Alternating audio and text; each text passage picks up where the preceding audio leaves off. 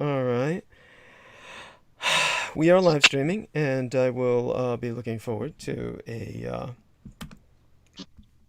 link from our man Jameson Reese, at which point I Yep. will work on the links, and we will be waiting for Brendan to jump on the call any moment. I have the link, and Excellent. I am going to enter it into the chat right now. Okay. All right. And there we go. Good. And all right, let's test this. Turn on the volume here. Looking forward to a. Okay. All right. Don't forget to put an upvote from all right, our man Jameson Reese. At which point, okay, so I can hear myself, so that's good. We will be now. Let's shut that down. Go over here, and okay.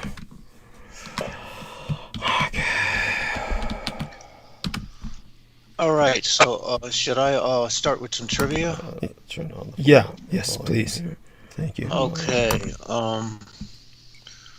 So, let's see what I have. I mean, I have a lot of stuff, honestly. No Quite a worries. bit. By the way, in terms of the Black Flame, I won't be speaking of that to any great degree tonight, but basically what Aquino was inspired by was essentially the science fiction horror story more than anything else when he brought that up.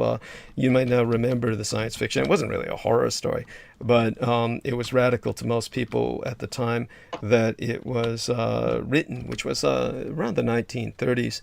If Stanley G. Weinbaum was the author, if I remember correctly, he might have died under mysterious circumstances, but it was 1948 that his short stories were put together into the novel that was titled The Black Flame.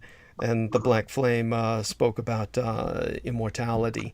Of course, in those days, people thought that that might come through a kind of ray. Rays were considered very magical in the 30s through the 40s when people became invested in the thought of cosmic death rays and microwaves, etc. This was all mysterious to people in those days. And so the Black Flame was kind of part of that ambience. And the capital of the world in that novel was New Orleans, because it was the unofficial capital of the South, and it was also the greatest. It's actually the largest port in the world. It never gets that billing, but it is what it is. And as the largest port in the world, because all of America's various, the oil from the Caribbean, everything America plunders from Latin America, it all goes through New Orleans. And so it was actually quite logical that if there were an American empire, that would be the Rome of its Mediterranean. So it wasn't that off when he said what he said. But So when he came up, so the idea of the black flame was more or less the black flame rather than a flame that was yes, black. it was like that. Though it appears only momentarily in the book, there's passing mention of the dictator of the world who is immortal, basically alluding to negrophilia, meaning a love of black culture. So he is supposed to be someone who is a lover of black culture, and that he goes to lengths to preserve the black community. That is mentioned in passing in the book in basically a sentence, but the rest of the characters are all white. But the Black Flame was actually the name used for the main character, or the titular characteress, which is a female kind of villainess who is somewhat redeemed at the end of the novel.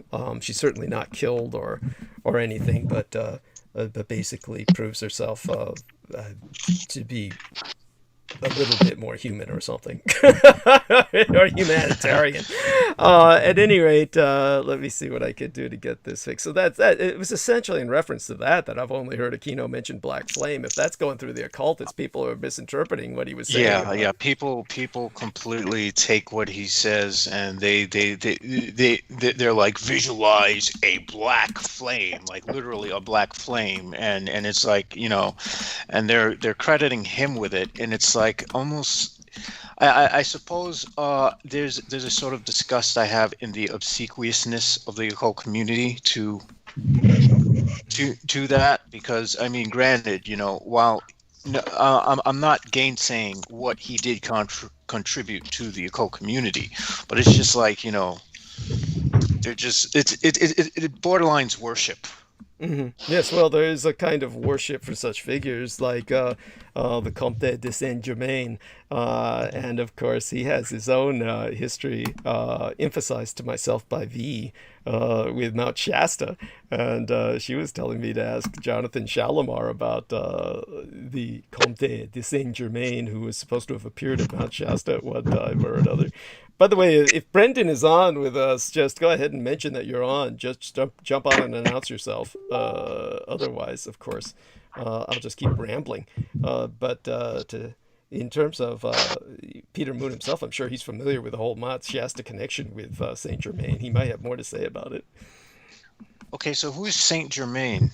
Oh, you know, it's interesting that as an arcanist, you're not that familiar with him. But the funny thing about it is, if you look the fucker up, the first thing that comes up will be strange shit like role playing games that or something. But basically, you know, depending on who's looking him up and what the aggregate is calculating based on prior searches, I knew one young lady looked him up who was really into vampires.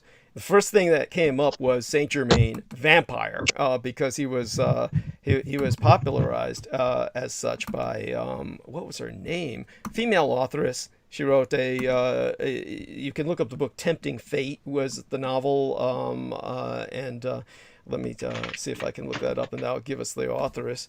I got something that relates to alcohol. Oh wow, there's Google for you. Oh, I probably spelled it wrong. Oh, well, it doesn't matter. I mean, that shows you. Yeah, Chelsea Quinn Yarbrough. Chelsea Quinn Yarbrough was the woman who portrayed him as a vampire, which is logical in the sense that he is immortal, and it fits into that mythos. And he keeps appearing throughout history. So since he keeps appearing throughout history, then, you know, that's the kind of thing you would expect, or at least is not. So let me see. Anyhow, I will tell him, announce yourself when you come on. Announce yourself. Okay, yourself. Okay, when you jump on call. Jump on call. Okay, so aside from all of that, all right, so I'll definitely do some searching on him. It seems he was a alchemist. Yeah. And, yeah, I mean, I've got a lot of things to look up. I was very, very grateful for the guy who you referenced last week. The comic book writer. Oh my Bernie gosh. Wrightson, illustrator, really.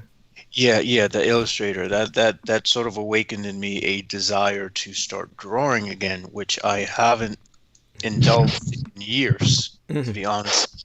Great. Not on a consistent level. So, I started to really, you know, look into that. All right, let's see what other trivia I could pull up. And Derek, if you have any stories you were going to relate, you can relate them now. Oh, okay, yeah, I have a few of them. I was just going more. Okay, so our man Brendan is ready, so let's let him jump on. See if he jumps on, and don't worry, Derek. You know, I'll probably need you later in the night, especially if I start fading out or something. Not that I expect to at the moment, but really, who knows how I'll be later with the sleep deficit that I've been running. Okay, so this is working. Let's get the hyperlink going, and we'll expect. Is Brendan on? Let's see if he responds. Brendan, are you on? He'll be on when he's on. I'm sure we'll know it when he's on.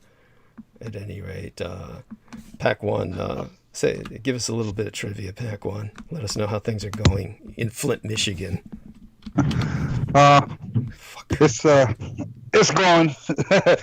No, it's been quite a couple of days. Oh, there we are. Brendan's here. So, Brendan, thank you so much, Pack One. Yeah. I'm gonna try and put the speaker on 1 second. Yes. Okay. Okay, I've got it running through the car, so it should be better. Yes. Perfect subject matter tonight, concerning with the fact that I will be speaking of Buddha myself. So. Oh, beautiful. Yeah, so yeah, to start off with that, it's like you're one of the only people that actually brings that up, and I appreciate that. It's like the eschatological nature of Buddhism is like so under talked about, or what would be the word? Well, misunderstood, for one thing. Yeah, misunderstood, everything. Yeah, and they do have it, and I like that you gave the original or the Japanese name, like Miroku.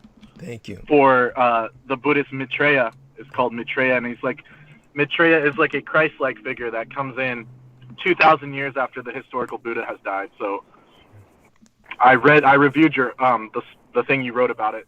That was like most of it. So thank you. I appreciate that. Yes. I'll be sending everyone just a kind of final revision on that with some corrections on spellings and the like, so look forward to that. I know pretty much you've read it already, but I do ask everyone to give it a quick scan again. So thank you. I'll go over that with Peter, of course, the individual paragraphs where I've added some insights. But aside from all of that, go on and tell us a bit about what's going on with your interest in the intervention in Laos and all the rest of that, what that represented. Yes, and it's something that I wanted to bring up to you because I know you know the history on it. So it's like I'm reading this book for my anthropology class, and it's like a magic and religion class. Yes. So they're using like the Hmong example as a traditional culture that is heavily steeped in tradition, superstition, magic, ritual. So we're using that kind of book to see how these cultures actually view the world around them, right? So in Laos, there's a subgroup of Laotians or Asians in general. They're actually not from Laos, but they're called the Hmong or the Hmong tribesmen, and they live in the mountains of like Indochina, and they were pushed out of China in historical times, like from the lowlands up into the mountains, where they actually, for thousands of years, they were fortified in their villages and stuff in the mountains because they never left. They only had a little bit of trade. And so what I came across reading about this in a book called The Spirit Catches You and You Fall Down, which is about how the medical industry in California collided with these people when they came from the 70s to the 80s, as you've spoken of. Yes.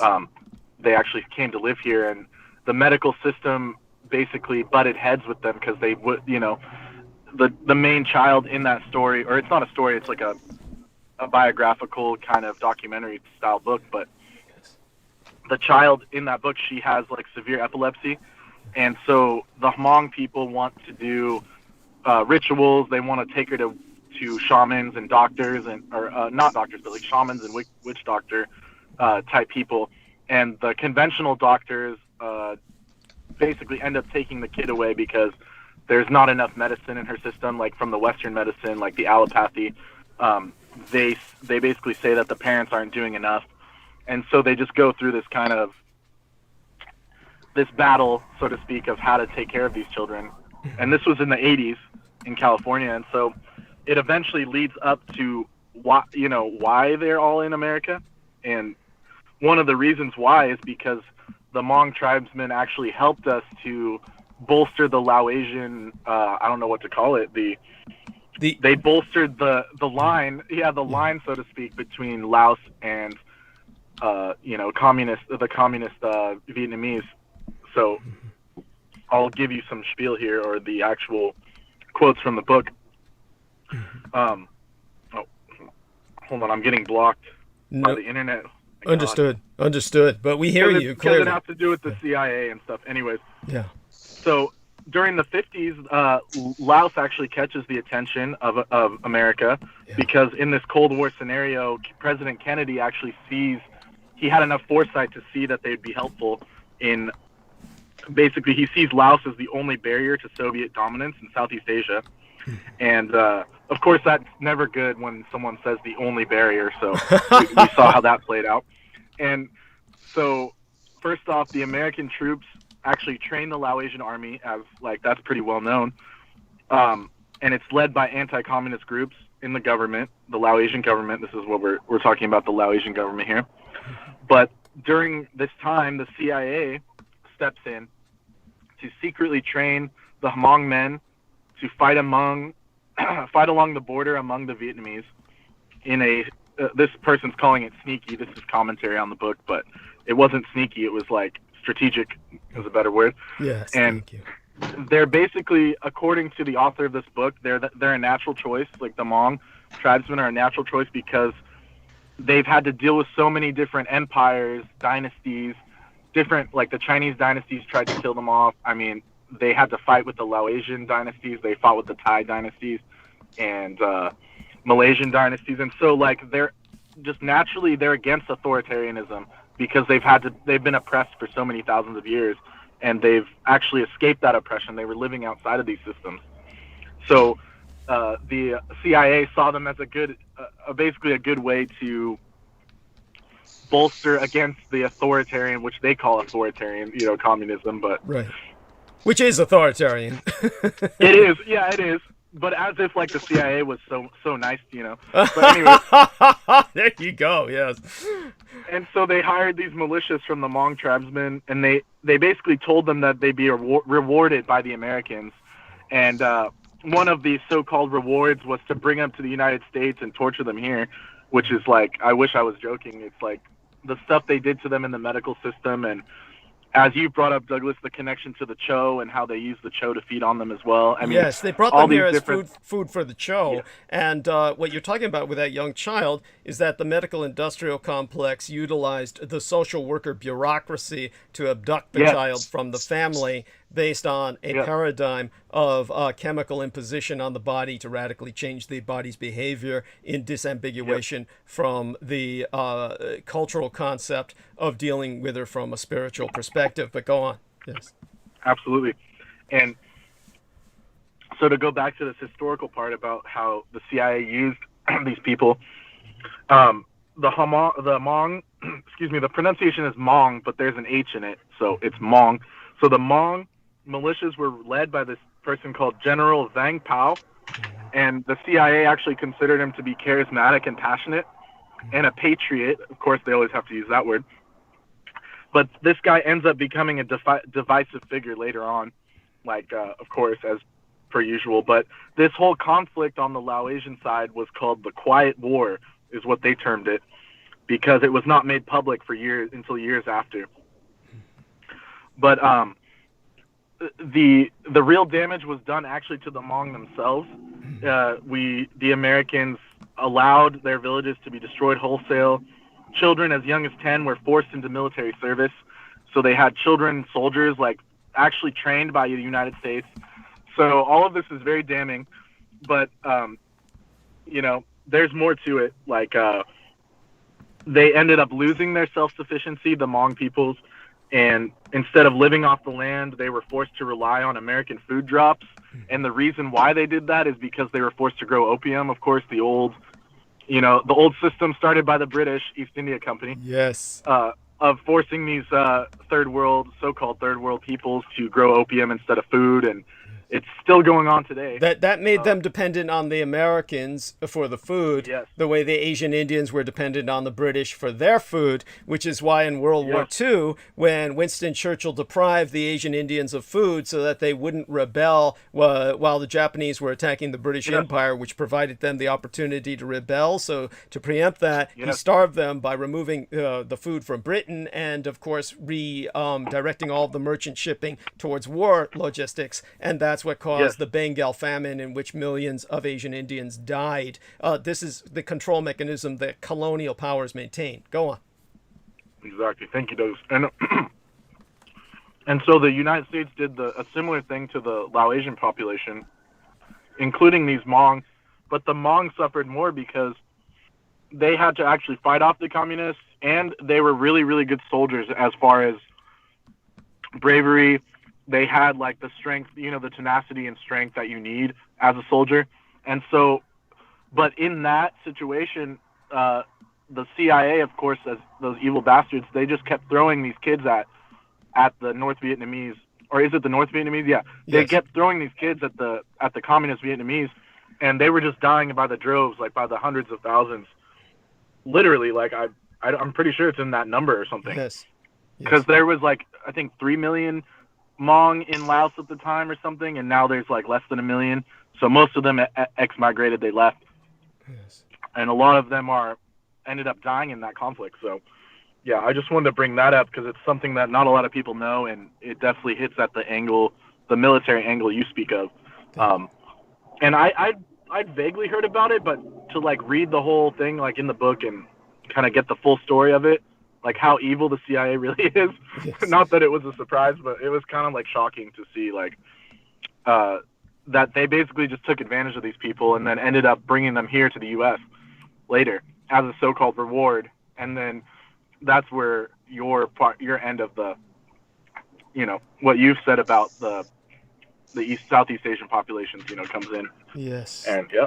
Thank you so much. It's definitely, what I've said is, of course, referring to how it was a courageous medical anthropologist named Dr. Cheryl Adler who was able to rescue the Hmong community. And what our man Brendan is referring to, of course, I can go into in depth, but he has such little time with us. I want him, do you want me to go into that at least briefly? What was going on with the Hmong community? If you could just give like a brief, just for posterity reasons. Okay. Like, I don't have much time, but understood. And we want you to be able to. Basically, what happened was when the Hmong started being brought to the United States, they were fleeing from refugee camps in Thailand.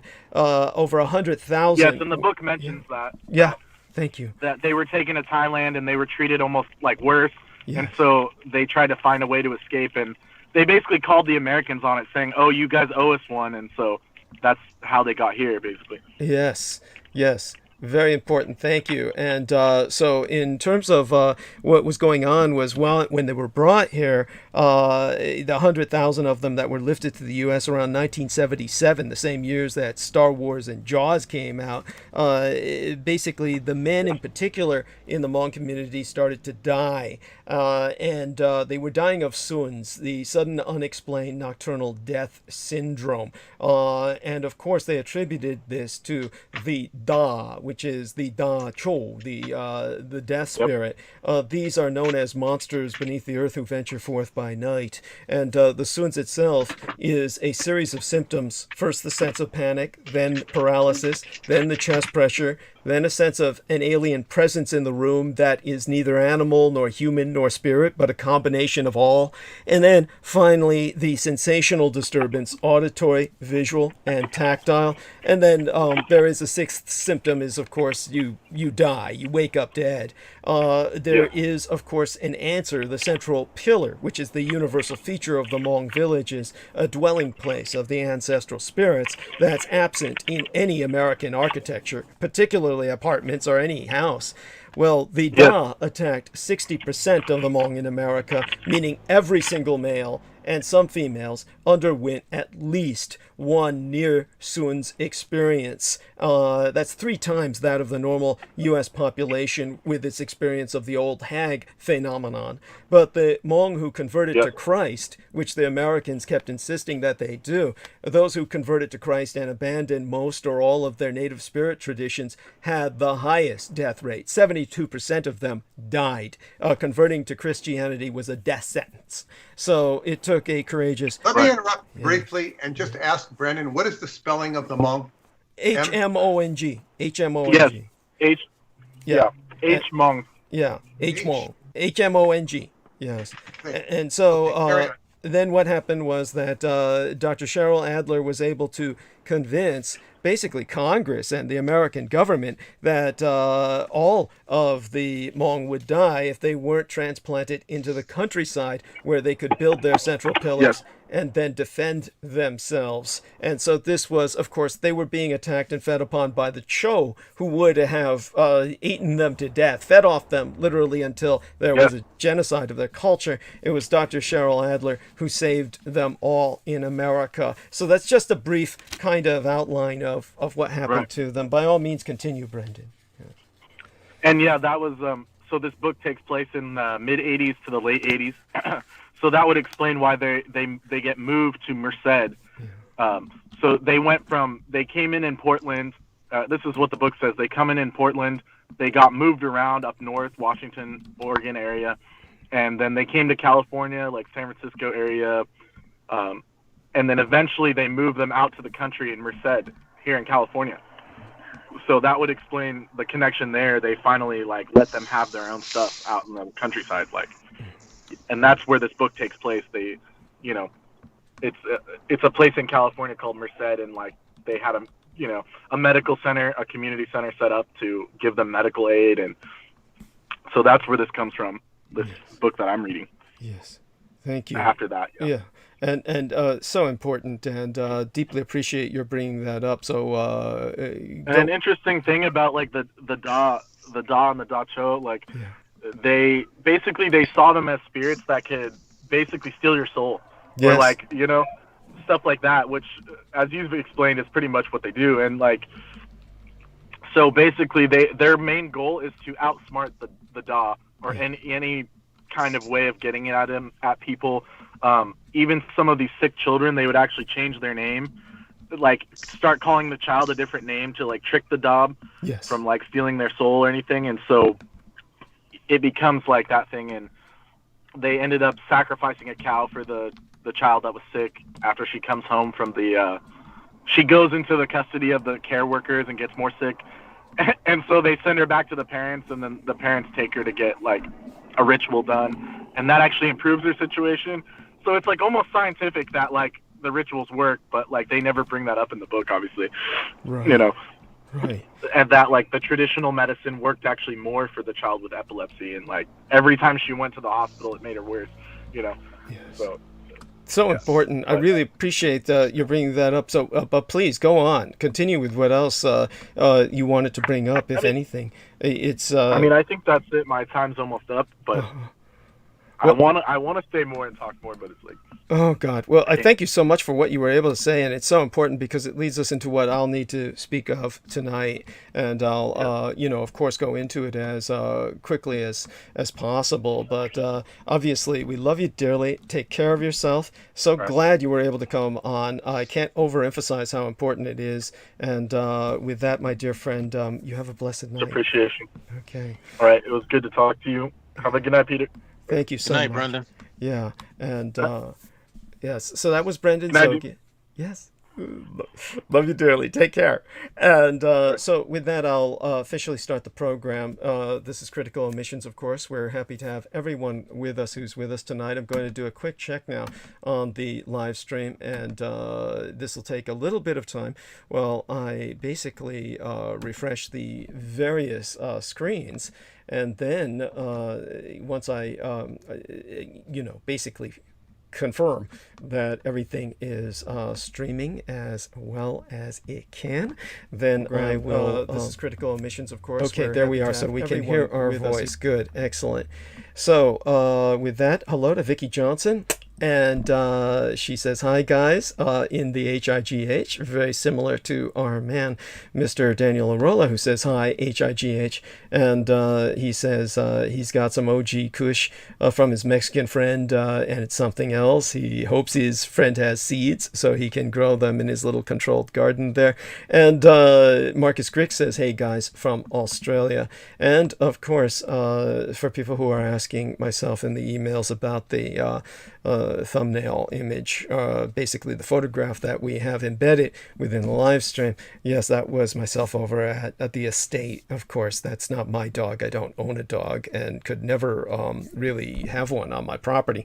But not that it's forbidden, I just couldn't handle it. But no, that was over at the estate of Sugar Daddy, who is maintained in anonymity for his personal security and the personal security of my family, my surrogate son, who is married to him. So at any rate, always happy to be in the land of the lotus eaters, as I call it. And people have been asking me more questions about the Blood Boys, and I'll be happy to go into that at some point in the near future. Now, one thing that I'll do, I won't do it right now, is I will speak about in the near future the importance of sleep, and tell people why 6 hours of sleep is as bad as getting none at all. I think that's very important to emphasize. And also For those of you who are curious, you really don't need to be eating 3 meals a day. This is something, of course, I'm very different from any baseline human, but I've usually gone with 1 meal a day, and there are days when I don't eat at all. So it's different for me. This has never impacted my health. What has gone on recently, which I explained to Peter Moon in brief, but I was less conscious then. You'll have to tolerate my going over this just briefly for everyone else's sake, was the other day after my transmission. As a matter of fact, so people understand what happened on the last transmission, in case you didn't notice, I was cut off, and I was cut off for a legitimate reason.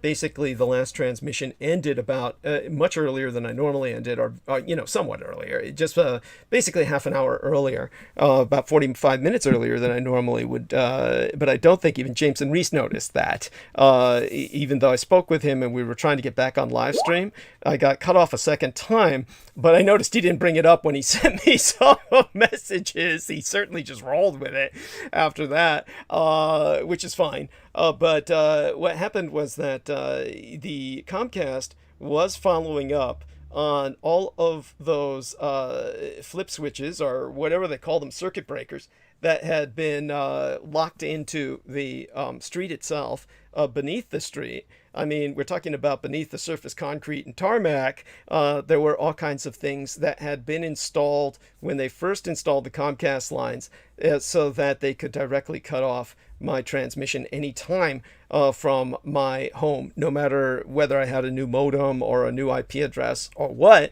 They were mechanically interfering with my ability to transmit just by flipping a switch or pushing a button, whatever it was that they did. By they, of course, I am referring to the NSA, or the National Security Agency, of which Michael Aquino was a deputy director. He had every ability to do this, and like many people in law enforcement or intelligence services, was abusing his authority. You've just heard the abuse of authority from Brendan Zogit of the CIA with people that they were exploiting mercilessly. That is what was going on with Michael Aquino, and that level of impunity that he could act with.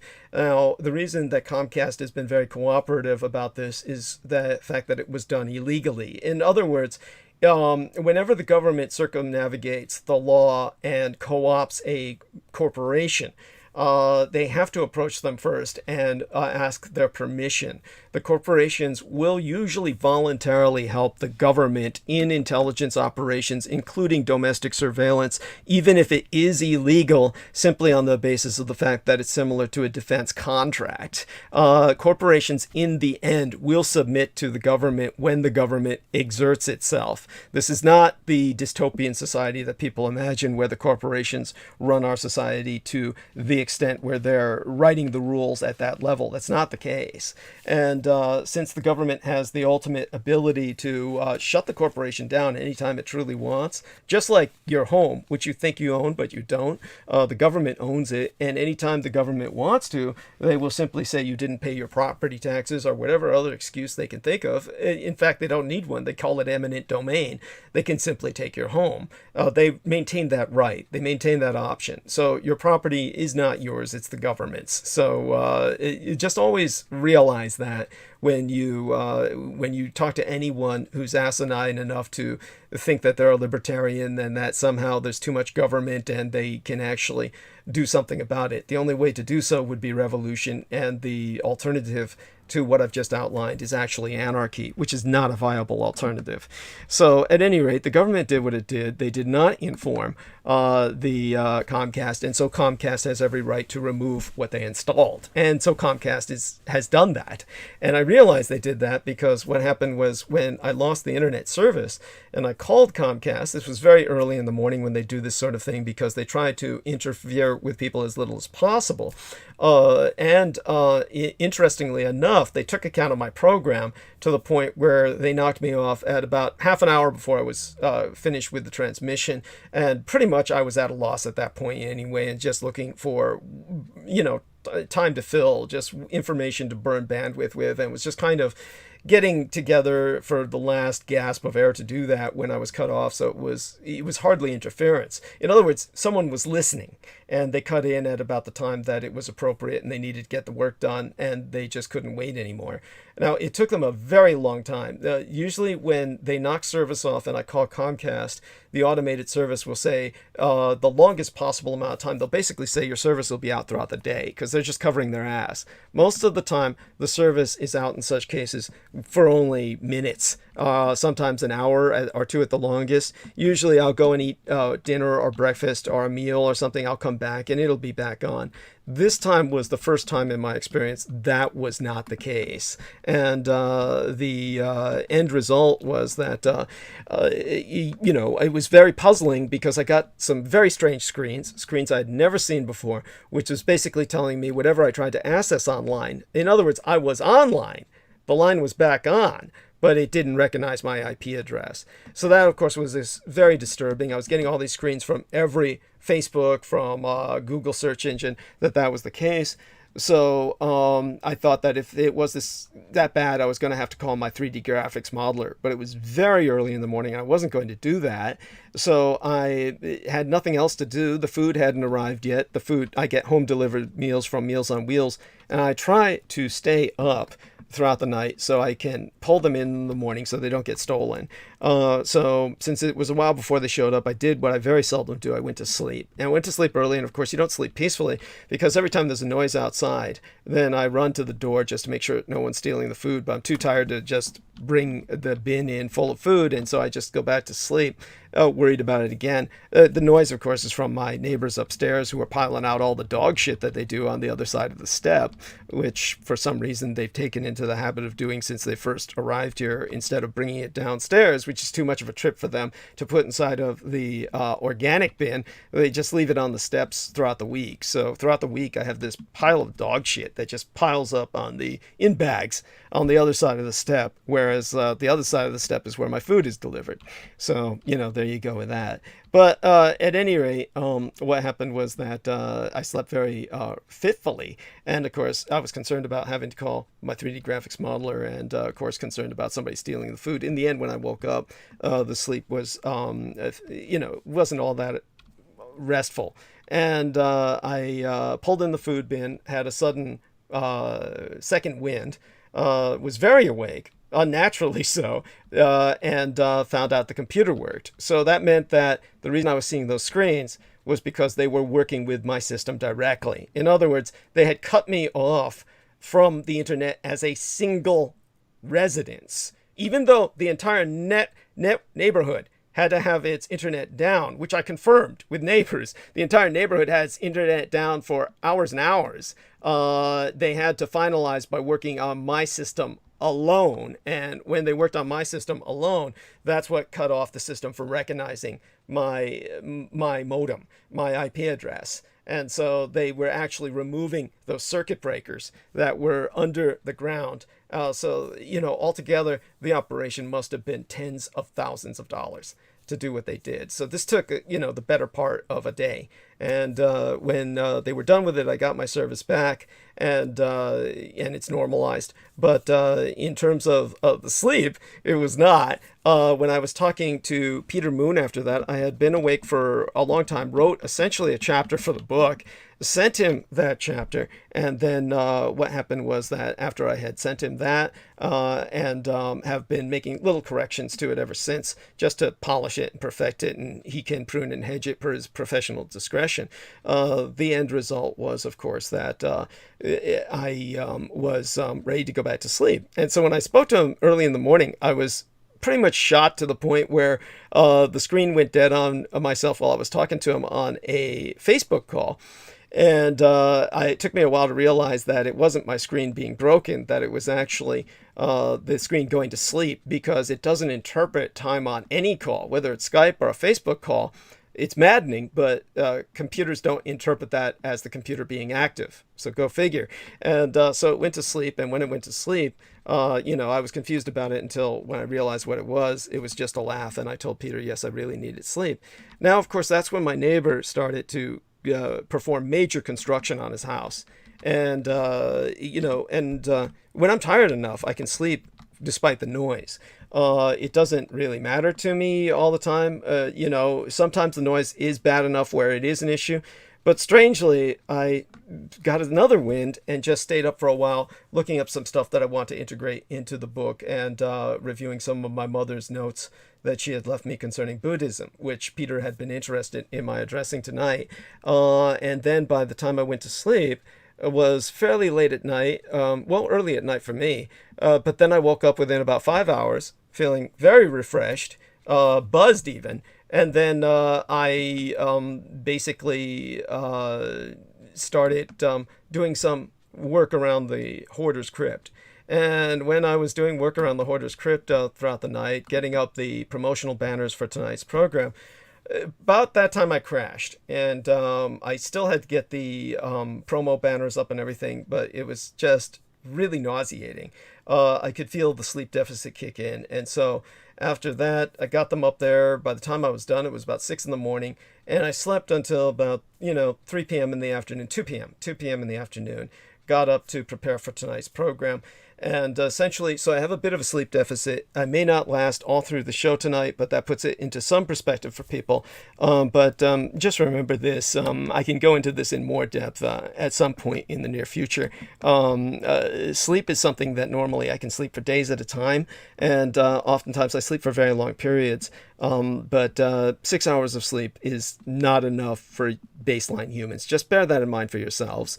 It's not enough for you to be your most productive. It's as bad, according to all research, as no sleep at all. So most people deprive themselves of sleep and they have a sleep deficit, something to bear in mind. And while I was dealing with the home problems that got me to crash ultimately, they involved the toilet, which I have to start a fundraiser for, because I do need to buy my own toilet and have a plumber change the toilet. My landlady was just too cheap. She installed the cheapest possible toilet that has a water tank that's too small. Of course, when I was talking to my gang brother Beaver about it, who manages property and manages apartments and the like, and does things like changes toilets for people, though he can't do it with mine, he will have me hire somebody else because he's just not going to do that. He does that for these apartments that he manages, but he's not going to do it for me. I'll have to hire someone else.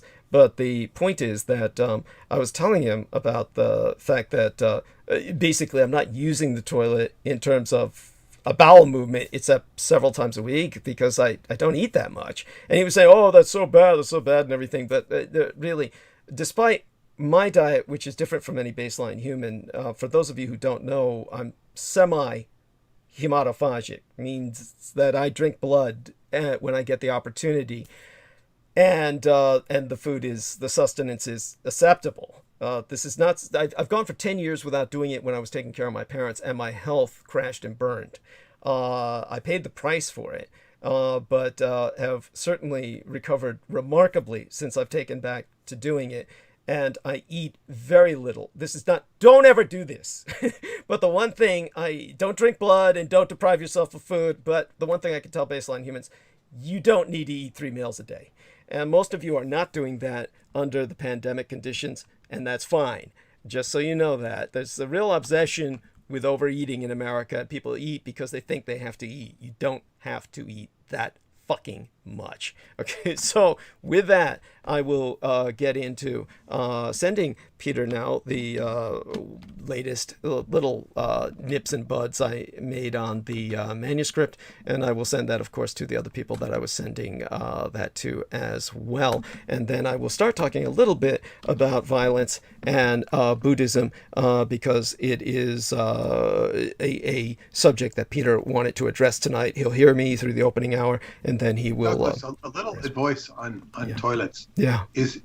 She had the toilet installed, and I was going to say, you need a big bowl. Yeah. But you don't need a big bowl if you don't have a big turd. Yes. Well, the point is, I only go a few times a week, and the very large bowel movements. That's I was going to say is what you do is, until they get the new toilet in, and you should get a new toilet. Yes. Is you flush it instantly, and then that way it won't get clogged up. Oh, yeah. Please go on. Yeah. Well, you give it multiple flushes. You flush it right away with the first act, and then you don't let it you don't let it clog up. Yeah. It's just boom, boom. Yeah. I used to change toilets all the time, and I had a bar, and I had to change toilets all the time. But you need Beaver's right. You need a big bowl. Yeah. But if you don't have a big bowl, you flush it, after the first move, and then flush it again, when you need to. That way it doesn't, because it's a tiny bowl, you just got to keep it moving. Yes. And even then, you might need a plunger. Yes. Yes, and I'll have to invest in one because I think the old one I had I threw away. As a matter of fact, I know I did because that was like, it was just too old, and she was making me throw all kinds of shit away when we fixed the toilet in the first place, where she replaced it with that piece of shit, to use a pun. And fortunately, what I was able to ascertain with Beaver is it's not a clogging problem. It's literally a problem where it's not clogging. It's the fact that it simply doesn't have a flush that is, to use a pun, worth the shit. Its flush is just simply doesn't hold enough water to the flush. Yeah, it doesn't hold enough water to flush. So Peggy Wood Amalal says something that I will answer briefly, and I'll go more into it in the near future. Is that she asks, "Whose blood do you drink?" And she's, oh shit, she says, "Please keep me anonymous." Oh, too late for that, honey. Sorry. At any rate, say Nancy Pelosi. Give us a good answer. Say, Nancy Pelosi. No, I would never. Donald Trump. Joe Biden. What? Give it a good answer. Anyhow, when it comes to blood, just so people understand this, just a brief thing here, so people get this. The problem with people a lot of people don't understand vampirism because they have a mythopoeic perspective, and by mythopoeic, it is mythical and it is poetic. It is not scientific, and it has nothing to do with reality. But they haven't read your book. Yes, they haven't read my book, so do read that, and we're going to reissue that. I'm going to beg Peter, if the next one we reissue, I'll try and get him to do it through Sky Books, but we'll talk about that. I'll talk about that privately, and we'll decide.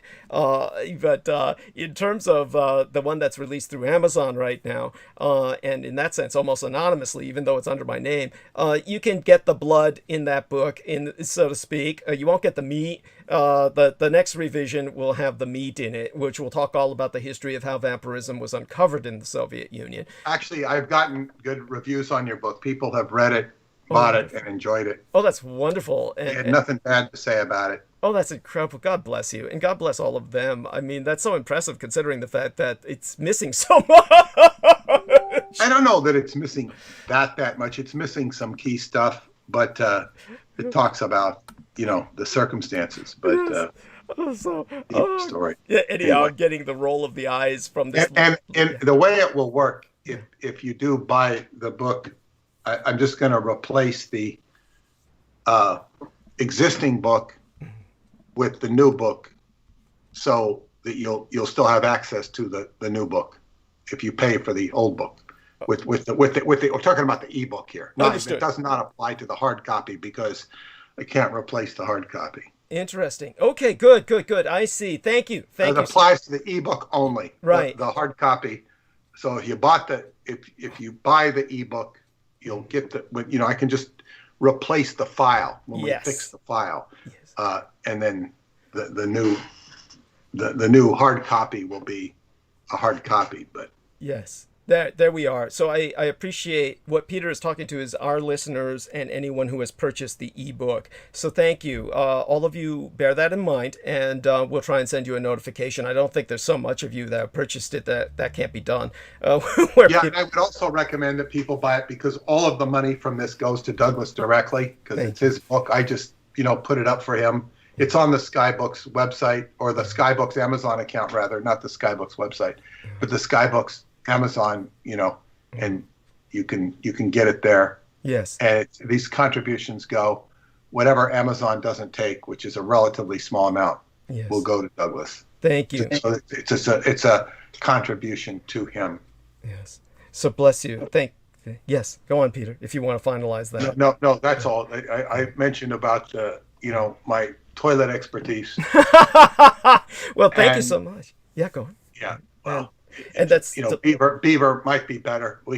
Beaver and I could talk about toilets sometime, but you'd like to interview him on the subject. That would be so funny. That would be so funny. And it's honestly, the both of you are priceless and indispensable. And so the reality is I do need money for a new toilet. And as a matter of fact, I need money in my PayPal card because I used it all because I didn't go to the bank. The stupid Social Security, the SSDI check, the disability insurance check deposits on the 3rd of the month.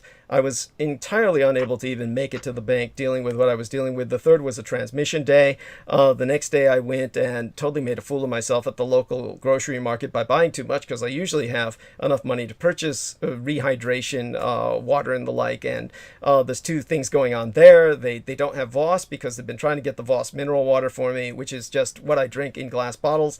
And that's sold out, completely sold out. I prefer it not because it's mineral water or anything. It's not even mineral water, really. It's just very lightly carbonated to the point where it's regular water, but it's only mildly flavored to the point where it doesn't even count. But it's Norwegian artesian water, and it's in glass bottles. And I'm talking about their distributor is sold out.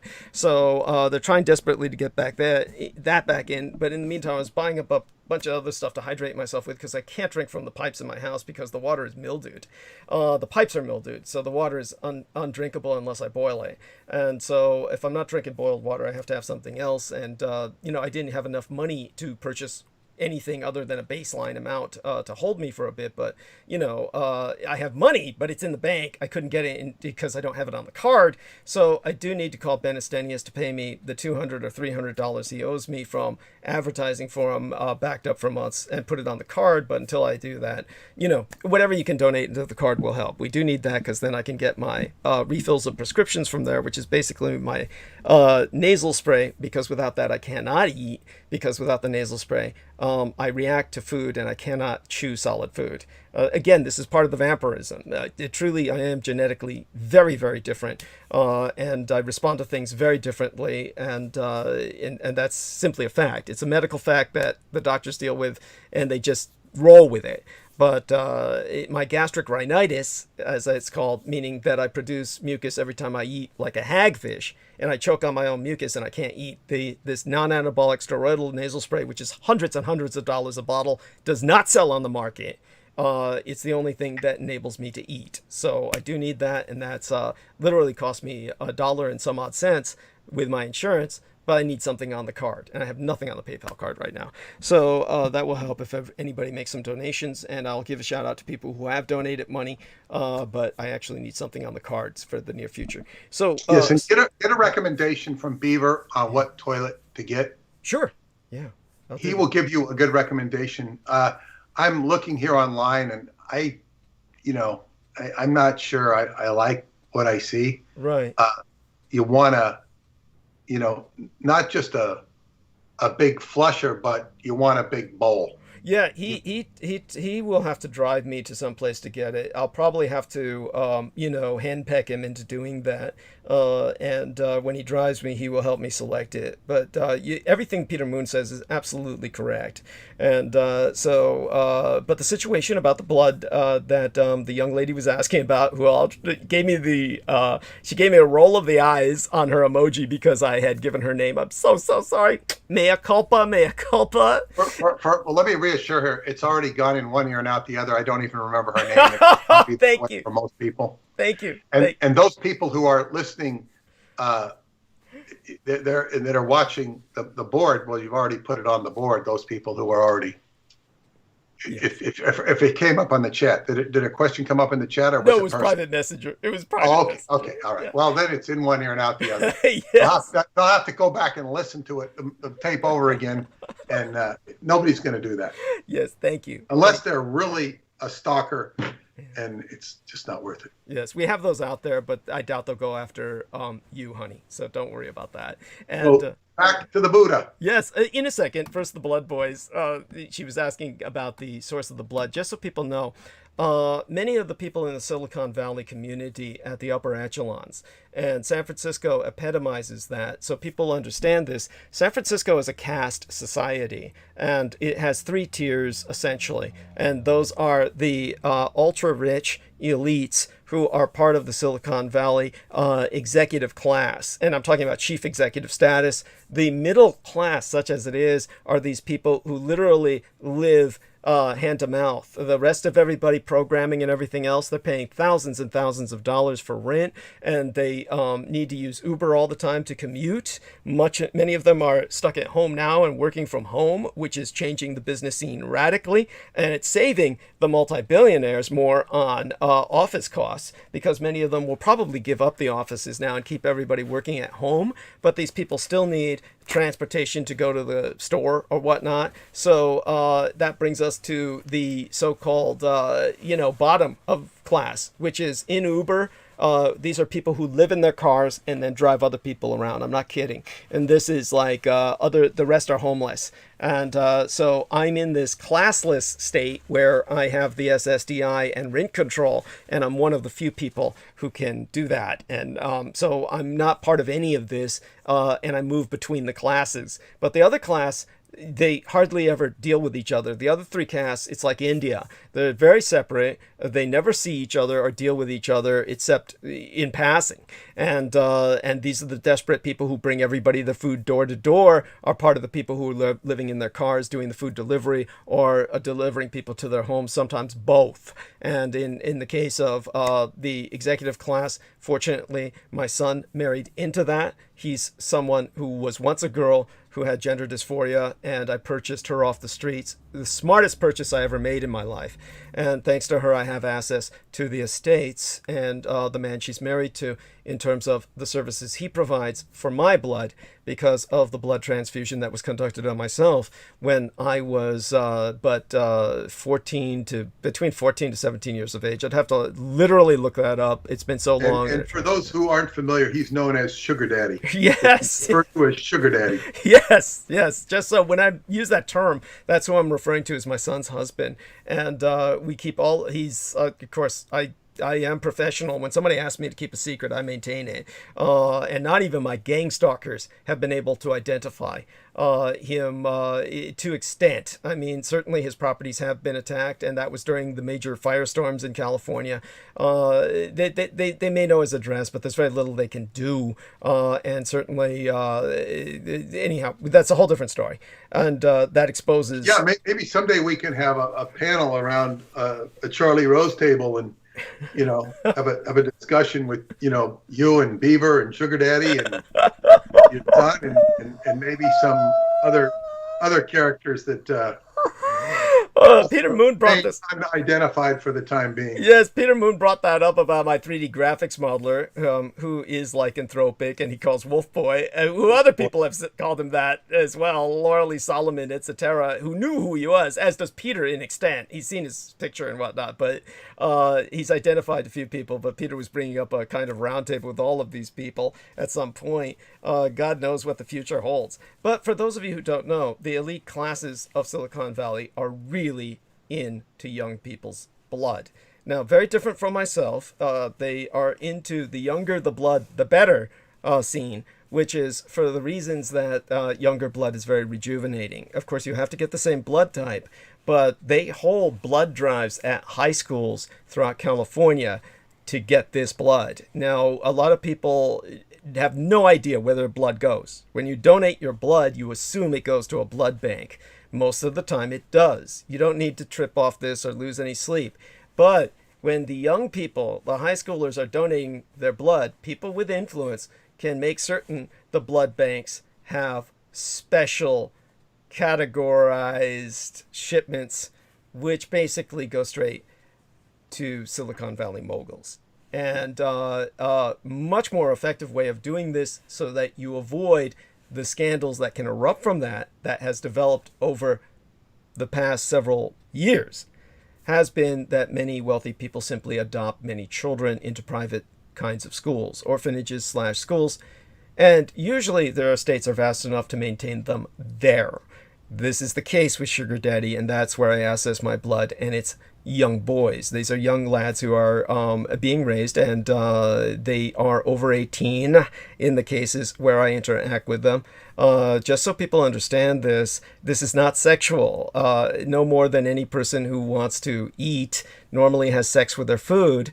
I'm heterosexual and I have sex with females, so I don't think of them as food. I don't take my blood from them. This is a ridiculous myth that people have developed about vampires, where they've sexualized the entire concept, where vampires are somehow seducing a female, taking her blood. This is somehow sensual. Okay, this is not the case. I'm feeding, and because the boys are involved, because the overwhelming majority, in fact all of them, the Silicon Valley elite, are men. And all of them are not trying to get feminized by taking in a woman's blood that is loaded with estrogen or other elements that would potentially alter them. So they have to have young boys, and that way they maintain it. Now, most of these young boys who are adopted over the age of 18, which is probably the safest way to do this. There's a rationale for this, and they get them in that period of time when they're legal, and there's no discussion that it's voluntary or not, in the sense that they're consenting adults. These are given an opportunity for college education and a home to live. These are usually runaway young men who are gay, who are disowned by their families because they're gay. And so this has happened less and less, but it's still pervasive in this culture. And as a result, many of these Silicon Valley moguls, because they're continually taking young men's blood, and the young men happen to be gay and have no home because they've been rejected by their family, and this prevents them from becoming street hookers who are just renting themselves out and exposing themselves to diseases. They're tested constantly. They're fed very well. They're in the best possible environment, and that's the blood I take. But one thing I notice is that with all of these people involved in Silicon Valley at the upper echelons, is because they're taking blood from these young men constantly. And through them, it's transfusion. They cannot drink the blood. Only I can do that. I'm not like them, and they're not like me. They take it by transfusion. I do notice the majority of them are becoming more and more gay. So you are what you eat, or what you transfuse. So the young men I would make it, and this is, excuse me, this blood is being taken for the adrenochrome, right? No. Adrenochrome is something that you have to basically take someone, preferably the younger the better, and you're torturing them and terrorizing them. The stress or adrenaline that is produced by terror and torture, the stress response is what produces adrenochrome in the blood. That's what's harvested. That's not what's going on here. It's quite the opposite. They're maintaining these boys in the sense that an athlete does. Now, for those of you who doubt that blood is rejuvenating, just bear this in mind. Any athlete can do this, whether they're professional, whether they're Olympian, which means, of course, they're not professional, but athletes who are at the top of their field. Anyone can do this legally. It's not steroids. You just take your blood from yourself and you harvest it from yourself, have it placed into storage when you're at your peak condition, and then before an event, you have it pumped back into you. It's your own blood, and it's from yourself in peak condition, and this is what the real athletes do. They never talk about it. They all do it. And there's... I will tell you an even better way. Yeah. And this is from my ozone doctor friend. He would take your blood and run it through and mix it with myrrh, frankincense, and colloidal gold, and treat it with ozone and ultraviolet light, and then put it back into your body. He called this the three wise men. Thank you. Go on. And he gave that to me for a Christmas present once. I was about the only one in his office on Christmas Eve. Yeah. And this is even a better way than the athletes are doing. Thank you. Thank you. There is a combination of that is used by some of the Silicon Valley moguls that have that level of, shall we say, consciousness or awareness. And something similar is done with the Blood Boys in service to the estate of Sugar Daddy. And I don't know if it's exactly that technique, but it sounds hauntingly familiar. And I don't know much about it because I've never looked into that. But in terms of Sugar Daddy is not doing the adrenochrome. no. Okay, No, that's just, good. yes. Because what I would say about the adrenochrome, which is really ridiculous about it, is they're getting the adrenaline, and in Qigong, this is referred to as Jin energy. Yes. It's the essence of the being, and to be doing it by this system it's not natural, and it's not necessary. It's almost like creating a monster inside of you. Yes. It's not good.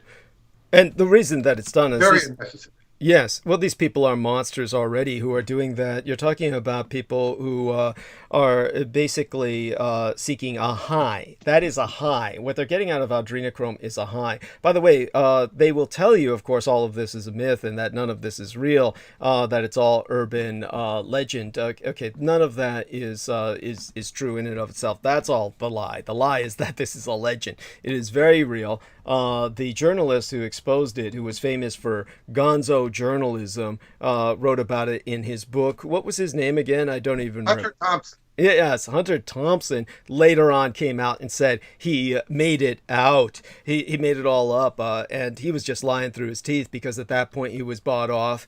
And the truth is he was an adrenochrome addict himself. And so this is the kind of bullshit that we're dealing with. And of course, the medical community will also tell you blood transfusion is all bullshit and that none of it is efficacious. And of course, they're lying because the reality of what I've just told you about the athletes proves otherwise. What Peter Moon has brought up would be considered exotic, but in terms of what the athletes do, it's much more basic. That alone shows you the fact that it works. And so when you get the enzymes and everything from the younger person, it does rejuvenate the older person. And so this is something to take into account. When it comes to adrenochrome, then you're talking about recreational narcotics of the most, shall we say, depraved sort. A great example of what happened as a result, because the best kind of adrenochrome comes from infants, or the younger the better. Literally, Blake Leibel, who was a Canadian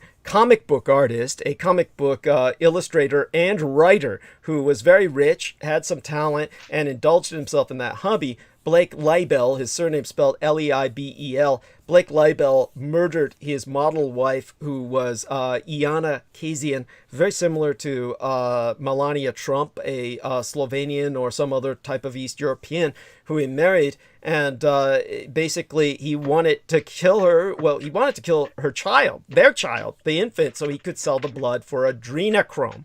And she resisted, and so he hung her up on a meat hook and drained her of all of her blood after scalping her.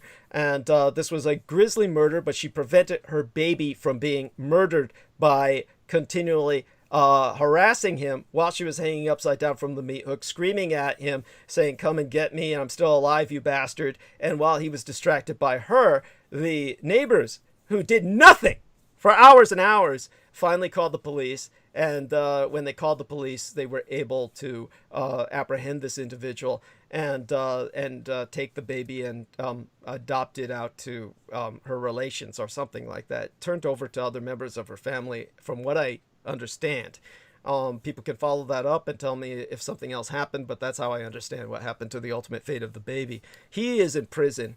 The doctors who did the autopsy on her body said that she must have died hours before the police had apprehended him, and yet he continually heard her screaming, as did the neighbors. So there is something paranormal and supernatural that was ongoing in that situation. At any rate, that aside, the young men that I deal with, I've put up some photographs of at least one because people were curious about the Blood Boys. And so I'll put up some more in the near future so people understand the food that I'm dealing with. Now, just remember one thing is that when it comes to this, again, it is not sexual, yet there is something very important about appearance. And this is something that, for some reason, baseline humans never fucking understand. And I don't understand why they don't understand it, but why would you eat something that's unattractive? Why would you, like, if you have a dish of any food, we eat with our eyes before we eat with our mouth. And nothing could be more true than when it comes to drinking blood. Would you want to take blood from somebody who looks absolutely repulsive? Just like, would you want to take blood from a cow that's all steroided out and bulked up so it looks like a inflated balloon? Would you want one that is so down with the Creutzfeldt-Jakob causing mad cow disease that it's drooling and leaning against an electric fence? I mean, get serious here. No, you would want your food to be healthy and attractive. Think of it like making a first impression. You only get one chance, and that impression will stick with you until you finish the meal. So food must be attractive to the eye, which in turn increases the appeal to the other senses. That is why all these young lads look the way they do, and they take the time and trouble to garnish themselves. In other words, they gussy themselves up a bit before I take their blood. So that is not so much sexual as it is appetizing. There we have that. So if people still don't understand it, well, you're a lost cause. I can't go any further than that to really communicate it. Beyond that, we will turn towards the bit before the boom Buddha. This is extraordinarily important, is how it applies to today's violence in terms of spirituality, so people understand. Hagia Sophia. Now, it's spelled like Hagia, Hagia, but it's pronounced Hagia Sophia. It remains a potent symbol of spiritual and political authority, and it's the inspiration for a mob of angry white men. Now, since its origins in the 6th century, the Hagia Sophia has served as a church, a mosque, and since 1934, a museum. But on July 10th of yesteryear, the Turkish government declared that from now on it would serve as a mosque and be open for all visitors when not in use for the 5 daily prayers. Now, the first namaz, or the Muslim prayer, to take place under the building's soaring dome in 86 years was held on July 24th of yesteryear. And the move to change its status, the status of one of Istanbul's most recognizable landmarks, has, of course, inevitably drawn very strong reactions.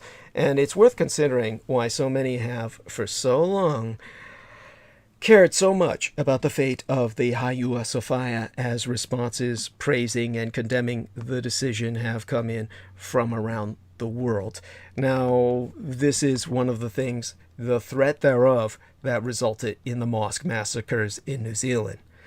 Now, as liaison myself under orders to one of the grand arcanists of the 20th century, Michael Aquino, I, per force of circumstance, studied the power of sacred spaces, including the Hagia Sophia, to unify and divide communities. And for almost a millennium and a half, the Hagia Sophia has embodied both possibilities. Now, it's a 6th century cathedral. It was built in the 500s, just half a millennium after Christ, by the Byzantine Emperor Justinian. The marvel of architecture and aesthetics was never just a religious enterprise. The emperor needed a spectacular means of establishing his authority and quelling internal rebellions that threatened his rule. Now, Justinian was called the builder of the world by his chronicler, Procopius, and he hoped that this monument, a cathedral, would help establish his political domain and unify a fractious Christian church divided by theology and competing regional power bases. And only the greatest of rulers could build such an edifice, and only the greatest of empires could ever sustain it. That's what brings us to the Ottoman conquest in the time of Dracula. The first shift in the building's identity occurred during the Fourth Crusade. The Frankish holy warriors occupied Constantinople from 1204 to 1261, looting the Hagia Sophia, or the Hagia, the way you would spell it would be Hagia, but Hagia Sophia, of its, well, oh so many treasures, both secular and religious. It's like sacred relics. Now, by that time, the Eastern Orthodox Church based in Constantinople and the Western Catholic Church based in Rome had broken apart in the Great Schism of 1054 Anno Domini. And after the Byzantine reconquest of Constantinople, it took some convincing for the population to return to the cathedral that had been despoiled by the Crusaders of Roman Catholicism. Now, the next major shift occurred some 200 years later with the Ottoman conquest in 1453, Anno Domini, that saw Constantinople renamed Istanbul and the Hagia Sophia converted into a mosque. Now, this was the fall of the later Roman Empire, which resulted in Vladislav Dracula being provided opportunity to escape from the Turkish Empire. He had been sent there as a child and trained by the Turks as a soldier slave, a hostage nobleman, to lead his own unit of janissaries, which were abducted Christian children raised in Islam to serve the Muslim Empire. And his unit was one of the first to deploy modern artillery in the world. And that was using gunpowder, and the Christians had no such weapon, but the Muslims did. Gunpowder out of China was used to power powerful weapons which took down the walls of Constantinople, during which time Dracula turned his artillery corps around and blasted the Muslims so that he could escape into Christendom. As he was reaccepted into Christianity, he was declared the athlete of Christ by the Pope, and in order to get the money he needed to finance his campaign to retake Constantinople, the Pope converted him to Catholicism. This is what led to his excommunication by the Romanian Orthodox Church, which said that upon his death, his damnation would render him undead, a vampire, hence the source of the legend. And Dracula, after that, of course, is too detailed a history to go into right now. But it brings us, of course, to the fact that the Hagia Sophia that he had wanted to liberate was now under Sultan Mehmed II, who lived from 1432 to 1481 Anno Domini, the nemesis of Dracula, who Dracula defeated on the field of battle until his death rendered Mehmed the victor by default. And Mehmed II established an endowment in perpetuity, providing the Hagia Sophia Mosque with the necessary support and staff. And at the same time, he encouraged his Muslim subjects to pray there. Now, after the conversion, an alcove facing Mecca, known as the Mihrab, was added, making it possible for Muslims to know the proper orientation for the 5-time daily prayers. Now, a pulpit, or minbar, for giving the Friday sermon was also installed, and eventually calligraphic medallions of the names of Allah, Muhammad, and the first 4 caliphs of Islam were added to this monument. The many mosaics of Christian figures, such as Jesus, Mary, the apostles and saints, as well as various Byzantine rulers, were mostly left intact and not completely plastered over until the 1840s, when Sultan Abdulmecid II hired the Italian Fossati brothers to renovate and restore the building. And at that time, many cracks were repaired in the dome, a new platform for the Sultan's prayer space was built, and the mosaics were cleaned. And though initially the Sultan prayed, or preferred to have them on display, religious sensibilities that objected to praying in the directions of human images meant that the mosaics with such depictions were plastered over, even as they were preserved. Now, it became a symbol of secularism. After the demise of the Ottomans in the early 20th century, the new Republic of Turkey, founded on secular principles and seeking legitimacy in international institutions, renovated the Hagia Sophia as a museum. The founder and the leader of the new Turkish Republic, Mustafa Kemal Atatürk, promoted numerous projects to minimize the public role of religion in society, from changing the script of the language from Arabic to Roman, to outlawing public displays of religiously marked clothing. He also banned the very powerful and even popular Sufi mystical orders, such as the Mevlevis and Bektashis. Now, turning the Hagia Sophia into a museum demonstrated that the building's composite history could exemplify the power of secular modernity, and this involved restoration of the structure, removal of the plasters over the mosaics, and eventually adding a gift shop and a ticket booth. Now, at its peak, 3 million people a year passed through the complex, with foreign visitors paying the equivalent of 10 United States dollars to enter. Turkish nationals could visit at reduced rates. The Turkish government has said it will make few changes to the building after its conversion into a mosque, though curtains will cover the mosaics depicting Christian divine and saintly figures that are visible to those offering the Muslim prayers. And after the prayers are completed, the curtains can be removed so visitors can see them. There will no longer be a fee for anyone to enter the Hagia Sophia, but it is still contested territory. Every time the Hagia Sophia has transformed over the last 1,500 years, the change has been incomplete and contested in some way. And even before these developments, proponents of the church set up websites with images of the minarets erased and a cross reinstalled on the crest of the dome. These advocates hope to restore the lost Byzantine Empire. And those are also those who desire to bring back a new Ottoman Empire. Not the same people, but extremists on either side. Advocates for the mosque argue that the conversion to a museum was illegitimate, as the change was never published in Turkey's official gazette, a requirement to register any official act. Now, for some Muslims, the Hagia Sophia was always linked to Islam. Legend has it that when the dome collapsed in the late 6th century, it coincided with the birth of Islam's prophet, Muhammad, and was only reparable with the addition of his saliva to the cement. Now, the changes over the years since then are based on the desire of some Turkish Muslims to pray in the Hagia Sophia, which was partially realized in the early 1990s when a prayer space was opened in a passageway through a minaret. Over the years, considerable resources were invested in improving and decorating this space, which also housed the office of the whole Hagia Sophia's prayer leader, or an imam, a position supported by Sultan Mehmet's original endowment. And enormous crowds have gathered annually on May 31st, the anniversary of the Ottoman conquest, to pray in the streets and plazas outside the Hagia Sophia. The Quran recitations and calligraphy exhibitions have been held in the building as well. Now, in the West, only academics celebrated, but the fall of Byzantium was the birth of the Renaissance. All of the ancient Greek scholars, whose for generations had maintained the secrets of the ancient Hellenic Empire, fled under Dracula's protection into the West. And that was how Dracula renovated the West through the Renaissance.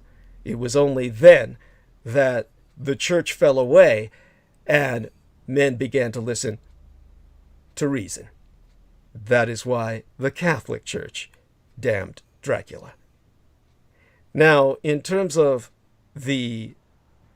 as recently as March, the year before yesteryear, 2019, President Recep Tayyip Erdogan expressed opposition to the change that it's undertaken, but the groundswell that came to fruition but yesteryear has been long underway because it's such a potent symbol. There are many Turkish citizens, both non-Muslim and Muslim, who are opposed to these developments, and these include Turkey's Christians, who form about half of a single percentile, 0.5% of the population. Of course, they have no recourse. Following the decision to reconvert the monument to a mosque, the United Nations Cultural Heritage Organization, UNESCO, said in a statement that it deeply regrets the move.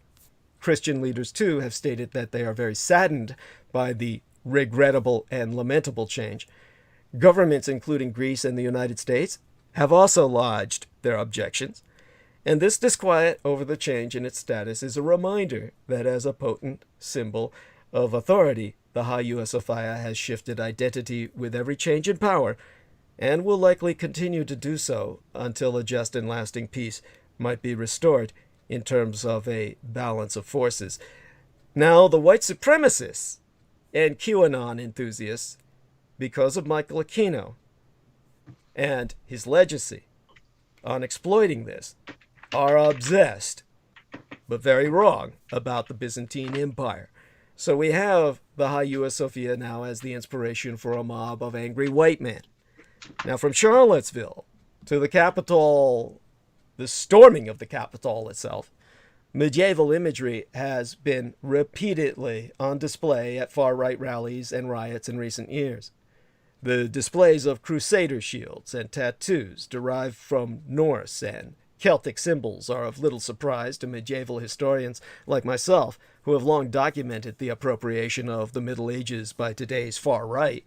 But amid all the expected Viking imagery and nods to the Crusaders has been another dormant medievalism that has never been acknowledged in reporting on both the far right and conspiracy theory movements because of its connection to Michael Aquino and everything in connection with him being scrubbed from the media.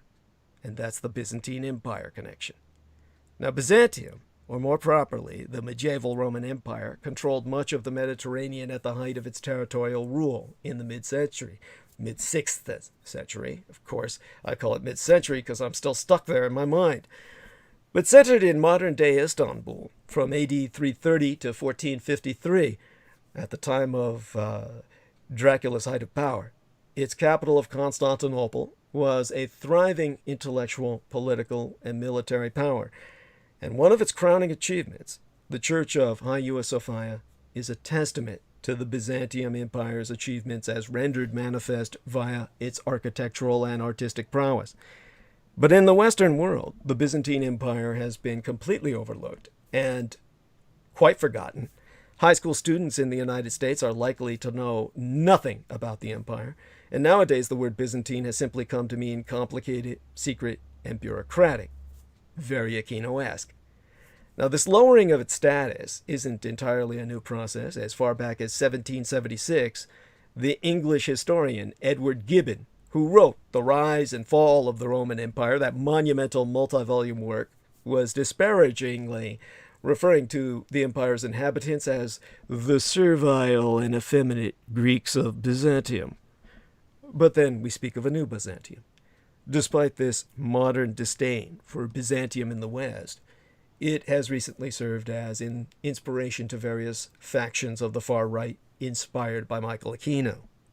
In September of 2017, Jason Kessler, an American neo-Nazi who helped organize the Unite the White Right rally in Charlottesville, Virginia, where Michael Aquino's great student, Mr. Sol Invictus, who calls himself by that name, you can look up, who actually ran for president on the Libertarian ticket and boasts of drinking goat's blood, is an individual who ordered the sacrifice of a breeding-age white human female.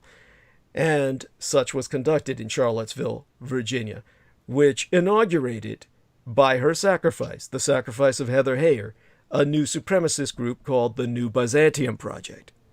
Based on the blood that was shed by her loss of life, a new evil was born. Described by Jason Kessler himself as a premier organization for pro-white advocacy in the 21st century, the New Byzantium is based on the white supremacist leader's misrepresentation of history. His premise is that when Rome fell, the Byzantine Empire went on to preserve a white European civilization, even though Dracula himself would laugh at such a exclusive revision. In reality, the empire was made up of diverse peoples who walked the streets of its capital, coming from as far away as Black Nubia, Black Ethiopia, Syria, and North Africa. Arabs who were Christian in those days were as common as Arabs who are Muslim today. And contemporaneous sources noted, at times with disdain, the racial and ethnic diversity of both Constantinople and the empire's emperors. But Kessler's New Byzantium, his Aquino-esque revision, is intended to preserve white dominance after what he calls the inevitable collapse of the American empire. The organization has been operating under the radar since 2017 with little online footprint. I only know of it through what connections I maintain with defectors who will forever remain anonymous from the Temple of Set. Now, this is the original deep state. Kessler isn't alone in appropriating the empire. And through my own contacts, I've monitored references of Byzantium in online forums. Mentions of Byzantium are scattered across message boards frequented by both white supremacists and QAnon enthusiasts who spout conspiracy theories about a deep state cabal of Satan-worshipping, blood-drinking pedophiles running the world. Now, across 8kun, 8KUN, and other online platforms that I myself have awareness of, but most of you hopefully do not. 8kun, by the way, is 8 cunt, K-U-N-T, but the T got removed after they got knocked off by the FBI and had to reestablish the name with a spelling variation. The Byzantine Empire is discussed as either continuing the legacy of Rome after it was, in their misunderstanding, destroyed by the Jews, or being the only true empire, with Rome being merely a historical myth created to degrade Byzantium's power and importance. Now, this latter story emerges in a QAnon thread, well, a thread on baking of all things, which is in and of itself projecting a threat. That is, the connecting and weaving together of drops, these are messages, by the enigmatic Q, who was Michael Aquino until his death. So the term is called baking when this is done. And one post states, it all makes sense when you learn that the books of the Bible are plagiarized copies of the chronology of Byzantium, and so is the mythical Roman Empire that never existed in Italy, but was in fact centered in Constantinople. This is all Russian propaganda, of course, because the Russians wanted to create the Third Rome. Now, back to that soon enough. It doesn't even make any sense. Thank you. You know, it's like, it's basically saying, you know, the Roman Empire didn't exist. It's the truth. It's the true history is that of Byzantium. It's just, it's crazy. Yes. And the Russians have been promoting this kind of revision where, because, of course, the Byzantine Empire fell, and that led to the end of the Dark Ages, the Russian solution has been to eliminate the Dark Ages. And so the Russians claim the Dark Ages never existed, that they never happened. And they have people from the University of Moscow who have rewritten all of history. And even Laura Lee Solomon fell for this. And this is the madness with which we're dealing with. That conspiracy theory that the early Middle Ages never happened. And we have to have a campaign called "Bring Back the Rats." You mean bring back the rats? The plague, of course. You're referring to. Yeah, bring back the rats to prove that. Yes. Yeah, it existed. No, by the way, for those of you who don't know, this new chronology of pseudo-historical conspiracy theory is proposed by the Russian Anatoly Fomenko, who calls it the phantom time hypothesis. So that's the historical conspiracy theory that is pushed by the Russians. And what they tell you is that all of the English kings are basically Russian emperors who have been transposed into Britain in a attempt to provide the Anglians a history they never had. Now, of course, because Russia is the only thing that ever existed. Yes. Everything comes from Russia. And this, but what I would say here is that one of the ways to program a person is to shake away what L. Ron Hubbard used to call their stable data. You have stable data, which is stuff that you can rely on. You know, there is a bank, you can withdraw money from the bank. There's a store, a grocery store, you can buy food from the store. And when we get into history, of course, it becomes much more nuanced. But when media starts throwing out shit, and it's just to confuse you. And this is what the deep state, for lack of a better word, has used since conspiracy theory. They do the conspiracy theory. People just create conspiracy theories ad infinitum, which makes all conspiracy look utterly ridiculous. Yes.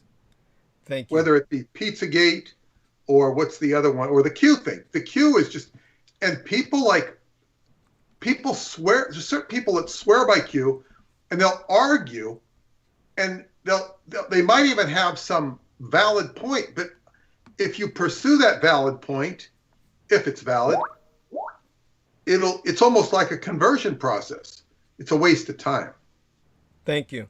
Thank you. And what has also been co-opted or subverted is the white supremacist fascination with the Vikings, which used to be centered on pure Scandinavian Norse obsessive, well, basically a fixation on their blonde-haired and blue-eyed whiteness, which is so obvious. Unlike the rest of continental Europe, they are less outbred, and their populations are so small as to be almost incestuous.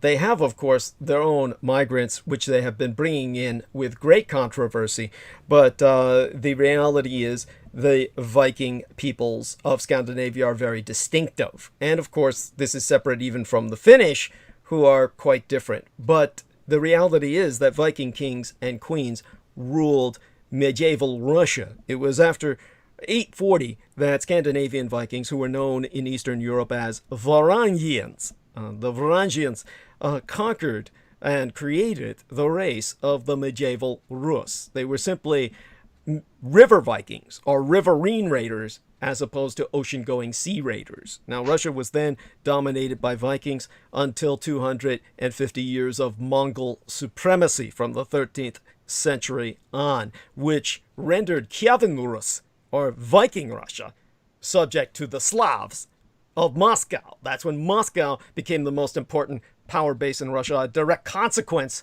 of Asiatic Mongol rule.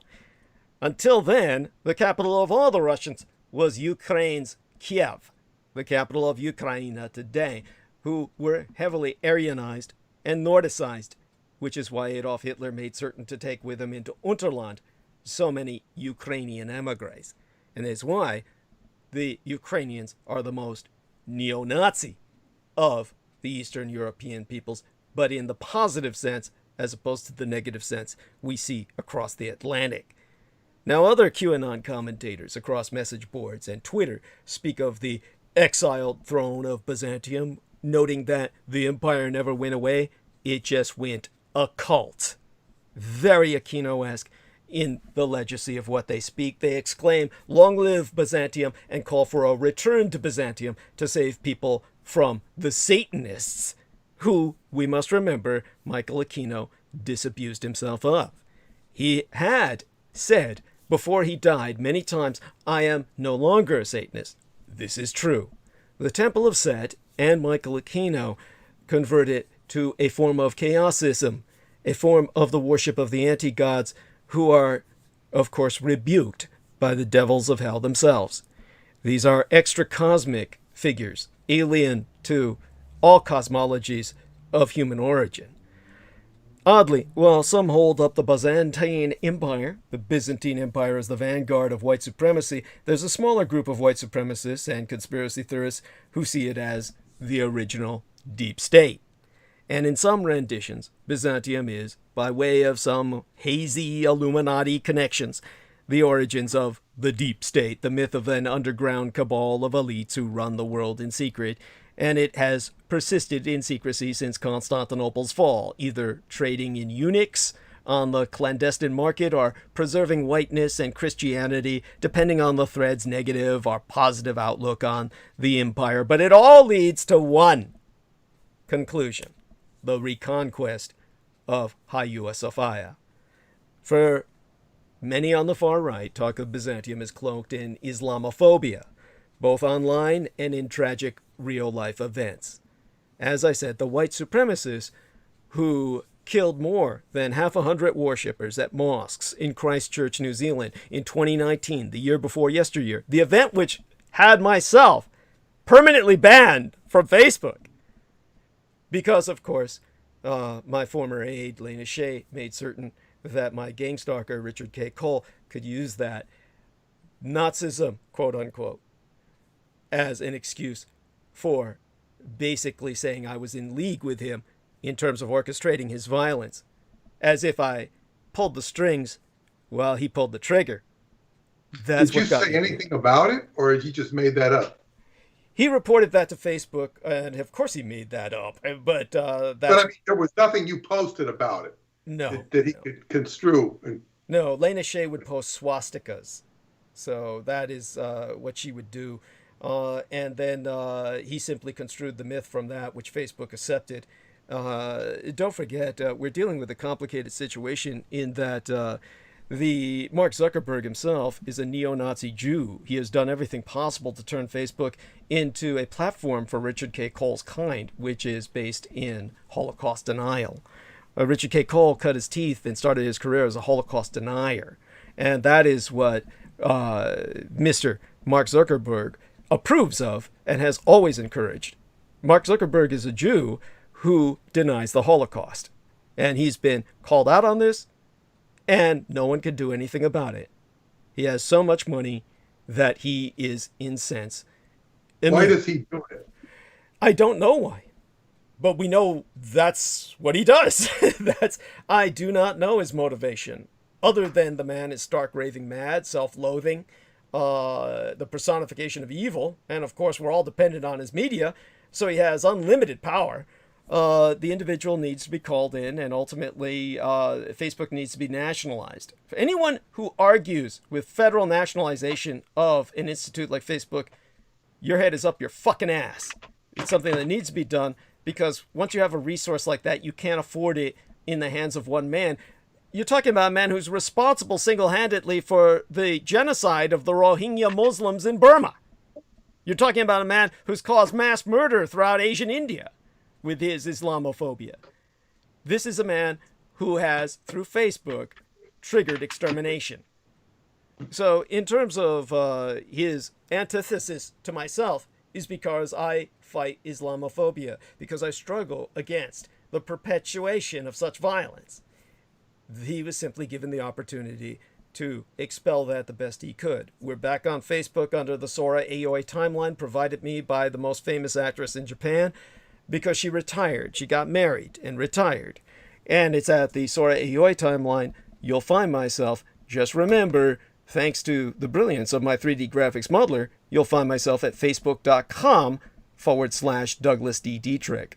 Just take all the D's and uppercase them. Everything else is lowercase. Facebook.com/Douglas D. Dietrich. That's where you'll find me, under the Sora Aoi timeline.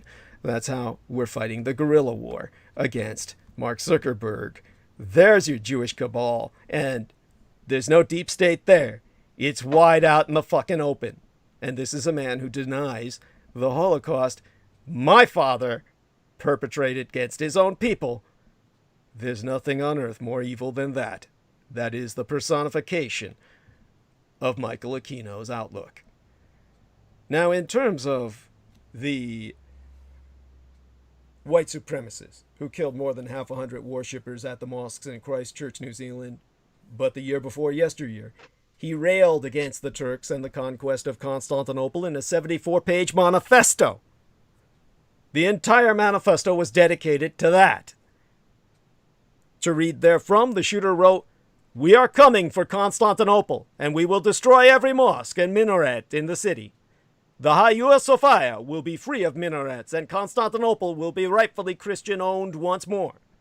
And throughout the QAnon message boards, the reconquest of Hagia Sophia is emblematic of the destruction of Islam itself and the restoration of a mythic white Byzantium. One post stating, "When we free Constantinople and the Hagia Sophia, maybe we can talk."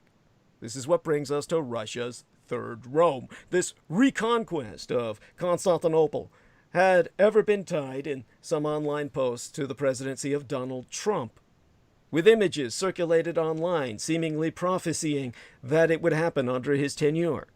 In one image, Trump is seen congratulating the Russian president, Vladimir Putin, on the retaking of Constantinople and shaking hands in front of what is presumably meant to be the Hagia Sophia, though it is actually the Sultan Ahmed Mosque, also known as the Blue Mosque.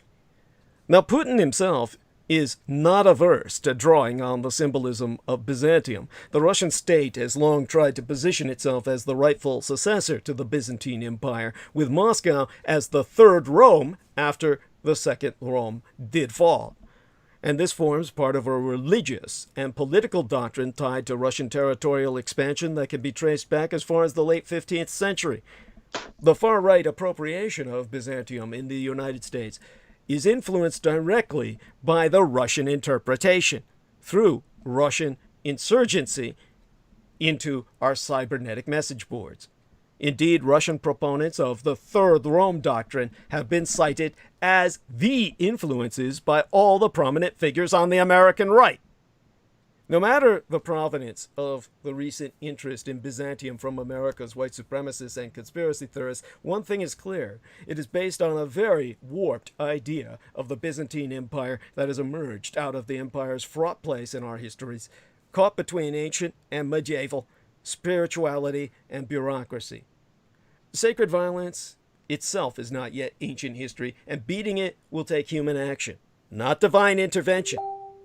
Now, along with their swastikas that they stole from my father's Reich, white supremacists marching in the United States and elsewhere have in recent years been displaying crosses embellished with the Latin phrase Deus vult, which is D-E-U-S space V-U-L-T, God wills it.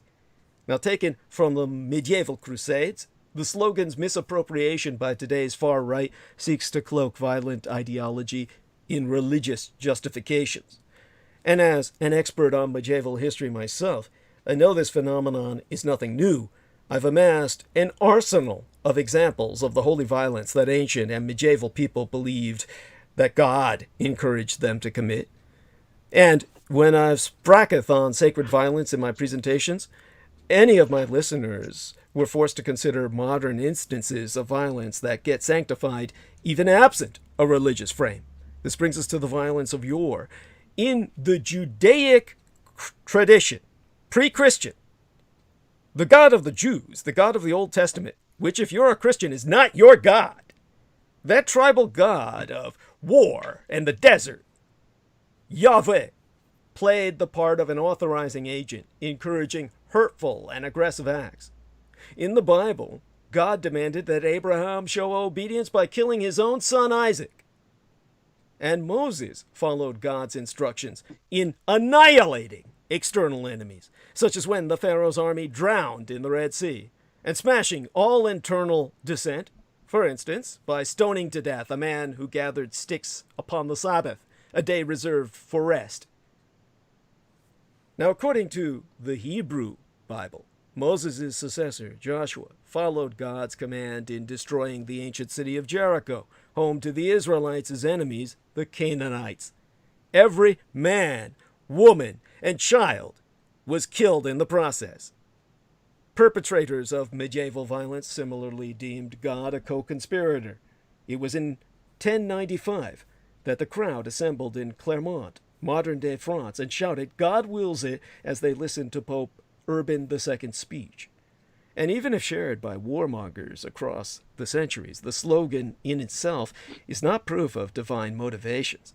The first waves of those who followed Urban's call were motivated more by greed than heavenly zeal and never got around to retaking the Holy Land. Instead, they stole food and money in the German Rhineland. They slaughtered Jews in Mainz and Cologne and then went back home. It's all about transgressing boundaries. Modern scholars recognize that many biblical, medieval, and modern narratives of violence cloak human agency in divinizing propaganda.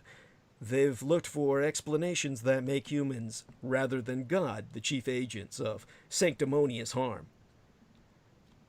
In his 1972 book, entitled Violence and the Sacred, the French historian and philosopher René Girard observed that when a society's sense of order breaks down, its leaders often look for a scapegoat, someone to blame, and after harming or even executing the scapegoat, the society can create myths of atonement that sanctify social structures.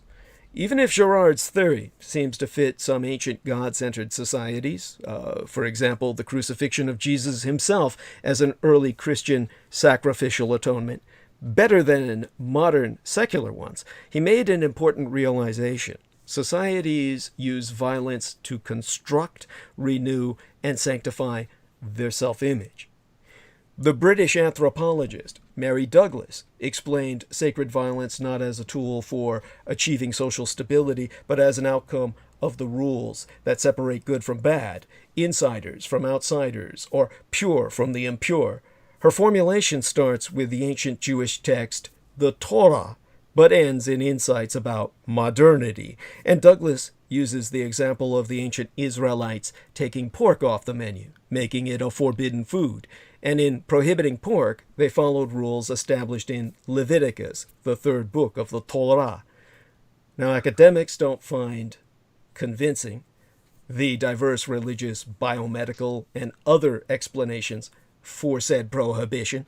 Some rabbinical and Talmudic scholars who agree that the rule seems arbitrary fall back on the most straightforward of irrational justifications, which is God says so. But Douglas suggested in her book that was published the year that I was born, 1966, and it's entitled Purity and Danger, that the pork prohibition was not meant to explain the world. It was meant to divide. It is a boundary marker distinguishing Jews from Romans and others, everyone else on earth who basically ate of the pig and consumed their pork. As Douglas sees it, societies, not gods, manage and distribute power through the rules and boundaries they make. Humans set the social limits and then determine which boundary transgressions will be sanctioned or punished. And on the face of it, aversion to pork may appear, shall we say, to have little to do with violence, but all boundary markers, especially those defending a holier-than-thou identity, imply violence against those who cross the boundaries. It's all about sanctifying violence and nothing else. Following Douglas's insights, researchers have seen violence doing the work of protecting sanctified boundaries in many places and periods. Exempli gratiae in 14th century Catalonia, where Christians, Jews, and Muslims lived in close proximity. The most dangerous boundary was sex. Miscegenation, or racial hybridization to produce someone as myself, was often punished by death. In 15th century Valencia, slavery operated along religious lines. Christians could own Muslims as slaves, but not other Christians, and vice versa. Slavery got racialized a few centuries later when white Europeans and Americans sacrificed Christian teachings about love of others on the altar of economic and cultural advantage. And by the end of the American Civil War, after the 13th Amendment abolished legal slavery, white Southern elites established new boundaries and new ways to discriminate that had little to do with religious divides, since Christianity predominated among both black and white Americans at that time. In this way, all societies, whether ancient or modern, religious or secular, produce written and unwritten rules that wrap violence in religious, how God wants things done, or secular, how we do things here, normality, a normalization process. Now I'm going to transition to the Buddha by speaking about how today's violence is tomorrow's wrong. Because the news is not all bad. Individuals and societies can learn to shake their violent dispositions. Violence that was once given biblical sanction, the abduction of a woman, the murder of a man, or the annihilation of an entire community, is now mostly condemned and punished as criminal behavior. Similarly, racism and other current forms of structural violence are under attack, and even beneficiaries of a racist past admit that it is no longer worth defending because the social costs have grown too high. The biblical parable of the Good Samaritan is instructive here.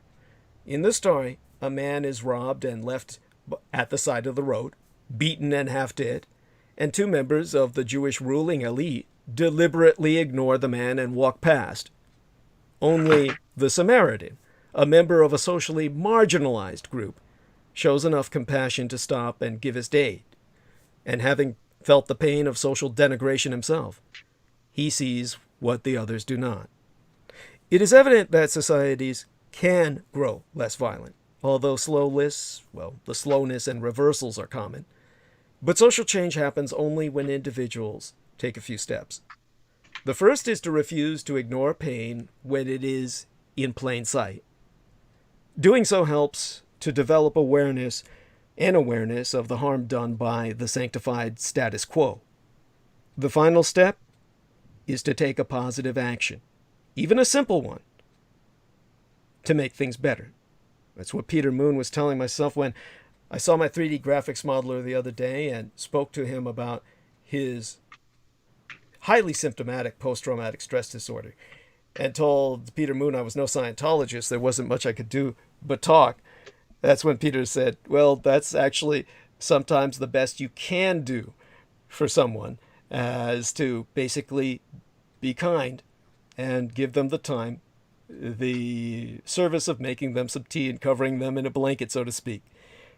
That will help them immeasurably, which is what my 3D graphics modeler said. He felt that by speaking to me, that it was the same as if he had seen he consulted basically a psychologist, which is what I told him to do. We all need counselors. Now that brings us to the Buddha, the enlightened warrior. You see, in his youth, Siddhartha Gautama was a brawny 6-foot warrior prince, which means he towered above everyone else in Asian India, who must have been at most 5 feet. He was trained in the art of war, but touched by tragedy. It's a curious fact of military history, and I am a military historian, that the founders of all 3 of the world's 4 major religions were soldiers. The Torah tells of Moses, the founder of Judaism, whose tribal army plundered Egypt, who outmaneuvered the Pharaoh's army in a Maoist guerrilla warfare desert campaign, who created and trained the first Israelite national army at Sinai, and who destroyed the fortified cities in the Jordan Valley, and who left his successor Joshua a large, well-equipped, and professionally led army by which to conquer Canaan and commit to the world's first Holocaust by the Jewish terminology, because God demanded a burning. Every Canaanite and every animal above the height of the knee was committed to the flames, and the land itself was burned unto the root. Now, that was the world's first Holocaust. But the Jews complain because my father did such unto them. In a single decade, Muhammad, the founder of Islam, fought 8 major battles, led 18 raids, planned 38 military operations. He was wounded twice, and twice had his positions overrun before rallying his troops to victory. Muhammad was also a military theorist, a strategic thinker, a combat commander, and a revolutionary who left as his legacy an empire far larger and longer lasting than that of Rome's. Christ himself, of course, was very much the fighter, but it will probably come as a surprise that he of all people said, I come here to turn father against son and son against father. I give you not peace, but a sword. That's why it's men like Dracula and my biological father Adolf Hitler, and even the man who raised and guided me, George Dietrich, the veteran of over 3 wars, serving the U.S. Navy, and your constitutional republic. These are men that are more Christian than any man who turns the other cheek. But it will still come as more of a surprise to all of you who have misconceived Buddhism that the founder of Buddhism was a soldier. All the ancient accounts of Buddha's early life describe a child born to a powerful Indian king named Suddhodana. And Suddhodana, through we know that it was prophesied that his son, the boy Siddhartha Gautama, would become as either a great king or a great teacher. Now, to prevent Gautama's becoming a teacher, Suddhodana raised his son in great luxury, shielding him from all human suffering, because only those who suffer have any right to teach. The day camest when the young prince ventured beyond the palace grounds with his charioteer, and in these travels he happened upon an old man, a sick man, and a cadaver.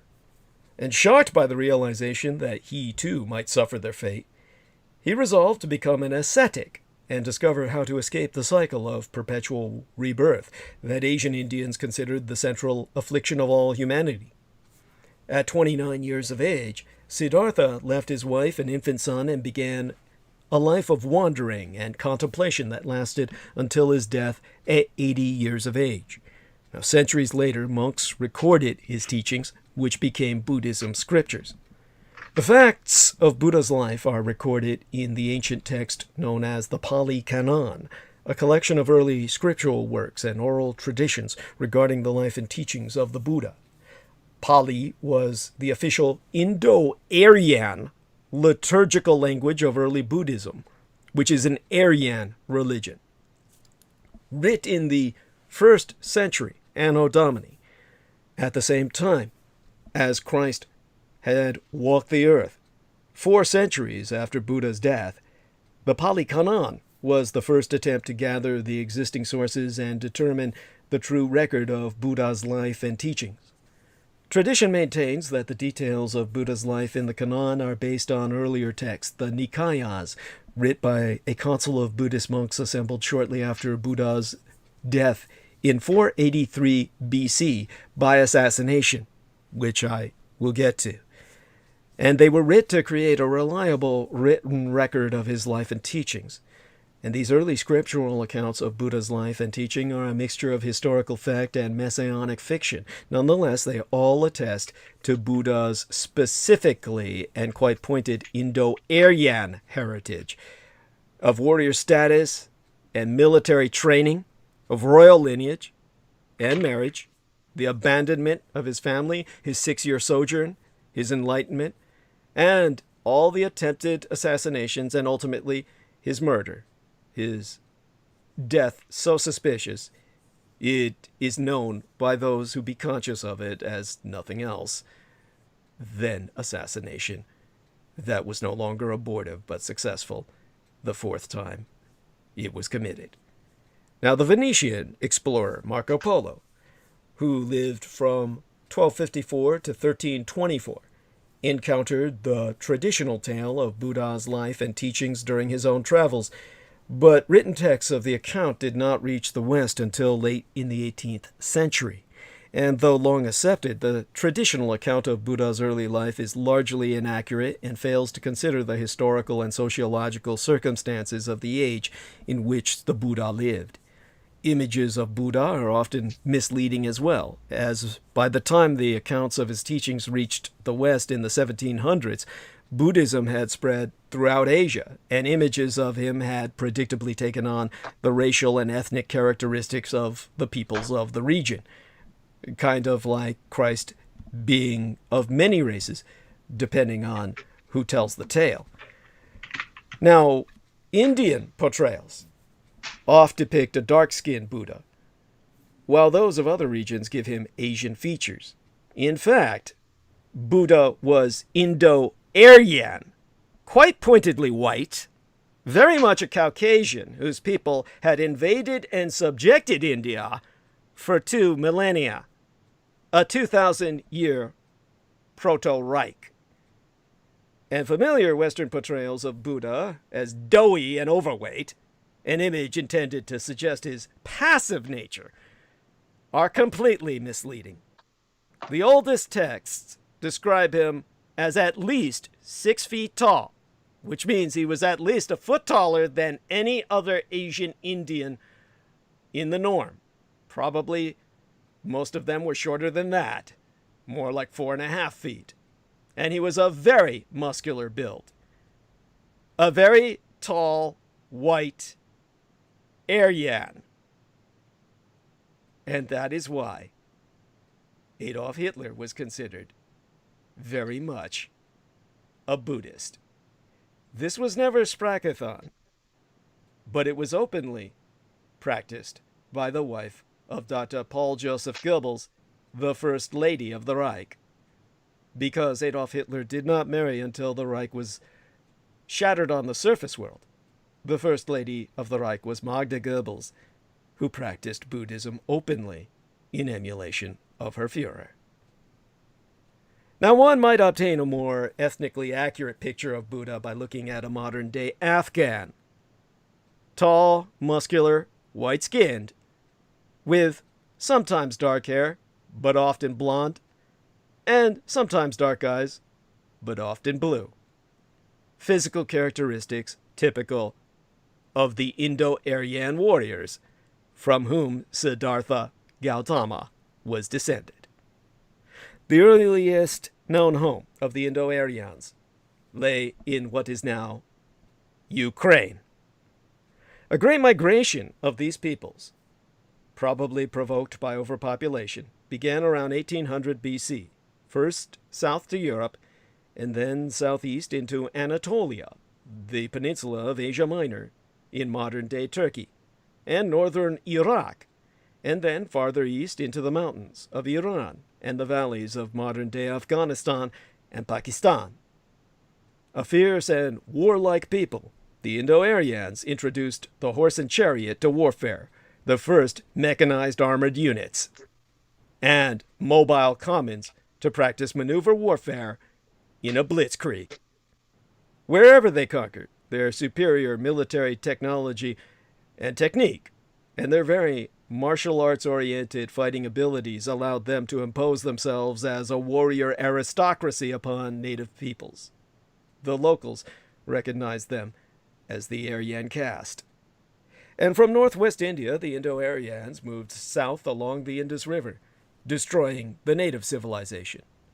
Over the next millennia, 1,000 years, they conquered all of India itself, the entire subcontinent, bringing in the Ganges River plain, the Ganges after which Ganges Island was named, in the Pacific, where Hirohito bred the world's largest and hybridized Komodo dragons. And the Aryans moved to conquer northeast Bengal, under their control only a century or so before Buddha was born, integrating the land in which Selina Khan was born, who got her own name from the Islamized Mongols, who came in later. The Indo-Aryans regarded war as the most noble of callings, and all able-bodied males were trained in war from childhood. By the 7th century BC, they had settled throughout India, imposing themselves upon a large population of indigenous agricultural peoples as the white ruling overcaste. To maintain their superior position, the Indo-Aryans forbade intermarriage with the dark-skinned native peoples and restricted their social mobility. That is how the caste system in India was institutionalized. Over time, Indo-Aryan society aligned into 4 castes: the Brahmins, or the priests, the Kshatriya, or the warriors, the Aryan samurai, and the Vaishya, or the merchants and farmers, and the Sudra, the serfs, the latter comprising primarily the conquered indigenous population. By the 6th century, 500 Anno Domini, the same time the Hagia Sophia was built by the Emperor Constantine. Only, in this case, invert that to the 6th century BC, 400 years before Christ, and you have the kind of holy inflection or inversion of numerals, these numbers that show you the numeric significance of Aryan Buddhism. By the 6th century BC, 600 years before Christ was born, to reflect what was done by the Byzantine Empire 1,200 years later, the Indo-Aryan tribes had coalesced into organized states with large standing armies and governmental administrative systems. This was the age of the Mahayanapadras, the great realms. These Mahayanapadas were 16 major states organized as monarchies, oligarchies, and republics that frequently fought one another to establish regional empires. 2 of these states, Kosala and Magadha, were the main rivals in Bengal during Buddha's lifetime, what is now Bangladesh, where Selina Khan was born. And they fought these frequent wars until the Magadha Empire subjugated and absorbed Kosala. The major states also fought wars with the smaller republics, which often formed alliances to prevent their absorptions by the larger states. Siddhartha Gautama, known to history as the Buddha, or the Enlightened One, was born in the Indo-Aryan Sakya Republic, amid the Himalayan foothills north of the Ganges, near the modern-day border between Nepal and the Indian province of Bengal. The Indo-Aryan republics of Buddha's day were kingdoms known as Rashtra, each governed by an oligarchy of nobles led by a warrior chief. A Rashtra comprised tribes, sub-tribes, and villages. The nucleus of the tribe was the family, or the kula, with the oldest male as its head, known as the kulapa. The Sakya social structure was closer to that of earlier Indo-Aryan tribes than to the more complex social organization of newly emerged Maha-Janapada states. The scriptures portray Buddha's father as a mighty king living in great luxury, but he was in fact a warrior chief, or Raja, a position that in Buddha's day was hereditary.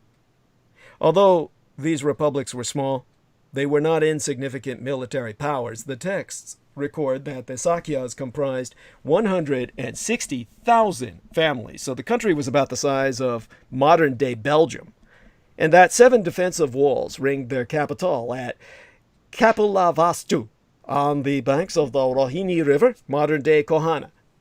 And within those walls was a famous school of military archery. The Sakyas had to contend with the predations of not just Kosala and Magadha, each of which sought to control the Ganges River plain, but other surrounding hostile republics. War was an almost perpetual state. And according to the Indo-Aryan rule of primogeniture, the Buddha, as the chief's eldest son, was expected to succeed his father, and like all Kshatriya men, he trained from a very young age to be a soldier. Now the term Kshatriya, as I said, means noble warrior. Buddha was taught the alphabet and numbers at age 3, and by the age of 6, he'd entered the formal educational and military training program that lasted until age 16. And this curriculum included courses in logic, politics, and economics. Kshatriya also studied the ancient Vedic religious texts, but were only required to memorize the first line of the Vedas. For more than a decade, this young warrior pursued a rigorous curriculum of studies and military training that required proficiency in all the Indo-Aryan weapons of war, including the chariot, the war horse, and the super heavy panzer of that age, the war elephant. The weapons curriculum was called the Dhanurveda, which literally means bow knowledge, or the knowledge of the bow. The experienced warriors taught the Kshatriya. The instruction was personalized, and students lived in their homes of their instructors for the duration of the course, like a page would live with a knight. Special tutors, called suttas, recited the itihasas, or the histories, the exploits of great warriors and battles of the past, to students at fixed times each day, and the training emphasized discipline, hardship, and endurance. Indo-Aryans believed that luxury weakened a warrior's martial spirit. In order to be consecrated a samurai knight, a Kshatriya was required to demonstrate his competence with weapons. One who passed this test participated in a formal coming-of-age ceremony in which he received the sacred thread, which he wore beneath his garments for life. He was also given the special uniform of the Kshatriya, fashioned of the dyed flax cloth and fastened by a munya grass girdle adorned with bits of iron. The consecrated warrior was now allowed to take part in battle and enjoy the privilege of rendering and receiving the military salute. He was also allowed to marry, although only within his caste. And according to the texts, Buddha completed this ceremony at age 16. His father then announced Buddha would become his heir apparent, and, as such, was required to further demonstrate his martial prowess with the bow, sword, the spear, the lasso, the iron dart, the club, the battle axe, and that thrown iron discus, hollow in the center, that could behead a man, as if it were a flying guillotine, and of course the trident. And Buddha would also have to prove his abilities in fencing, swimming, wrestling, hand-to-hand combat, horsemanship, and archery from a moving chariot. To hit a target while in motion is almost impossible. But with training, one can do it. The texts say Buddha passed readily and was named heir apparent, and that the nobles were satisfied he was capable of leading them in war. A short time later, he married his cousin, and Buddha was now a Kshatriya. Now, ancient legal texts are clear that a warrior was forbidden to give up the military life and take up any life of asceticism, as Buddha did sometime after leaving his father's court at the age of 29. Even then, Buddha rode his warhorse, Kanthaka, and carried his broadsword, his hair still worn in a warrior's topknot. The Samyutta scripture tells us, for the Kshatriya there is no other rule but to fight. And the Adi Parva, that among men the highest duties are those performed by the Kshatriya. Even the Indo-Aryan gods were warrior gods, like Indra, who helped the warrior in battle, and Agni, the fire god, revered for means to destroy enemy strongholds. The weight of Indo-Aryan religious sanctions and social conditioning required warriors to fight. War was a fundamental function of the Indo-Aryan state, and waging it was the primary responsibility of the Kshatriya. The code of the Kshatriya required the soldier to die gloriously in battle, for only then could he attain release, or moksha, and enter paradise, or svarga, freeing him from the cycle of rebirth and suffering. Cowardice was punishable by death. Senior officers who showed a lack of resolve were required to dress in woman's clothes until the public disgrace drove them to suicide. To live long enough to die in bed was a sin. After a battle, details would gather the dead and cremate them in an enormous funeral pyre. Wives of the dead then climbed upon the pyre to be burnt with the cadavers of their men. This custom, known as sute, remained in practice in India into the 19th century, when the British put an end to it. Because the Anglos are as anti-Aryan as you can get. Now, against this background, key elements of the commonly accepted narrative of Buddha's early life fall into question. First, the story that Buddha's warrior chief father raised his son in luxury cannot be true. After all, the Kshatriya regarded luxury as a sin. Had Buddha been raised in such a manner, he could neither have become a warrior nor have ever succeeded his father. Second, as the eldest son of an aristocratic Kshatriya family and heir to an Indo-Aryan chief, Buddha must have been trained as a soldier, as were all Indo-Aryan males of his caste. Had he failed to meet the warrior standard, he would have been relegated to a life of obscurity. Third, during Buddha's life, frequent wars racked what is now northeast India, and King Virudhaka, or Virudhaka, depending on the modern Bangladeshi dialect of Selina Khan of Kosala, invaded Buddha's native Sakya Republic, massacring its entire population. No known accounts record Buddha's activities from age 16, when he became a warrior samurai knight, until he left home at 29, but it is almost certain he experienced war as a soldier in the Sakya army. We are left to explain why Buddha abandoned his wife and child and left his father's court to embrace the life of a wandering ascetic. The catalyst was obviously some sort of traumatic event.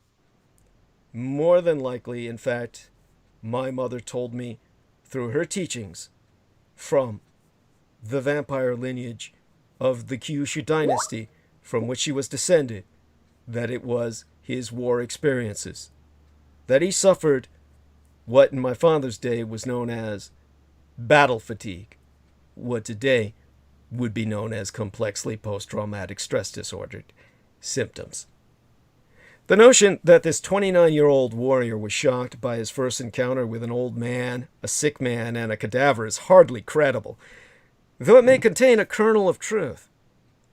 Accounts of Buddha's wanderings after he left home, as my mother did teach me, evidence a soldier with symptoms that we would clinically diagnose today as CPTSD, or complex post-traumatic stress disorder.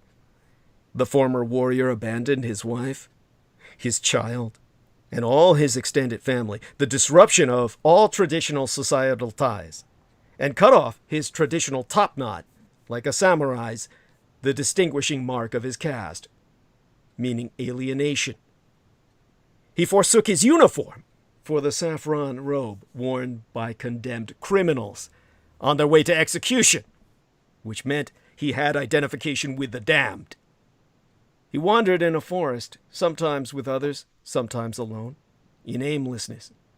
He inflicted what the texts call tortures upon himself, autodestructive behavior, going without food until he looked like a skeleton. One text says he grew so thin that his stomach touched his spine, which would be clinically diagnosed as anorexia. He remained silent for long periods, often falling into deep trances, implying disorientation, and he suffered from disturbing dreams about battles with demons, as I suffered from for years before my psychiatrist cured me of night terrors. Buddha was homeless during this time, and he slept outdoors.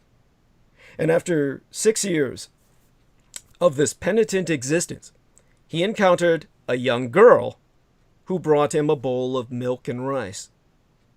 And Buddha then realized his life of self-inflicted suffering was not the way to achieve nirvana and relief from the birth, death, rebirth cycle. He renounced asceticism for what he called the middle path. He left the forest and began a new life as a wandering teacher. It may have been Buddha's combat experiences that led him to renounce the warrior caste into which he had been born. The central ethical claim of the Kshatriya was that he protected society at large, and that his selfless service and glorious death in battle would ensure his entry into paradise. Buddha rejected this claim in the Samyutta when he admonished a soldier that death in battle did not bring the soldier salvation at all. Instead, Buddha asserted the soldier would be reborn as an animal or suffer the purgatory of yet another life, directly challenging the moral legitimacy of the warrior class.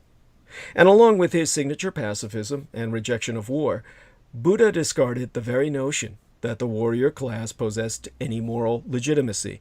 Just being a soldier violated many of the basic ethical principles of Buddhism. Buddha's public rejection of the moral legitimacy of the Kshatriya, in turn, may have prompted the attempts upon his life. The texts indicate that as Buddhism gained popularity, many soldiers joined the movement, posing a threat to both the fighting elan of the warrior class and the caste system itself, which Buddha also rejected. Now, sometime after 491 BC, shortly, maybe about 300 years before Christ, assassins made several attempts to kill the Buddha. The texts imply that Buddha's cousin and second in command, Devadatta, conspired with King Ajatashatru and King Ashashatru of Magadha, employed said cousin, Devadatta, to carry out an assassination plot. If the popularity of Buddhism was indeed eroding the moral status and martial spirit of the warrior caste, then Ajatashatru, who came to the throne by murdering his own father and was engaged in a protracted war at the time, may have had every reason to neutralize the Buddha. And it's through Ajatashatru that the assassination attempts on the great Gautama Buddha first began. Others may have joined, but we know that Ajatashatru of Magadha was the first to inspire the rest. Of course, it's completely unknown to the Westerners that during Gautama Buddha's life on Earth, he was never free of dissenters and discord. Despite his serene and patient practice, Gautama was never without threat. And just as every great spiritual or powerful leader in Earth's history, he faced jealous followers wanting to take his place in this world, which led to the assassins themselves. It is said that Gautama's cousin, who was a monk, in case I neglected to explain that about Devadatta, was the worst of them all, attempting to take Gautama's life on multiple occasions. Legend has it, out of jealousy, Devadatta tried to undermine the Buddha and declared that he be given the chance to lead the Sangha. When this proved unsuccessful, he tried to kill the great teacher to claim his following for himself. His first attempt involved hiring a group of archers to shoot at the Buddha during his meditations. But as they approached the Buddha, they became overcome themselves and began laying down their bows. And instead of shooting, the archers now devoted themselves to the Buddha himself instead. As one might imagine, this only served to anger Devadatta more, and in his next attempt, Devadatta himself rolled a great boulder down a hill directly in Gautama's path. Luckily, the boulder split in twain along the way, with only one half, only grazing the divine Buddha's foot. And again diminished, Devadatta let loose a violent war elephant, tortured to the point of mad psychosis, to trample Buddha and everyone around him. And as all his murderous plots proved unsuccessful, Devadatta began to form a breakaway following, a schism, attempting to recruit the Buddha's followers for himself. And although he managed to claim a handful, they all eventually made their way back to the Awakened One. It's hard to believe that the Great Awakened One could be met with disdain by any. But just as every great spiritual teacher, there were those who threatened to undermine his teachings.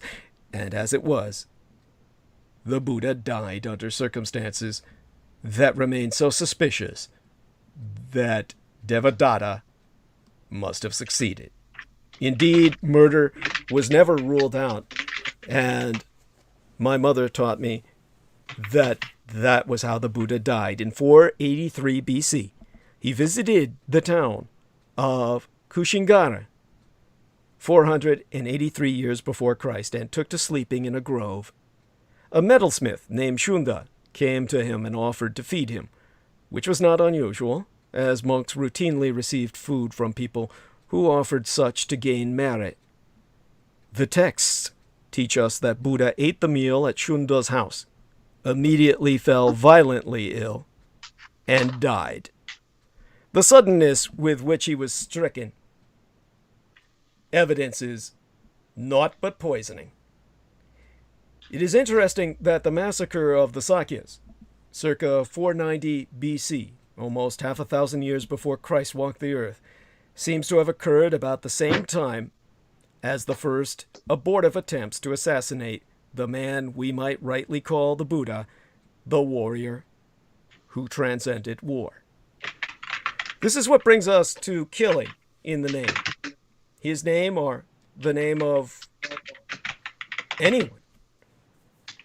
Like other world religions, Buddhism has its own justifications for violence. One sometimes hears people say, a war has never been fought in the name of Buddhism. Well, exactly what in the name of Buddhism means is it in and of itself debatable. Not debatable is that Buddhists over the centuries have engaged in violent acts, including warfare, and have also condoned such acts. In the 20th century, Tibetan monks took up arms and fought bravely against the communist Chinese troops of the People's Liberation Army. Earlier in that same century, they had fought against the British invaders. Troops of the Young Husband Expedition took protective amulets. These protective amulets were pierced by bullets. The British stole them, looted them from off the bodies of the Tibetan dead. Because the protective amulets, through magnetism or a source unknown, would attract the bullets fired by the British. And for the most part, defend the monks, who the British had to ultimately kill with bayonet strikes or poison gas.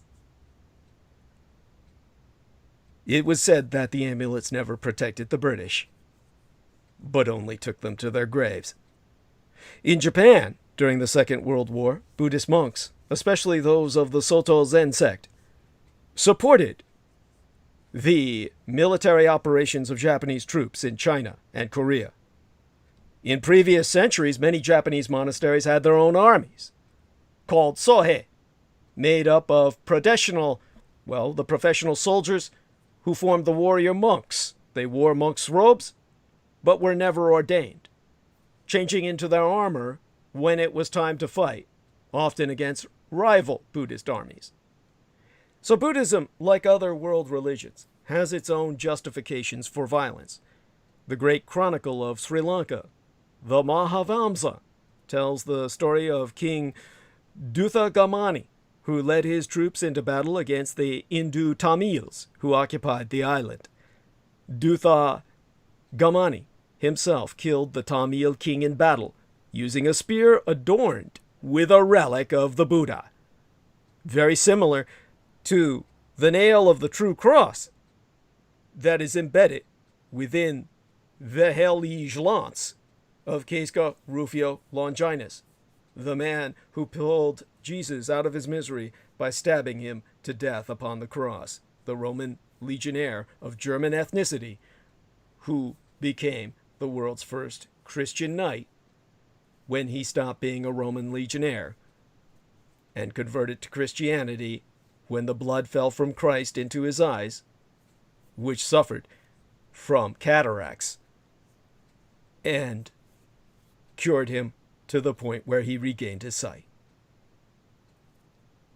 We know what Casco Rufio Longinus did.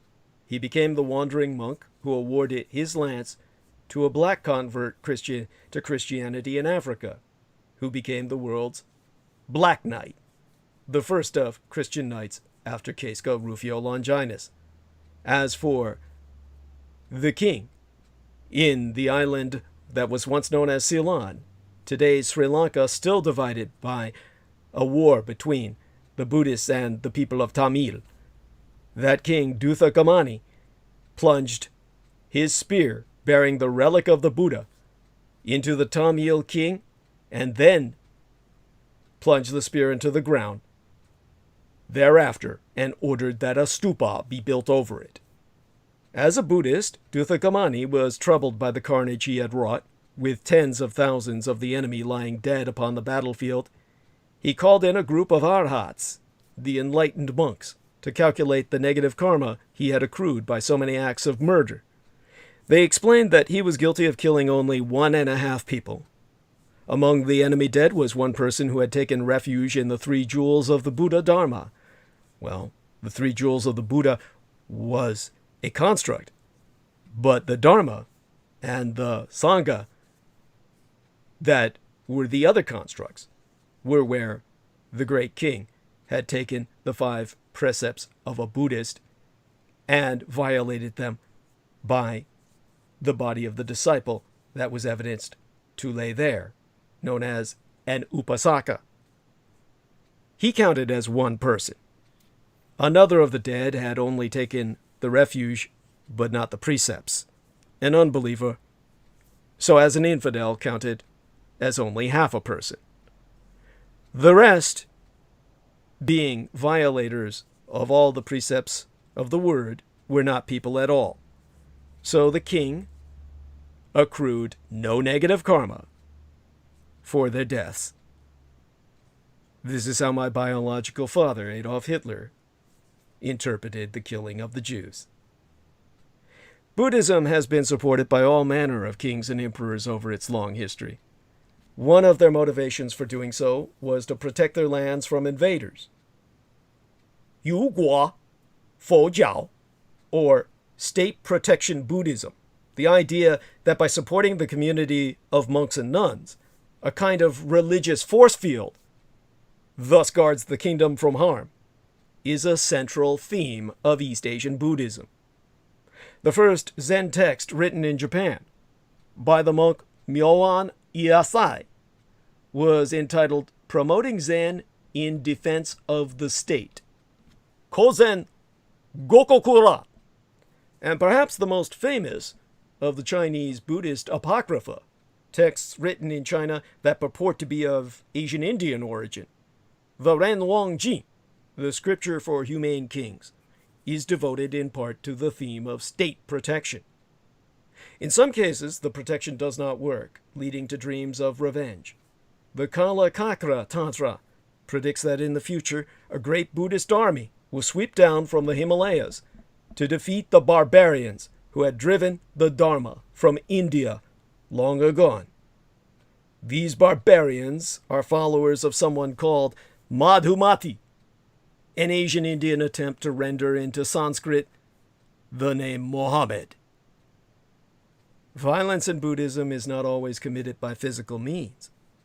In Tantric Buddhism, so-called liberation rites are performed to liberate, that is, kill, liberate the soul from the body, to liberate one's enemies, to render their souls disembodied. The great Tibetan translator, Ra Latsawa, used such rites himself to murder the son of Marpa, the teacher of Milarepa.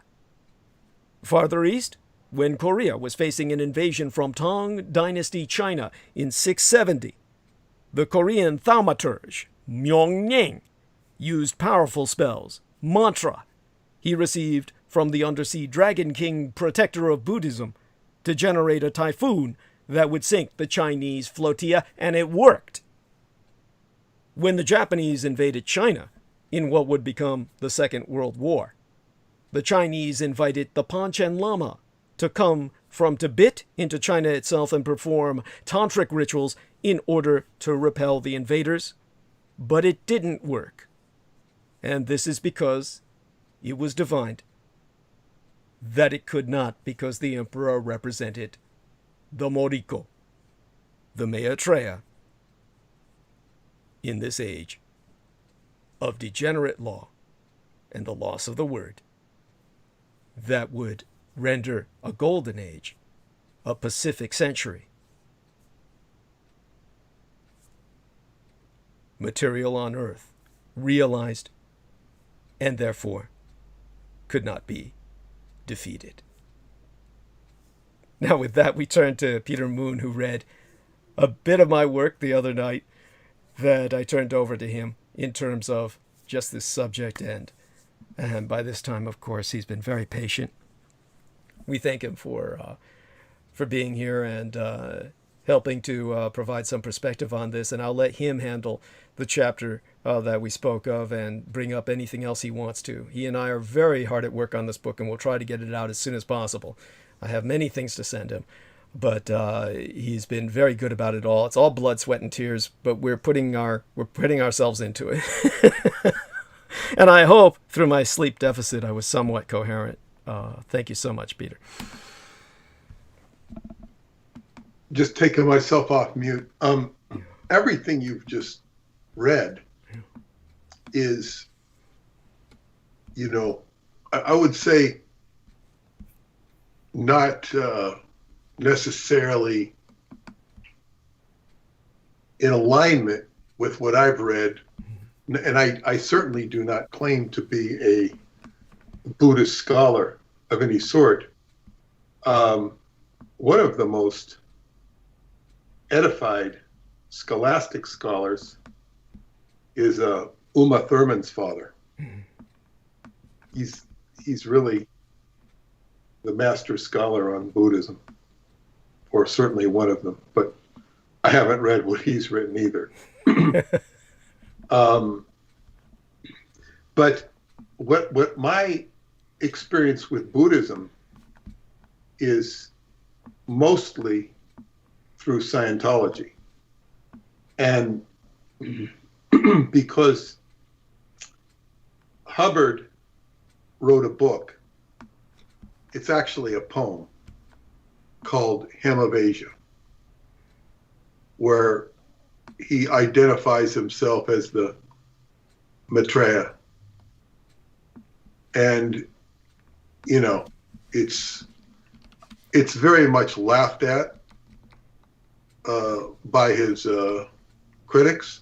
Well, he was never long on modesty. That's No, not at all. And for a brief time, what do you call it? There was the everlasting glory of Camelot. And where I first encountered, and I'll just orient it from Hubbard and go on, but I had some limited education in Buddhism. I think I read an Alan Watts book, if that constitutes a limited education. I mean, I certainly appreciate it, yeah, but I'm sorry, I'm just laughing because Alan Watts is such a, he's such a cute character. He was not a favorite of mine. However,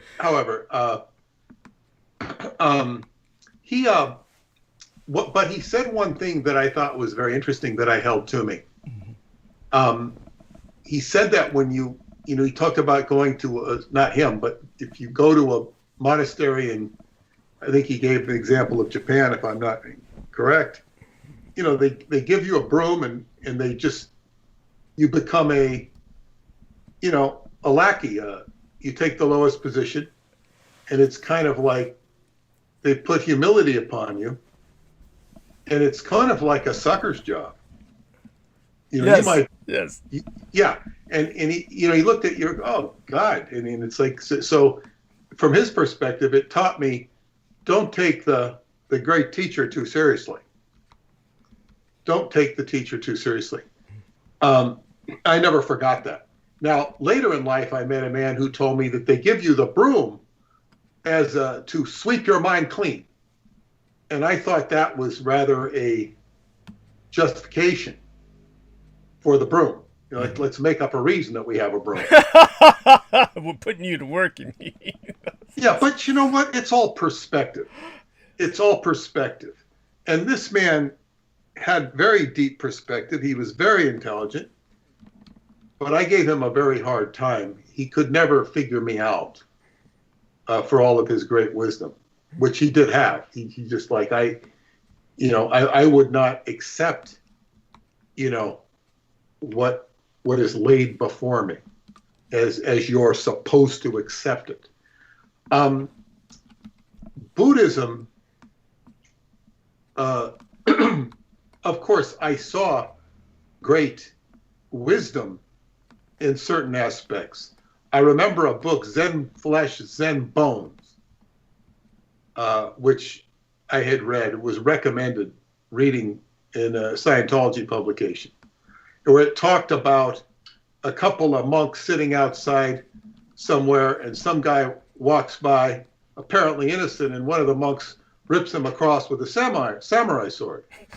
And why did you do that? You just murdered that man. He says, yes, but he was going to kill a whole village of 10,000 people. Okay, if you say so, that's pretty good. If that's true, it was a warranted death. It's an attitude that is, what I don't know what the word, very rarefied.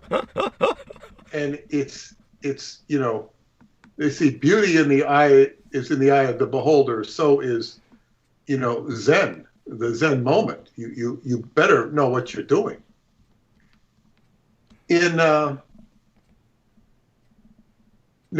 I read the book by Hermann Hesse, Siddhartha, and that was a very important book for me because it's about a contemporary of the Buddha, and he goes through his own spiritual tribulations, which are quite exacerbated, and I think he handles himself quite inappropriately at times, but nevertheless he ends up in enlightenment.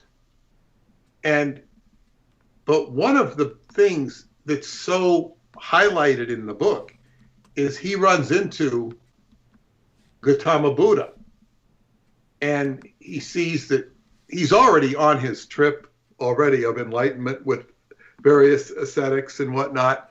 But when he sees Buddha, he is not enamored because he says, you know, this path is within yourself. That is an outer teacher. He is teaching outer knowledge. And it just kind of like all of this stuff is outside of you, what the Buddha is teaching. And he does not give the Buddha a great deal of adulation or significance. In other words, he doesn't refute his teachings, but he said, this is your own journey. And this was something I always held with me all the way through Scientology. I had read people commenting on the book after they had, you know, 20, 30 years of bad karma in Scientology and saying, God, I really didn't get, I read this book before I got in Scientology, I didn't really understand what it meant. Wow. And yeah, I understood. The journey is inside of you. It's about you.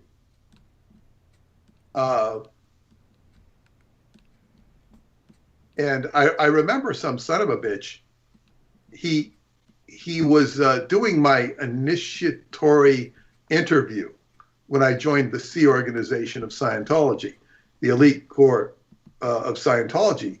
And this was right on California Street, not too far from where you live. Wow. And he was giving this interview, and afterwards, he's sitting there looking at my recruiter. My recruiter was just a gorgeous, gorgeous woman and a gorgeous person in many respects. And she's sitting there, you know, to make sure I'm done with the interview. And he points at this picture of L. Ron Hubbard, and he points and he says, "You're doing this all for him." And I thought, what a crock of shit. I don't say anything. And she looks at him kind of like with a ugly face. And he knows that. He knows that. Like she was just, you know, dismissing him. You know, she, you know, I didn't pay him any attention. And I think one of the great things I learned in Scientology was I didn't give a shit what anybody else thought. Mm-hmm. You know, I really didn't. I was taught that from what I learned. And so many people are sheep and they follow this. And of course, do I care what people think? Well, in certain regards, if they're there to teach me something, yes. I'm not so concerned what their opinions are, but people would form erroneous opinions all the time. They could manufacture erroneous opinions about the subject and that necessarily were not correct in the slightest ways. So as we move on, so this is my orientation of the Buddha. Then in 1973, they began circulating this poem. Hubbard must have done it, you know, with Xeroxes and copies, the poem Hymn of Asia. And there was this whispering campaign. I really don't know that it was done this way, but it seems to me that he issued this, he let these papers circulate and created a whispering campaign that he was the Buddha, and there was this poem Hymn of Asia, and there was this whispering campaign, you know, Hubbard was the Buddha, Hubbard was the Buddha. Okay. And I remember, well, before that, when I was on the Apollo, I met this guy. He was new to the ship, and he was from the Celebrity Center in Los Angeles. And, you know, I met him, a really nice guy. And he says, he made some comment about Hubbard being the Buddha. He said, you know, he's back. You know, and I looked at, and I thought of this guy. I said, okay, you know, you don't necessarily take what people say and say you're full of shit, but I thought he was indeed full of shit because I hadn't heard the whispering campaign yet. And then the whispering kind of came filtered back from Los Angeles to the ship, and not just from him. And I still didn't take it too seriously. And then one day I had a moment where I had it's like a visitation by an image of the Buddha. It was a very strong presence that came into my, what was it? My dorm in Steward 6, it was called Steward 6. There was like 6 of us in there for the people who worked in the galley. And it was just this image that came in. It was like, wow, what's that? And it was a very peaceful image. It kind of like said, okay, I'm not going to question this idea. Later on, when the book came out, it was exciting, but it really had, it was only sort of it really had nothing to do with anything that was in a day-to-day life. It's just, he says, and it says like this, and in your places and monasteries and shrines, be clean, be bright, and polish everything, and let no filth accumulate. You know, phrases like this. And it's just pontifications. Restore to Asia now her beauty and her skill, for you as priests are leaders of all men, not skulkers in the dark. Persuade into a paradise your country and tax it as your due. So on and so forth. You are the creators of new country and new wealth, new people and new life begin. And that's how it ends. It's like, well, it doesn't end, it keeps going on. But it's like, you know, I don't want to criticize it as saying it's fluff, but it had very little to do with day in and day out Scientology. It was more of a positioning of Hubbard as the Maitreya or Matea. And throughout the thing, it'll say, am I Matea? Am I Matea? Yes, you're Matea. I have spoken to you. Am I Matea? I have spoken to you. You will study soon. Meanwhile, goodbye. And, you know, I think it was sent to a Buddhist conference in 1956, and I think they summarily rejected it. That reminds me of when the Reverend Moon was at that interfaith conference that he organized, and a representative of the Vatican was there among so many others. And as soon as Moon said that he was God, then basically the guy from the Vatican said blasphemy and had to just walk out the door. It's kind of like that, it's the Buddhists were confronted with that level of kind of like what they must have considered, heresy, or at the least. But I'm sure they had a thought of egomania, etc. But go on. I'm so sorry. Well, yeah, and I guess when I look back, I was very efficient. Yeah. I was very efficient with what I had to do and done, and this was just, so much of what was written or said was just, as good as fluff, because it really wasn't about your day in and day out. Did this have a suggestive influence? Yes. But as I said, it was not critical. Now, what happened is one day, years after that, I would say also this, people questioned whether whether he really thought he was the Buddha. And I do remember seeing an internal note, because I would get internal notes from him, or it was somebody had asked this, some question about the Buddha. And I think he wrote on it, "This is my writing." He wrote on it, "This is my writing." In other words, it was from the Buddha, but he identified himself. This isn't an internal memo. This is not something that was going to be publicized or him bragging for public relations purpose. Right. He identified himself as having been the Buddha. Mm-hmm. Now, he was a person who he was a Pisces. And so, Marjorie Cameron told me that he was a Pisces. He was a Pisces, whether she told me it or not, but he would absorb things and he would take on. She says, he was working with Jack, who was a scientist. Right. And then he started calling himself a scientist. And he really wasn't a scientist, she'd say. He would absorb the person and take on, Preston Nichols would do this too. Yeah. They would absorb the energy and just sort of become it. Well, just to explain to people why Marjorie Cameron would know this, Marjorie Cameron was essentially the young lady who was called forth by Jack Whiteside Parsons, and was probably, how would you say it, kind of brought to him with something that may have been arranged by through the magical rituals done between L. Ron Hubbard and Jack Parsons. Yeah. She was brought in to help finish the Babylon working. Yes. And she had day-to-day interaction with Hubbard, and as she told me, she liked him. Mm-hmm. She liked him. And of course, she looked just like him. And I believe they were from the same family. But yeah, in other words, he had a very, he had some charming qualities and also some very helpful qualities, and he was very insightful. but he also suffered this post-traumatic stress syndrome you're talking about with Buddha. Yeah, Hubbard had that, and he managed to survive it pretty well. But in other words, if I take all the people that I've met in Scientology, I would much rather spend time with him than I would with them, Right. because I learned so much from him and I gained so much from him. And for the most of them, no. It's like it would be more interesting to talk to Michael Aquino than it would most of the people who were in the Presidio. I can't deny that. and I don't mean to compare Hubbard to Aquino. I really don't. Understood. But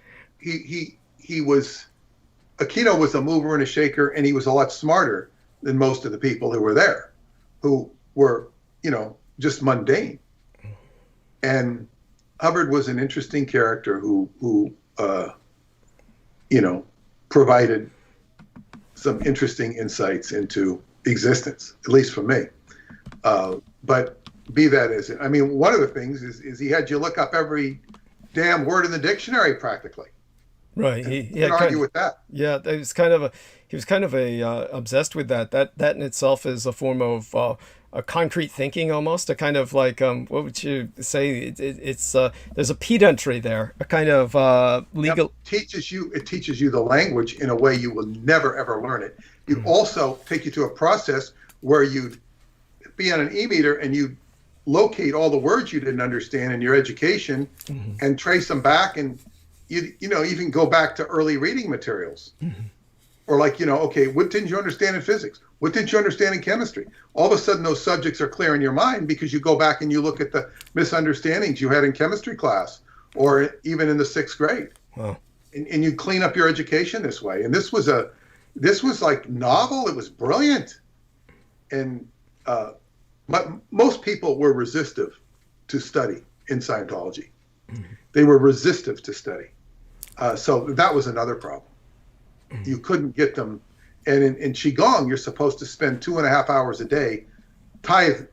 Instead of tithing to your church, spend 1/10 of your day, 24-hour day, 2.4 hours to 1/10 of 24 hours, dedicate it to yourself. So you exercise, you make yourself better. In Scientology, they have the same thing. You study or you get processed. You dedicate that time to yourself. To get most people to take that, they would have so many damned excuses not to do it. And you'd have rules, laws, policies to tell them to do it, and you'd have to fight them. So I find the same thing in fighting people to do Qigong. Okay, do this exercise and it'll help you. No, I ain't gonna do it. Okay, fine. Same thing in Scientology. It wouldn't matter what. These are human beings. But anyway, one day, I had a few hours left off of my day off, and I went into the public library in Clearwater, where I read the Encyclopedia Britannica from about 1880 or something. They had old Encyclopedia Britannicas, and I read a whole life history of the Buddha that was written in about 1880, 1890. It was fascinating. I said, how did they get in this information? It was by, Rudyard Kipling or somebody of his ilk, Right. who went in and just was studying, apparently with no agenda. Apparently with no agenda. He tells, and it was a biography. It didn't include any of this stuff. It was more of the conventional story of this is what happened, this is how he had enlightenment, this is what happened. And the way they said that he died, and I have read this in other versions, is that he was bit by a snake, which was very symbolic in and of itself. He was old, he was 80-something years old. He was bit by a snake, which was symbolic of the snake. And and he died. But by the way, the Asians would interpret that very differently. That kind of myth or symbolism would be that he invited the snake to bite him because he, of course, was sheltered by snakes throughout his life. I have published the illustrations that Buddhists have produced of the Buddha relaxing under the shelter of a supermassive cobra who spreads his wings, so to speak. Well, it's very symbolic that he was bit by a snake. Right. Any way you want to look at it. Right. Yes, the Christians would take it differently, however. The no, Christians. I wasn't looking at it from the Christian sense. Understood. I was looking at it from the sense of the serpent, and all of that represents the. But it was all good, and it sought to portray him as a historical character, which I thought was interesting. And then it said the last words of the Buddha were something to the effect of, let me think, decay is inherent in all component things. Work out your salvation with diligence. And I felt a certain enlightenment. Like I said, wow, things never change. Things will always change, Change is a inherent part of the universe. I went back after this afternoon reading. It was like sort of an enlightenment. And I ate dinner. I went up to my room where I had my roommates. We were sitting around, and there was a knock at the door, and they said, somebody's here to see you. And it was this guy who basically told me I was assigned to the Rehabilitation Project Force, which was the, people call it the prison. It's the gulag of Scientology, of the Sea Organization. Oh my God. And it was like, okay.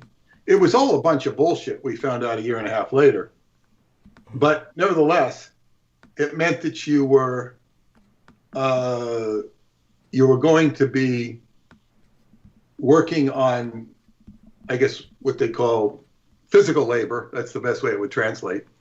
And 5 hours a day you would spend, receiving counseling or auditing, it was called, or doing it to another person. And you would go in and basically, there was a whole series of actions called expanded Dianetics, and all that would take, it was extensive. God, it was thorough. And you know what?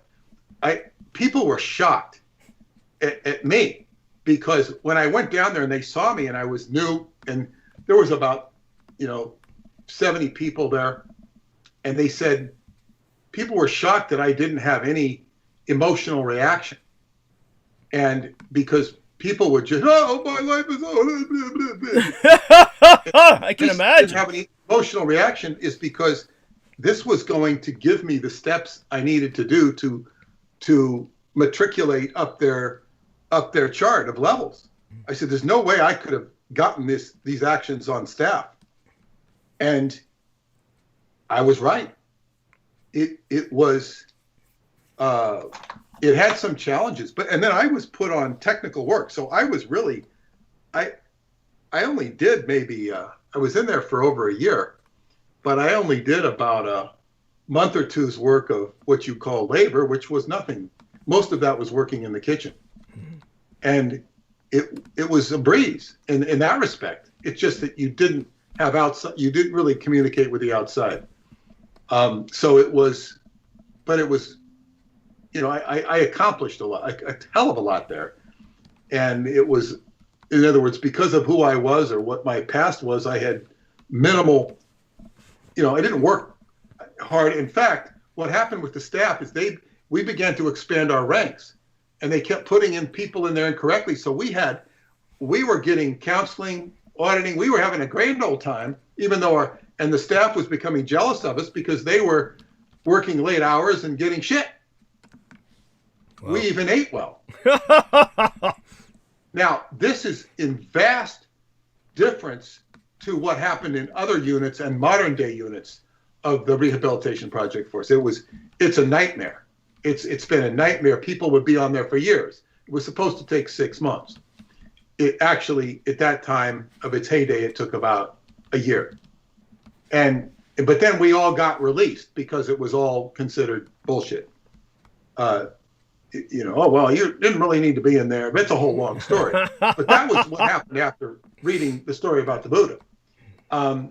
I would also say that diatribe features so many, I guess what you'd say, militant or negative aspects of creation that are reflected in the life of the Buddha.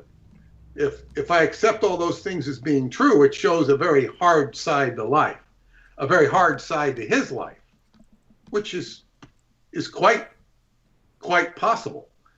You did quote the hard ass statements made by Jesus in the Bible. Yes. Dividing families and whatnot. Buddhism divided families. And if you go back, and you were a little soft on the Tibetans, although you did mention them, they were warrior. Yeah. And and then if you get into the monasteries, it's outright martial arts to defend themselves. So there is a hard aspect to life, in whether it's enlightenment. And of course, when people talk about the Buddha, it's all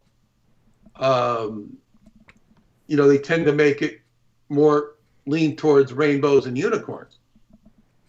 Although that's not really fair either. But there's some very sound principles in the Noble Eightfold Path and the Four Noble Truths, which most people are going to reject. And most people you see churning metaphysics or churning conspiracy, they reject the precept of right mindfulness. What are you putting in your mind?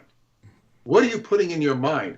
The virtue of Buddhism is in the teachings. And if they have any value to you, is about personal growth. And I find them, one of the things that tells you not to deal in arms, not to deal in drugs, and it has some real good advice there because it will generally make you happy. One section of the book on Qigong that is recommended reading, Qigong Empowerment, has a whole section on Buddhism. And it's integratable, stuff that should be learned and respected. So I think if I were going to give a dissertation on Buddhism, I would put a lot more of the teaching aspects. I would, as far as the hard-ass warrior aspect, and you're talking about the history of it, the history is, especially Tibetan Buddhism, is filled with all sorts of, war out of necessity. But, it's a learning process. But in Qigong, we were taught repeatedly, this is a martial art. This is a martial art. And of course, so much of the focus was on health and life. But one feels, one wants to be able to protect oneself from harm. But the biggest harm you will ever have, generally speaking, is your own self. You're going to be more harmful to yourself than other people will be harmful to you. And when people are harmful to you, it's generally because you've done something to acquire that enmity. And so therefore people get out of sorts towards you, generally speaking, for the average person. Right. So it's, I guess that's what I have to say about the Buddha. But as regards to the book, it's, I would say, and I want to integrate this into, I would have written it, but I haven't had time to sit down and write it, is that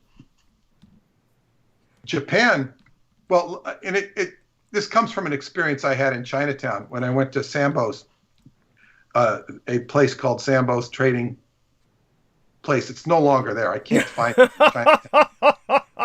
They must have suffered the pandemic. It was a very nice store. Yes. And she had her temple the very there. name might have been a factor too. I don't think so. I think it was a Chinese name somehow. Yes. And I said, you have a temple. I said, they had the Buddha with the swastika. They had was a Taoist temple, a Buddhist temple. And I said, what, you have this. It's Buddhist. What is it? She says, it's a temple. She says, in Chinatown, we have many people with different things. It's a temple. It's a sacred temple. We don't distinguish. In other words, and I would say the same, because Japan, the Shinto religion has Shin and Tao. Shin, it comes from Shin and Tao. And Shin is defined as spirit in Japanese, at least per the dictionary, the American dictionary. And Tao is way of the spirit. And so they integrate the Tao because it's the way of the spirit, which is the way of nature. And you have Buddhism, which is a staple of Japan up and down the entire archipelago of Japan. It's just Buddhism. Resting Buddhas, sitting Buddhas. So Buddhism is a staple of Japan culture. And you can't dismiss Taoism either. And you have Shinto, which is like, okay, so I'm taught in the 4th grade, the religions of Japan are Buddhism and Shintoism. These are the 2 religions. But but what happens is when the West goes to study, they want to divide everything up.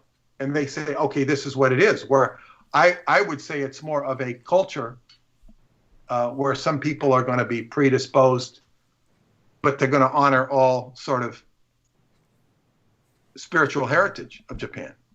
So what I'm getting down to is the Emperor Hirohito was the priest of the Shinto religion, but he's also living Buddhist virtues with his position on the war. Yes. Am I correct?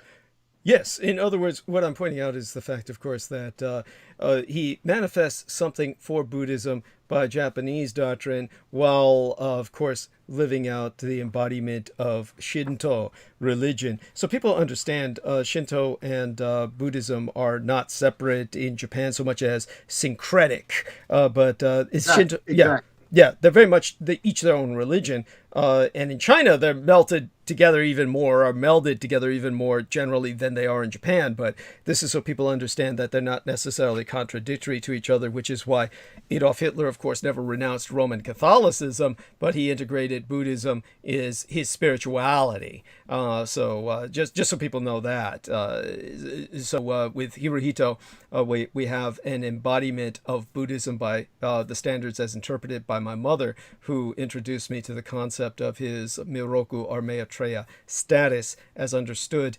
by many of those who understood the Japanese war effort. Bear in mind... So if we went back in time, we could have Hitler and Hubbard have a debate about who's more Maitreya. More Maitreya or who's more Buddhist. There we are. Yes. Though Hitler... And you could throw in Professor Irwin Corey if you ever heard him.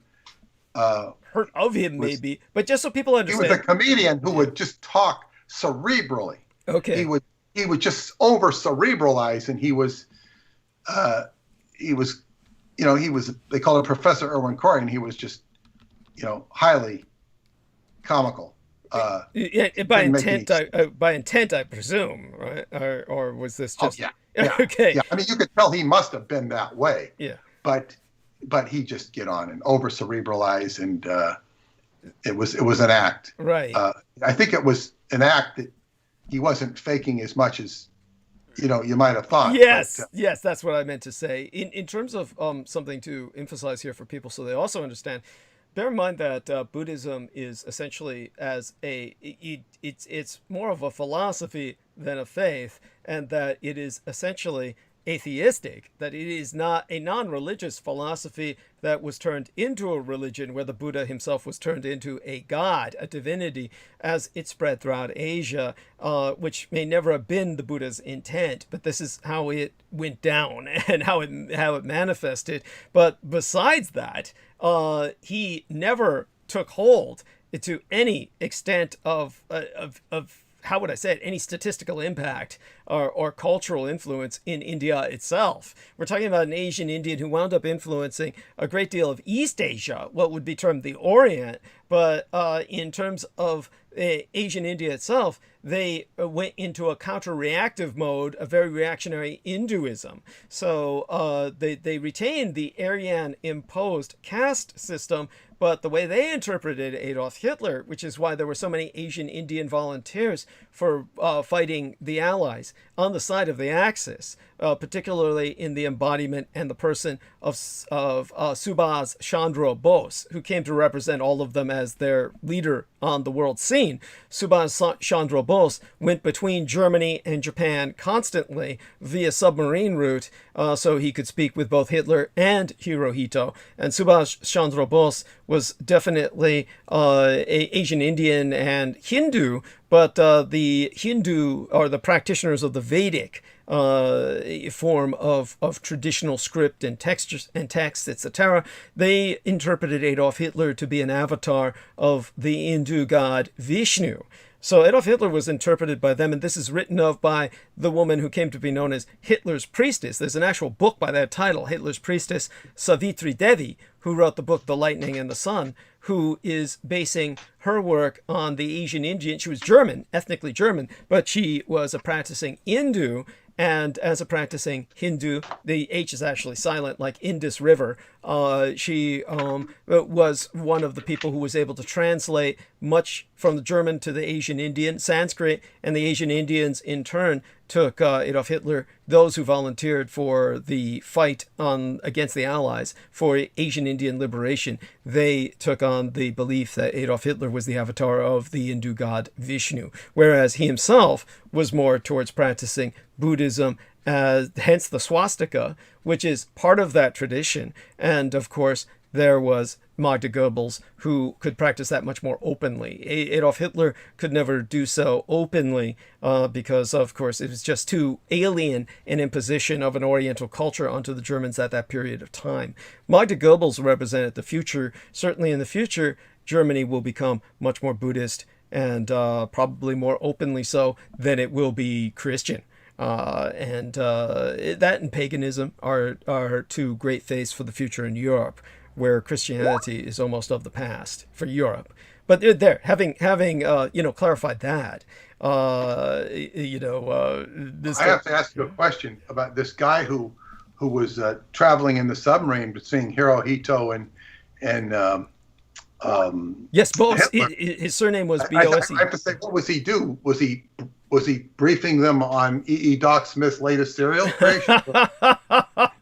What was he talking to them about? Subhas Chandra Bose was strategizing with them and receiving what they wanted of him if he were to succeed in his conflict. By the way, just to put this into perspective for people, the man's name is spelled Subhas, and in the past, when I speak of him, half the time I say Sirhan by accident, as in Sirhan, but it's Subhas Chandra Bose, and sometimes when I'm not thinking or I'm hungover or various times I'll say Sirhan, just so people know if they hear me referencing that in past transmissions, I really mean Subhas. So to spell his name, Subhas, that's his first name, and then look up Chandra is spelled very spellable for most Americans.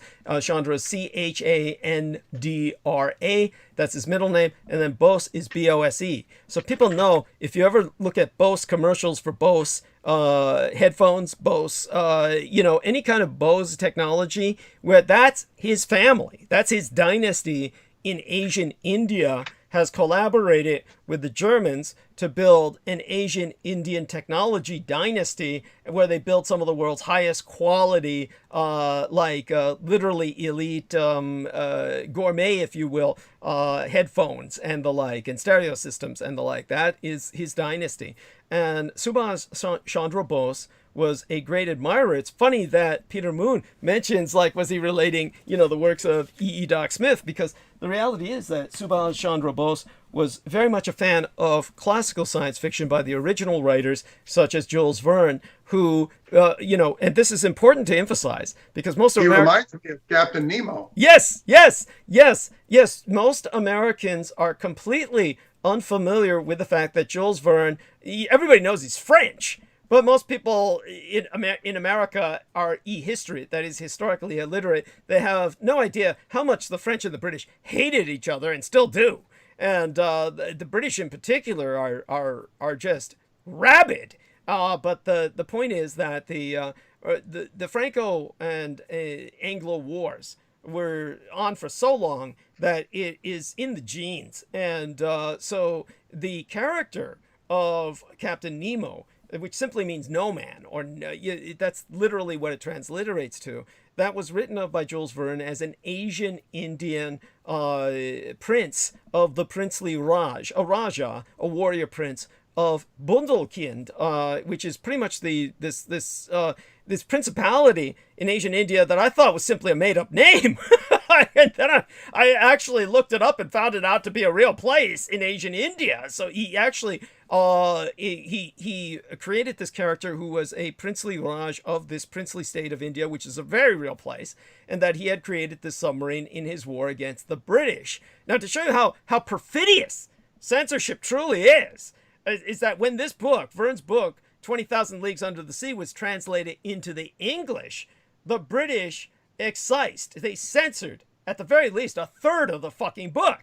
Because a third of the book is anti-British polemic in which this Asian Indian prince is explaining the backstory, what you would call exposition, of why he is at war with the greater British Empire, using a submarine to destroy their maritime power on the world's sea lanes. And this censorship went into the English translations of the books that were published in America.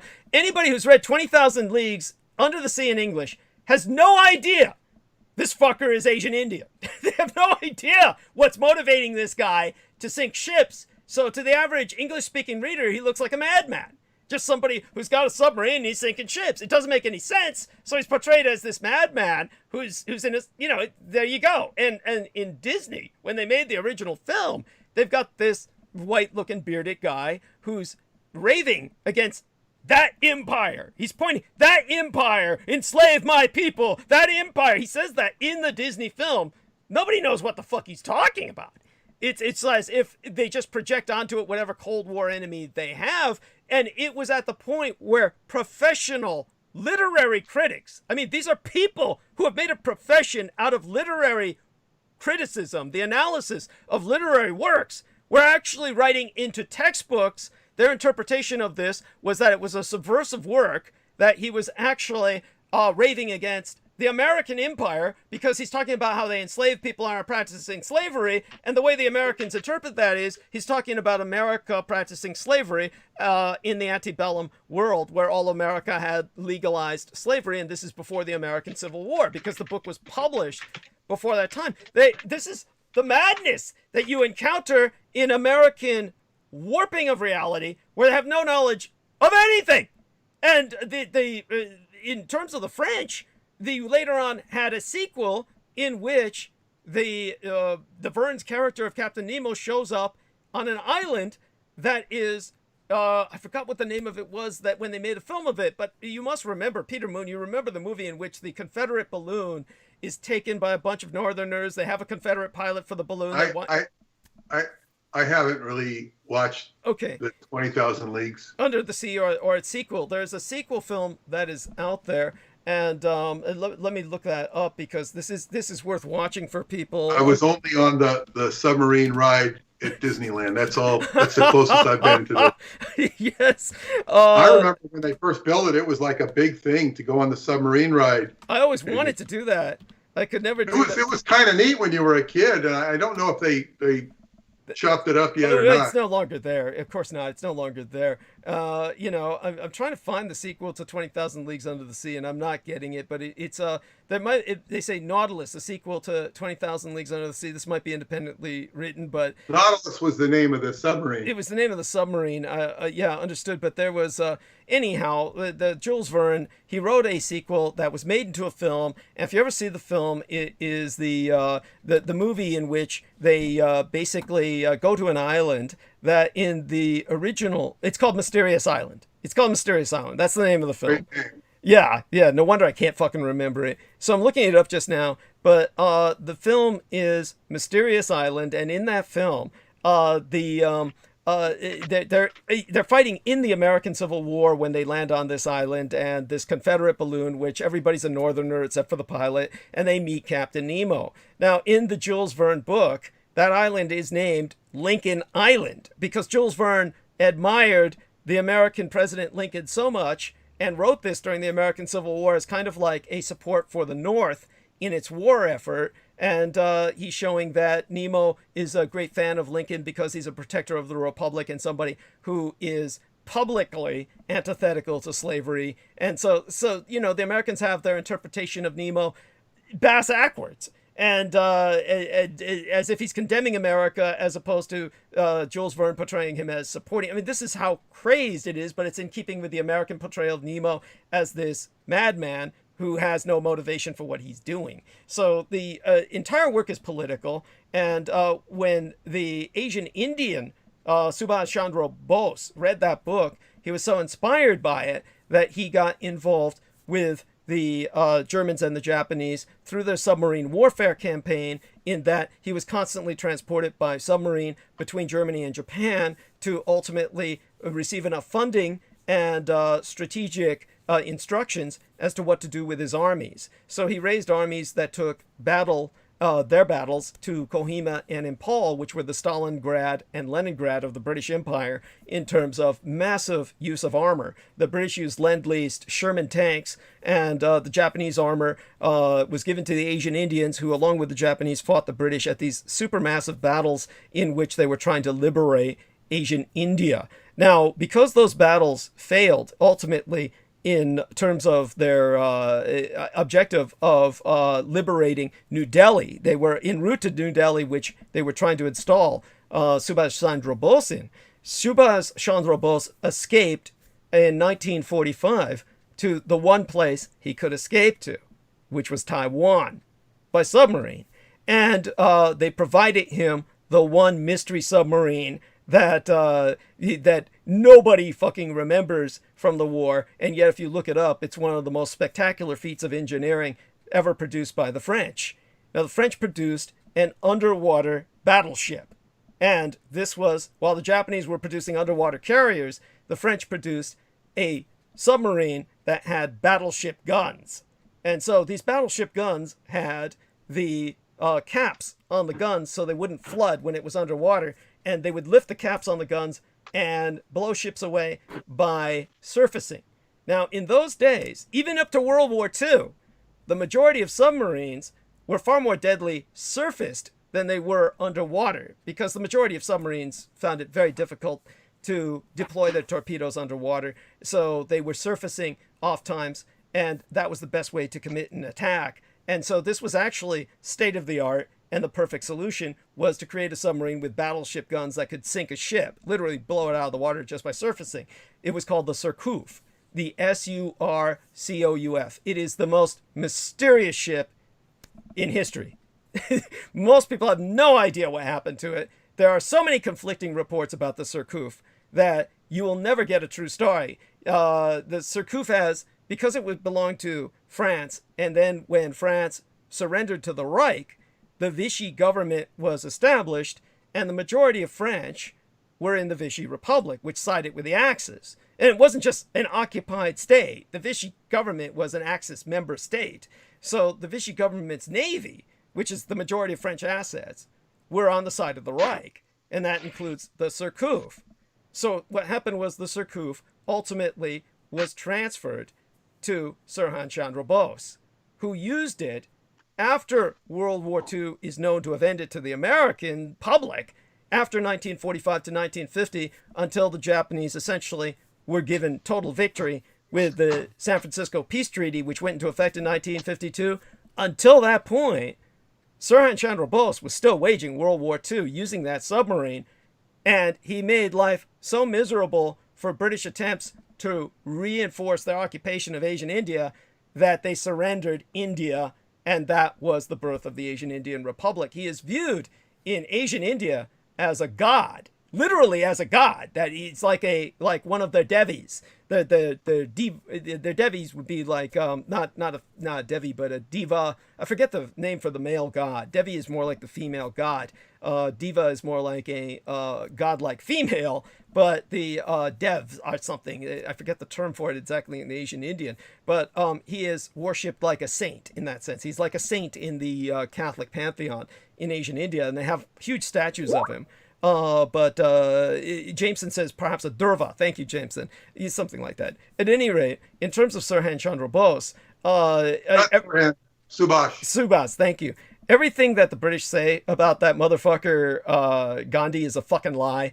Gandhi had nothing to do with anything, but the British had to say Gandhi because it was a balm to British embarrassment and their disgrace for losing to Sirhan Chandra Bose. So they just said, oh, because Gandhi's so peaceful, we're going to give India over to him. All of this is a complete lie. They make entire movies about him. All of this is part of the Western way of coping with decolonization and the fact that they got their fucking asses kicked every way, every which way to Sunday. And so the reality is that it was that submarine, the Surcouf, in the hands of Subhas Chandra Bose, that really gave India its independence. And it was during wartime. It was 1945. If you look them up, there are headlines saying, Japs say Subhas Chandra Bose is dead. I mean, these are British headlines, and you'll find them, if you look it up online, headlines. It says he died on 18 August after his overloaded Japanese plane crashed in Japanese-ruled Taiwan. Yes, that's what they say, is that the British will say that, and they claimed he was dead.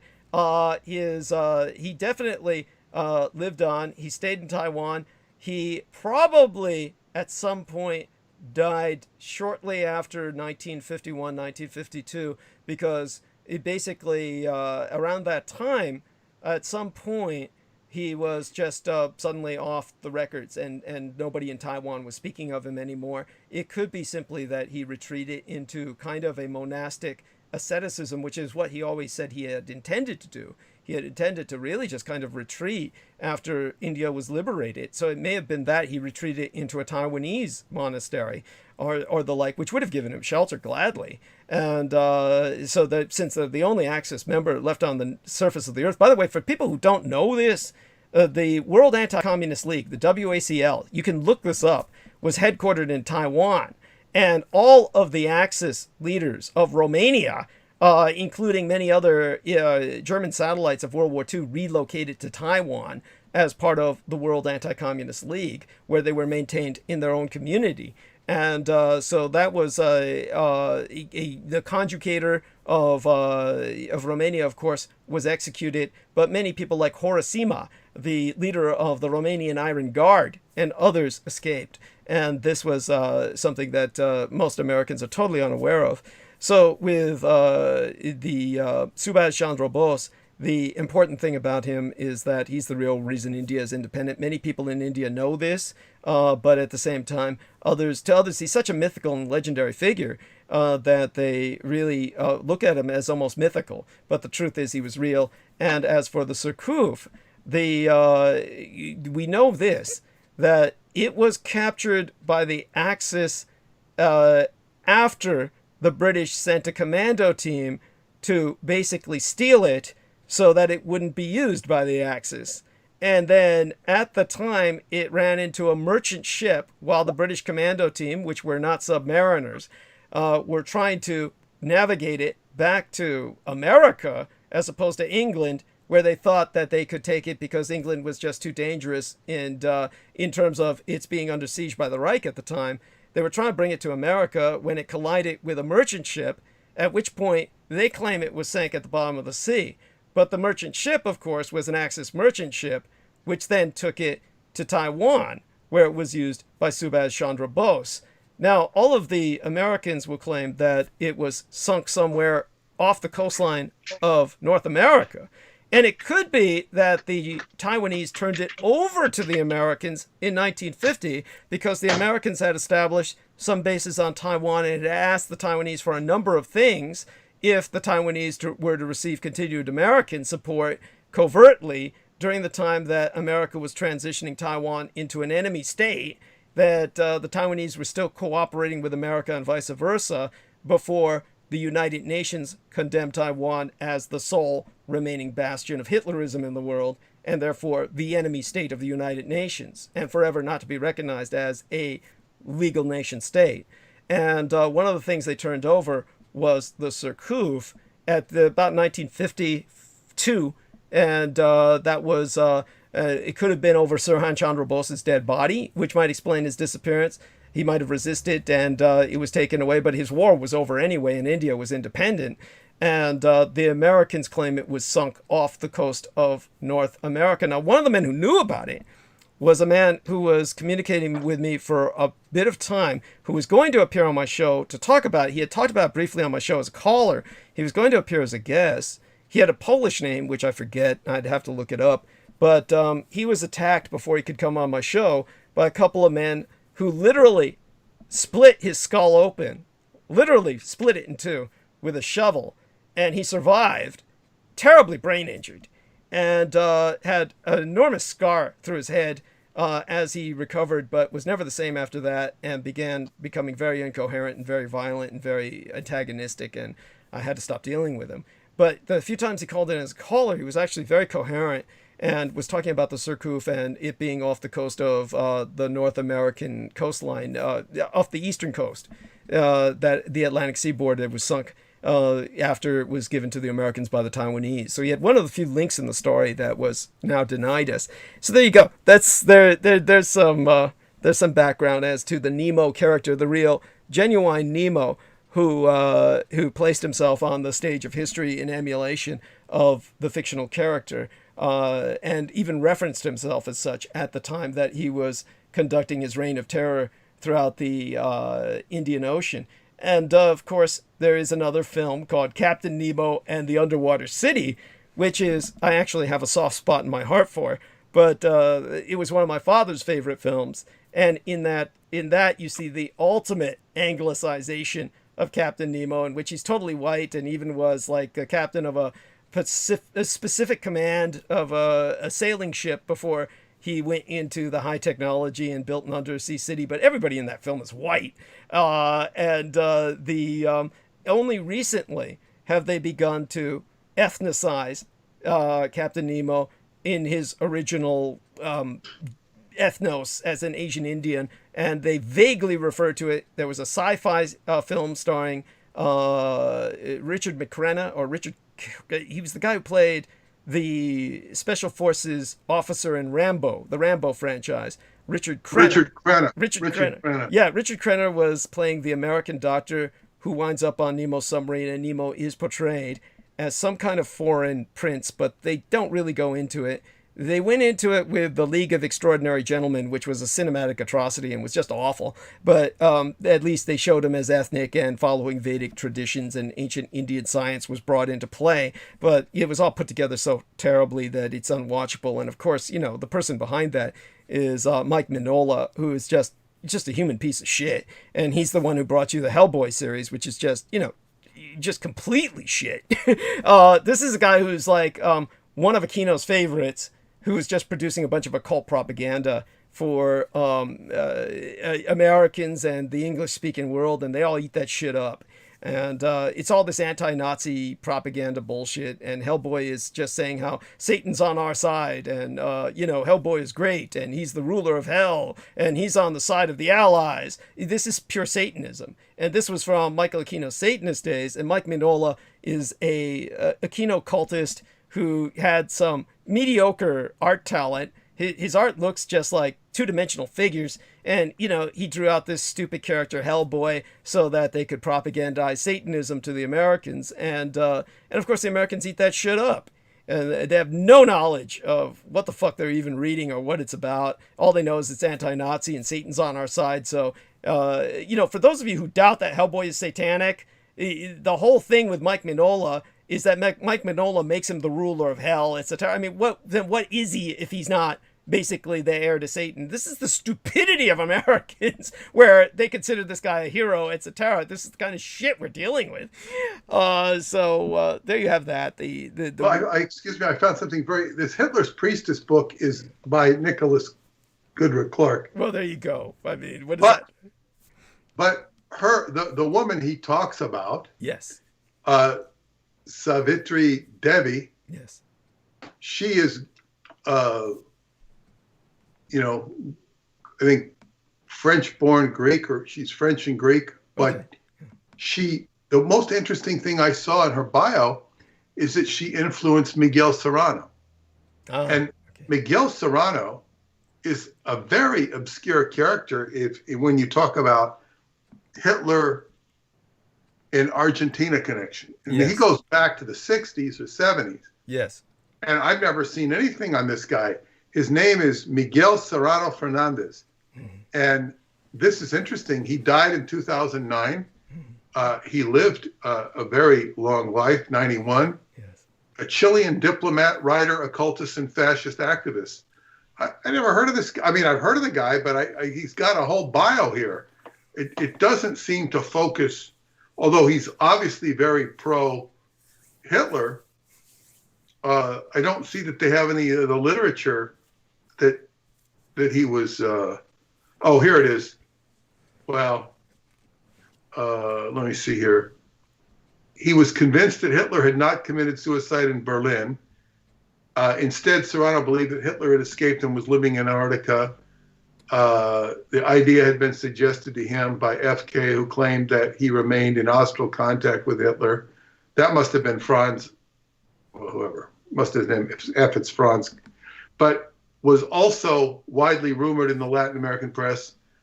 And then there's a book that's by somebody named Szabo, had influenced Serrano. It said a U-boat convoy had taken Hitler in safety to Queen Maud Island. Serrano traveled to Antarctica as a journalist with the Chilean army, wrote his own short book, which repeated Szabo's claims about Hitler's survival. There's more he wrote about Hitler, and it appeared in, said he also befriended Hermann Hesse and Carl Jung in Switzerland. So he's an interesting character that we don't know too much about. Yes, I mean, well, we know that most of his works are in Espanol, and we know little about them because they've never been translated into the English. So there's very little that is ever translated into English. So English-speaking readers and people who have access to the internet, their insanity lies in they're thinking that they have it all, that they have the universe of information at their fingertips. There's almost nothing out there worth knowing that is written in English. So they get very little, and they have no concept of how little they get. So this is what we're dealing with at this level of ignorance. And so definitely Peter Moon has brought up so much for all of us in this regard. But I have a question, and I don't know if you can answer anything about it. I alluded to it when I said the most interesting thing you could talk about on this subject, though, would be Hitler's involvement, alliance with the mysterious man with green gloves from Berlin. The man with green gloves. I know. You know, heard of that. A lot of that is the Tibetan connection is very important, and much of that alludes to that.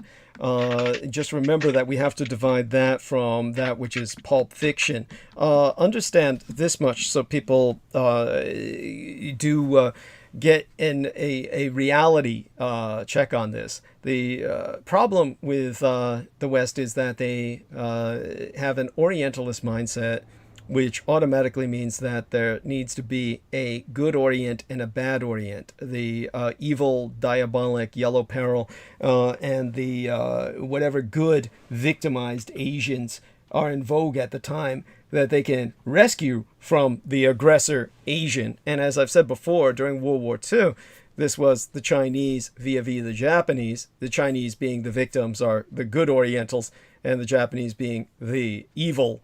Before that, of course, it was the Chinese themselves that were viewed as such until basically World War II came along and they reversed that entire equation. During the time of Vietnam, you could almost visualize this depending on whether you were conservative or liberal progressive. was how you interpreted your Orientalism. To the conservative, the evil Orientals were the communist North Vietnamese, and the good Asians that needed to be rescued were in the Republic of South Vietnam. To the liberal progressive, the good victims were the communist North Vietnamese, whom were being oppressed by the imperialist American empire in the imposition of what they felt to be a false elite republic over the quote-unquote people of Vietnam. This kind of division goes on with Tibet, and the belief in America is generally the Tibetans are these victimized Asians, whereas the communist Chinese are the evil. Now, as accurate as that is in the sense of practice, Americans would hate the Tibetans if they understood their Third Reich inclinations, the fact that they were an ally of the Third Reich, which is why the communist Chinese invaded. Now, of course, I'm the last person on earth to be rationalizing or justifying the communist Chinese invasion in that regard. Rather, I'm pointing out the context. The Tibetans are the good people in this case, in this situation, but they're good people because they are pro-Nazi. This is something Americans do not understand. And one of their emissaries was the man with green gloves. Other than that, there's not too much to know, or too much. Well, let me. He first appears in literature, in English literature, because he does appear in Berlin newspapers. Yes. It says, "Let us examine what Pauls and Bergier made of this in their Morning of the Magicians," a famous book. It was the one that first revealed the Karl Hausover connection. Yes. It says, in Berlin, and I'm quoting from the Morning of the Magicians, "In Berlin, there was a Tibetan monk nicknamed the Man with Green Gloves, who had correctly foretold in the press on 3 occasions the number of Hitlerian deputies elected to the Reichstag, and who was regularly visited by Hitler. He was said by the initiates to possess the keys to the kingdom of Agartha. It was in 1926 that a small Hindu and Tibetan colony settled in Berlin and Munich. When the Russians entered Berlin, they found among the corpses 1,000 volunteers for death in German uniform without any papers or badges of Himalayan origin." I believe these people that he's talking about were actually found to be from the Ukraine or one of those areas that it wasn't Tibetans per se. But why would you draw that conclusion? Because the Ukrainians were very open about their affiliation with the Reich. They were certainly antithetical to they were Asians. Okay, I see what you're saying. Yeah. They're saying that they found these thousands of volunteers for death in German uniforms. Right. Yes. And they were of Himalayan origin. They were not necessarily Tibetans. I once read a whole article on this. Yes. I wish I'd saved it, but they were actually just aligned with the Third Reich, and they were so Asian or Mongolian, but they were sort of a colony of, I think, in the Ukraine or a similar country there. That makes sense. Because they had to escape that area to go, where persecutors to go, the Nazis embraced them. Yes. In other words, you're talking about the Asian communities of the Mongols that are in the Kalmykia region, the Kalmyks. That is through or via the Ukraine or the Ukraine that they escaped into Germany. I think that is it. It's subject to my memory. Yes. But it says, so this book is saying they found corpses of 1,000 volunteers for death in German uniform of Himalayan origin. As soon as the Nazi movement began to acquire extensive funds, it organized a number of expeditions to Tibet, which succeeded one another practically without interruption until 1943. In Tibet, acting on orders from Dr. Sievers, Dr. Schaefer was in contact with a number of lamas in various monasteries, and he brought back with him to Munich for scientific examinations some Aryan horses and Aryan bees whose honeys had special qualities. The man with green gloves is supposedly brought back by Karl Hausover. It says, now, then the book goes on to say, here we find further occult details added to Teddy Legrand's fictional story. Oh, this is somebody pontificating. And then he says, no green glove Tibetan monk lived in Berlin to advise Hitler. How does he know? Yeah, yeah. It was in newspapers. Yes, obviously the man was real because he was printed in newspapers. My mother spoke of him, not that she ever met him to my knowledge. But in terms of what I can tell you is that what Peter Moon is referencing with the people that they found dead were like many of the volunteers who died fighting for Adolf Hitler were from all over the world. You had Arab legions, you had French legions, all of them. Don't forget that you can look this up and verify it yourself. And here I'm speaking to the public, not to Peter Moon, who knows better already that what I say is true. But Adolf Hitler had the largest army in fucking history. He had the largest army the world had ever seen. No one had a larger army in terms of sheer volunteers than Adolf Hitler. And they were the most diverse army in the history of humanity. These were blacks from Africa. These were Asian Indians. These were people of every nationality on earth rallied to Adolf Hitler. And the people that Peter Moon is speaking of is the Republic of Kalmykia.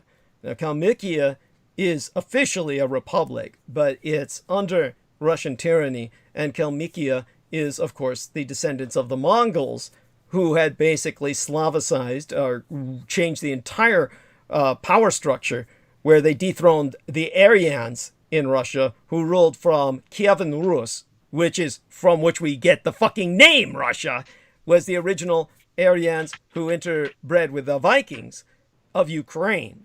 Those are the real Nordic Aryan peoples of Russia. And the Mongols would not deal with that stronghold of Viking Aryanism. They dealt with the Slavs. And so they promoted Moscow, which became the capital of the Russias, under the Slavic peoples in collaboration with the Mongols. And in terms of the Mongol occupation, when it left and the Slavs overran the rest of the Russias, this is why we get the term Tsar of all the Russias. There are different Russias. There is Ukraine, which is now simply denigrated as a borderland, and there's Belarus, or White Russia, quite pointedly White Russia, as opposed to Slavic Russia, meaning more Euro-Caucasiatic. And then you have, of course, the Kalmyks, which are the Mongol descendants that still lived in Russia. Those are the ones who were embraced by the Germans, whom Stalin tried to exterminate. The fact that there are any survivors even left to maintain a ethnically demarcated region, all of this is based on Slavic racism. The Slavs based all of their oblasts, all of their republics that constituted the Union of Soviet Socialist Republics as a union. These are all ethnically demarcated, even though the Russians drew the lines insanely, simply so that they could divide and conquer various ethnic groups. The core regions are usually of the ethnic groups, with various parts given to other groups so they could all fight over them once the Soviet Union collapsed. Not that the Russians foresaw that, but they were thinking that this would prevent the Soviet Union from ever collapsing by making certain there were always members of ethnic groups within other enclaves so that everyone would be interdependent on the Russians for the ultimate decision making. That was the idea. Of course, what they're left with is a Yugoslavia, once it disintegrates, across 11 time zones, which is what we'll have as soon as Putin dies. And so people might say, oh, that's reason to keep him in power. No, it's not. The ultimate, reorganization of Eurasia has to take place. And the Russians are now such a minority. There's no point in their even holding the majority of Eurasia anymore. There's not even enough of them to do so. What's really funny is that there's this person who I would never normally refer people to, an idiot. Well, I shouldn't say that. There's this goober out there who's an avocational specialist in military studies who calls himself, I don't even know his name. He uses a sock puppet with a Russian accent. And of course, that's because he knows Americans. By the way, this has been proven. In the old days, and people have heard me say this, I learned this from Michael Aquino, was that he said all kinds of studies were proven that the American psyche responds to British accents, and the American public will stop and listen to anyone with a British accent. The person could be reading out a recipe. They could be reading out from the telephone book just names and numbers. But Americans will stop and listen as if they're saying something important, because Americans know that every other American is so full of shit and so ignorant. They think that anyone with a British accent knows what they're talking about and must be saying something. That's why the Geico lizard speaks with a British accent. Yes, that's why. And so Michael Aquino was pointing this out. And these days, it's a Russian accent. By the way, this is completely true. Everybody who's succeeded on YouTube has done so because they've put on a Russian accent. There was this one guy who was a real specialist in guns. I got nothing against him personally. He was just this guy who called himself the Russian gun expert, and he was just on YouTube. He was doing all these gun videos that were really quite entertaining, and I enjoyed them. But the guy's not Russian. He just called himself a real Russian and shit. It was all an act.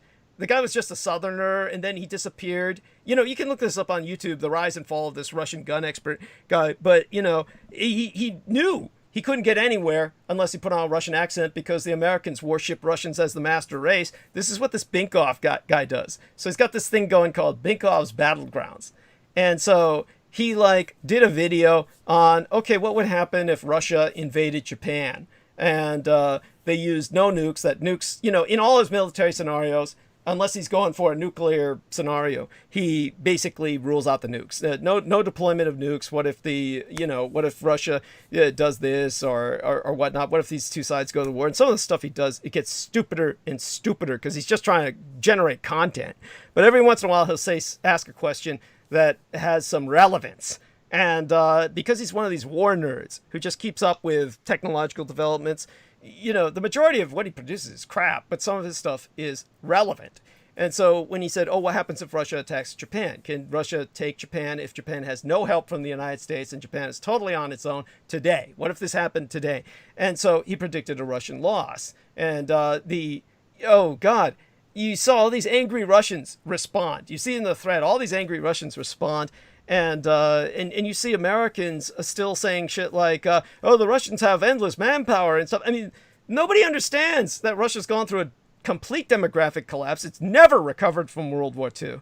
It is like at the time of the Vietnam War, when Americans produced a war game in the Defense Department simulating a world war against Russia. And people don't get this. Russia, unlike America, is surrounded by more nations than any other nation on earth.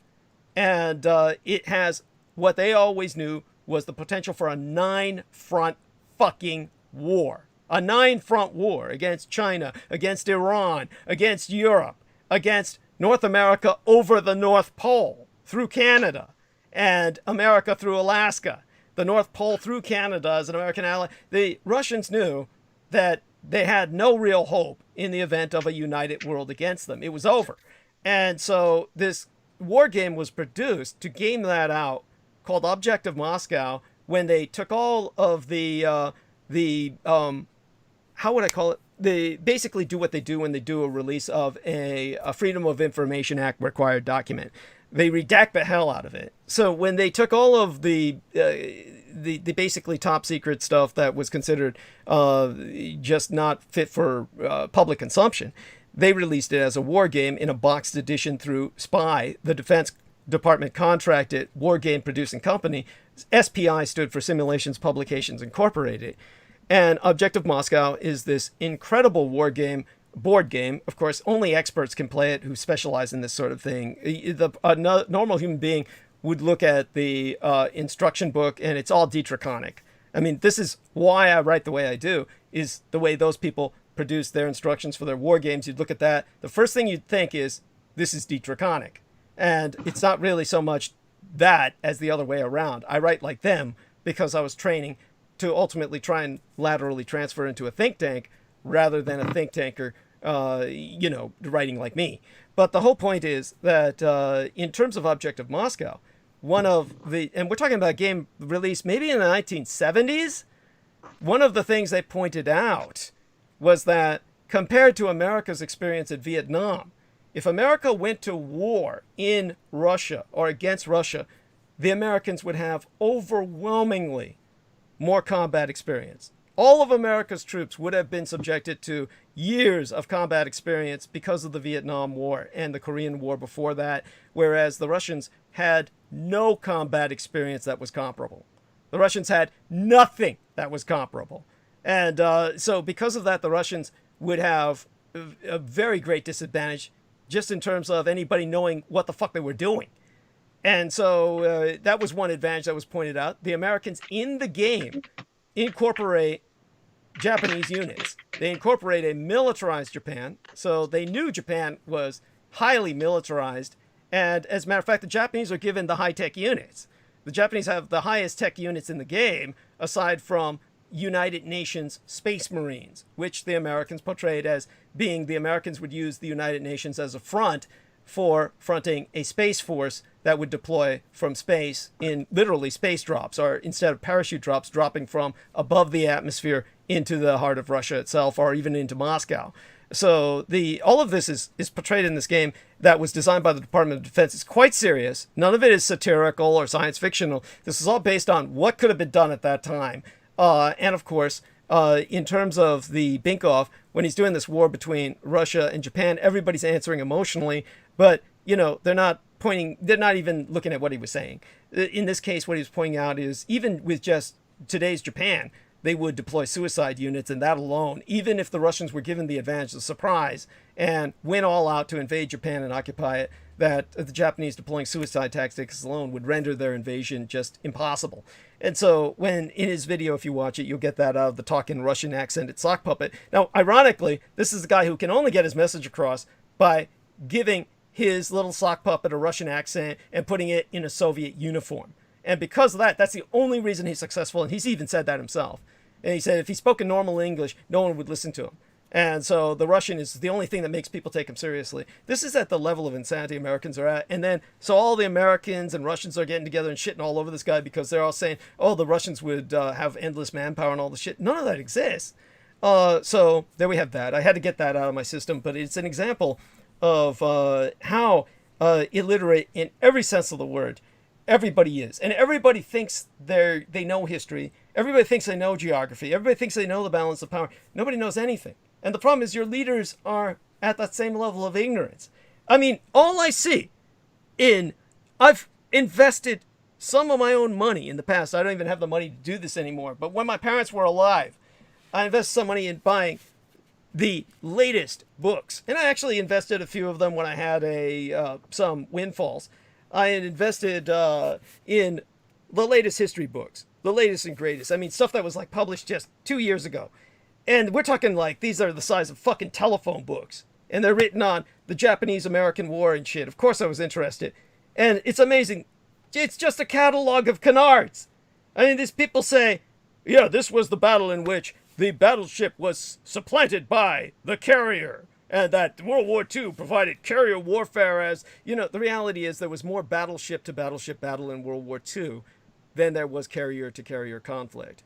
And carriers are not the rulers or the queens of the seas. All of this was just pure shit that these guys keep regurgitating. You see the same shit over and over again. It was impossible for the Japanese to win. Oh, balloon bomb campaign, a weapon of desperation in which nothing was done that was of any notable damage. Of course, all of this is totally out of context.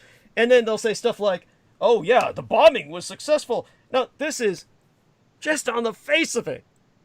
Think of the insanity. Basically, here are books written by professionals with complete military input. And they'll tell you the bombing campaign is what ended the war. The bombing campaign is what brought America and the Allies to victory. And they'll say that this was so, just the first time nations were ever conquered from the air. And, this is the reason why Americans keep on bombing. These bombing campaigns were total failures. Complete and utter failures. And the end result was that more Japanese industry was damaged by domestic earthquakes than by the U.S. strategic bombing campaign. And the Americans themselves said that. The United States Strategic Bombing Survey concluded the bombing had no effect on Japan. And yet everybody denies the conclusion of the people who were conducting the bombing campaign because the men who were running the Air Force need to completely justify their bombing. And it was at the point where, as I explained before, at some length, where Nixon, he said, to the Strategic Air Command. He said to the Strategic Air Command, by the way, for those of you who don't know, Strategic Air Command is America's nuclear bomber force. These are the 509th, what used to be the 509th U.S. Army Air Corps, which, of course, as I've given patches to Peter Moon, they maintain alien face patches to maintain the myth that Roswell was extraterrestrials. Rather than Japanese prisoners of war, they maintain as their fucking patches aliens on their patches. And that's their satanic inversion of Japanese prisoners of war as extraterrestrials, just to maintain the lie, because their lie, everything in your universe is a lie, because their atomic bomb winning the war was a lie. The strategic bombing campaign was a lie. So when Nixon confronted the Strategic Air Command before he got out of office, he said, I need to win a war to regain my popularity, to regain my reputation. So he said, I don't care that it's Christmas. He approached the Strategic Air Command, which is separate from everybody, separate in a distinct sense, even from the Air Force itself to a degree. And the Strategic Air Command are the heirs to the 509th. And he said, you motherfuckers said you won World War II with your goddamn bombs. Win me the Vietnam War. Bomb the hell out of Vietnam. Bomb the goddamn capital. And I want you bombing them now. And they had never bombed anyone before. Since Hiroshima and Nagasaki, they had never conducted a single mission. So these pampered favorites, these spoiled frat boys, were unleashed over Vietnam, hit the capital, and they were massacred. The entire, you can look this up, the entire 509th was wiped out of the skies. All of them. Every asset was lost. Everyone! They had no effect on Vietnam whatsoever. The Vietnamese blew them out of the sky. And, of course... With just standard artillery? With just surface-to-air missiles. Granted, they were provided by the Russians, but these were surface-to-air missiles. They were missiles. They weren't just normal anti-aircraft fire? Normal anti-aircraft fire was important. That was more to provide such a wall of flak that the Americans couldn't see their bombing, just like in World War II. But aside from some anti-aircraft units that probably struck and did some damage, it was really the surface-to-air missiles. And when the Vietnamese just took them all down, it was all over the headlines, all over the communist world. They called it the Dien Bien Phu of the skies. The entire Strategic Air Command was wiped out. They lost, every asset. But bear in mind, here's what the Americans were doing.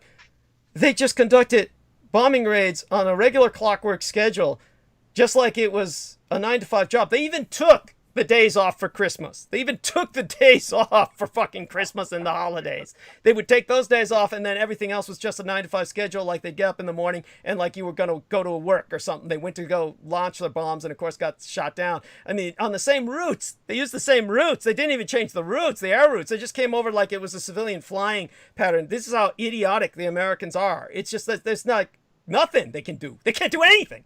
And so when they all got shot down, that's your eminent proof right there that the bombing campaign doesn't work. The Americans have been bombing ever since. They bombed Iraq. They bombed Afghanistan. You're still involved in those wars. They lost in Vietnam. They lost in Laos. They lost in Cambodia. And you can look up the bombs that were dropped in Laos and Cambodia. There were more bombs dropped in Laos and Cambodia, each separately, than there were on Germany and Japan put together throughout World War II. And all the conventional bombs are so many that they added together to far more firepower dropped on those nations than were dropped by all the atomic bombs. It's the equivalent of hundreds of atomic bombs were dropped on Laos and Cambodia in terms of sheer conventional bomb power, firepower, the ordnance. And this was the same in Iraq, only they were using depleted uranium. So you've got the radiation level of hundreds of Hiroshima bombs all over Iraq. I mean, and the Americans still haven't won a war, but they keep doing this because they keep saying they won World War II by bombing. So no matter what you buy in English, you're going to get these stupid books repeating the same canards that you won World War II because of this. Because of that, the Americans keep fighting war the way they fought World War II, and they keep losing. So if you keep losing these other wars, how can you possibly think you won World War II by doing what they're doing now? Using because carriers. They think they won World War II by doing that. That's why. There. Thank you. That's the situation we're in. So, and in order, of course, to fight the truth that I reveal, the only thing the Americans can do is send psychotics after myself to claim that I'm lying. And they'll try and attack the messenger. Okay, forget about me. Forget that I drink blood. Forget that I'm Adolf Hitler's son. Concentrate on the message. Forget that I cross-dress. Forget everything that I do to enjoy myself. Because we only live once, and while I'm on this world, I'm going to be who I am. That's not what counts. It's the fucking message that counts. Look at what I say. Ignore everything that's said about me. All of that is a lie anyway. Yet what I tell you is the truth. Before I go to bed, and I need to go to bed, I'll just, there's a, astrologically, there's going to be a big divide. We've had a political divide in the country. And from what astrologers are saying, it's much deeper than the media is letting you know. You know, they're waiting for the 4th March onslaught of the Capitol. Well, that wasn't going to happen. But the rancor and division in the country has been sort of just ignored by, it's still there. But there's going to be the next revolution will be, and it kind of gets underway now with Mars moving into Gemini, but Gemini represents communications in the media. You're going to see media, big changes in media. And that's what, so this could bode well for us. I hope so. With in a lot of stuff being revealed, stuff you've heard about on the news, and new stuff. Of course, this book will be very revealing, not only for what it reveals, but for what the chain reactions it creates. Because, you know, people have gotten so lost in the Democrat versus Republican or Trump versus Biden paradigm, it locks your mind. They're all full of shit. They're all, you know, both houses are full of shit, and badly full of shit. It's not to say that they don't do anything of redeeming value, but no, it's all very negative what they do, and it needs to be corrected. I don't know, but the next thing is a division in media, where people will start rejecting the media more and more, and there will be new technologies, and this could bode well for us. Well, our book has a real chance of changing history. And even, I'll tell it to you this way, as Peter Moon well knows, you have men who, like Karl Marx during his lifetime, who was no one to admire, but in his lifetime you would have thought he plowed the seas. Of course, he generated enough trouble where his name was well known, but it was after his death that enough of a myth was created around his person by Friedrich Engels that Marxism, quote unquote, which is basically Engelsianism, became an ideology that swept the globe. Of course, the Russians had already done such by force. My point is that someone like Adolf Hitler, with his book Mein Kampf, no one could cease publishing it. It has never been out of print. It continues to circulate. It doesn't matter what happens when you've got it down in print. It's given a kind of sacral manifestation that renders it impossible to really eliminate. So at some point, many works become world influencing. So even if no one were to buy a single copy in our lifetime, which I don't foresee is what's going to happen, I foresee that we will certainly alter the world around us by what we do now. But even if that weren't the case, sometime in the future, people would be looking at that and saying, this is what puts everything in context. And this is why it's so important. I've got to get to Peter Moon what I can as soon as possible. You know, I'm going to definitely try to get this done. What I sent him had just a few corrections in it that I'll go over with him on Tuesday, just some more insights I added to the paragraphs, and they haven't extended it by any discernible degree by length, so that's important. But Peter Moon, of course, is bleeding, as I am, to try and get this out. You know, his job is he's fixing everything into the narrative as best as he can. I'm trying to get some very important things to him that hopefully will be fit into the narrative. He's been very kind about this, very generous, very understanding, and I hope he continues to be. And we'll both make it work. He's definitely this would be impossible without Peter Moon. And his most important function, one of his most important functions, is making it accessible. And of course, one of the things that he knows people have short patience with is getting too technical or too bogged down in things that might be just overimposing on the strain of the mind. So he'll prune and hedge where necessary, but certainly there's enough of the technical, I guess we can enter, hopefully, to a degree, where, at least it will satisfy some people in that regard. Certainly, the latest that Peter and I have been dealing with among Marcus Island, he's been doing most of the work on Marcus Island, and he's especially been dealing with the United Nations bureaucracy. It's kind of short. It's kind of a short still chapter, yes, or short edition. But it's all good. Yeah, but it's what were we talking about before we went back into the book? The man with green gloves. no, I was talking about just the thing of the media. Yeah. And I love what I just read. I have to share this with this Federal Reserve Chairman, Janet Yellen. Yeah. She says, inflation, she says, the bond yield is going up, but that's not inflation. That's a sign of recovery. She's so full of shit. It's like oil prices are skyrocketing. Oil prices are going to kill the stock market and the economy to the extent that those stocks are dependent. It's going to cause UPS prices to go up, which affects me directly. Right. It's with books. It's very expensive to ship books now. Not the person who orders one book, but shipping out books. It's becoming cost prohibitive to publish at all in the traditional sense. It's like, you're going to go online or print on demand. But yes, it's like, when the oil prices go up, this is so inflationary. This is what caused inflation in the 70s, the oil prices going up. And it's just like such a disconnect. It's bad to say inflation. She's saying, well, no, this is not inflationary. This is the recovery. There's a lot of reasons to believe oil prices are going to go way up.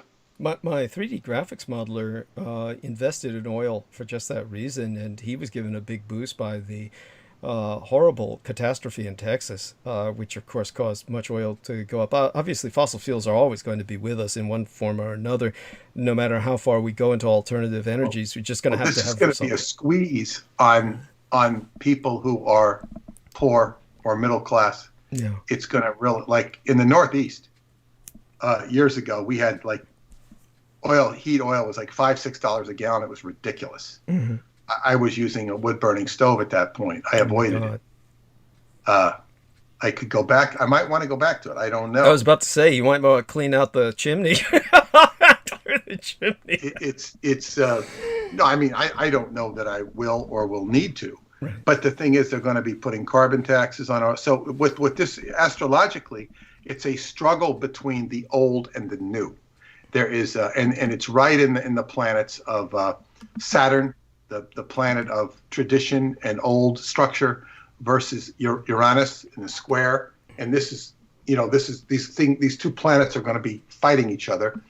Uranus will win; it always wins, which means innovation. But for people in the Northeast who have heating oil, if they're going to be taxed out, they're going to have to use electric heat. It could also turn into the demand eventually becomes so low for oil that it becomes reasonably cheap. But no, Biden has completely put the screws on the price of oil just because he has a completely different policy than Trump. we're going to get the world off of oil. And it's so in the meantime, there's pain and to those who can't afford it, it's a lot of pain. But, for somebody to say such a statement like that is just so asinine. And she's the multi-millionaire director of the Federal Reserve. And, if you're a multi-millionaire, which she is, who the hell cares? Yes. Yes.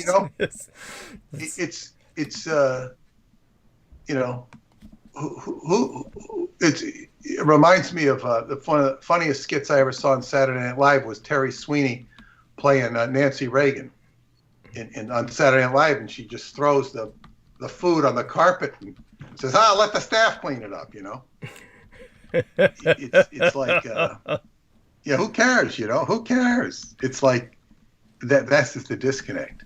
And when people say stuff like that, see, Janet Yellen has not been a target. She's, I think, generally been embraced by Wall Street.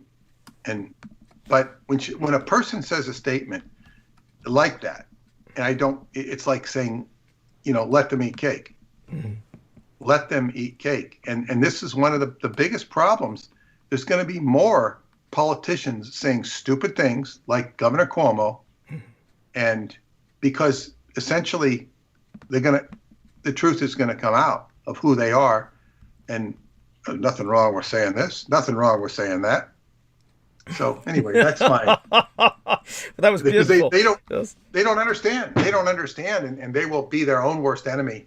And they just haven't exposed themselves yet because it's not been time. Just give them rope, and it's funny. You might see this whole thing with Washington being cordoned off with. I think they took the razor wire off. I heard they took the razor wire off. Maybe I haven't looked myself, but you might find a story like some senator, being stuck in the fence or something, and he can't get out of the fence, and people are throwing tomatoes at him or something. You might find situations like this because it's they have won the enmity of the people. And there's a lot of people who are in the Biden camp who think things are getting right and they're sorting out. And boy, that Obama sure had things together. And this is how people think. Well, definitely. I don't know what you feel about my 3D graphics modeler investing in oil, but that was you might want to consider it based on what you're saying. Well, it sounded like he made a good investment. Yeah. Yeah. He's. Yeah. Go on. I mean, it's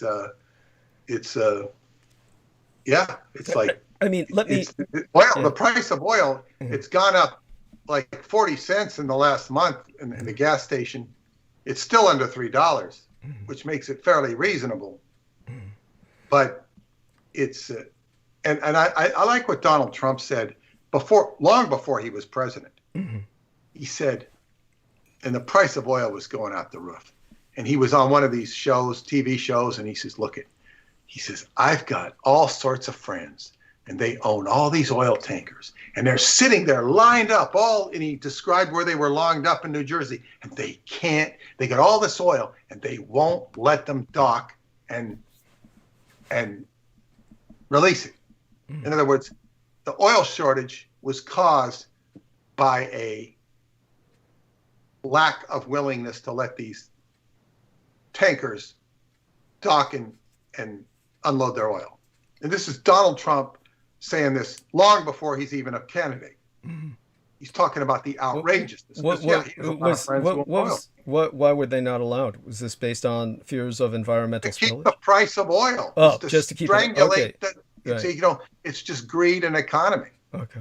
And I once had a friend who was dealing with oil people, and they were very cynical. The guys who own, they just didn't give a shit about human beings having to pay for, oil. Yeah, basically to live. I mean, before you go to sleep, in the first week of February, meaning just pretty much like a year and a month ago, I remember CNBC's Jim Cramer because it was on a Friday morning, which was probably the 3rd of February in 2020. They Exxon and Chevron both reported really disappointing earnings, and that's when he said, basically sputtered, "I'm done with fossil fuels." He said, "They're just done. We're starting to see divestment all over the world. These stocks don't want to be owned by young people. The world's turned on them. They're tobacco." That's what he said. Now, you know, he might be right about investor And sentiment. you know, the prices of those stocks has done nothing but rise. Yes. Yes, thank you. Yeah, yeah. And I remember when he said Apple can go straight down. It was like under $50. yeah. And, you know, he was totally full of shit.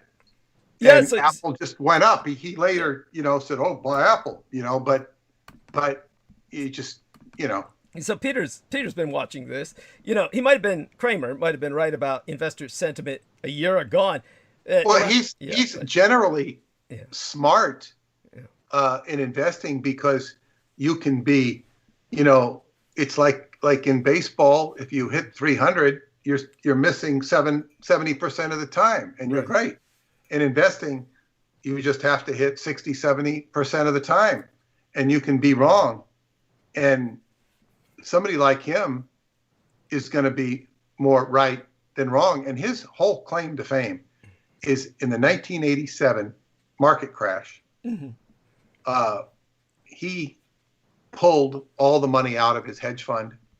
He pulled it all out just right before it crashed. He said, "This isn't right," and he was right. And how lucky he was, and how smart he was. It was smart, but it was also luck. And anybody's going to tell you that it's luck, and that made him an icon. And and you know, he understands things. But how can you be? You know, you can't be right all the time. So he can say some really stupid things. Yes, he did. He did. I mean, basically, just to reinforce that point, you know, at that time, of course, the energy accounted for just maybe about close to 4% of the value of the Standard & Poor's 500, which was down from 16%, say, way back in 2008. But around the time of the stock market crash in 2008, and the sharp market reaction that he was reacting to showed that even the remaining investors were skittish at that time, because the Exxon stocks had fallen about 4% or more, and Chevron the same amount, you know, which wiped out about $19 billion in the market value. But he was wrong about comparing oil to tobacco. If tobacco industries shut down tomorrow, the world would be a better place. But if the oil industry shut down, we'd return to the dark ages with human suffering on an unprecedented scale. It's also interesting what he said about Tesla. He just, you know, talked about how stupid that stock was. But it is bizarre. There's a lot going on with that company. Now he's saying, go with it, go with it, go with it. Yeah. And Tesla has crashed lately. Yes, that's right. Since he started promoting it. Yes. But Tesla is something that young people believe in, because it's the new world. It's electric cars. It's electric cars are the new thing. But nobody makes electric cars, and Tesla's cars suck. They suck. They might be nice and luxurious. I haven't been inside of one, but you can't drive them without having to, you know, charge them with a system that costs over 10 grand, I think. Yes. The good one. And then if I wanted to go from here to Philadelphia, you know, I'm going to have to charge my car, and then I'm going to have to let it sit for 8 hours or something. And it's like, what the, you know, where am I going to do it? I'm going to have to pay somebody to do it, unless my cousin's got one in his garage I can use. Yes. Yeah. And oh, by the way, can I sleep in your house? You know, it's like, the Tesla is good for driving around the city, where it's going to be vulnerable to being banged up as well. So, yeah, I mean, it's a car that leaves a lot to be desired. it leaves a lot to be desired. Yeah, well, it's definitely beyond that. You've got the CEO who had such a scandal, and Elon Musk has had his scandals. I mean, talk about there goes some people that you need to personally look at, and these people have been very bizarre in their behavior, and they revealed yesteryear, the year before yesteryear, this next generation version of the off-road vehicle. There were all kinds of outright lies. They've been described by Bloomberg as an ocean of lies that these people were building their career on, that has just resulted in a crash and burn. It's an object lesson it's just basically talk about this is something you need to divest from, would be Musk and the guy who was involved with Tez, the Nikola person, the executive chairman, Trevor Milton. These are people who I'm not quite sure if we'll talk about that some other time. Obviously, the world loves a good scam. Yes. And it's like there has been so much money generated by these vaccines, and it's highly possible the majority of them will never be used. I can't say what's going to happen, but a lot of people are rejecting the vaccine. They don't want it. This is regardless of its merits, and many people in the medical field that will not take it. So you might find, and then as you find the pandemic winding down, it might just kind of lose interest. But the bottom line is there'll be a lot of billions that have been made and generated by the government, and you might find even scandals about it. There might be a lot of this stuff's coming out about, this, that, and the other thing. And if it's not about that, it'll be about something else, where just like we had the Enron scandal and all this stuff, and it's one scandal, with the savings and loan crisis. It's, as they say, the world is run by scammers, and the world loves a good scam. Yes. The only crime about scams is getting caught. Thank you. And so this is the world that we live in. So you have to, take care and watch yourself, and it's probably not a good idea to sell your car right now. Yes, Peter and I will be breaking the scam of World War II. And what he's referring to with not selling your car right now, just bear in mind that global demand for oil and gas will not peak until after 2030. And in the meantime, the industry needs to keep doing what it's doing. Shunning oil and gas stocks is a spectacularly silly way to fight climate change. But in terms of what you said about the vaccines, I have one individual who asked me on the channel here, who is the same individual who gave me this wonderful comment, just so people know about this, because it does deserve to be read. This same wonderful individual who said the other day on my Winter Glow episode, which was probably the most reviled episode, got 13 thumbs down on that. This Jean Yuri Schultz said, "Your history on Christ was life-changing. Thank you for bringing me closer to truth.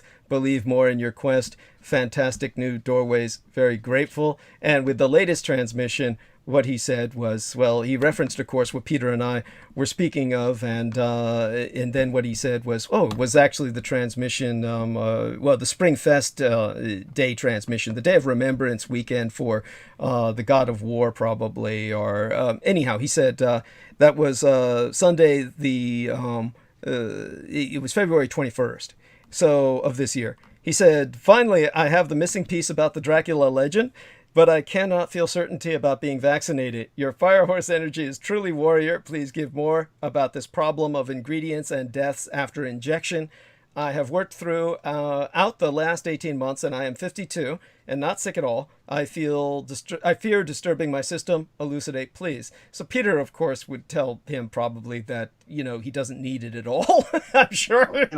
I can't say that, but I can't say that. But I can tell you that I talked to somebody in Romania yesterday who got his second shot, and he was sicker than hell. Ooh. I mean, it was horrible for him. Which is, could happen. You hear bad stories now and then. I don't hear too much about it anymore.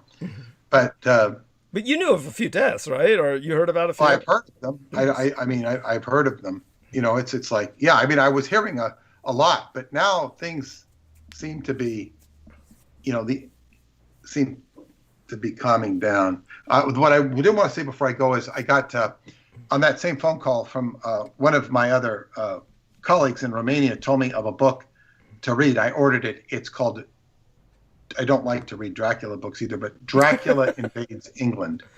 And it's by, you can get it on Amazon, but it's by a PhD scholar in, I think she's in Montreal, Christina. He told me to write to her, but she wrote a book that basically goes into why the book Dracula was written, why Bram Stoker wrote it, and how it was all about colonialization of Romania by England.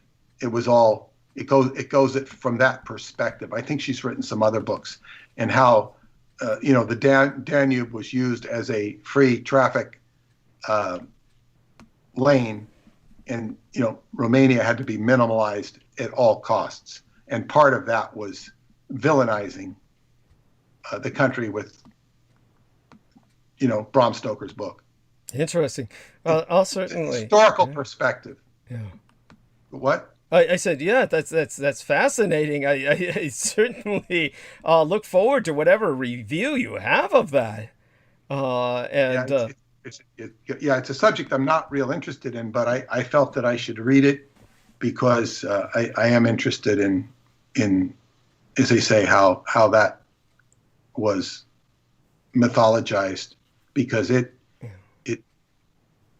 just really has put a pall over the country and a misrepresentation, which I think actually serves it, because it remains a hidden land. Yes. Treasure. Yes. It's a hidden treasure. Yes. And people that go into there looking for Dracula are going to completely miss the point, the nuggets yes. of that tree. Yeah, that is if they're pursuing the literary Dracula, the construct, as opposed to the history. But I know Peter tends to think of that as a distracting history from other aspects of Romania, and for the average person, that's the case. It very much is. And I had once had an argument with this film director in Romania. She was telling me how important it is, and I'm trying to tell her it's not that important. At the same time, my friend is doing a movie on Dracula because he will capture people's attention with that. That's how it's done. Yes. So that's, yeah, and that's okay, but it's not the Dracula they want to, or, you know, that Hollywood wants to portray. Understood. And it will be it's in fact, my friend in Hollywood was shocked at how incredible the cinematography was doing. He knew the exact camera he was using. And when I first saw his initial shots, I criticized the cinematography, and he sure corrected it. It's like, because I said, it's great, everything's good, except there's something about the picture that's just not right. And God, he got the best cameras, and you know, he gets funding, you know, he raises money, and boy, is the cinematography, whatever was wrong with it it's not wrong anymore, to the point where it was being praised. And it's incredible. So I look forward to seeing his film. I think he released something, but needed it translated. Well, hopefully someday. Yes, hopefully. Pardon? Oh, yes. I just wanted to say that I really appreciate that. Ryan C. Bailey, I wanted you to hear this before I spanked you on the butt and sent you off to bed. He says, "Good evening, Douglas and Peter. Great show as always. I love progress too, but we must admit the electric cars on the road today are only slightly better than a horse in terms of absolute freedom of movement. Cheers." And he has the little emojis of cars and sailing ships and planes, jet planes, passenger planes, and horses, and a thumbs up. So there you have that. And I think it's functional to get around, you know, Long Island or New York City, if you have one of those chargers in your garage, Yes. and people do, and you're going to drive, to work and back, or, you're gonna go to Manhattan and back, or whatever you're going to do, go to New Jersey and back, as long as you're within a range. And for the most part, I never violate that range. Even if I take a little extended version, I don't violate that range day to day. I don't drive very often up to Albany or to Philadelphia, which is, these places are 3 hours away. I just don't. Montauk is 2.5 hours away. That, I don't know how, if that would be in range. So, that alone presents some of the logistics. But that's the one I don't know. But then I don't have never desired a Tesla, never wanted one, and I'm just too turned off by the men behind it. The men behind it make me sick. I just they're cringeworthy. But they might be though better than people that work at GM and Ford, only because they're at least innovative. I suppose. I suppose. You go into. I mean, I once went into looking for a GM car, and the first thing that shocked me, my father would get company cars. And they were from GM, Chevrolet. And I went in to look at this car, and I said, this is the same damn smell when my father brought a car home in 1961. Wow. It's the same damn smell. I didn't forget it. I haven't smelled that smell in years. Like, it's the new car smell of a Chevy. I said, this is ridiculous. And it didn't smell good. I mean, maybe it smells nice. But I said, I don't want to smell this smell. This is, maybe in 1960 it's cute, but not now. And the car was so expensive for what it was. It wasn't anything too impressive. And I said, I can get a, much better car for a much better price. I said, what a bunch of crap. This is who they are, and it's like, we're perfectly okay to sell this car. So no wonder it goes broke. Yes. And this is an attitude. It's like disconnect. And I have a local Toyota dealer that they are so stupid. They aggressively go. I mean, they're aggressively bad salesmen. I said, don't talk to me that way. I said, I know how the sales don't talk to me that way. And they keep talking to you that way. They can't stop. So you start insulting them. Yeah. And, they don't get it. It's very sad. Well, it's a very desperate job. But you know what? If you don't work with the customer, the person's going to walk out. So why not change your tactic? And and my friend who works for Toyota, he said that he'd actually given this same dealership a deal. Hey, look, you got a customer down there. He wants it. Just do this. And they blew him off. They didn't want to do. It was like a sale. They don't know how to act. No. And they're on autopilot. Yeah, I'm sorry. Go on. Salesman. Yeah. And Hubbard taught this in a book called Big League Sales that he endorsed. He didn't write it. Right. One of the things in that book says you always treat the prospect at face value. And like, in other words, he talked about this one person who came up. He looked like a farmer who didn't have a dime. Mm-hmm. He says, you don't disrespect the person. This guy, but 10 or 15 trucks. Oh, there you go. He didn't look like a customer. He didn't look like anybody had any money. So you don't know what that customer has.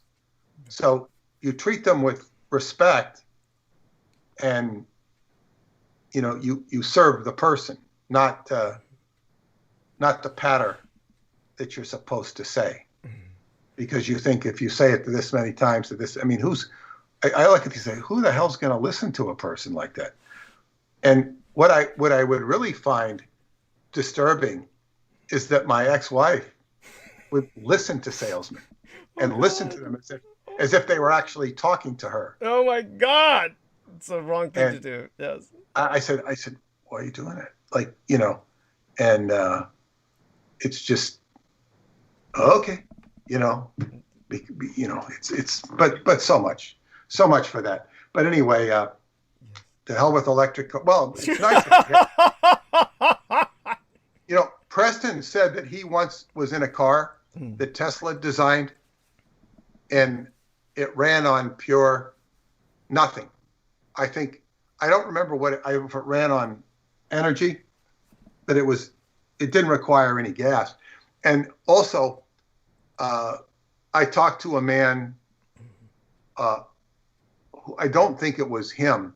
He was a psychotron. I think it was his brother, who saw Texaco had a car in the 60s or 70s that ran on just water. Yeah, everybody, by the way, that circulates. Everybody brings that up to my attention.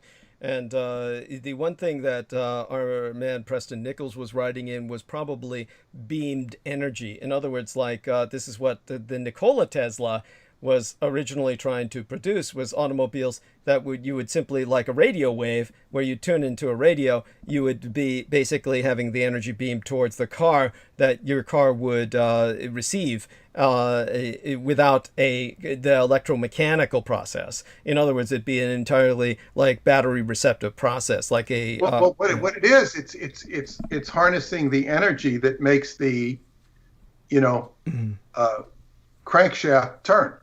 Right. Yes. It's getting it to turn. You know, it's however you make that turn, whether it be a battery, whatever it is. That's the trick. Right. And you know, it can be done. But then for a long time, you know, see, when we get into this automobile stuff, it's like there used to be a patent or instructions on how to build a carburetor that they used to use on tanks, because a tank would, you know, could use a 1 gallon of gas, or what is it, like 1 gallon per mile. They just suck up all this gas, so they had to get a special carburetor so tanks could actually be somewhat fuel efficient, because they took up so much gas to move a heavy tank.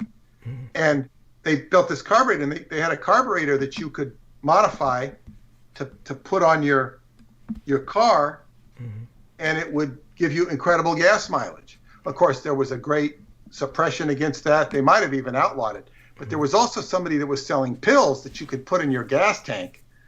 I remember that. Yeah. And then they outlawed those. Yes. I mean, it's like the GM, and they got to remember, General Motors bought the LA transportation system. Yes, they bought the entire mass transit system and dismantled it. Yes. Yeah, so you had to, and this created smog in LA. Yes. It created it hard to travel in the city of LA. Yes. And LA has just been a car empire ever since. Yes. And it ruined the quality of life. So this is what these auto companies are. Yes, they're awful. Yeah, so the only ones that didn't lose money were Ford and Tesla. Right. And so it's like, but when you see, we're not hearing the evil side of, just as we're talking about what the Army did with World War II, and what the Office of War Information and President Roosevelt and all this, we haven't really heard the screws put on the American population by the automobile industry. And we're not hearing that. We've heard those stories in conspiracy circles, but this is the real problem with America. And there's probably, instead of all this Tesla stuff, if they just roll out all the patents they've got hidden. Oh, I understand what you're saying, and that's certainly appreciated. I don't foresee that happening, but this is the truth, though. Yeah, this is the truth we have to come towards, instead of whatever, even the way the Biden administration and all the Biden supporters, they don't think like this. I mean, Biden's going to save us. Biden's good, and it's like, it's give us a break. Give us a break, It's like, it's not even close. And this is like, I wouldn't see the rank and file Republicans doing any better. They'd rather have the gas industry and the fracking than they would reveal the patents. Right. That's true. That is true, because they're conservative. And so that's part of what's conservative, is not changing. The one thing I'd like to say is that obviously in Japan, they do have electric cars, but there's enough of an infrastructure to support them. And it was pointed out by Crystal River during the Texas catastrophe. She said, thank God we don't have electric cars, or we would never have been able to run our motors to keep warm. But of course, as I said, in Japan, during such earthquakes and the like, they just jack the house system into the electric car battery, and they run the house off of that battery. And it usually takes only about 24 to 48 hours for most of the repairs to be made to get the system up and running again, structurally, like in terms of the society itself around them. So that has served to suffice. The beauty is, if we could do that in America, then you wouldn't have all the carbon monoxide deaths, because many people died using their cars to stay warm, sitting in the car and basically committing suicide without intending to, by the carbon monoxide method, so to speak. So, the electric cars are an ultimate objective. But I did have someone write me saying, what are we supposed to do with our stocks? Your 3D graphics modelers investing in oil, and yet, we're concerned about the environment. Well, first of all, don't focus on the product, focus on the production. If you're concerned about climate change as an investor or a regulator, you should all be riding herd on producers to control the gas flaring and the methane emissions, and that should pressure them to invest in cleaner production methods and in alternative fuels. And all of you should be skeptical about companies planning massive investments to reach more supply. All of that points to picking Chevron over Exxon right now, as far as things look. And indeed, this may be the one case where share buybacks make sense. If Chevron can't create the energy future itself, better to free up its capital for those who can. So with that, on the table, our man Peter Moon will be going off into the gentle night. We love you dearly, and share our love with Paula. And and thank you so much for your patience with everything I send you. You'll be getting some more stuff in terms of writing, and we'll work with it from there. And you take care until we speak to each other either tomorrow night or Tuesday. Okay. Okay. Good night. Yeah. Good night for now. Good night. Oh my God, Tuesday will be a horrible day. I'll have to go all over the place on Tuesday, and it'll be raining. I'll have to make several phone calls on Tuesday. It's not something to look forward to. It's but at any rate, with that, I do want to deliver solicitation and get into tonight's monologue. But the first thing I'll do is basically have to grab some refreshments. I'm going to ask our gentleman, whoever's here, to help step in and take the stage. If Paco Morales and Derek Talley and Jameson Reese are with us, I do ask everyone to acknowledge. Hey. Excellent. I'm here. Oh, wonderful. How about Pacuan? Is he with us? Mr. Morales? Are you there? And I guess not for now. Yes. And so I'll count on you two gentlemen, as always, to hold the stage for me. God bless you both. I love you both dearly. I'll be back in about 10 to 15 minutes, going to grab myself something to drink. And it may even be alcoholic. Thank God we're on YouTube, so I can actually do that. If we were on terrestrial broadcast radio, that's enough to get the what do they call it, FCC, to boot me off. But I can actually brag about opening a beer on YouTube. Yeah. There are people who like. Oh man, there's a trope of some of the people who I watch as far as like occult stuff. One of them, he likes to open a beer can. He likes to open beer and sometimes even smoke weed while he's like talking about stuff. So it's kind of interesting. Yes. Well, thank you. Things you get away with. Yes. Thank you for reinforcing that. And when I do return, I will have some shout outs for Salman Sheikh, who sent some money my way, and I will try to give him a bit of an explanation. He'll be listening, I'm sure, about the situation concerning my interview with him. And it will be hopefully after we publish the book, which Peter insists on doing as soon as possible. So it may very well be this month At the very latest, it'll be the next. And in terms of mass prayer requests, I will bring up Nancy Hewins, who is the mother of Debbie Hewins, and I'll explain a little bit behind that. There's not too much to explain, really, but definitely I will do that after solicitation. Just want people to know that. And then I'll enter a little bit about what I was speaking of before concerning Constantinople, but I'll do it in perspective of Women's History Month. Obviously, that won't take long because I can see all the men getting out of their seats right now and running away just hearing that. Actually, the men will stay and listen because this has to do with the exploitation of women's bodies. Okay, that'll keep the men rooted in their fucking seats. And this yeah. That is so that is so rotten. It's awful. Oh gosh, it is guys awful. Testosterone sucks. Just saying. Yes, it is. Men are despicable. They are pathetic, and they're predictable. And you're wheezing a little bit. Are you all right?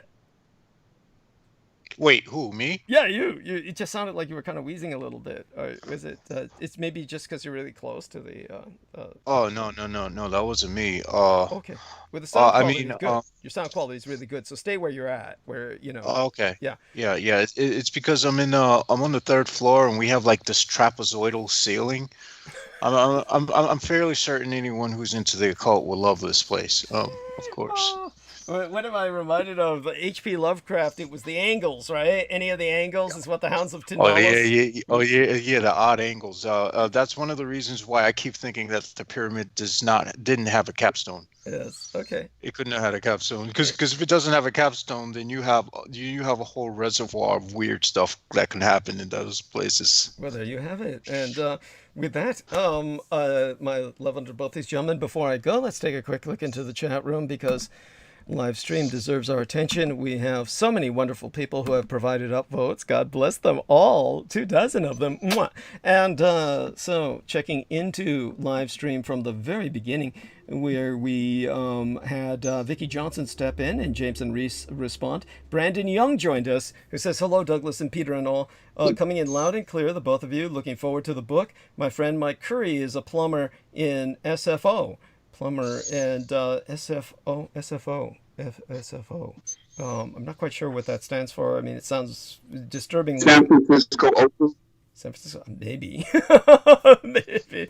Then Brandon Young was laughing at what Peter said about Charlie Rose in terms of my gathering a bunch of disparate personalities in my life into a round table, which would just be, as far as I can consider, it'd probably be awful. Veronica Barrera says, hola, buenas noches de a todos. And Vicki Johnson says, couldn't agree more, UDDD. Heart UDDD. Thank you, honey. And Veronica Barrera, love you, senora. And of course, Derek Talley, don't forget to get into the chat room and say hello to Vero Barrera, Veronica. And she's the young lady, of course, who sent Derek Talley a lot of sleepy time tea. He hasn't woken up ever since. He's actually talking in his sleep right now, and he's dreaming he's on with us. But and then there's a 1300L11 who's using that same awful icon from the the villain dying at the end of the Total Recall film in the short that was done by Schwarzenegger. Yes. Oh yeah. Who's basically saying exploded. yes, who's basically saying Hitler did nothing wrong, and this guy's been around forever. The one thing you got to give him credit for is he's always here. He's always been following myself, so you got to give him credit for that. Anyhow, Peggy Wood says, "Oh my, heart." Not quite sure what. Anyhow, heart to you, Peggy Wood. Mwah! Love you. And Daniel Arola says, I grew up reading Siddhartha by Hermann Hesse since the 1980s. Of course, he neglected to tell us how much better it's gotten with every new type of drug he's added to layer on to his consciousness. It's been an increasingly psychedelic experience, of that I have no doubt. And Marcus Griggs says, so Merlin frankincense weren't the worst present from the three wise men. Yes, talking about the blood treatment that Peter was talking about. That's just fucking mind-blowing. Anyhow, Daniel says Buddhism is an atheistic religion. There is no God to worship in it, and the Buddha is like a reference point to focus one's meditations from during prayer, basically. Thank you, Daniel. Marcus Crick says, only reference I know of adrenochrome is the end drug-taking scene in Fear and Loathing in Las Vegas. There you are. You took too much, man. Too much. Okay, I won't read his other comment. I'm certain he's on something. If not the adrenochrome, Marcus Griggs is on something himself to enter that, but that's cute. Livia Salgado says, fascinating. Peggy Wood says, yes. And Daniel Arola says, the public opinion and view of the media will always be the same. Anyhow, I'm not quite sure what these people were responding to, but I believe around that time I was talking about drinking blood, so hopefully people were responding to that understandingly. And there we are. Daniel reminds us, of course, Trump lost. They just don't want someone like me to remind them of that. Yes, books in print will probably rise up in scale and supply and demand in the future. Nothing will ever go back to normal after the pandemic is 100% clear. Yes, the world will not go back to how things used to be, basically. No, it can't. It can't. And that dude, 873210, says, can't go wrong with the Honda and Toyota. Quite true. And and Jameson was talking about they don't roll out those hidden patents. I can only pray for you humans for the next 20 years will suck. Okay, Lex Lars says, Daniela, disagree, stolen. Says, hola, DD from Spain. Good morning. Hola, good morning to the man in España, Lex Lars, and hugs. Very wonderful name, Lex Lars. It sounds like a combination of Lex Luthor and some Swedish Viking or something.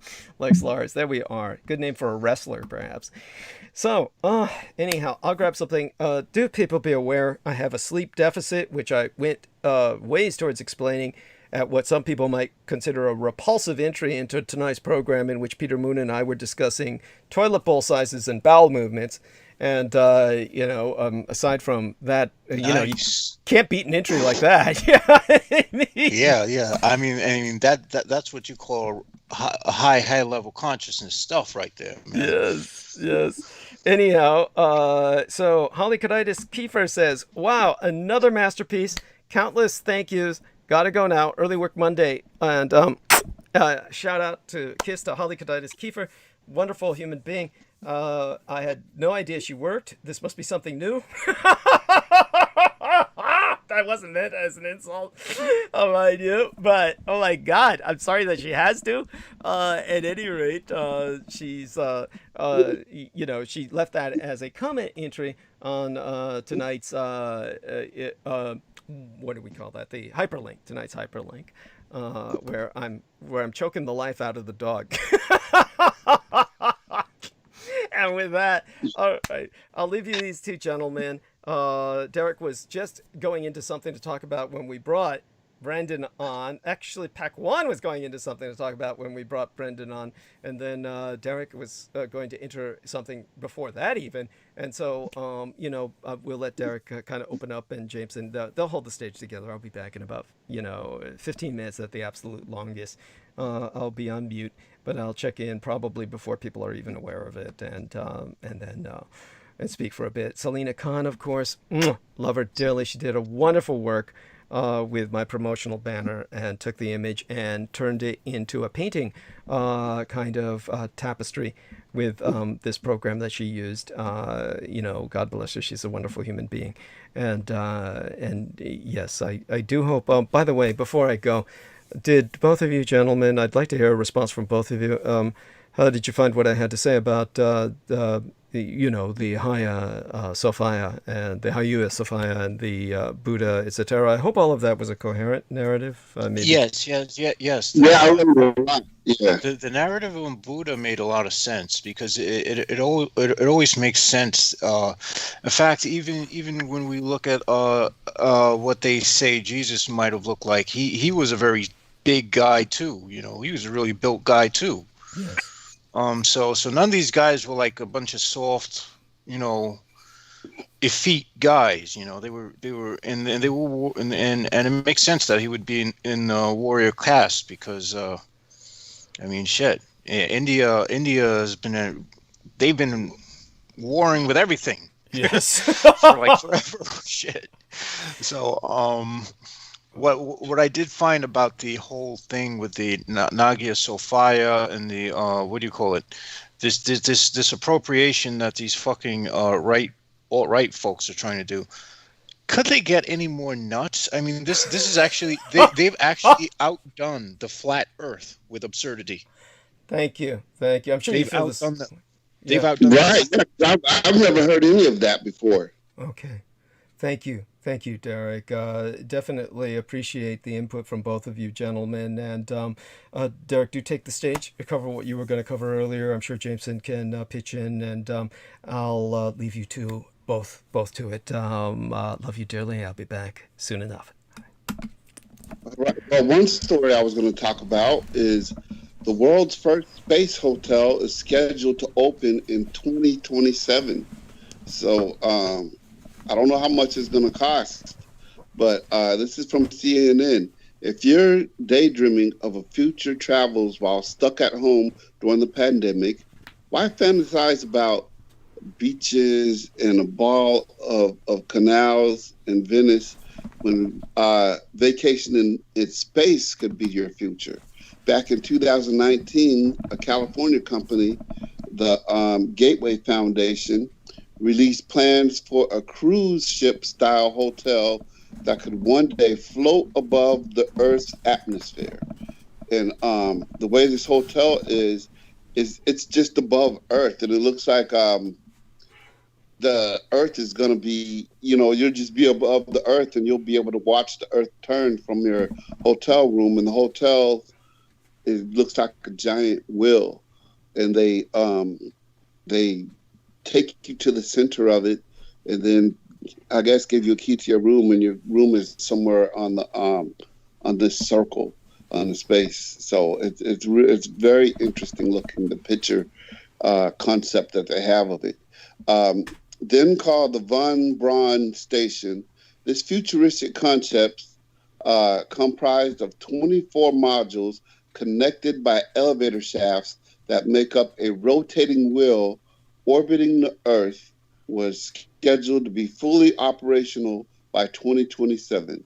Fast forward a couple of years, and the hotel has a new name, the Voyager Station.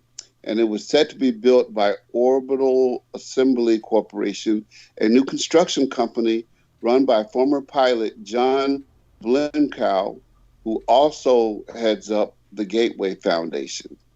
In a recent interview with CNN Travel, Blenkow explains there has been some COVID-related delays, but construction on the space hotel is expected to begin in 2026, and sojourn in space could be a reality in 2027.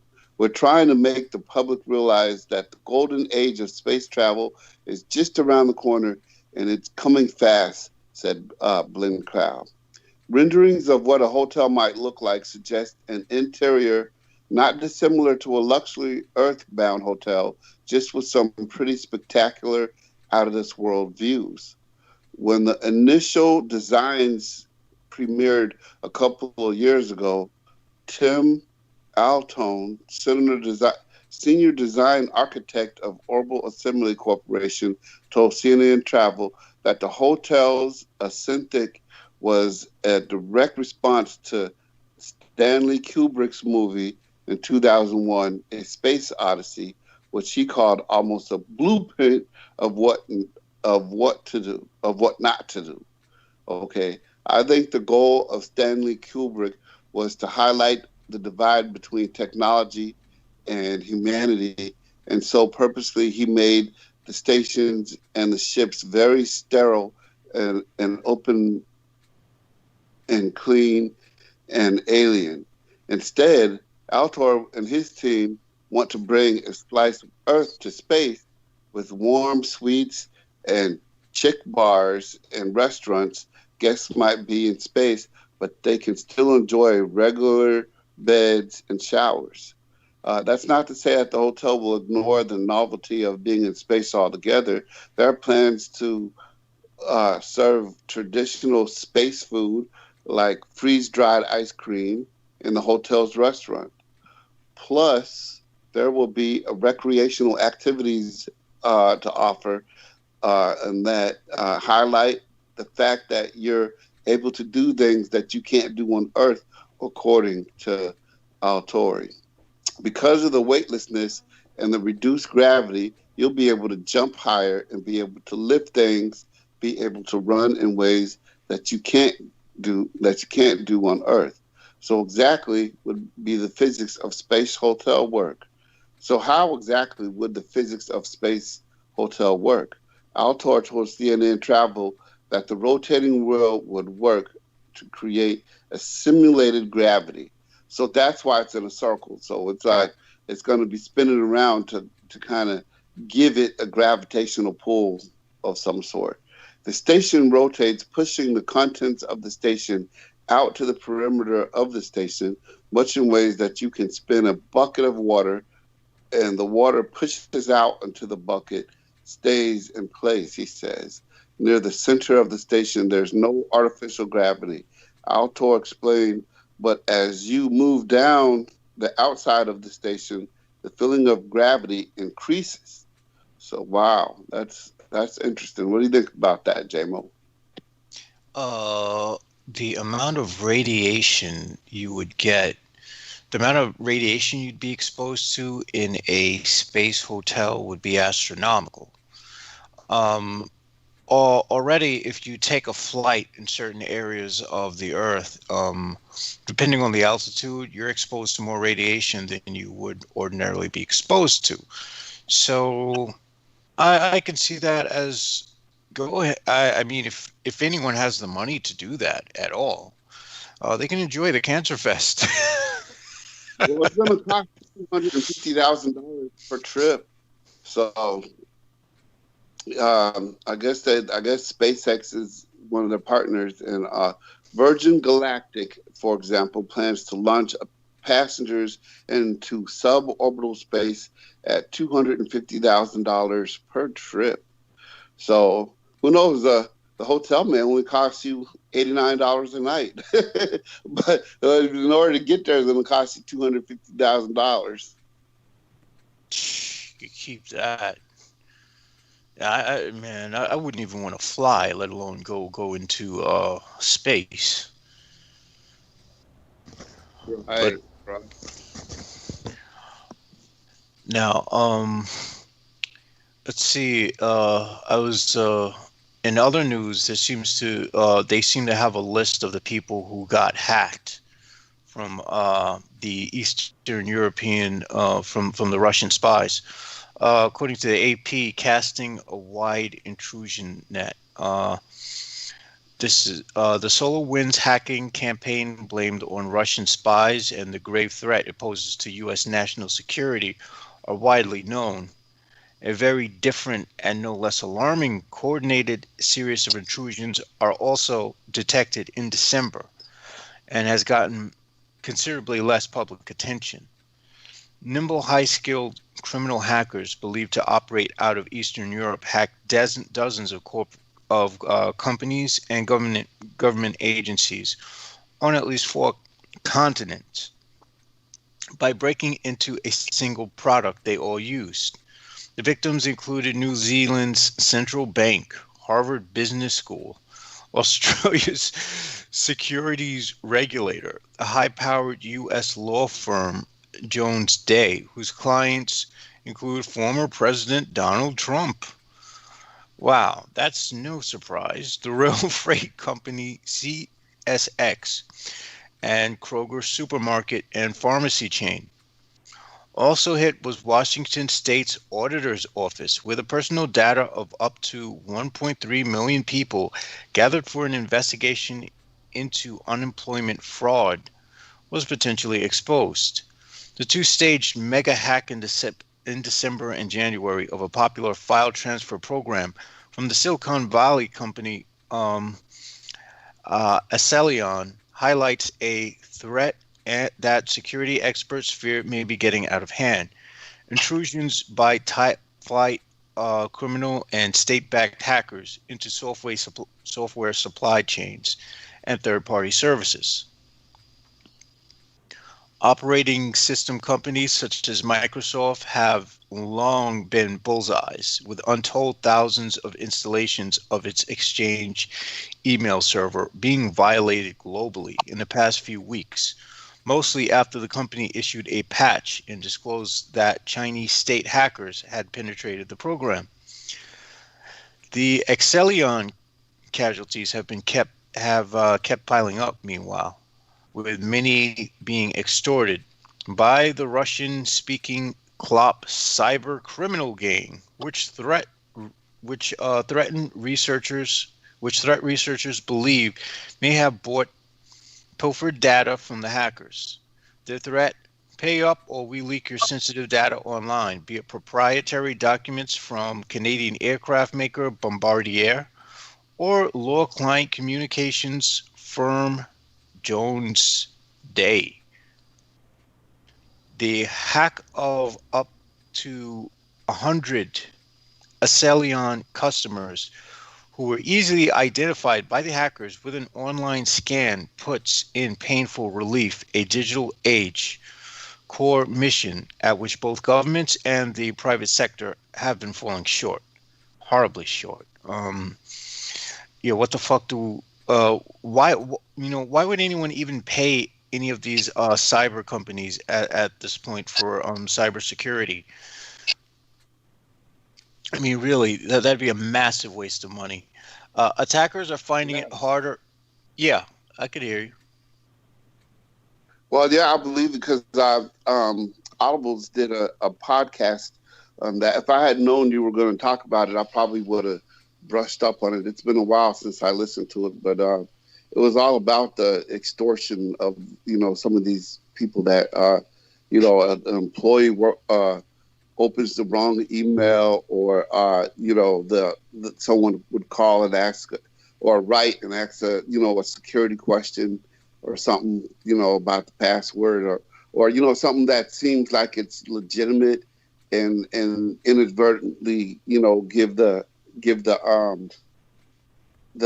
hijacker or whatever you call them, the cyber criminal, too much information, and that would make it to where they could go in and wipe out all their accounts and hold them hostage and even hold all their files hostage and let them know either you pay or we're gonna you're gonna lose all your information.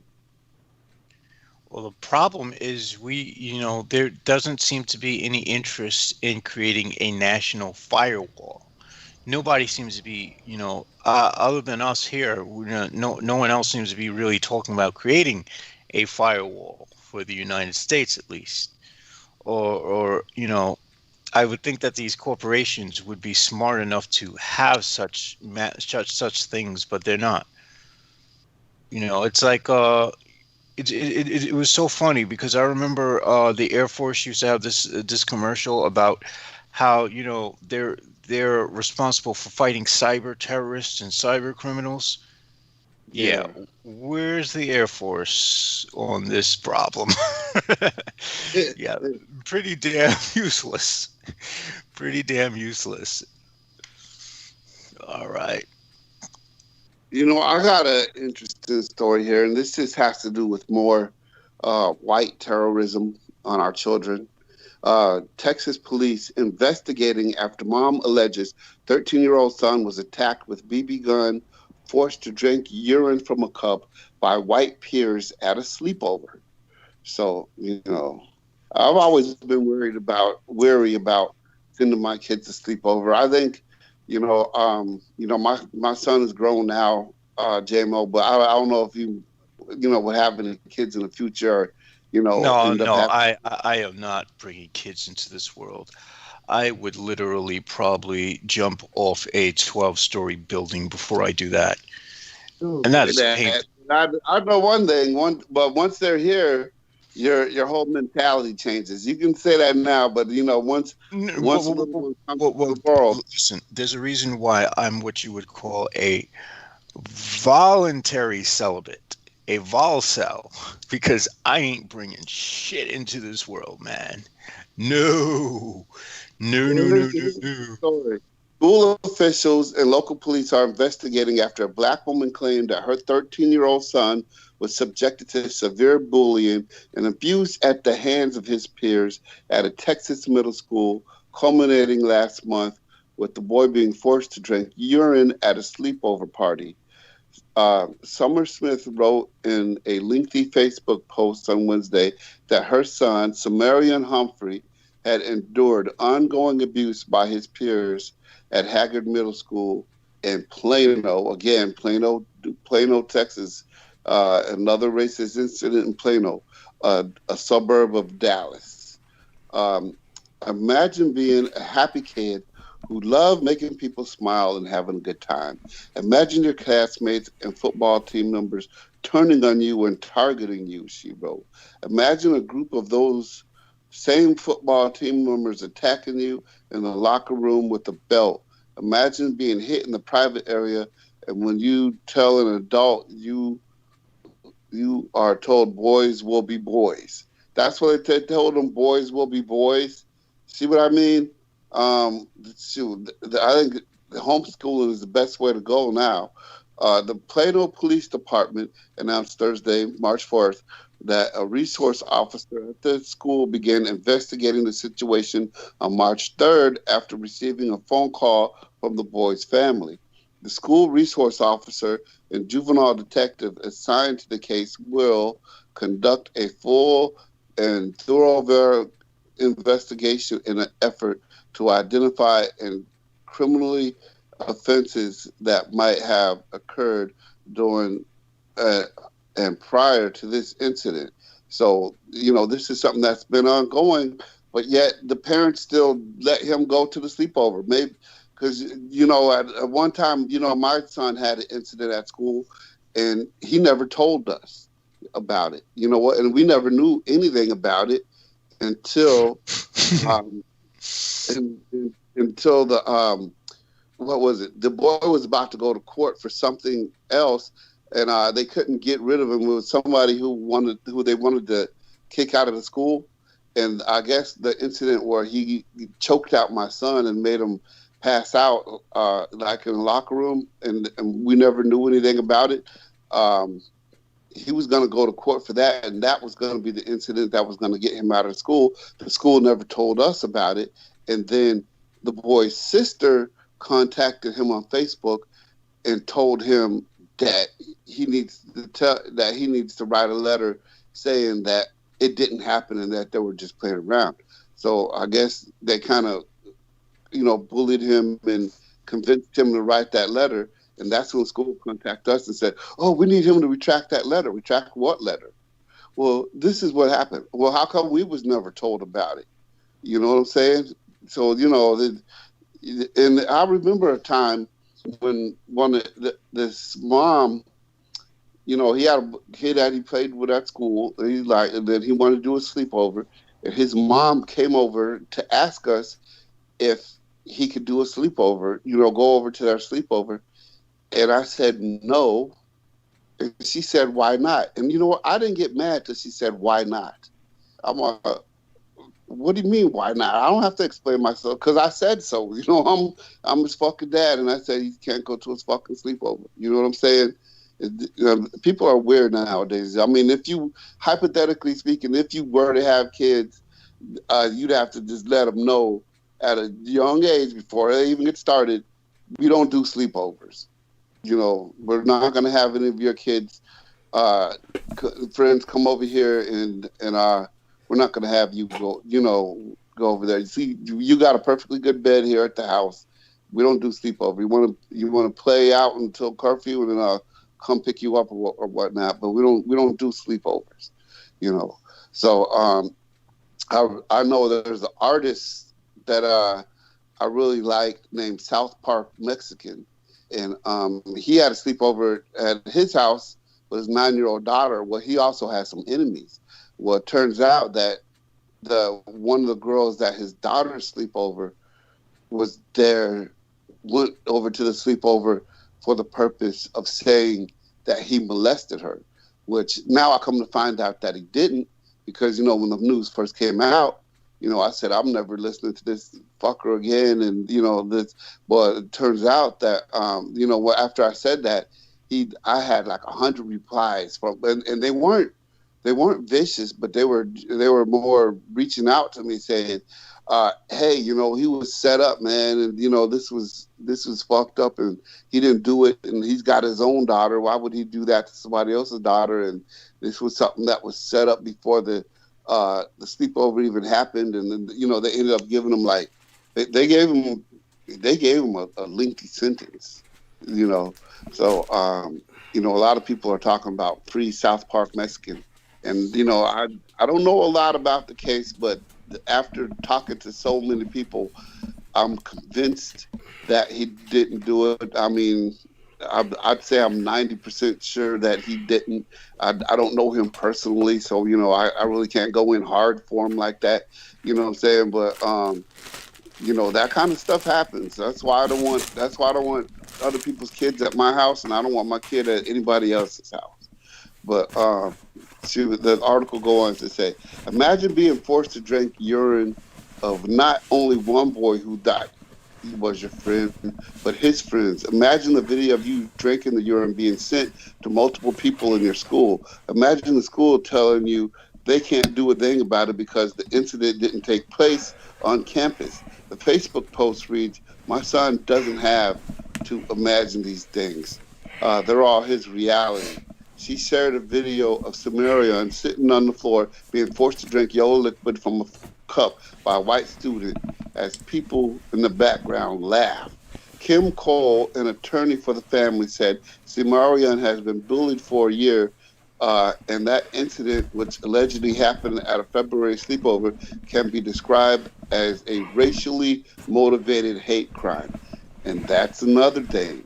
You know what I'm saying? If you got a little black child and, the white friends come over and say, hey, bring your kid on over, let them have a sleepover at our house.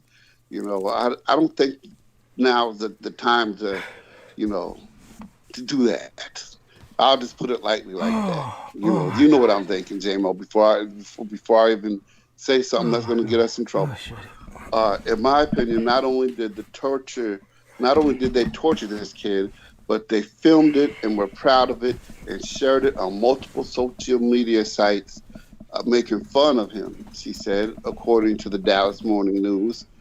And you know what? When a lot of times when I post what I post, people are like, well, are you teaching your child to be racist? No, not in the least. You know what I'm saying? But one thing I could say to a white person who approaches me with that is, you can show him better than I could tell him. Because if I tell him dad is just a angry old black man living, in the old times or whatnot. You know what I'm saying? Whatever he's got to see, whatever it is I'm trying to tell him, it ain't gonna make sense until you show him. You know what I'm saying? And now we're starting to see. The Next Generation Action Network said in a Friday release that one student befriended Sumerian as a ruse to invite him to a sleepover. Then from February 12th to February 14th, where students allegedly filmed themselves punching, slapping, and shooting the boy with BBs. To date, Plato ISD has done nothing. So I guess that's the school district. Neither has Plato Police. The group added in their release, the lack of response from local officials is not surprising. Just days from where another black teen was just harassed and falsely arrested by Plato Police. The group shared a screenshot of an Instagram live where one student purportedly called Sumerian a whitewashed blackie in the chat. We're calling for a federal investigation into this racially motivated hate crime, the group said. So, again, the Plato Police Department just falsely arrested a kid. So, whenever the police do something like that, the police are, they just need to get retraining. They're just following training. Their training starts when they're 3 years old. So all these kids that made him drink that pee and was punching him and slapping him and shot him with that BB gun, this is all part of their future police training for the future policemen in that little group. We're calling for a federal investigation into a racially motivated hate crime, the group said. The Plato Independent School District said it learned of the incident on Tuesday and is working with the campus and local law enforcement to actively investigate the matter. So there you go. You know, that's I don't know. The article is pretty much self-explanatory. I don't know if you have anything to say about that, JMO. Well, I'm back now, and I missed all of everything either one of you gentlemen said, but both of you, please continue. Am I audible at all? Yes, you are, thank God. And, Yeah. Okay. So both of you continue with holding the stage. I'm going to get some calories into myself, so it's all yours. All I'm going to say is that that's a compelling argument as to why to not have kids, or as to why to use a condom, folks. Well, I mean, if you have kids, you just have to let them know that they were born into a war zone. You know what I'm saying? Such innocent, precious little babies. You have to warn them, you know, as they grow up, you know, you were born into a war zone. And planet Earth is all the more reason not to have them, because I would think having them would be torture to them, because they would have every reason to hate me for bringing them into this world. They would have every reason to hate me. Well, we understand on a personal level that both James and Reese and myself are completely irresponsible and not really competent adults, but in terms of someone like Derek Talley who can hold a job, it's very important that people reproduce. Certainly, we need the human race to continue, and I myself, I argue that we do. If for no other reason that I retain a source of sustenance. Okay, but go on. Okay, I can understand that, but we're at a point where we can afford, I don't know, maybe a few less billion. Oh, we'll get that. I'm sure we'll get that. That's just too much of a hint that a great dislocation is coming. But, you know, aside from, you know, making that statement in a more of a, how would I say it, that instead of going towards what could be considered kind of a downer, what you might do is, along with Derek, try to think of solutions for people who do have children in a way to bring them up without exposing them to whatever dangers he was articulating, or... Yeah. While I go silent. Teach your kids how to fight, and teach them like mixed martial arts, and then also have them carry a weapon at all times. Like, you know, if I had a daughter and a son, both of them would be carrying pistols to school, because and wherever they go, because just to keep them alive from the predatory influence of adults, children, and everything the fuck else that's around that can kill another human being. There you go. Twice when I was in Chicago, I had to go to office buildings for various reasons, and twice I got on an elevator, and twice there was a white girl who looked at me and wouldn't get on the elevator with me. And the first time it happened, you know, I looked at the girl. She was a young girl. I said, you know what? If I had a daughter and she was gonna step on the elevator with someone who she didn't know and she felt uncomfortable, I would tell her to follow her first mind and not get on the elevator. So you know what? I'm a big dude. I'm a big black dude. So you know what? If she felt uncomfortable getting on the elevator with me, well then, you know, it really didn't bother. But the second time, it was an older white lady, and she if looks could kill, when she got off that, she was in front of me, so she got on the elevator. I got on the elevator, then she turned around and looked at me with like, I'm surprised she didn't shoot me or stab me, but she shot me that look. You know what I'm saying? And she got off the elevator and she pierced into my soul. Oh my while them God! Doors closed. And while them doors closed, I said, "Yeah, you better get off, bitch." You know what I'm saying? Oh my God! Oh, that's awful. By the way, Arsenio de Otañez says, "Hola, señor Dietrich, de Mexico and Mexico," and thank you so much, Arsenio. Very appreciative. And Peggy Wood said, "Good night, all. Be well." So she checked out with a heart. God bless her.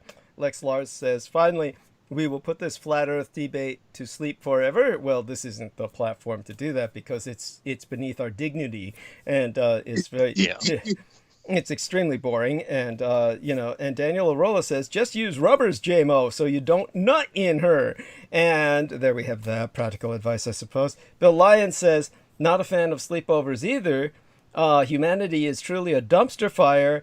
The story is fucking heartbreaking and infuriating. Okay, so what I'm able to piece together, just having... I could agree with that. Humanity is a dumpster fire, well, full of plastic and uranium and other stuff that will just destroy the environment. Auto adhesive is what you said. The auto parts adhesive is what you smell when is what Peter Moon was smelling in that car.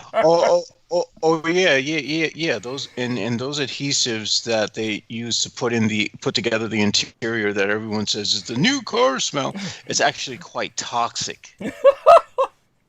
Some of that stuff has formaldehyde and other chemicals like that. So yeah. Oh my God. For those who love the new car smell, enjoy your cancer. Yeah, well, Arsenio de Otaña says, I've been following your brave work since 2015. God bless you, sir. Thank you so much. Muchas gracias. Very appreciative of you and all the people who are with us.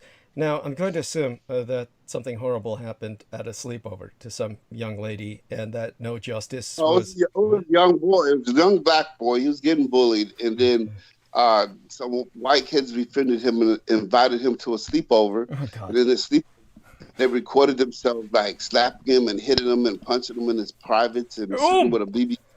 And they all peed in a cup and they made him sit on the floor and drink the urine while they recorded it, and a bunch of white boys were laughing in the background while they were sitting. Oh my God! You said they had a BB gun, which can be lethal. What did they shoot off? Well, they were just shooting at him, and I guess they hit him with the BB gun, and then they also were kicking at him and punching him, and they all peed in the cup, and they forced him to sit on the floor and drink the pee. I heard that part. While they were all laughing in the background while they recorded it. Yes, I heard that part. I'm surprised they didn't blow his testicles off with the BB gun. It sounds like something they would do. Anyhow, Arsenio de Otaña says, expecting an inquiry via email within the month.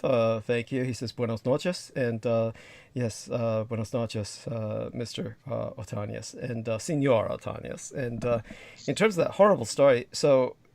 then what happened? If the young man survived this, was there any... Yeah, he survived it, but now his mother wants to do... And this was in Plato, Texas, by the way. And this comes the week after they falsely arrested a black man for walking down the street during the... I believe when I heard that story, the sidewalk was all iced up. And so he was like walking on the edge of the street. And so... this is the new thing now. Instead of the racism has become so codified that they don't call and say there's a scary black man walking down the street anymore. What they do now is say there's a black man walking down the street and it looks like something's wrong with him. I need I need the police to come by and do a welfare check, and I'm putting welfare check in air quotes. Like that's I think that's the new signal for come kill this motherfucker. You know what I'm saying? And so he was walking down the street, and the police told him get over here now. We're concerned about you. We're doing a welfare check, and he goes, I'm fine. I live down the street. I told you to get over here now, and then they end up arresting him. So this is in Plato, Texas.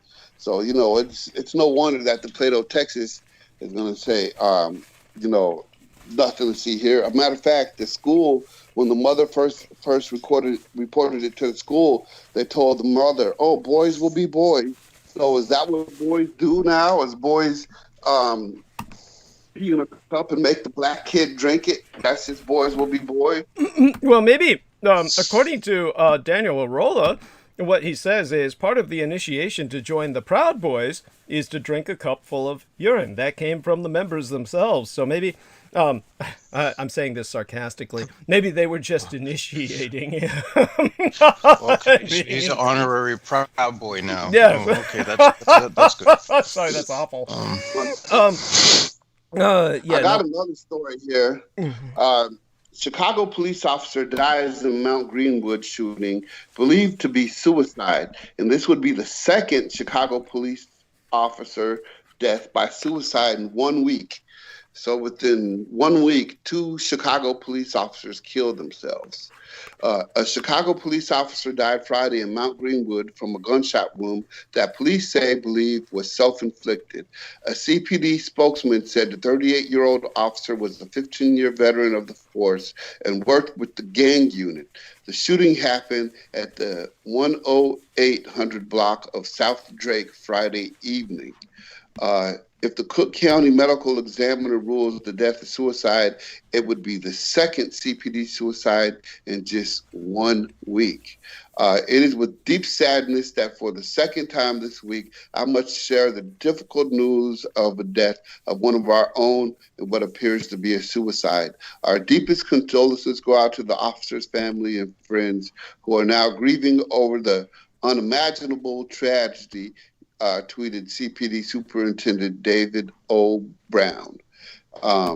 If anyone is experiencing a mental health crisis, call the National Suicide Prevention Hotline at 1-800-273-8255 or text TALK, that's capital TALK, to 741-741.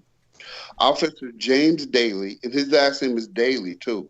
So Officer James Daly, a 21-year department veteran, died by suicide early Monday morning in Lakeview.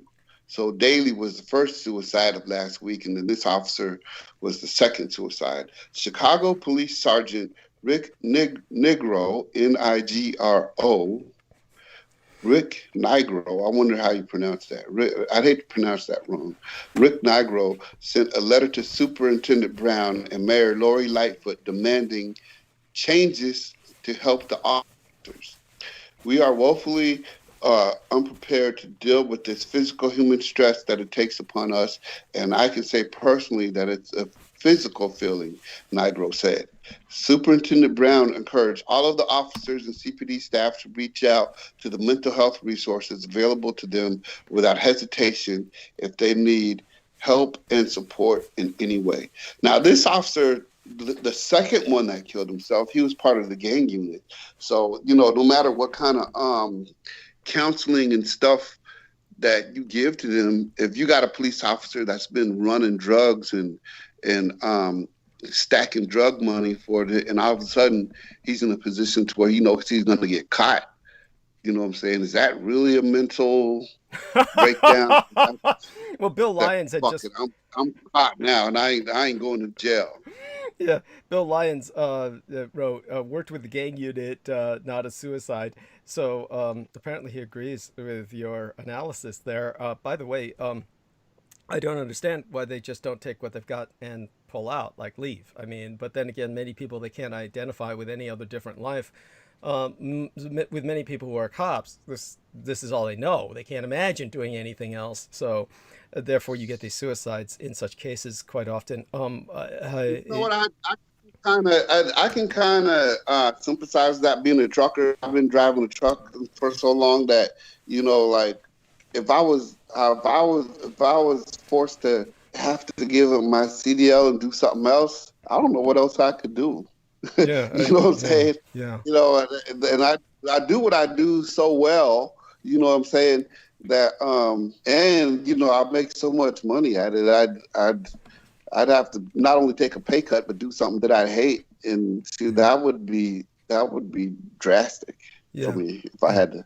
Yeah, I understand. No. I mean, that's, most men in particular identify with their profession. And so if they find a profession which they can do, then it becomes very difficult for them to live without that. And as you know, many people die when they retire because they can't think of anything to do with themselves, which is, to me, I can't imagine Yeah, I can't imagine working. Yeah, I can't imagine committing. Yeah, I can't imagine retirement being a bad thing. This type when I had the cancer, I wasn't working, but I was doing some stuff. I mean, shoot, I was, even volunteering at the pool and all that. You know what? As long as I had money coming in, it wouldn't matter what I was doing. If I could quit my job and still have the money come, I bought this lottery ticket a couple of weeks ago, and it said win $1,000 a week for life. And I said, shoot, you know what? Let me buy one of these lottery tickets. You know what I'm saying? If I hit that, I'll probably still work for a while, because then I could just add that $1,000 a week to, whatever else I got. You know what I'm saying? And then, accelerate paying off my bills and getting the house, and I'd have a guaranteed payment for the house payment, at least for as long as I'm living. Who knows? The lottery people might try to send somebody to knock me off so they can stop pay or whatnot. Well, I think the IRS will do a good job at taxing your ass, taxing their whole. Yeah, that $1,000 a week is really going to be $700 a week. You know what I'm saying? Or they'll let me get $1,000 a week every week for 3 years, and then come back for all the money at once. And when I don't have it, then they'll put me in jail. So. Yes, that's it. Think of the negative. Now, in terms of, I was going to say, Daniel Arola says that I'm not on mute. You don't hear me chewing, do you? All the food that I brought with me, because I'm trying to get calories in myself. No. Okay. We don't hear you chewing. Okay, thank you. So that's important. And he might have been referring to earlier where he might have heard, Peter Moon is maddening in the sense that he never goes on mute and he's always keyboarding. So maybe that's what he was thinking of, but at any rate, what are you going to do? It's one of those things where, I just, yeah. I'm sorry, go on. Speaking of loving your job, or in this case, hating your job, an Arizona man is accused of faking his own kidnapping to evade work. So he wanted to take a day off of work, couldn't get a day off of work, so he said, fuck it, I'm just gonna have a fun day today, take off of work anyway, and then when I'm done, I'm just gonna bound my hands behind my back and fake my own kidnapping. So when the police arrived, they found the man with his hands bound behind his back by a belt and a bandana stuffed in his mouth in Coolidge, Arizona. The authorities in Arizona accused the man of going extremely to get out of work this month, saying he faked his own kidnapping, bound his own wrist, gagged himself, and invented a story of a treasure hidden in the desert. The man, his name was Brandon Souls. I don't know. Brandon, I hope this doesn't give Brandon any ideas, was arrested last week, reported to law enforcement. The police in Coolidge, Arizona said in the statement that outlined in the scheme, they believe he was intended to get Mr. Souls excused from his job at a tire store. So he worked at a tire place. And, he just got so tired of fucking around with the tires and, can I get a day off? No, we need you. It's like, fuck it. I couldn't show up yesterday. I was kidnapped. But luckily the police came and got me. And, in a statement, the police said that Mr. Souls, 19, admitted during the interview with detectives that he had made up the kidnapping story, which led to his arrest. He was booked at the Coolidge Police Department and released with a court date. Mr. Souls did not immediately respond to a message on Tuesday, and it was not clear whether he had a lawyer. The police arrested Mr. Souls on February 17th after a week of investigations led them to treat his cause as a hoax. The news sites Pino Central reported that day the police were the first called about 5:25 p.m. on February 10 when the officers responded to a report about an injured man in an area near train tracks, houses, and a city water tower in Coolidge. a city of about 13,000 people, about 55 miles outside of Phoenix. The caller reported that the man was going in and out of consciousness. When the officers arrived, they found a man, later identified as Mr. Souls, with his hands bound behind his back by a belt and a purple bandana stuffed in his mouth, according to the police. A photo from the police department showed the man with his hand tied and lying on his side on the ground. Mr. Souls told police officers that after completing an errand that morning, that he returned home where two masked men abducted him near his vehicle, struck him on the back of his head, and knocked him unconscious, according to the arrest record. The men, according to Mr. Souls, drove him around in a vehicle before they left him in the area where he was found. The police said that Mr. Souls was taken to a hospital where he was evaluated and interviewed by police. According to the department, he told the investigators that he had been kidnapped because his father had a large amount of money hidden throughout the desert. I don't understand why he had to get so extravagant with it. It's so bizarre. I mean, he could have just said I was mugged. But anyhow, go on. For days, detectives tried to investigate his account, including by reviewing surveillance videos of the area and interviewing people he mentioned. Hospital records showed that Mr. Souls had no consciousness or injury, no concussion or injury to his head. A police report said that the text message revealed by detectives did not show messages or phone calls had been that he described. So he even described messages and phone calls, which right there, he should have known that with the technology that all they got to do is check his phone and then they could, see what it was. But then, he chose to include that in his report. Eventually, and after repeatedly confronting Mr. Souls with the problems in his account, the detectives concluded that his story was fabricated and no kidnapping or assault occurred. The police said that they also determined that the account of hidden treasures was also false. Mr. Souls works at a car shop, the tire factory, where he installed tires and drove around the area to pick up parts for the store.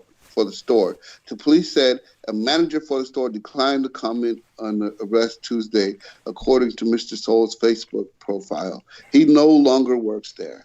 Well, that's one hell of a advertisement to get people to come work for you. Our workday is so fucked up that our employees fake their own kidnappings to get off of fucking work. Come work for us. No shit. I'm sure there'll be plenty of people asking for a job because they're desperate. And these times just call for that sort of thing. And like Brendan, they're just working them every day to death. I don't understand why it took more work to go through what that individual did and all to get fired.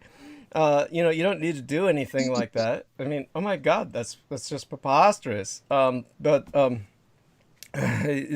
reminds me of this young Vietnamese girl who was beautiful and intelligent and very physical. She was like a cheerleader or a ballet or something, and ballet dancer, something like that. Not belly dancer, but ballet dancer. She was doing something that she got injured in and could no longer perform physically. It might have been ice skating, but whatever it was, she had very wealthy parents, and of course they were assholes, and they just wanted her to Asian style go into the Confucianist ethic of studying hard and becoming a scientist.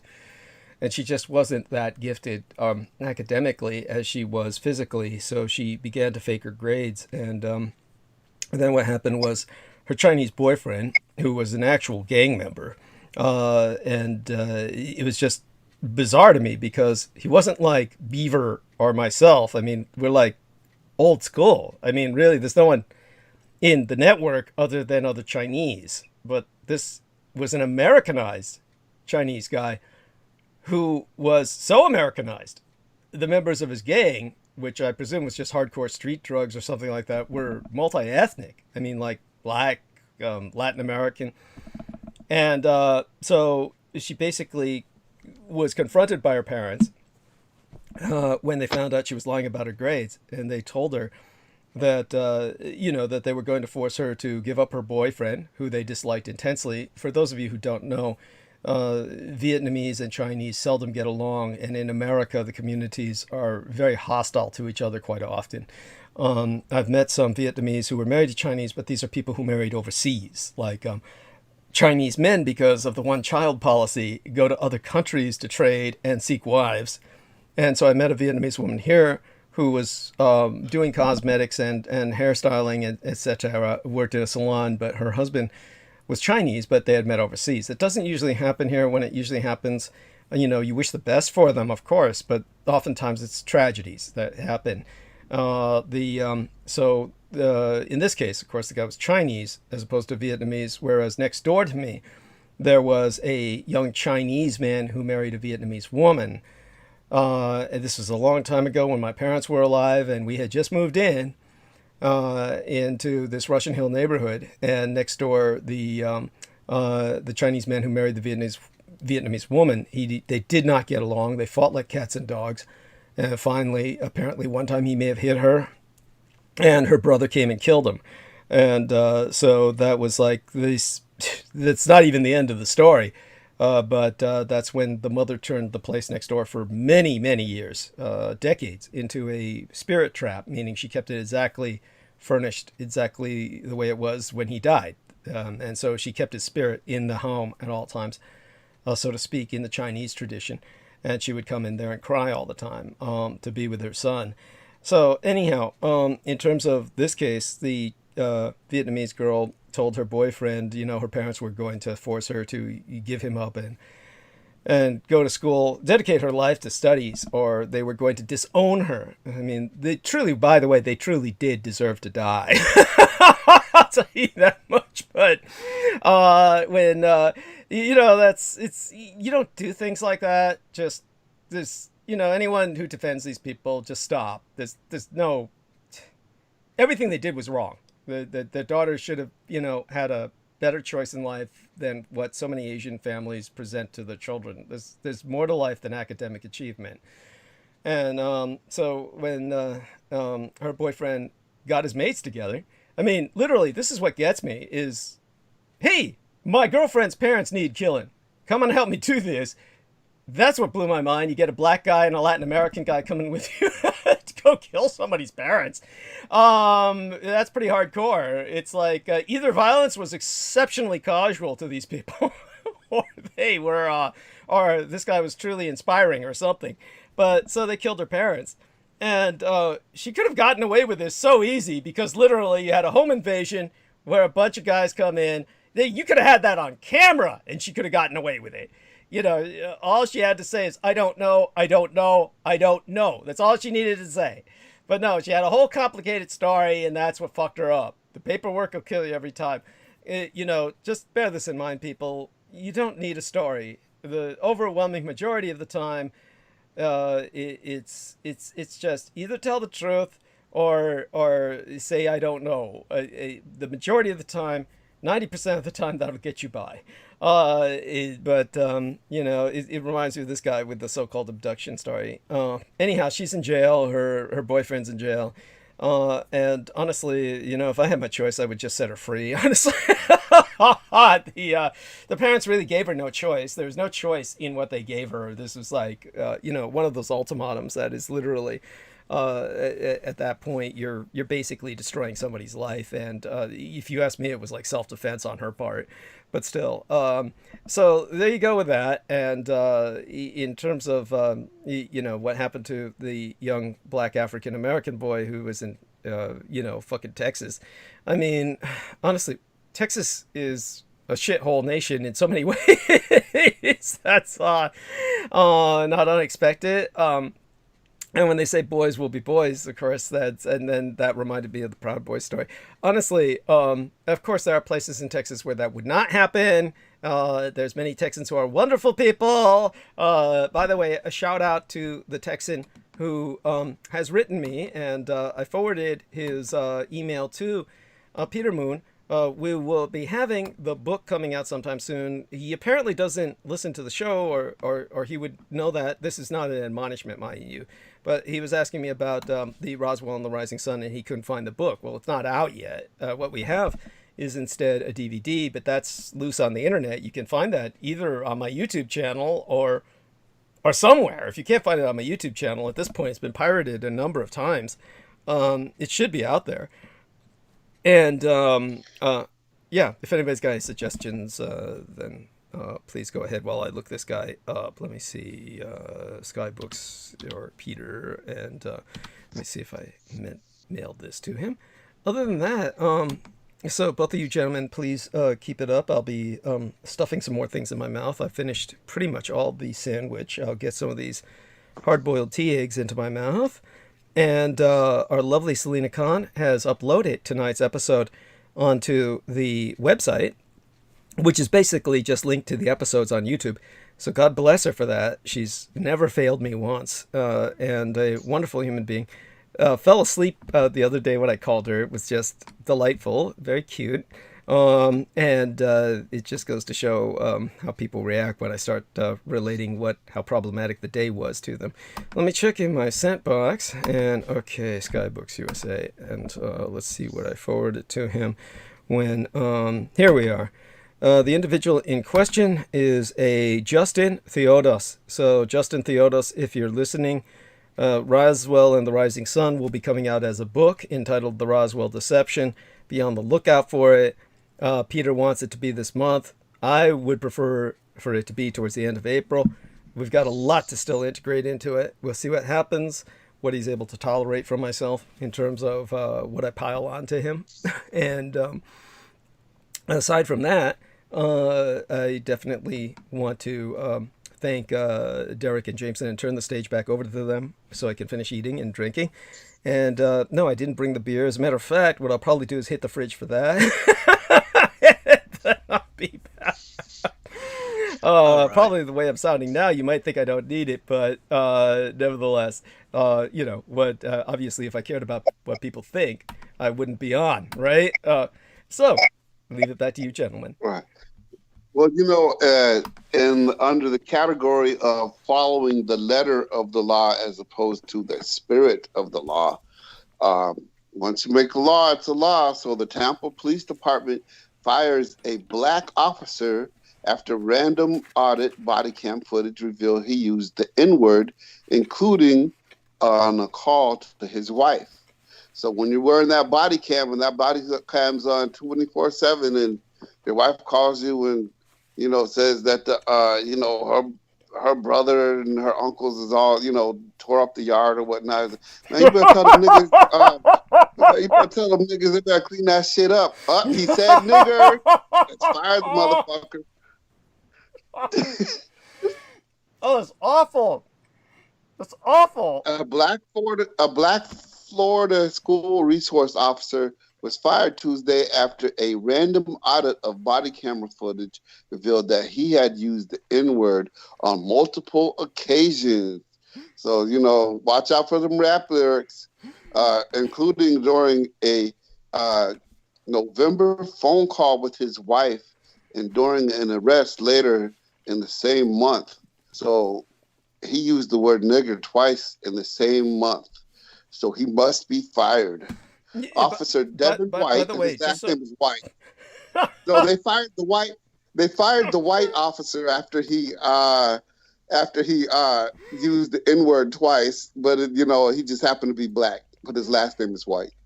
Officer Devin White, school resource officer, Middleton High School, 8-year veteran of the Tampa Police Department. He was with them for 8 years. If he was with them for 8 years and they said, you know what? We tired of this motherfucker. Let's just fucking. I was about to say they must not like him. 7 and let's follow his body cam 24/7 so we can find some shit to fire him on. And the only thing they could get was that he just loosely uses the word nigga. Now if I was him, I would use the same argument as those white college professors that said, no, I didn't say nigger, I said nigga. You know, right. You heard that one, right? Right. Yes, no, by the way, just so people understand this who are not black, the word nigga is used among the black community as in different ways. usually it can be any number of tones to it that imply something, but oftentimes it's annoyance, it's irritation with some fool. It's like saying some fool, but can also almost be used affectionately at times, though rarely. Like I got my homie Fred. Whenever he calls me, you know, I say, "What's up, Fred?" He goes, "What's up, my nigga?" You know what I'm saying? Yes, and so people understand it. This has been disambiguated from nigger with a hard R. So the term nigger with a hard R is hardly ever used even in the black community. So it is definitely a sensitive word. Now, I use it quite a bit, and I do want to let people understand that even if I were on terrestrial broadcast radio, this is something I had to face down that idiot Mike Ringley about. Even on terrestrial broadcast radio, that is not a word that is banned by the FCC. There are about a dozen words that the FCC forbids on terrestrial broadcast radio, on the airwaves. So nigger is not one of them.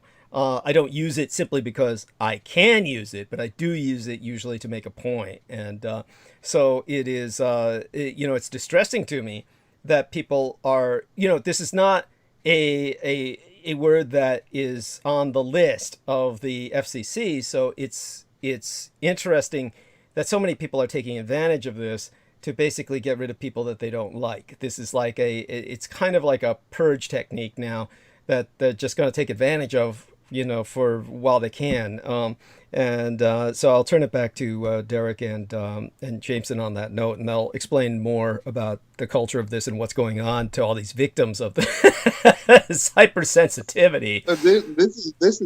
This is what they wrote in the statement. The Tampa Police Department derogatory statements made by police officers jeopardize the trust that our department works to establish with our community. Chief Brian Dugan, in a statement, said Tampa police officers are held to a higher standards, and incidents like this negatively impact the entire law enforcement profession. So there you go. There's so much bullshit, and I noticed the only guys being fired are black. Even the guy named White, which is, how does that even fucking happen? How does a black guy get that last name? Well, what was that? I mean, I know a couple of whites in California. I know a couple of black folks named White with the last name White in California. How does that happen? It's like I know a couple of black guys. I know a couple of white guys with the last name Black. Oh my god! So yeah. This disposition letter released by the department indicated that White used the slur on multiple occasions. The department also released 12 minutes of body camera footage that shows White using the slur. Well, he must have been using it like over and over. He must have been saying nigga, nigga, nigga this, nigga that. I had an incident once, and it was a black police officer said, sounds like a bunch of nigga shit to me. A Chicago police officer said that. Body camera footage captured White saying bunch of niggas from the squad car as people heard as he was talking outside near the car. So who knows? He could have been a Clarence Thomas. You know what I'm saying? Maybe he deserved it.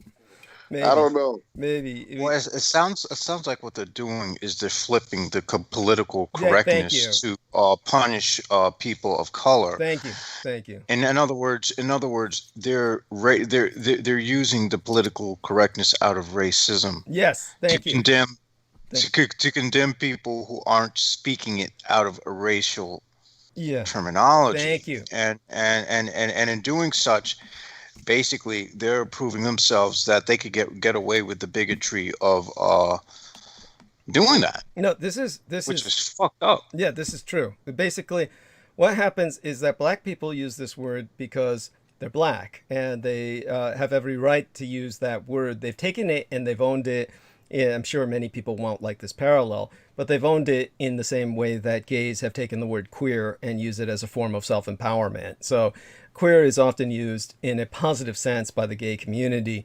And so we get the term queer being integrated into various phrases, like gay architecture will be called queer texture, etc. I mean, that's getting a little, how would I say it, obtuse, but with the blacks, of course, they have a sense of comfort zone with that term, and when they use it among each other, it's a familiarity, and the whites are now taking this, and they're just exploiting this to fire blacks. This needs to stop. Of course, this needs to be taken to court in a class action lawsuit, so that it can be deemed that black people can use this phrase, and it's not racist emerging from them.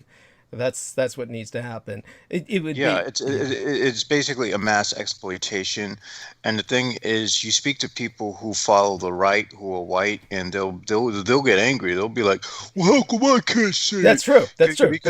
Because it seems like the only speech they really care about is the speech that allows them to denigrate others. Denigrate others. They don't give a fuck about saying anything good or anything positive or. So basically, white folks just want the right to hate people, hate whoever the fuck they want openly. Yeah, I remember, with no consequences. Yes, and I remember that individual I worked with, that Norwegian descended American movie director Rob Nilsson, who had actually lived in Africa among blacks and somehow felt, because he was working with all these blacks who were homeless and trying to make his stupid film about his homeless brother, and lived in Oakland in this black neighborhood, even though he's still bleach white. And but he was telling me how resentful he was that he was unable to use the term nigger when all the blacks around him were using it freely, and that he couldn't use it, and he felt that this was like a double standard. It's a terror. So I mean, it's just bullshit. Okay, it's like there are certain cultural barriers that exist. This is what cultures are. This is what defines cultures. So what we have to acknowledge is, just as whites want to have their culture, blacks have theirs. And there are certain things, yes, they can do with each other that whites cannot do. There are certain things whites can do that blacks can't do, because it just sounds stupid and awkward. So, why people can't live with that is beyond me. This is right. And then, even in the hip hop community, when Eminem used it, a lot of people got mad at Eminem, but then Nas came out, Nas from New York, and said, oh, well, yeah, he could use it. He's my nigga, too. Nas is talking about, yeah, Eminem's my nigga. Yes. You know what I'm saying? Thank you. So now, Yes. and I remember, of all people, Dr. Phil, who I don't really have any, how would I say it? I don't like him, especially after what Lena had told me about him really coming down on this black woman. Because she had to leave her kid basically without her supervision while she did a job interview, and then they wanted her to take all these tests and start training her then and there, and she had to get the job to support the kid, so she had to leave the kid without basically supervision for a period of time. Her kid survived that without anything untoward happening, but then she lost the job because of it, because that came out, and they said she was abusive of the child. I mean, you can't win, especially as a single black mother. And then Phil wrote on her on his own show, started riding her back because of that. It's just, you can't win at all. And so when Lena explained that, because they have that opportunism where the people they like to shame the most are black women. Yes, and so all credit to Lena for exposing that to me. But Dr. Phil, however, the one thing I was seeing him do at one point was he had some idiot little white runt who was trying to do rap. And of course, like many people, he's just trying to hype himself. And he was using the term nigger constantly.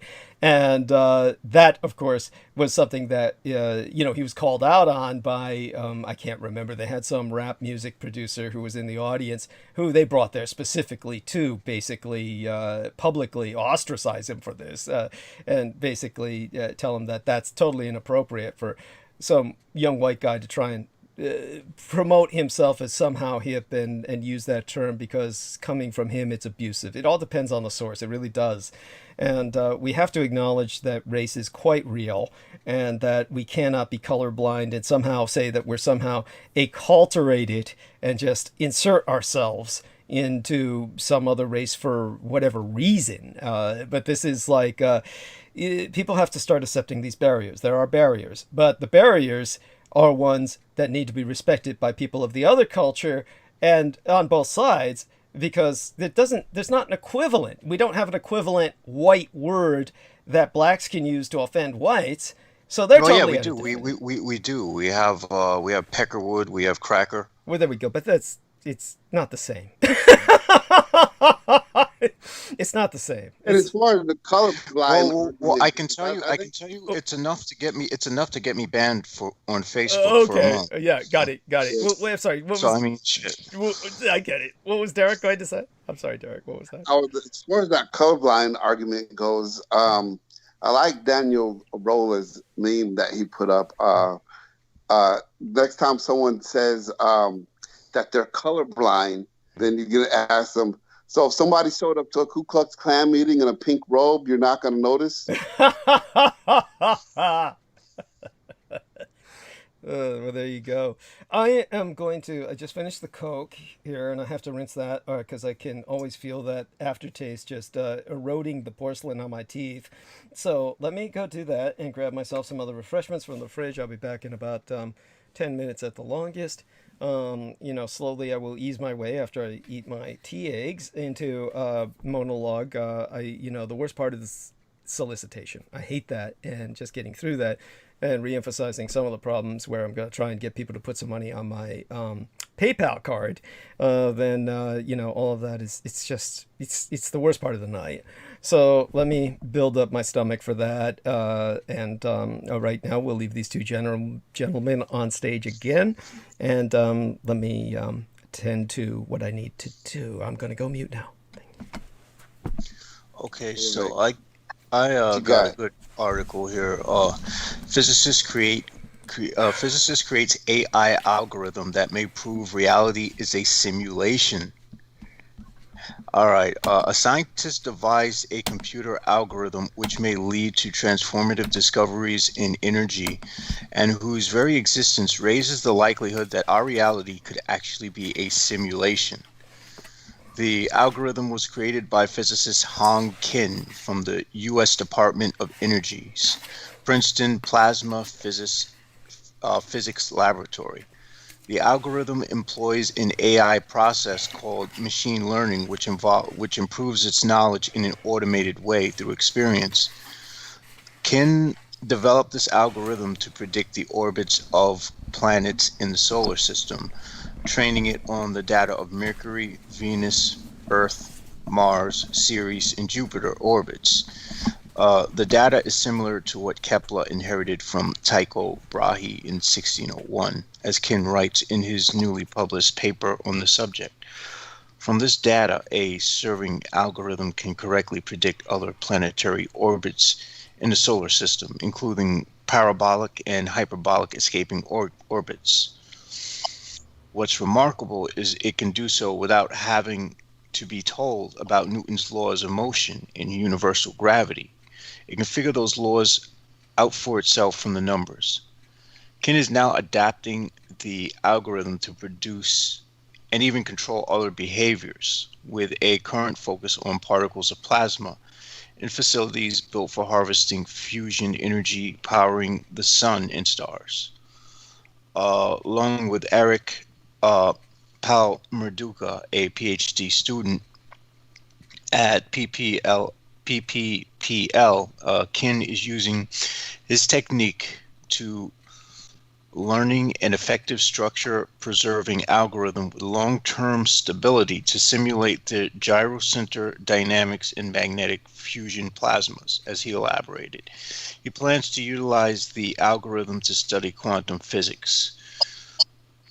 Now, this is very interesting because I suspected that we were in a simulation for years, and this might just add more credence to that fact. Usually in physics, you make observations, create a theory based on those observations, and then use that theory to predict new observations, said Ken. What I'm doing is replacing this process with a type of black box that can produce accurate predictions without using a traditional theory or law. Essentially, I bypassed all fundamental ingredients of physics. I go directly from data to data. There is no law of physics in the middle. Ken was partially inspired by the work of Swedish philosopher Nick Bostrom, whose 2003 paper famously argued that the world we are living in may be an artificial simulation. What Ken believes he has accomplished with his algorithm is provide a working example of an underlying technology that can support the simulation in Bostrom's philosophical argument. This would basically mean all the laws of physics that we have are more or less codes that that dictate how the simulation is run, pretty much like running a program on a computer. In an email exchange with Big Think, Ken remarked, "What is the algorithm running on the laptop of the universe? If such an algorithm exists, I would argue that it should be simple. It should be a simple one defined on the discrete space-time lattice. The complexity and richness of the universe come from the enormous memory size and CPU power of the laptop, but the algorithm itself could be simple. Certainly, the existence of an algorithm that derives meaningful predictions of natural events from data does not yet mean that we ourselves have the capabilities to simulate existence. Kim believes we are likely many generations away from being able to carry out such feats. And personally, I would argue that we are perhaps the result of a future advanced human species that might have produced a simulation to figure out where the hell things went wrong. At least that's my hypothesis." Ken's work takes the approach of using discrete field theory, which he thinks is particularly well suited for machine learning, while somewhat difficult for a current human to understand. He explained that a discrete field theory can be viewed as an algorithmic framework with adjustable parameters that can be trained using observational data. He added that once trained, the discrete field theory becomes an algorithm of nature that computers can predict for new observations. It'd be interesting if we could try to use some of this stuff to see if we can distort reality or even warp it. That would be really fascinating, in my opinion. According to Ken, discrete field theories go against the most popular method of studying physics today, which looks at space-time as continuous. This approach was started with Isaac Newton, who invented the three approaches to describing continuous space-time, including Newton's law of motion, Newton's law of gravitation, and calculus. Kim believes there are serious issues in modern research that stem from the laws of physics in continuous space-time being expressed through different differential equations and continuous field theories. If laws of physics were based on discrete space-time, as Kim proposes, many of the difficulties can be overcome. If the world works according to a discrete field theory, it would look like something out of the Matrix, made of pixels and data points, which one can argue that's what our reality is made up of, as if we look at subatomic particles. Ken's work also coincides with the logic of Bostrom's simulation hypothesis and would mean that the discrete field theories are more fundamental than our current laws of physics in continuous space. In fact, writes Ken, our offspring must find the discrete field theories more natural than laws in continuous space used by their ancestors during the 17th to 21st centuries. Honestly, it feels like we're still in the Stone Ages as far as, development and uncovering what the hell this reality we exist in really is. Wow. Well, that's something to think about. interesting.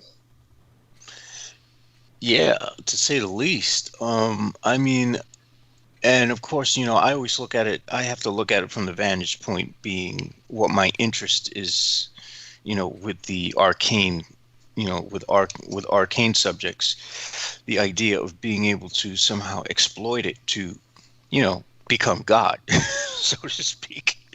Well, in a sense, or see if one can at least guide the process of creation and where it goes next. Now, as far as QAnon and these morons, here's an interesting article from the Associated Press. A man accused of QAnon vandalism at America's Stonehenge. As if these morons can get any dumber. Police now, why did he do that? Yeah, go ahead. I was saying, now, why did he do that? But you were about to read the story. Yeah. Police have made an arrest following a 15-month-long investigation into vandalism at a group of rock configurations in New Hampshire called America's Stonehenge. Mark Russo, 51, of Swedesboro, New Jersey, has been charged with 1 count of felony criminal mischief, accused of defacing the stone in Salem in September 2019. A lawyer entered a not guilty plea on his behalf Tuesday. Police said the rock tablet appeared to have been damaged by a power tool. It was carved with WWG1WGA and I am Mark, police said.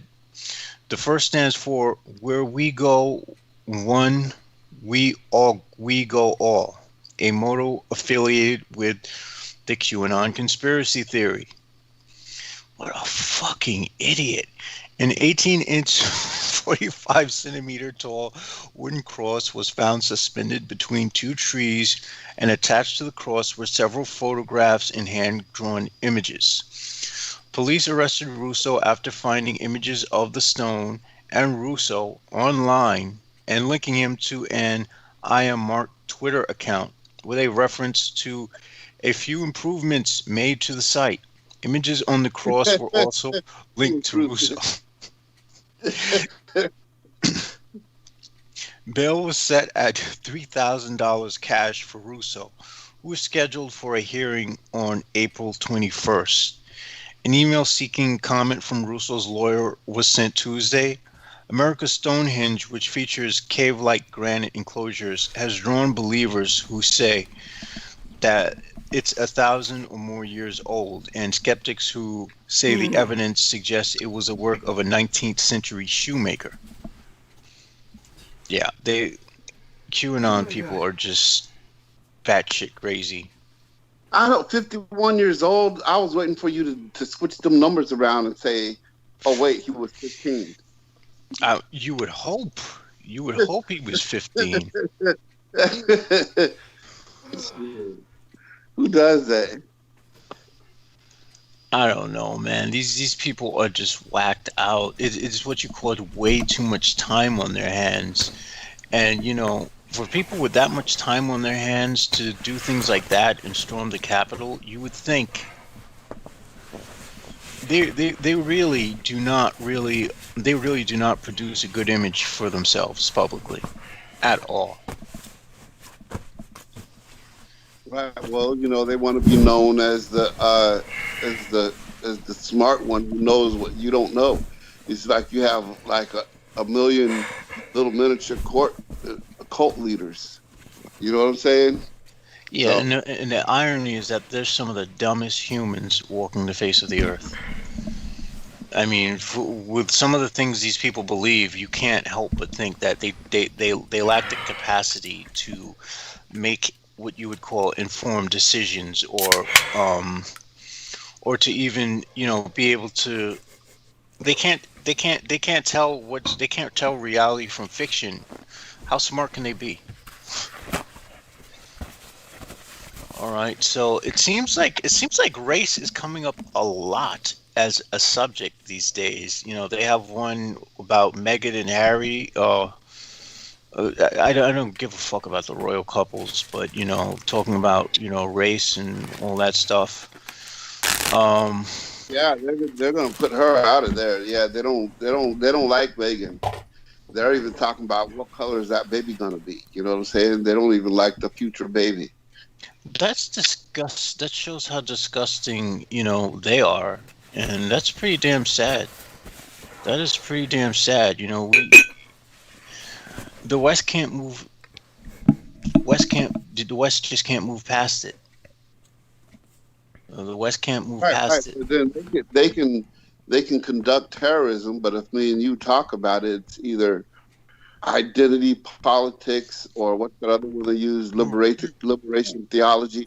It's like they can just do it's like, why are you gonna play the race card? If you respond, they're making it sound like you're taking the low road for responding to what they do. Like you're just supposed to not say nothing. But let me tell you something. In Nazi Germany, there was only 8. I got to look up how many churches there are in Germany, but there were only 8 pastors who spoke out against the Holocaust and the Jews getting killed. Everybody else was either cowards or they agreed with what was happening. But of all the churches they have in Germany, only 8 pastors with putting their own life at risk spoke out against the Holocaust. Well, America was worse because how many churches here in America were speaking out against? How many churches that had white folks in them or that were run by white people were speaking out against racism being enacted upon blacks here? Well, none down south, none south the Mason-Dixon line. Or the internment of the Japanese during World War II, So whatever. Try to kill it by not even talking about it. I mean, you wouldn't even know it if you didn't study those things out. Yeah, yeah. So my point of bringing that up is that it seems like whatever we seem to accuse other countries of, we're infinitely worse here in America. Right. Now I have an article here of LeBron James rejects Zlatan's criticism of activist athletes. This was from February 27th, but it's worth noting anyway. LeBron James responded to Zlatan Ibrahimovic's criticism of his political activism with a promise that he will never just shut up and dribble. The Los Angeles Lakers superstar also pointed out that Ibrahimovic clearly didn't feel the same way about spotlight social injustices when the soccer great called out racism in his native Sweden just 3 years ago. The AC Milan striker and former LA Galaxy star criticized James and other socially conscious athletes Thursday in an interview with Discovery Plus. Abramovich called it a mistake for James and other athletes to get involved in political causes, saying, "You should just do what you do best because it doesn't look good." James, exactly. That's exactly what I was saying, JMO. It's just no matter who you are, if you speak out, if you see some dumb shit and you speak out against it, now you're the one who's doing wrong because your identity politics and liberation theology and all whatever the other phrase they use to try to get you to shut up and dribble. See, this is the hypocrisy of the doctrines of the European race and its claim to greatness, is that it wants to be the only one who has free reign over everything, but it doesn't want anyone else to have any equity in being able to do the same thing. So, I was unfriended. Well, I think I was. I must have been blocked or something because I was kind of waiting for a response. This guy put up on his Facebook page, if it wasn't for old white men, you people would be speaking German right now. And so then my response was, well, hell, we're still speaking European. It's called English. You know what I'm saying? Like, we're supposed to thank old white men for fighting for us because we're not speaking German. I'm all, hell, we're still speaking European and shit. Yeah, you could remind him that English is a Germanic language, and he's too fucking ignorant to know that. But at any rate, go on, please. Right. Well, I didn't get no response. As a matter of fact, when I tried to look to see if anybody, had any kind of reaction to my statement, I couldn't find his Facebook page. So I think that means Of course not. I mean, you're rather naive to even expect one. But there you go with that. Yes, both of you do please continue. That's the irony of the people who follow the alt-right, is that they want, the only thing they really truly care about is preserving their own freedom as a race to be assholes to everyone else. Yes. That's what this is all about. I want the freedom to be able to fuck you up and get away with it. That's basically all they're saying. So if you ever speak to someone who's following that ideology, remember, that's what this person thinks of you. This is what this person thinks. I should be able to fuck you up and get away with it because I'm white and because you're not. Yeah. That's basically all they're saying. So you ever decide to have a conversation with someone who's on that side of the spectrum, remember that that person's argument is solely so that they can have the free reign to do whatever they want without any legal consequences, while everyone else has to suffer legal consequences. Yes, especially blacks for using the word nigger. Yeah. I mean, it's pure hypocrisy. Pure hypocrisy. Yes, I mean that's. And just, the thing. Go on. And for it not to be evident, And the thing is, I used to call some of the stuff out when I, was responding to some of the posts from that magician who I was friends with. Is that but at some, are you intentionally avoiding his name, or you just don't remember? No. It was Curtis Joseph, because a lot of his friends are like into that alt-right stuff. And the thing is, like, I was just like, but I reached the point where I was just like, no, I don't care. So I just don't follow. I just don't follow any of his posts. It's just like, fuck it. I don't really care about the alt-right shit. If my intention is to speak to someone because they have knowledge about the craft that I am interested in, then that's purely what I'll keep conversations about. I really don't give a fuck what Disney's doing or what this person's doing or what that person's doing. Okay. That stuff doesn't interest me. Right. But I mean, it's just a shame how, like, when I had thought that I was bringing up, intellectual conversation to the table to sort of ask people and their views, a lot of people who followed him, a lot of their comments were unintelligible. They'd be like, I don't know what you're talking about. Why did you write such a long post? Why don't you write something shorter? I'm like, holy fucking shit. And these are people who have like these occult scream names, like they're supposed to be all smart wizard casters, spell casters and shit, black magicians. And I'm like, all these black magicians, and that's the best response I'm able to get. This is disappointing. Oh, well, that's funny. Meanwhile, hold on, everybody. I'm just garnishing my tea eggs here. Gonna have these two gentlemen go on for a bit. Still trying to get enough calories in me so that I won't disappoint everybody by collapsing throughout the night. I'm feeling all right, but we'll open up. After I do the solicitation with talking a bit about this sleep issue for the rest of you, because it is obviously something that may impact myself tonight, and certainly I'll probably be feeling it by the morning. And then when I finally collapse into slumber at some point, then it'll be good to do that. In the meantime, I do remember you saying how 6 hours of sleep isn't good at all. Yeah, I'll go into that. And what about 4 hours? Yeah. Yes. Well, the reason that Jameson says that is because he's tweaked. And he doesn't sleep anymore or longer than 4 hours. By the way, even when I was sober, even when I wasn't on caffeine or any stimulants, it would just be 4 hours at most. Maybe 5 hours. There are some people who are just biologically different. It may be part of that. It might be part of the schizoaffective disorder, because the one thing I could tell you is that I was relieved when I crashed to a degree, because not that this, believe me, I'm trying to get people to understand that mental illness should have no stigma. It's a biochemical difference in people, and they function differently, they perceive differently, they process differently. But one of those processing traits is they tend to get a lot less sleep, or to sleep a lot less.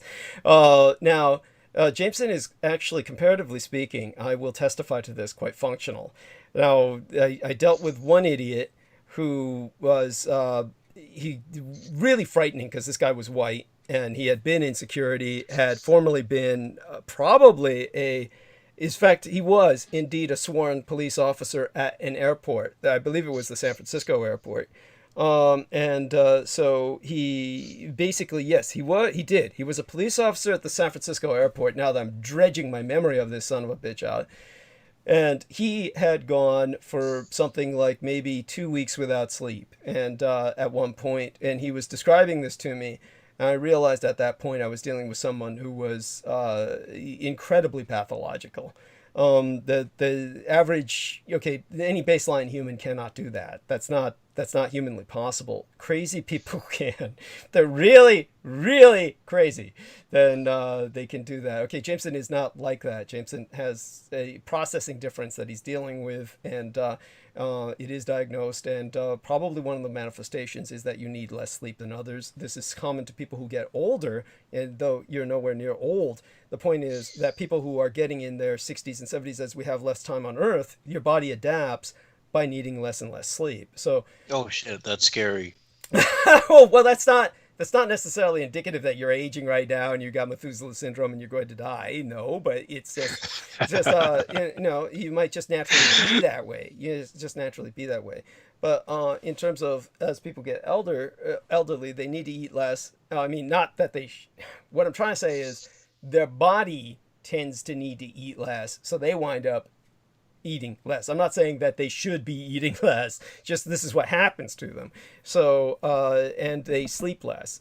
So that's what happens as time shortens for them on Earth. But that's just a biological adaptation as people get older and the systems start preparing for, total shutdown at some point. In terms of you've apparently been doing this for a while. I suspect it has something to do with the condition of the schizoaffective disorder to a degree. Well, I do also have a sleep disorder that I've had all my life as well, so that's also part of it. Wouldn't you want to change that then? I mean, if you feel you have a sleep disorder, most people would want to deal with the symptoms of that. Is that something that, or you feel fine sleeping only 4 hours? No, I feel all right, honestly. I'm able to function throughout the day. I'm able to get done what I have to get. I'm fairly productive. Right. Given the circumstances. Right. I would even have to argue that even among people who have this addiction with the drug of choice I have to argue that I'm far more productive than any of them would be under the circumstances. I hear you. By the way, the fact that you're abusing a sleeping drug, a drug that has to deal with basically what they would call what do they call it again? It's basically, in the old days they'd call it a sleeping potion, but it's basically a sleep aid. And the fact that you're sleeping only that makes sense. Okay, that's part of the drug issue. That may change if you kick the drug habit. You'll probably actually sleep more. Even without the drug, even without the habit, without the habit, the thing is, like, I would sleep a lot more, but the thing is, it wouldn't be straight sleep. What I'm getting at is I sleep at 4 hour intervals. Okay, all right. At most. So that's just That's just So you, it's like you know. so it's like 4 hours. It's like 3 hours, and then I'm awake, Okay, and then there's a lot of I people like have that. to go back to sleep. You know. Yeah, there's a lot of people like that, and then they wake up and they go back to sleep. So that makes sense. I mean, so I do that to an extent, but quite differently. But so if people who are puzzled by my sleep deficit, just understand that, because of the work I used to do in security and all my career, I worked night shift. I am used to going days without sleep, either due to work or due to partying. It's very seldom I ever did that just like that, where there was no reason for me not to feel sleepy, and I just didn't feel sleepy. Otherwise, I normally fall asleep in a revolving door. I can sleep almost anywhere and through anything, almost. And so, I'll get back to that, I'm sure. But probably it has to do with trying to work on this book and the pressure from Peter Moon to try and get things done. I think he's rather manic about it myself. But, hopefully he keeps slowing down a bit more to provide me more time to just send him some stuff. Maddening myself trying to look for some images I knew I had that I can't find. Don't know where they went.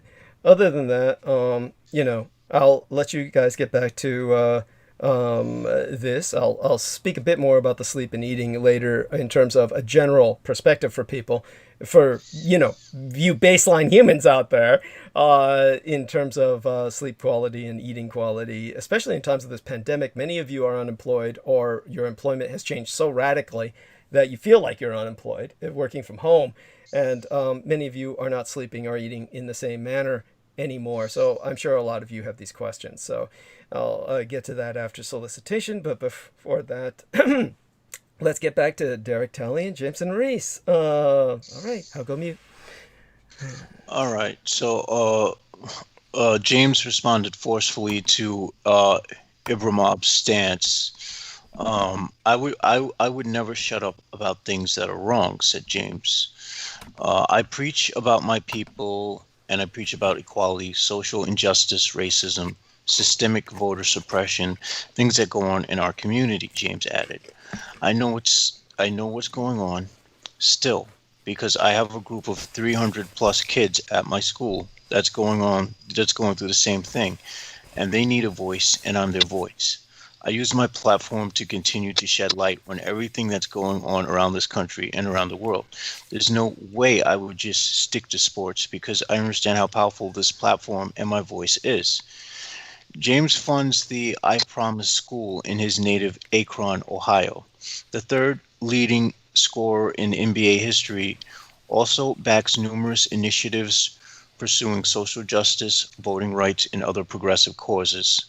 James also made it clear that he was aware of comments made in 2018 by Ibramov, the Swedish-born son of a Bosnian father and a Croatian mother. He's a guy who said in Sweden he was talking about the same things because his last name wasn't traditional Swedish last name. He felt like there was some racism going on when he was out on the pitch, James said. I speak from a very educated mind. I'm kind of the wrong guy to actually go at because I do my homework. Indeed, Ibramov told Canal Plus that undercover racism caused the Swedish media and public to treat him with less respect and reverence. This exists, and I'm 100% sure, because I am not Anderson or Severson. If I would be that, trust me, they would defend me even if I would rob a bank. See, he just wants to be able to do whatever the fuck he wants from what he's saying there. From his little grievance or complaint, which is bullshit. His bullshit grievance, this Abramov fella. James and Abramov overlapped in Los Angeles for about 16 months for the summer of 2018 until November 2019, when Ibramov went back to Europe. While Zlatan was unable to carry the Galaxy to an MLS Cup title despite playing exceptionally during 2 frustrating seasons, LeBron already won the Lakers' 17th NBA title in his second season with the club. They also share remarkable similarities. Blah, blah, blah. It's the athletic shit. Who cares? I'm not an athlete, so I'm not going to go into the rest of the sports masturbation spiel. But yeah, that basically covers the point. Was that this guy has a sort of you know, it's okay for him to claim racism because he doesn't feel he's getting the respect he deserves yet. When someone who is actually going through and is actually vocal about injustices that are real, rather than just imagine shit about someone's last name, he says, "You should just shut up and play sports." So there you have it, the perfect illustration of that hypocrisy. And we're probably going to be flooded with stories after story after story of more of the same stuff, because apparently things have only gotten worse with time, not better. Now, for anyone who's a student of history, or anyone who's learned at least basic high school stuff about like how people used to change, how ancient cultures used to trade with one another and whatnot, you come to realize really fast that there wasn't as much of a racial schism back then. Especially when you when they had the Silk Trade routes and they had all these other routes going through the Middle East and through the Orient to North Africa to Europe and whatnot. It seemed like everyone was pretty much well represented, and people were a lot more integrated back then than they are now today. That's something that baffles me. And looking at that, if I'm looking at this pattern correctly, then I'm worried about the future. Very worried. All right, so let's see what else I could dredge up. I did want to kind of before I wanted to ask you on your views on hydrogen-powered vehicles. Well, I think it could be a good idea as long as you don't get into a car accident. Because hydrogen I've been doing my research on them, and apparently those tanks are able to withstand very high impact, even more than even more reinforced than actual gas tanks. So. Even if the tanks can withstand the impact, the problem is most of the times the cars can't. And you're having, basically, if you have a car crash, you have the addition of heat from other compartments of the vehicle building up pressure of that gas within the tank. So no matter how strong that tank is, that pressure is going to build up. You have a recipe for a problem somewhere along the line. At this point, I'm trying to wonder why we're still trying to. I mean, next they're going to try to say, okay, instead of using hydrogen, why don't we use your depleted uranium-powered cars? I mean, shit. I mean, it's like they're deliberately trying to make these things death traps. How can we make a vehicle more of a coffin than it already is? Oh man, humans are terrifying. I don't.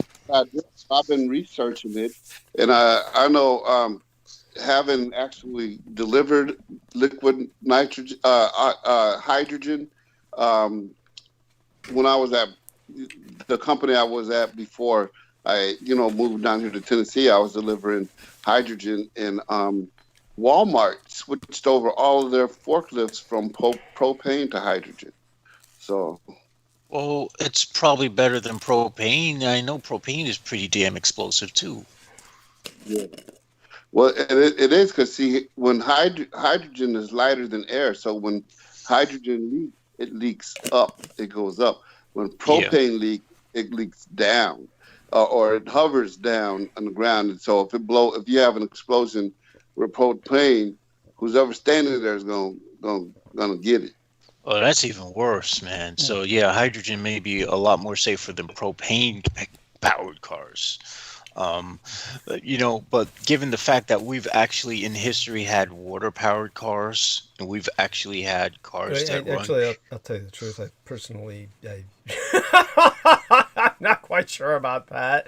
No. That it's historically, I think it's federal. There was a guy, I think it was called, the guy's name was Tucker or something like that. It might be. He created Yeah. He did manage to create something that was water powered, and he was killed because of it. Okay. I think. I mean, I know that I hear about the story so often that I almost get quite skeptical. But then when I rack my brain, I vaguely remember some footage I may have seen about just that, and but like everybody else, there may be a conflation of memory here. I know that there's just how do I say it? Water as a fuel is possible and perhaps has been realized to a degree. So I will say that much. In the meantime, just let me finish this up. Almost done. And yeah, continue. Both of you, you're doing fine. Both of you, gentlemen. So we could probably even run cars on alcohol. I mean, yes. They were doing that before gasoline. That's why the prohibition happened, was because the gasoline company's Standard and all them didn't want to compete with the alcohol. Interesting. Yes, now that's an interesting angle. Thank you. Yes, that's generative of some valid. That's a valid theme. Thank you. So let me let you both get back to that for a second. Let me turn this. We have some more explosive. We have some more evidence of how explosive 2021 is compared to 2020. So we have at least 20 dead, 600 wounded in Equatorial Guinea blast. A series of explosions at a military barracks in Equatorial Guinea killed at least 20 people and wounded more than 600 others on Sunday, authorities said. President Teodoro Obiang Nguema said that the explosion at 4 p.m. local time was due to a negligent handling of dynamite in the military barracks located in the neighborhood of Mandang, Nakatuma, and Bata. The impact of the explosion caused damage in almost all houses and buildings in Bata, the president said in a statement, which was in Spanish. The Defense Ministry released a statement late Sunday saying that the fire at a weapons depot in the barracks caused the explosion of high-caliber ammunition. It said that the provisional death toll was 20, adding that the cause of the explosions will be fully investigated. The country's president said that the fire may have been due to residents burning the fields surrounding the barracks. Yes, blame the residents and not the idiot who was holding the dynamite. Right. Well, we read a story a couple of episodes ago. It may have been last month, but we read a story about how a bunch of missing C4 came up at the Marine base, and it was only 10 pounds, but that let us know that they keep the Marines keep a very tight eye on what it is that they have on their inventory. And, you think you're going to pick up a little bit and put it in your pocket or whatnot. They're keeping track of it. One has to question how much they are keeping track of it, given that much was able to go missing. You get what I'm saying? So something doesn't add up. Missing. So with this, it doesn't sound like this other army. You could sound like you're more liable to get away with it if you just take a little bit. Well, they don't keep track of it like they do their cocaine. I'll tell you like that.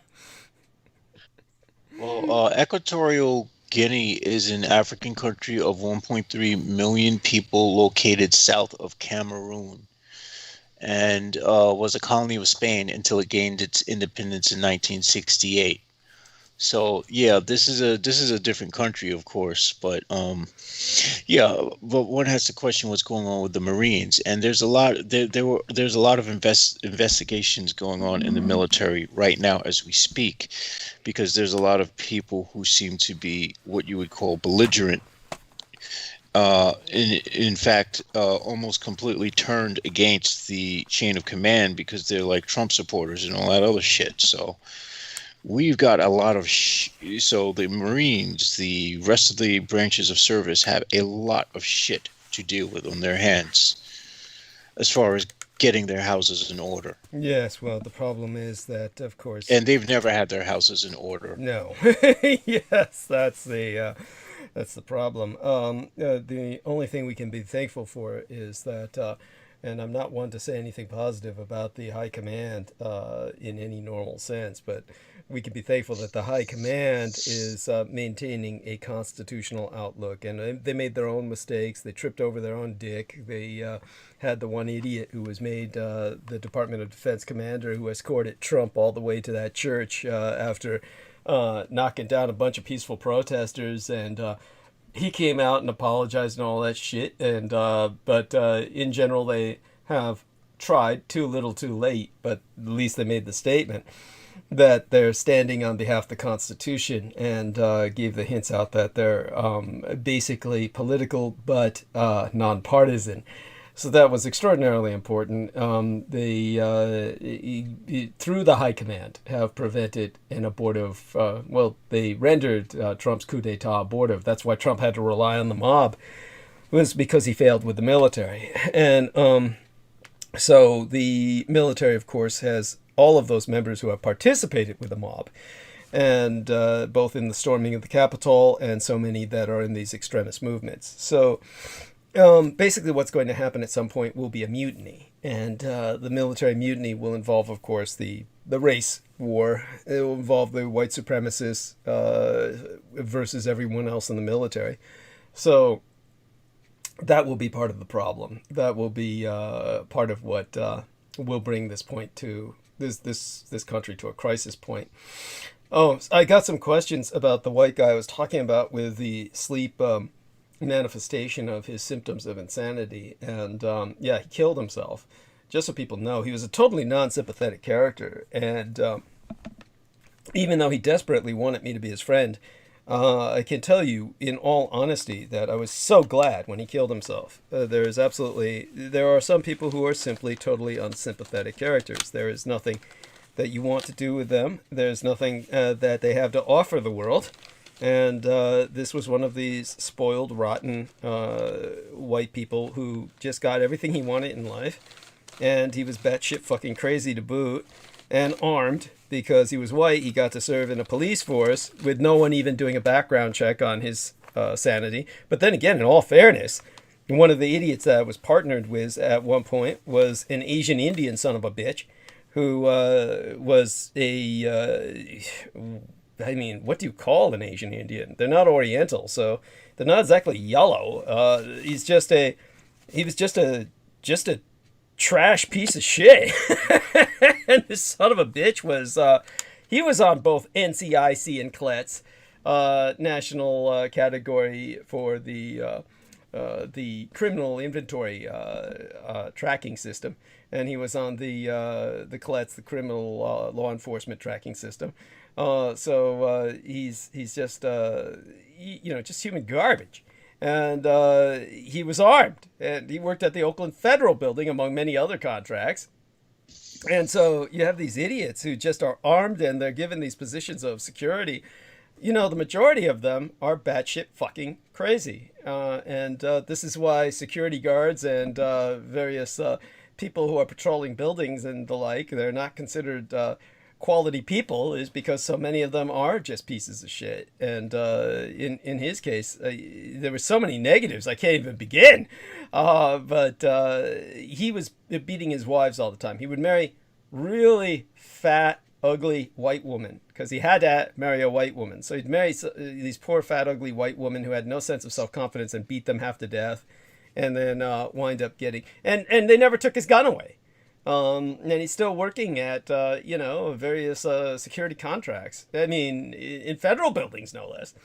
That's the level of what we're dealing with in this society. But as for the white guy I knew, whose name I can't remember, the Asian Indian guy, the piece of shit, was named Yogendra Segar. So that was the name of that idiot.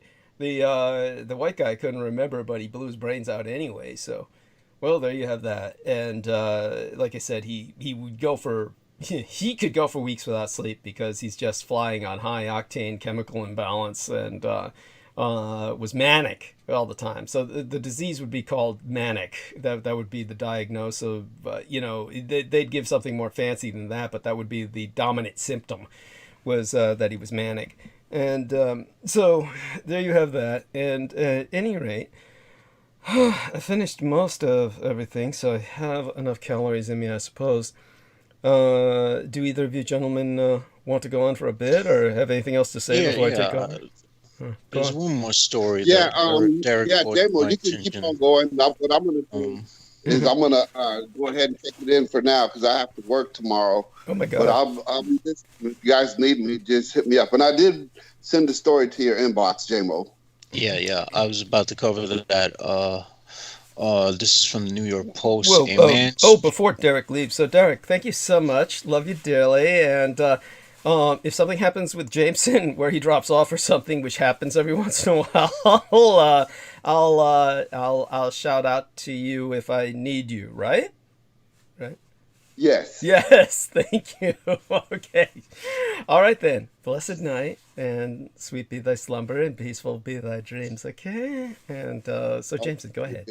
Yes, thank you. All right, so a man spews racial slurs at teen unloading groceries, hits her with car. Cops. Police are looking for a driver who allegedly spewed racial epithets at a teenager in Brooklyn Saturday night, then clipped her with his vehicle as he drove off, cops said. Yeah, she could charge him with attempted vehicular manslaughter or something, assault with a vehicle.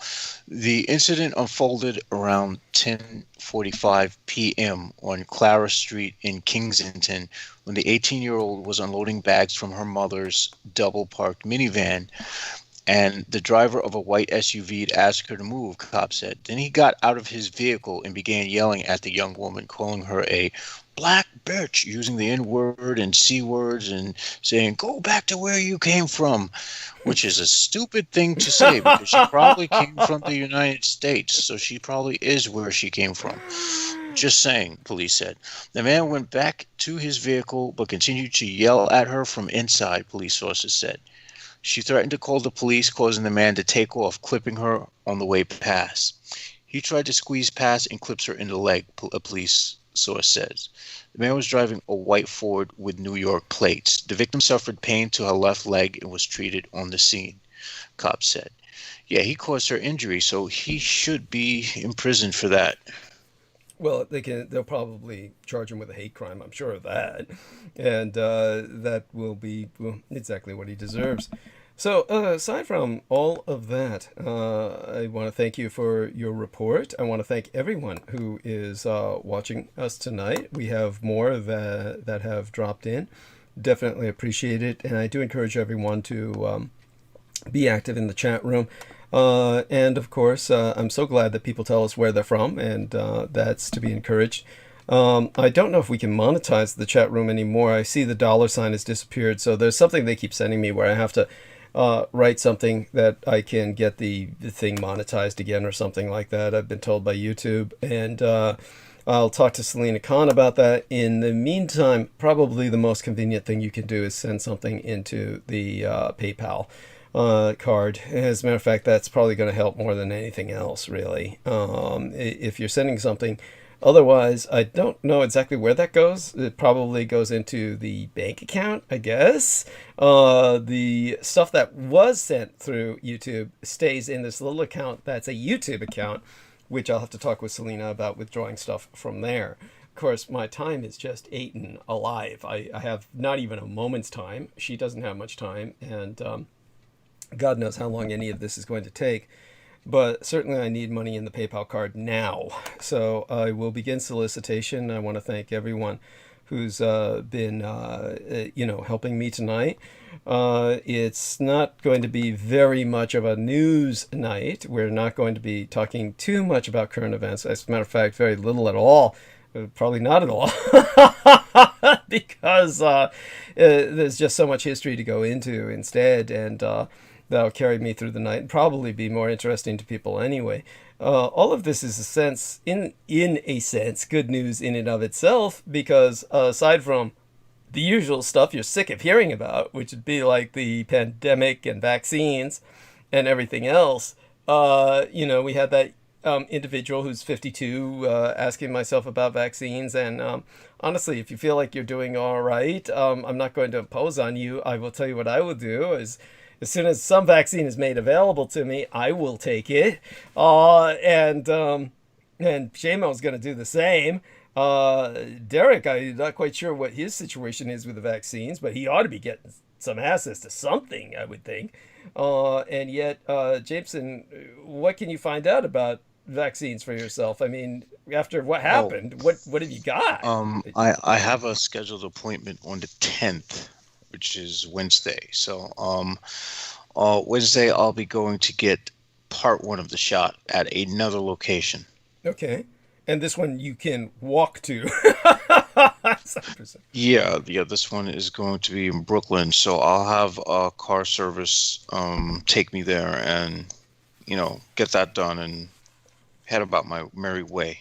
Much happier than before I had the vaccine, right? Because I'll probably be a lot less fearful. Right. Well, I mean, I'll still wear a mask. I'll still wash my hands religiously, but I'll be like, okay, I won't think every time I sneeze that I have a fucking coronavirus. Right. Well, by the way, the when you get it, is this a 2-part shot or a single shot? This is a 2-part. Okay, so my understanding is that when you get the first part, there's nothing gonna kick in until you get the second part, and then the second part, it's gonna take a week at least to kick in, like maybe even a month. So altogether, it's gonna take a month before you really, before you have any results from the vaccine, or the vaccine becomes efficacious or starts acting. So everybody who gets the vaccine do understand this, that especially if you have this 2-part, it's just a complicated process in which the body is adapting, and it takes like the booster shot.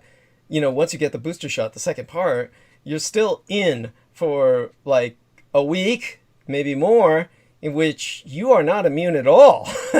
So it's the same as if you had no shot, until your body absorbs that and integrates that into your immune system. It'll take about a week, maybe a little longer. So we're talking about a process of at least a month when you get the 2 shots. And if you got 1 shot, it's not much better. So you're still quite vulnerable and still very much a spreader, if for a while. Yeah. Well, the whole point is to, I'm still going to be walking around with a hazmat suit, comparatively speaking, while everyone else is walking around outside with no mask on whatsoever, because Staten Islanders are dumb as fuck. So it can't be as bad as Texas. What's it, is it that bad? I mean, like, the way you mention it seems to be quite common. Are people truly commonly walking around without masks on Staten Island? Yes. That's amazing. Yes. I mean, here in San Francisco, I see the overwhelming majority of people are wearing masks. So I can say that much. Certainly in my Russian Hill district. So it's a little different in Manhattan, okay, which is another borough. But Staten Island, it's like people are just, some people are obnoxious to the point where they'll go into stores without mask on, and they just won't even. Privileged assholes. They're privileged assholes who just feel that they're immune by dint of white privilege or something, right? Is that what it is? Oh, no. This is worse because. Yeah. It's literally something in the gene pool out here. Shadows in the water. Over Innsmouth. This is Innsmouth. And well, tell us a little bit about Innsmouth. I'm sorry, it's just I have to hear that. Well, I would say, as far as intelligence is concerned, the people out here are a little bit like a few chromosomes removed from starting to look like fish. Yes. Yeah.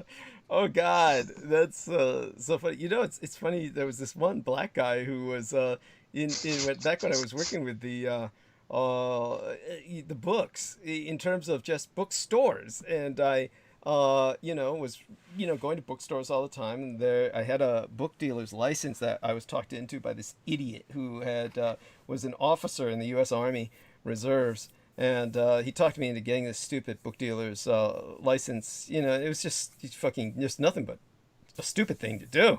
And anyhow, but I, of course, was going through a lot of bookstores, taking advantage of it when I could, for what it was worth. It was worth nothing. And which is a whole long story behind it. But, and rather bemusing, a bit of an object lesson, but, nothing that I care about in terms of its long-term implications. But it's just another example of privileged people can take advantage of things that they think other people can, and you can't. It's one of these things that is just a burden. And but there was this one black guy who came into this one bookstore regularly who looked just like that, like he was like half a fish or something, one of the refugees from the what was the name? It was Innsmouth, of course, one of the refugees from Innsmouth. And yeah, it's just, well, there you have that. And okay, aside from all of that, I'd best get started. Can't avoid my responsibility anymore. Got to get into the solicitation and then on with the transmission. Oh my God, I hate this. So you're welcome to say kind of good night to everybody. All right, folks, good night. And chances are I'll be in the background. I hope. If for any reason you can't get to me, chances are I am incapacitated. Okay, so are you giving me a forewarning that you're going to incapacitate yourself? That this is like, that is this going to be like you're planning on doing something with that bottle of cough syrup, or what? What's going on with this? I don't foresee anything right now. Thank I might God. just get another energy drink and keep myself moving. So. Okay. All right. Well, I hope you're there, and throughout the night. And of course, as usual, I do ask you to inform me whenever you leave, and then inform me when you return, as you usually do, and that's appreciated. I'll take off while you're doing solicitations and come right back real fast. And Yes, I don't blame you for that. Yes, I just suspect most people will do that. When you're back, of course, just let me know. And if you feel like you're going to drop off, let me know. Of course, I know sometimes you just drop off because you can't help it and you collapse. It's rare, but it does happen. And what was the other thing that happened? Oh yes, so maybe you can tell people what you experienced with me the other night when we went off, when we were knocked off. You can share with people what happened that night that you remember. I think I was knocked out, and so I had just gotten up, and when I gotten up and you were talking and you were knocked off, you said something like you were probably going to end the broadcast if you couldn't get back on. So I was like, all right, well, since he got knocked off the second time, I'm guessing he's going to end the broadcast. So I just passed back out. No, that makes sense. Yeah, no, that's fine. And because I noticed you didn't ask anything about it when you left messages in the private message box later, so I figured that's what you had assumed, and so in a sense you assumed right, but the reality was I couldn't get back on, and that was fine. And then, like I said, it was just really disturbing the way it was turning out, but I realize now what had happened, and that my calls with the Comcast pretty much settled everything in that regard. So thank you for what you do in your attempts to try, and you certainly assumed right in the general direction of developments when we were dealing with what we were dealing with that night. So take your time, go get yourself something, and let me know when you're back. Gotcha. Okay, and with that, I'm going to take some deep breaths and try and get myself together. This is like one of those nights where, again, I do ask for some feedback just to give me a sense of reality so that I know that I'm transmitting. Very important that we get the feedback so that I know you're out there. So, and our audience is still increasing, so I'm actually surprised. As for those of you who can stand my voice as I try to pull myself together, this is part of my struggle. Mein Kampf, my struggle be thine own.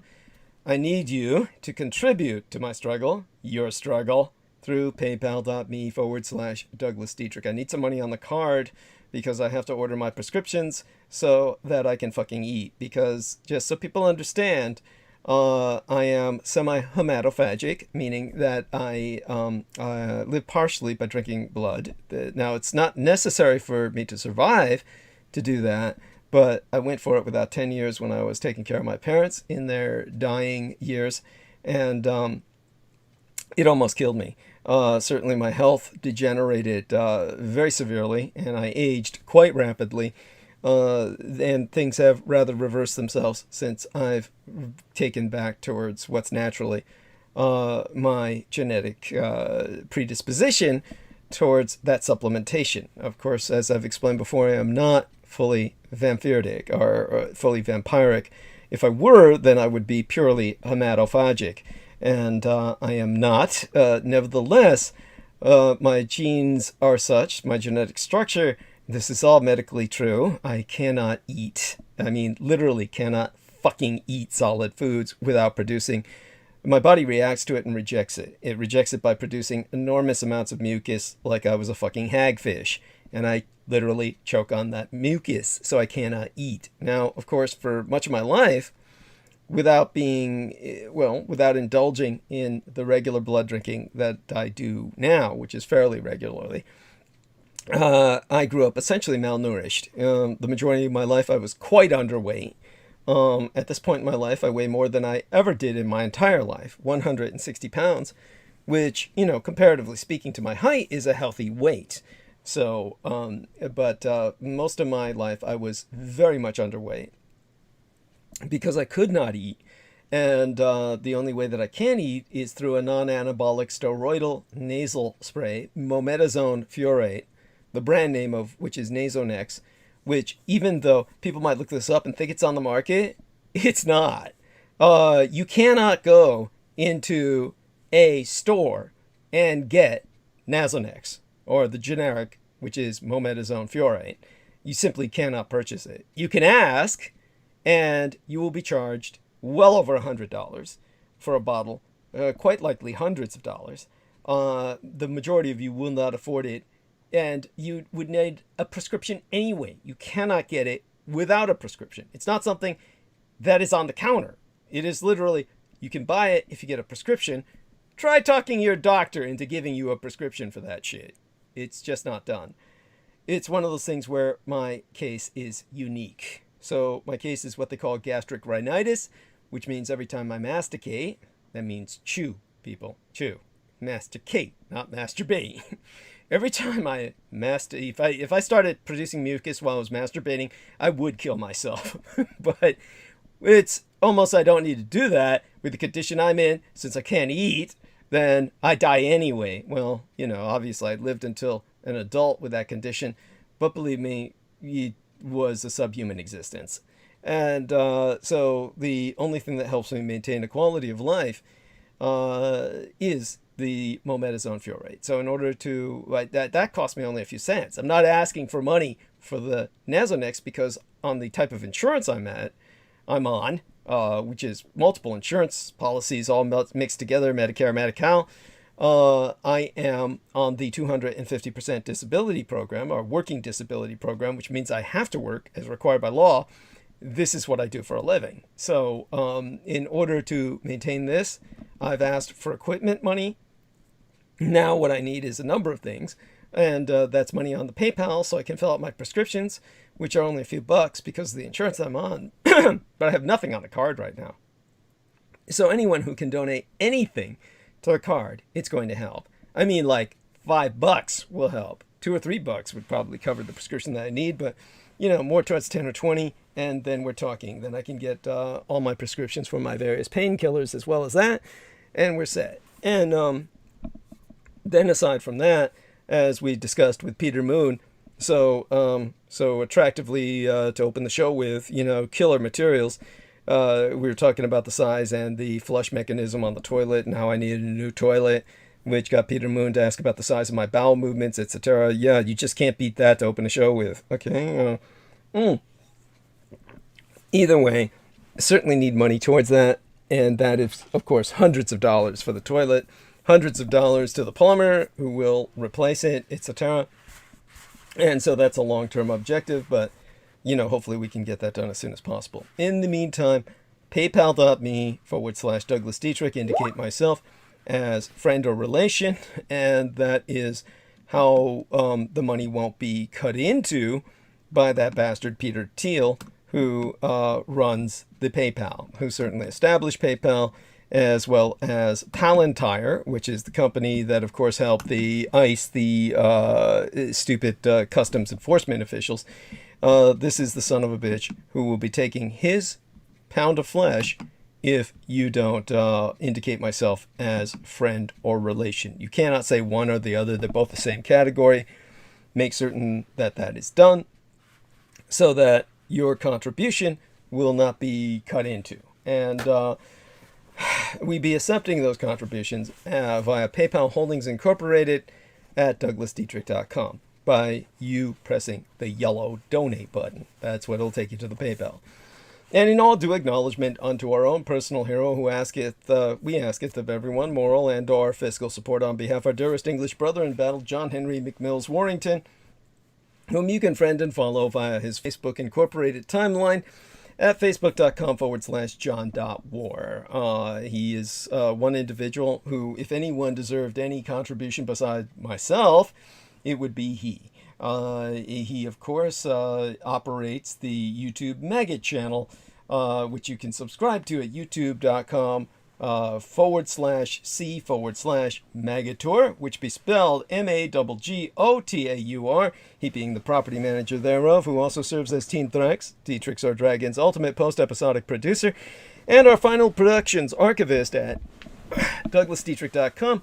For were it no for he, nigh all videographic works of the internationally recognized renegade military historian would have been lost.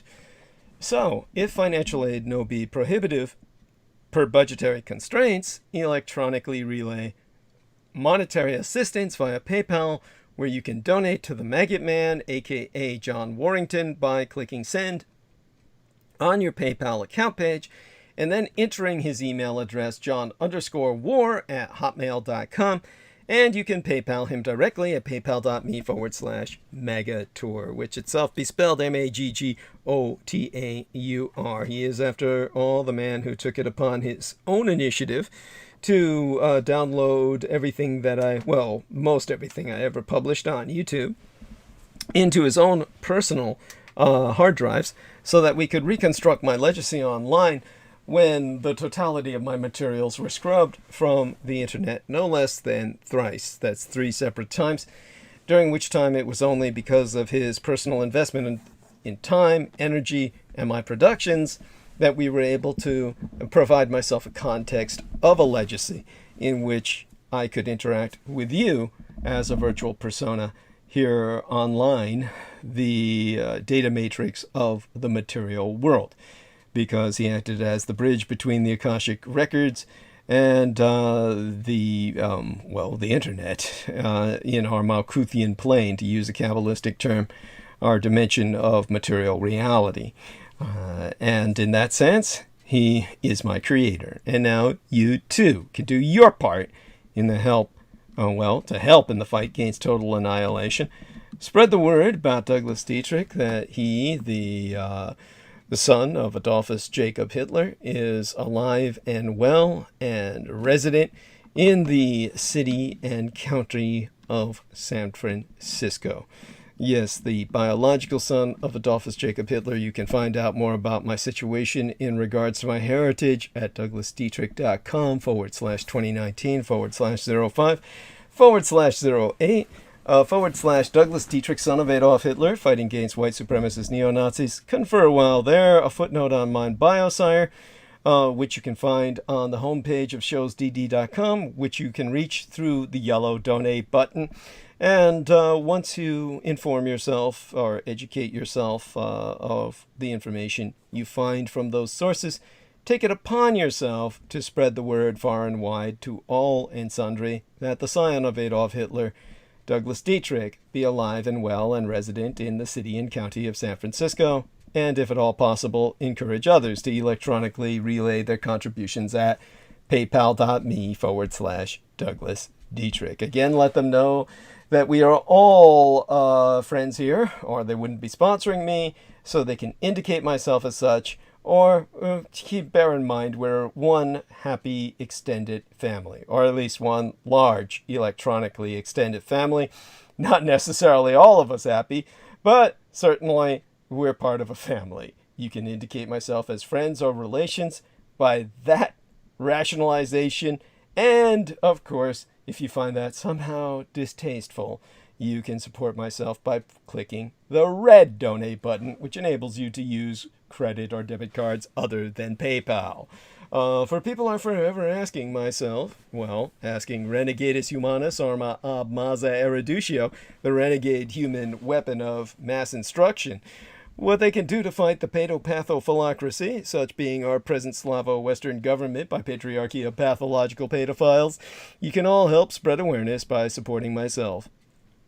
We have a new contribution page on DouglasDietrich.com where you can make a donation online using either the credit or debit card. Simply go to DouglasDietrich.com and click that red donate button, which will take you to where you can render contribution without indicating myself as anything, because there's no middleman to come and take their pound of flesh.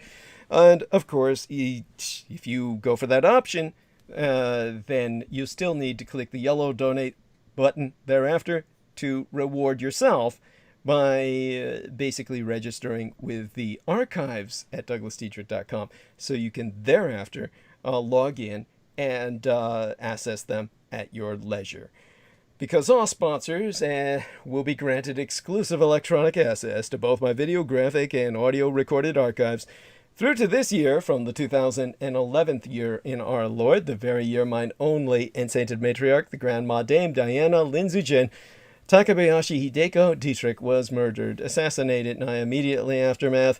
The Sanjuichi Sensemi, the 3/11 terror attack against the Fukushima Daiichi, or Big One cluster of nuclear power plant facilities on site, the 7,000 islands of the Greater Japanese Empire, when 'twas deemed by much Native American cosmological reckoning that the dawning of the sixth world, the first rays thereof of that dawning, had taken place, as indicated, signaled, portended by the Fukushima Daiichi attack and subsequent meltdown, when magics could again be worked conjointly with the awakened Mother Earth to redeem the folk upon her.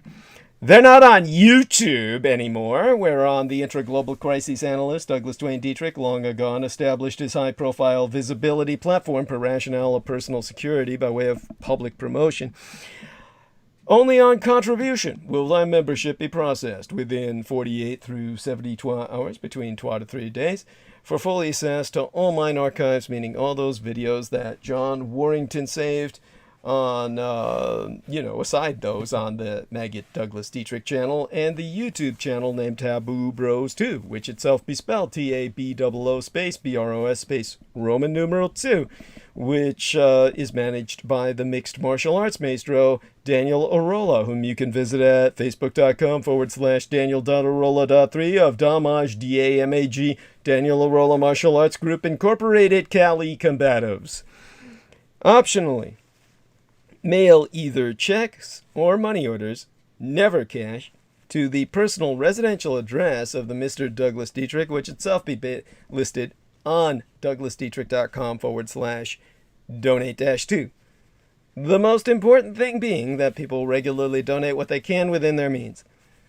Foremost among Axis Daddy D's donors, aside his mistress and manager Selena Khan, be our most beloved greater British brother in battle, the Team Drax, Dietrichs or Dragons, heavyweight lifting keeper of the spirits, and YouTube Bizarre HD channel managing mixologist George Edward Knight, whom you can friend at facebook.com/George.E.Knight.7. And of course subscribe to his YouTube channel at youtube.com/user, that's youtube.com/user, USER/BizarreHD, which itself be spelled BIZAREHD, he being mine own personal hero who has substantially delivered towards my salvation from the streets, and whose self-produced videos entitled How the United States Won World War I and Why We Are Still Legally at War with the Third Reich both be factually substantiated per mine own expositions. Indeed, the last Dietrich, the son of Dietrich's or son of a dragon's, Anglo-corrupted as Dracula's expositions via YouTube would not be possible sans generous benefactions from my listeners on a monthly basis. The Amerasian agent of the Peacock Angel, Tavish Meliak, be the only person on the surface of this world with the insider knowledge and experience necessary to lead thy resistance against the Russo-subsatanic occupation and, anti-godly insurgency that is, of course, corrupted completely the Red Republican Party and rendered them a Russo-collaborationist force that is attempting to destroy America. It bearing no end of emphasis that Judy, Anglo-corrupted as Jedi, literally Master D, or the Master of Enlightenment myself, is not paid to articulate mine expositions, and have never once been remunerated for my services rendered unto thyself and all I hold as dear, at incomparable sacrifices to myself, most tragically of all mine loved ones, in my most singular and quite unenviable role as the ultimate public informant at personal risk, still at large. Your taxation cannot support myself, as I be denied access to the United States Department of Veterans Affairs benefits and our services due dishonorable discharge.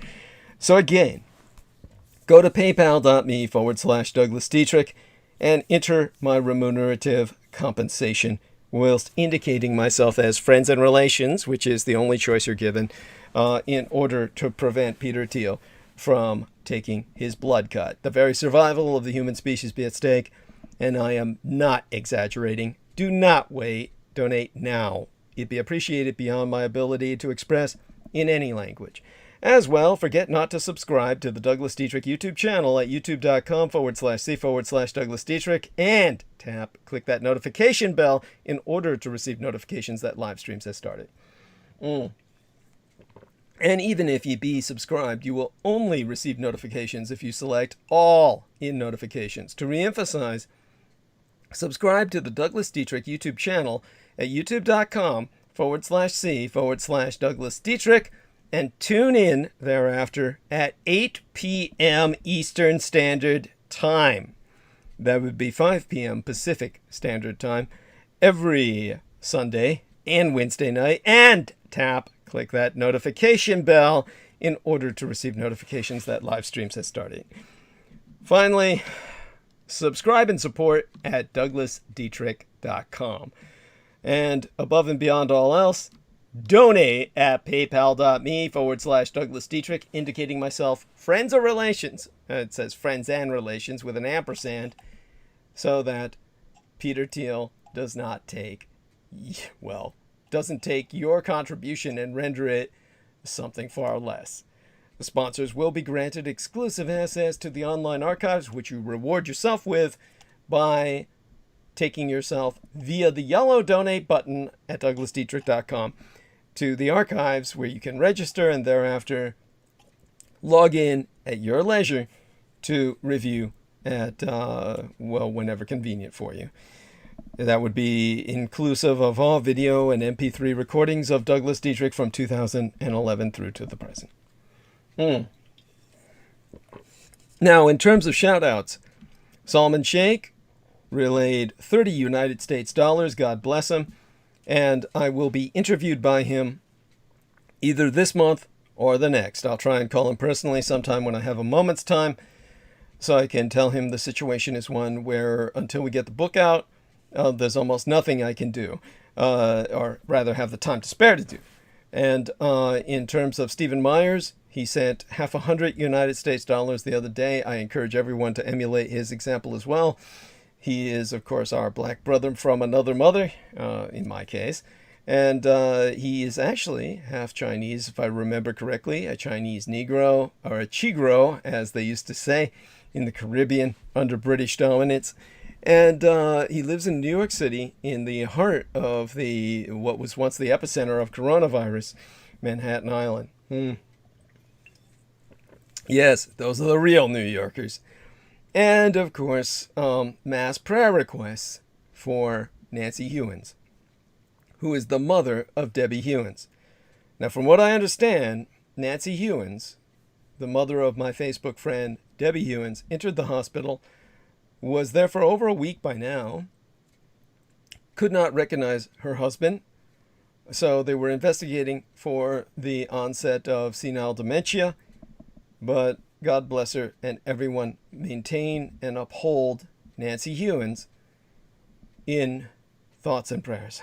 And of course that will bring us to Women's History Month, which I will get into vaguely, just briefly, far more brief this transmission than I would like. But I will be talking about the exploitation of women's bodies by white supremacists. Before I get there, though, people have asked me about the sleep issue, the eating issue that some people have concerning the entire change of the biorhythms under lockdown, and as well a bit on the subject of race, all of which was introduced by Derek and Jameson Reese, who I will ask to come on again for just a minute and hold the stage. Well, I can't believe I finished much of this liquid already. No, it's not the beer. I will probably rendezvous to get that now.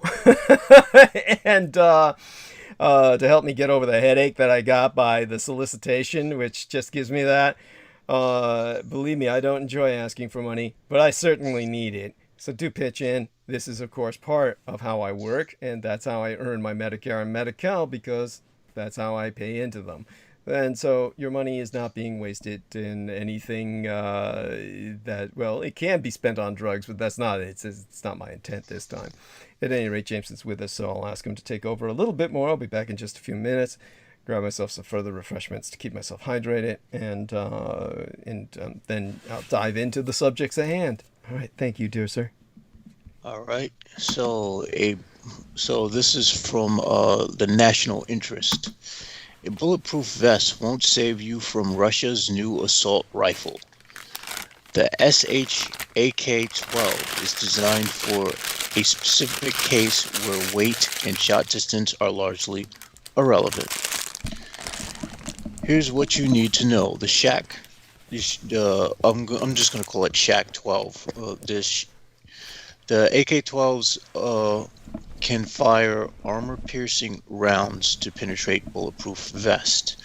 Russian special forces are getting the latest variant of the ASH-12 7x55mm heavy assault rifle.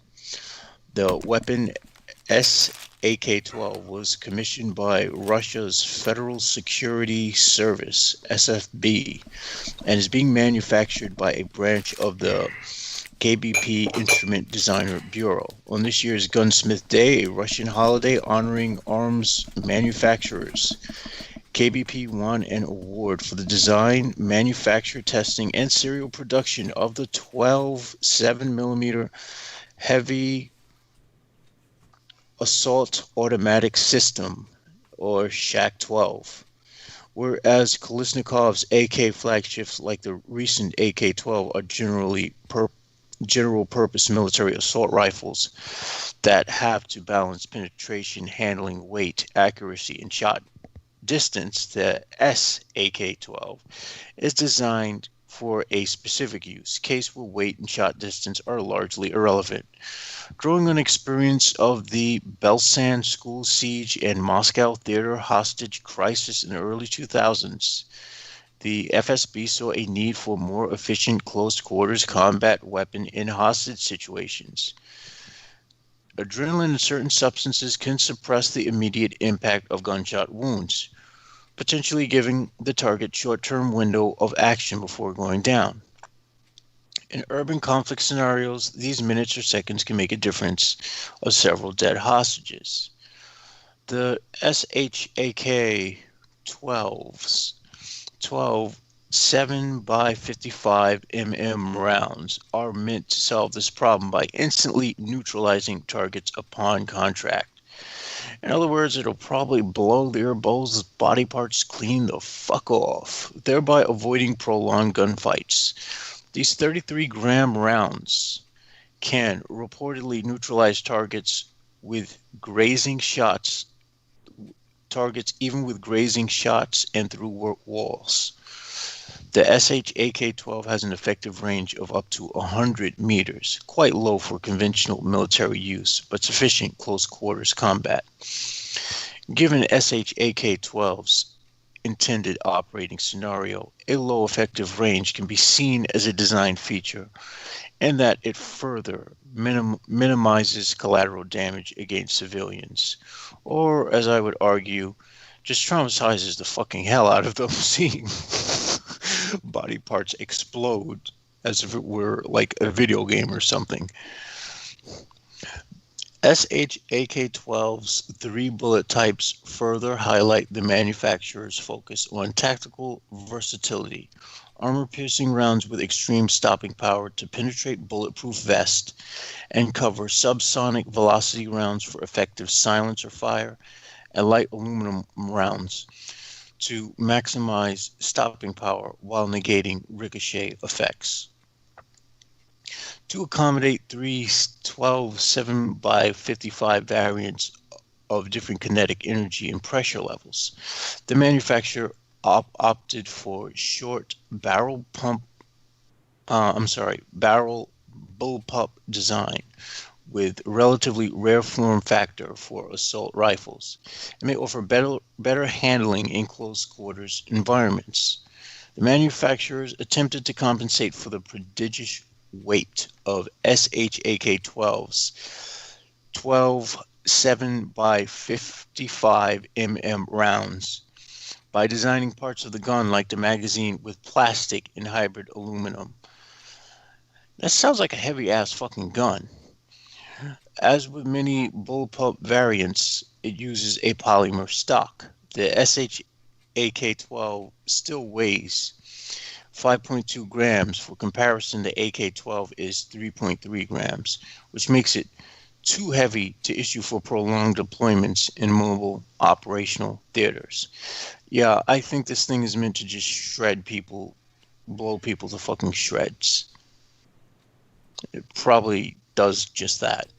The assault rifle, unveiled in 2017 and displayed Russia's Army 2018 Defense Expo, will be limited to close quarters FSB use, and it is expected to see action in future Russian counter-terrorist operations, which I'm sure Russia carries out more terrorist operations than it counters.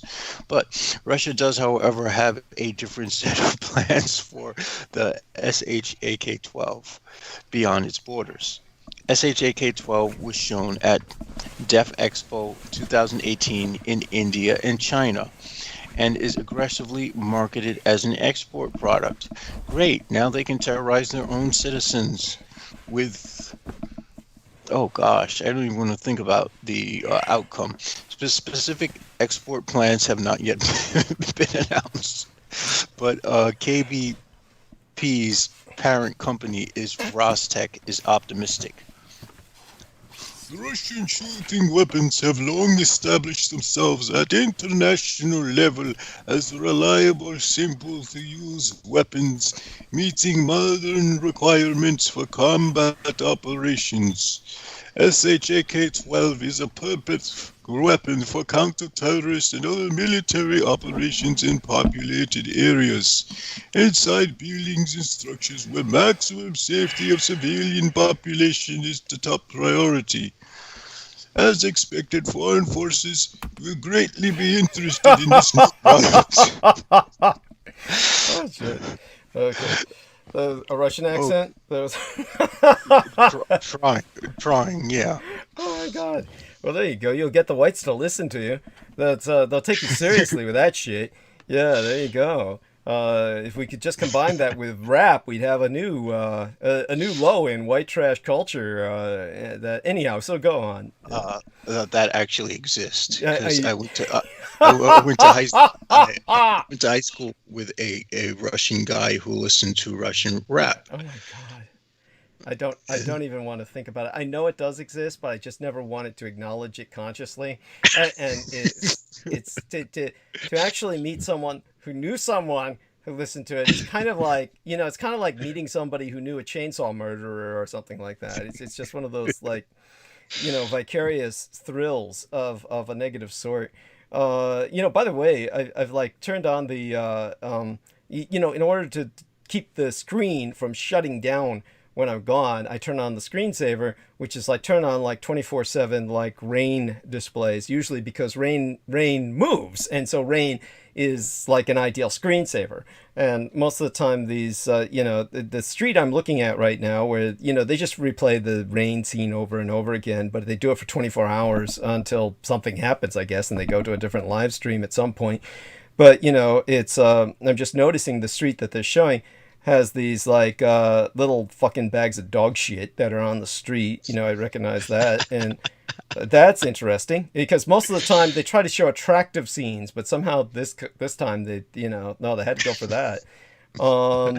And they always show someplace in Asia. This is what's bizarre to me, is that the majority of places are definitively Asian, or they're like Asian expatriate communities in North America or something, because I can distinctively make out paved roads that look like they're American, but it's always like Asian signs or something. It's very strange. I realize Asia is very developed in some areas, but the development's kind of different and doesn't usually looks Western to me. Just bizarre. So there you have that. Bizarre little images I have to deal with while, screen saving. In the meantime, so is that the conclusion of the story? You can wrap it up, Yeah, that's a conclusion. This fucking thing looks like a fucking grenade launcher. I mean, holy fucking shit. What is it? No, this is their SH AK-12 assault rifle. Okay. Cool. I'm fairly certain one shot will just probably make your fucking head explode. No doubt. Oh my God, I can't believe the time that's gone. We're like 7 hours and 45 seconds we've been on. 7 hours 45 minutes, excuse me. And that's incredible. I had no idea we had blown that much time. That's all right. And fuck, we got 4.5 hours left, I guess. Yeah, 4.5 hours. Jesus Christ. Yep. That's incredible. So time just flew tonight, and the number of people we have, I guess everybody's out of work.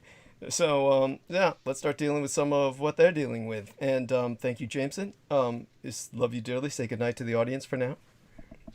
Good night, folks. Thank you, Captain sir. Cringe signing out. Yes, thank you, sir. See if you can encourage some action in the chat room if you have the energy to do that or inclination. That would be fun.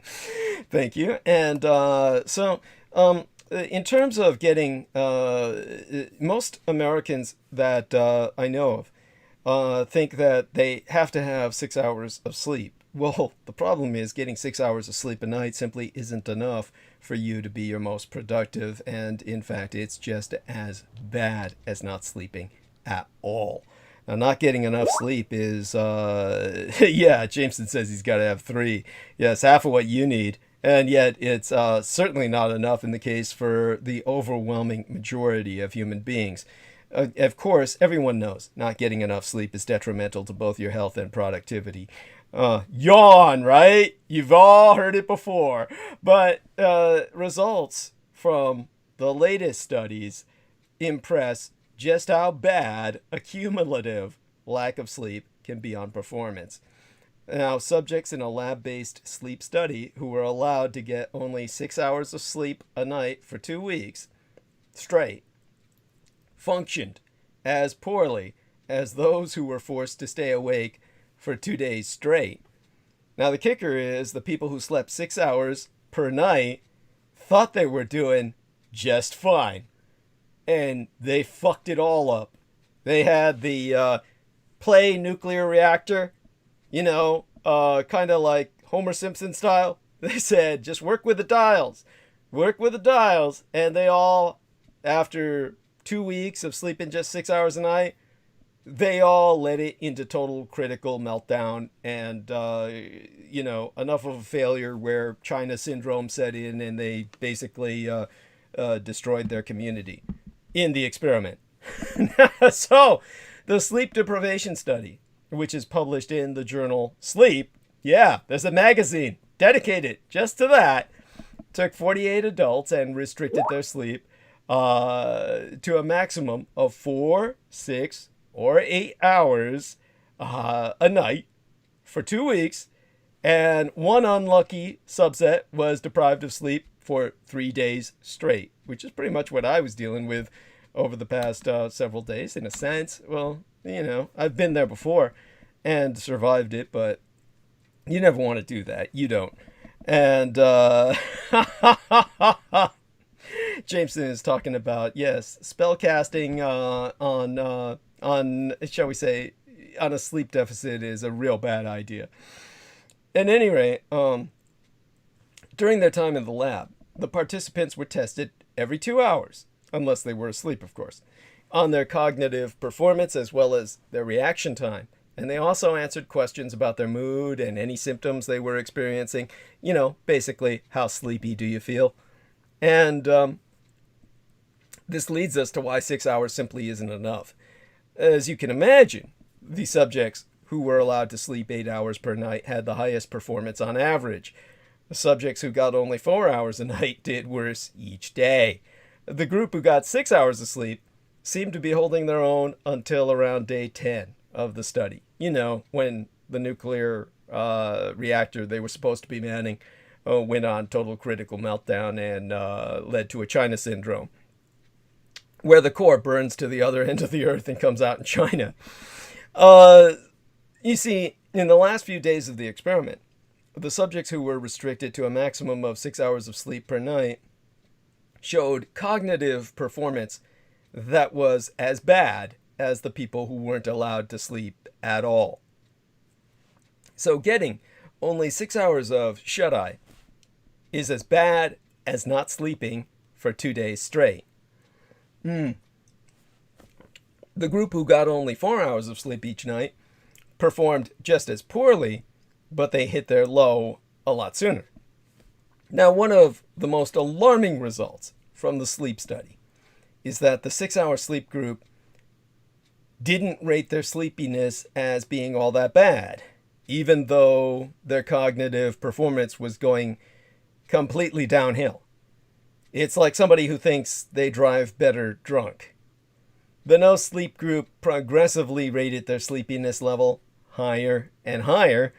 By the end of the experiment, their sleepiness had jumped by 2 levels, but the 6-hour group only jumped 1 level. Those findings raise the question about how people cope when they get insufficient sleep, perhaps suggesting that they're in denial, willful or otherwise, about their present state, which is basically always bad. In fact, it's so bad that they don't realize how bad it is because they're too fucked up. You see, most human beings have no idea how much they sleep. That's what complicates the matter, is the fact that people are terrible at knowing how much time they actually spend asleep.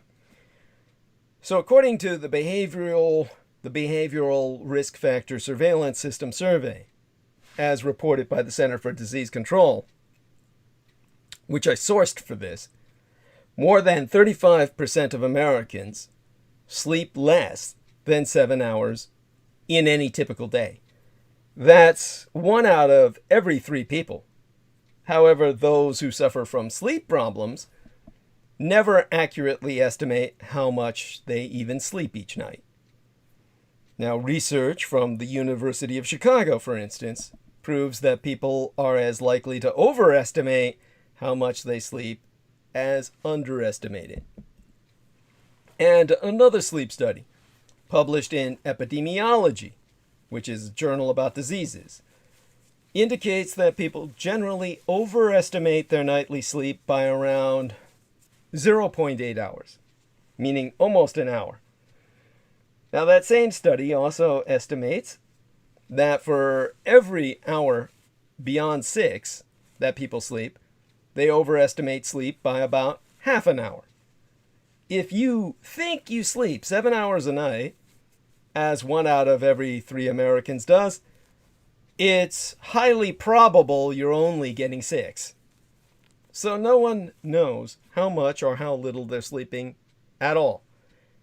And when they don't sleep enough, they always believe they're doing much better than they actually are. But the reality is, most Americans are producing shit, performing like shit, and feel like shit to the point where they don't even realize it anymore.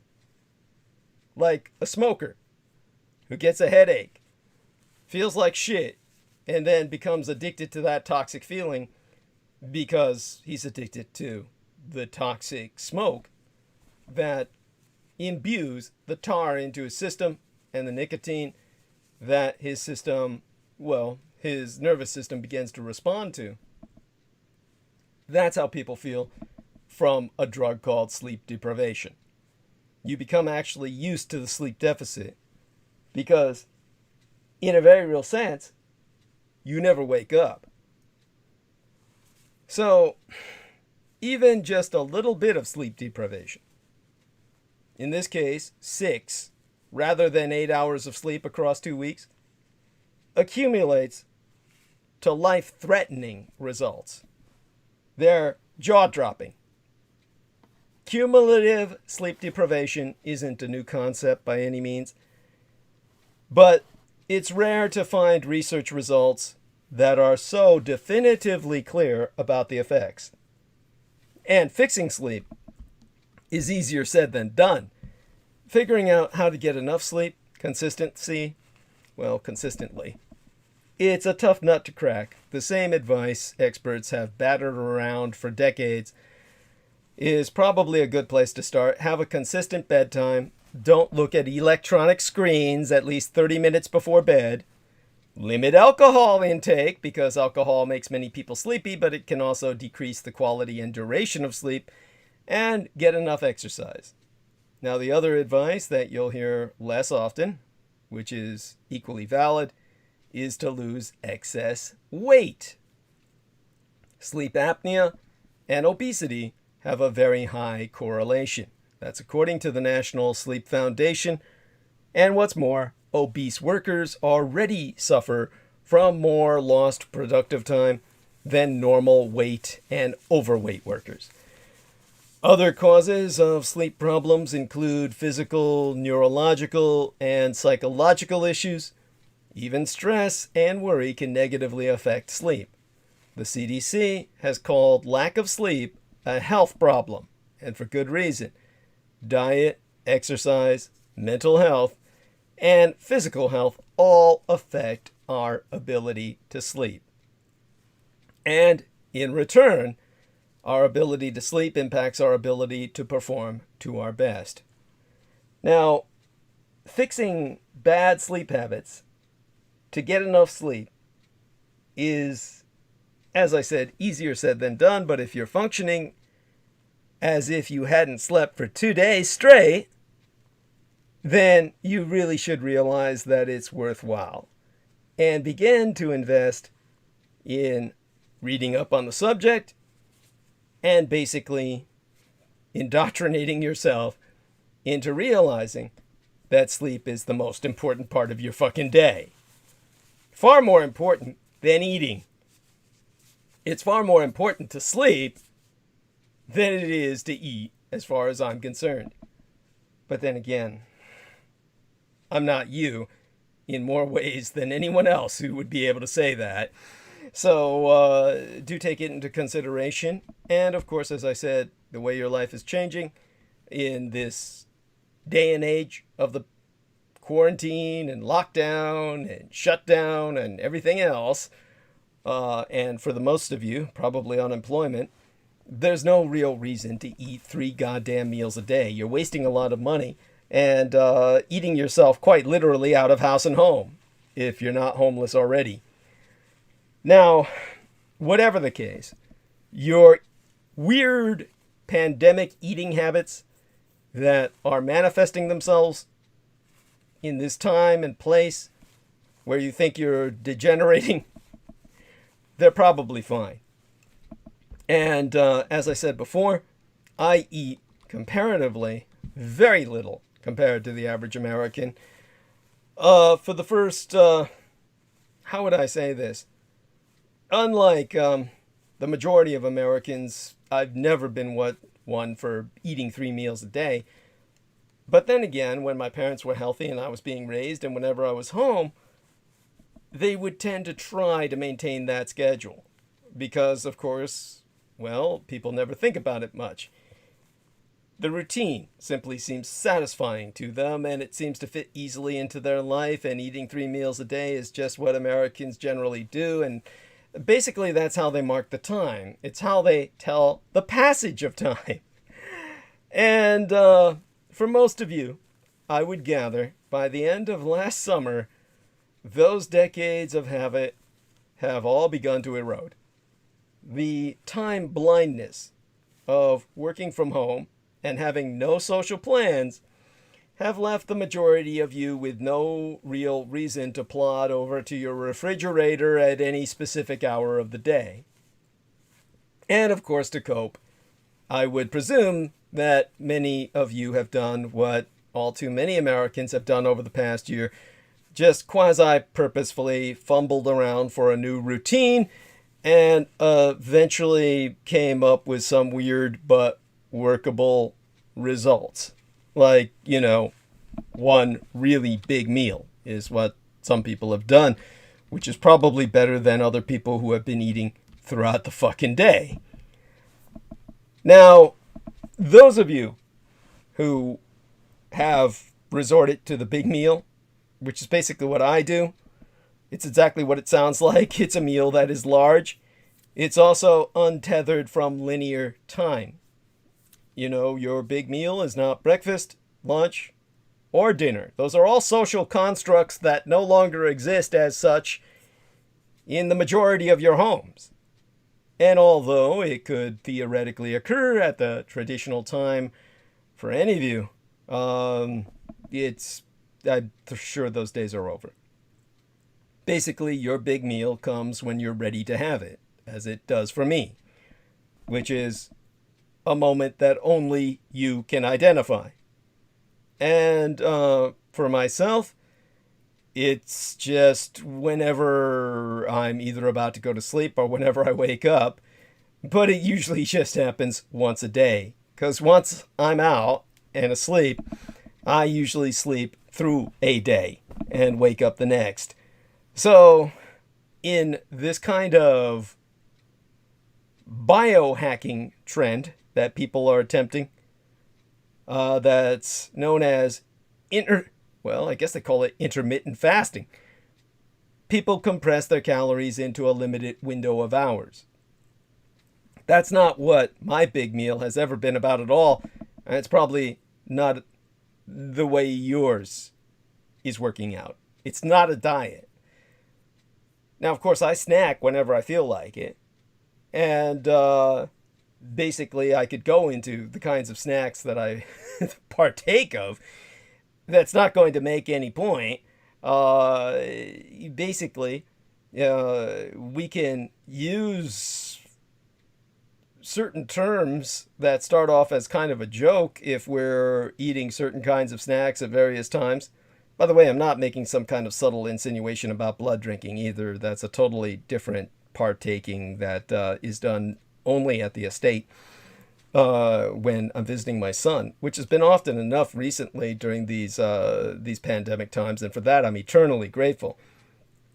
But no, at home, it's basically when I start gorging, it's time for the big meal, or I already had the big meal. That's basically what started as a joke between myself and my son. Now, this curious kind of change that has probably happened to you, which has been my norm for ever since my parents died, that of course was a time when I almost wasn't eating at all, was when they were alive, because I was so busy feeding them and had barely time to eat myself. So this is actually a more healthy way of living, where I'm actually eating more, which is why I weigh more now than I ever did throughout my entire life. For you, of course, the majority of you who are just starting to eat like me, that, of course, is just very likely a starting point. I'm certain the pandemic has disrupted nearly every part of daily life, but the effects on how people eat have been particularly acute. Dining closures and weekend boredom have pushed a country of, well, reticent cooks to prepare more of their own meals. Just look at Derek Talley and the experiments he was conducting. Leukocytic dishes, meaning all white dishes he was trying. I mean, talk about creativity. I'm not being sarcastic. I mean, who the hell thinks like that? We'll have to have him describe the recipe at some point in the near future. Again, but delivery app middlemen, for the majority of you, have tightened their grip on the takeout market. Supply shortages have made flour, beans, pasta, and yeast really hot commodities that a lot of you haven't been able to access regularly. So viral recipes have started to proliferate. There are people out there now trying to make their own sourdough or banana bread or shallot pasta or baked feta or cast iron pan pizza. I mean, I see the recipes all over the internet. And even for people who have had a relatively stable experience over the past year, pandemic mealtime changes have been chaotic, which isn't to say that they've been uniformly negative. Now, big shifts in daily life have a way of forcing people into new habits and forcing them to figure out what they actually really want to eat. So if you pore over the food business news from the past year, there's little question that lots of people have changed their habits in one way or another. Exempli gratiae, many people are buying more snacks. And in January, Frito-Lay said that some of its marquee brands, such as Tostitos and Lay's, had finished the year with sales increases of roughly 30 to 40%. The entire fruit snack category has more than doubled its sales. According to one market analysis, frozen food sales are up more than 20%, and online orders of, well, packaged foods as varied as chewing gum and wine have also seen a marked increase, and I'm sure many people have become raging alcoholics. But sales numbers and trend reports tell only part of the story. Underneath them are people trying to mold their individual circumstances to survivability or maybe even pleasure, however they can. And the biggest unifying factor is that normal, well, it doesn't really exist anymore. So for millions of people who have lost income during the pandemic, just getting groceries is often a hard-fought victory. And among the wealthy, constant caviar deliveries and access to private pandemic-safe dining bubbles at fine restaurants have kept things novel. Households in the middle have scrambled to form new idiosyncratic routines on their own. Now, Wendy Robinson, a community college administrator in St. Paul, Minnesota, was going on record to say that working from home most of the week has had the opposite effect on her than it did on someone like myself. It adds more meals to her life. Basically saying that a lot of her eating was really convenience driven and she didn't have a dedicated lunchtime because she was just so busy. Food came erratically from a coworker's desk, from the campus cafeteria, from Starbucks, picked up on the way home after a late night at work. Now she eats a real lunch most days, and she cooks more, a hobby she's always enjoyed, because she can do it while she's on conference calls and doing what used to be her commute. Or during that time that used to be her commute. And kids, of course, have necessitated their own set of pandemic adaptations. So the woman that I'm citing, based on the article she wrote, was basically saying that her husband and herself, who also works from home most of the time, they have 2 kids and attend school. Well, the kids have to attend school remotely, of course. And despite a rough first few months and plenty of ongoing stresses, basically the at-home life has also given her more opportunity to cook with her children and teach them the basics. So lately, her 12-year-old son has begun to enthusiastically pitch in during the family's meals. So that's got to be a positive, and at least these kids are becoming something that I can never be, which is self-sufficient. Now, with the younger kids, of course, things can be a little trickier. She's got some that are 4 and 5 years old, these other two sons, and they're old enough to maybe manage some cooking tasks for themselves, but they're certainly old enough, I would bet, to seek out munchies. So there are probably days when they've eaten all snacks and no meals, and I'm certain that's the case in anyone's household who has children to raise. And there are people out there who have told me that with the kids they have, the days that they're online learning, it's impossible to control that snacking just because they're bored. But on the upside, I've talked to some people who are enthusiastic cooks and basically working home for part of the week is allowing them to try more types of cooking projects. And whereas before they often relied on foods that could be microwaved or otherwise prepared quickly, now they can take their time to make a soup, to make something that goes in the pressure cooker or sits in the Dutch oven for hours, because they can actually start it at lunchtime. And that has got to be a plus. Certainly, that's the kind of food Americans should be eating. And, of course, for people like myself without kids, especially those who, like myself, generally live alone, the pandemic's impact works out a little differently in the kitchen. When it's just you, there's no bugging a partner to wash the dishes or trading off cooking duties with a roommate or letting a budding teen chef chop the vegetables. It's all you every time you're hungry. So the amount of effort, for me, I have the home-delivered meals from Meals on Wheels, but I'm certain for many of you the amount of effort is immense. Now, there's a guy named Ashley Cornell, a 30-year-old project manager here in San Francisco, who told myself he's spending his entire life washing dishes or in his kitchen prepping something. Before the pandemic, many of his meals were social occasions or something quick picked up from the zillions of restaurants built to feed our Bay Area's office workers in their offices. Now, they still order takeout occasionally, but they often feel bad about asking a delivery person to ferry food for them. And because constant Zoom meetings during the day make it hard to slip out to pick something up, they tend to find themselves cobbling together a meal out of snacks. Of course, despite all this, I've been told that many people have grown to enjoy cooking, and that's when they have the time for it, because there's something nice about putting on music and cooking a meal in the evening and having half a glass of wine, taking the moment to enjoy it. Having more control over what's in your food also gets you closer to the long-time goal that if you're like Brendan Zoget or influenced by him unduly, you might be switching to vegetarianism. Of course, most of you will always be at that point where you're not totally there yet, but you'll probably, just because you can't afford it, be eating a lot less meat than you used to.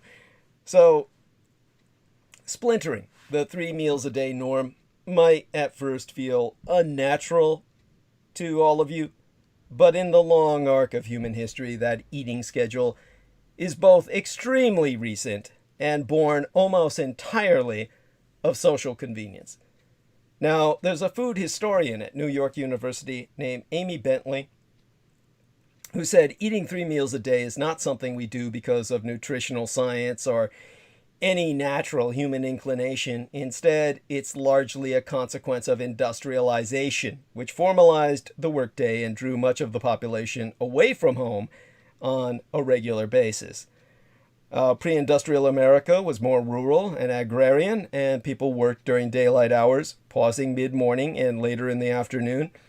It was more like a 2-meal kind of schedule that was based on outdoor physical labor and farm labor, and those meals tended to be quite large. And over time, more and more Americans were drawn into the daily life outside the home. More kids were sent to school, and housewives and domestic workers, whose presence was once common in middle-class American homes, joined the formal labor market.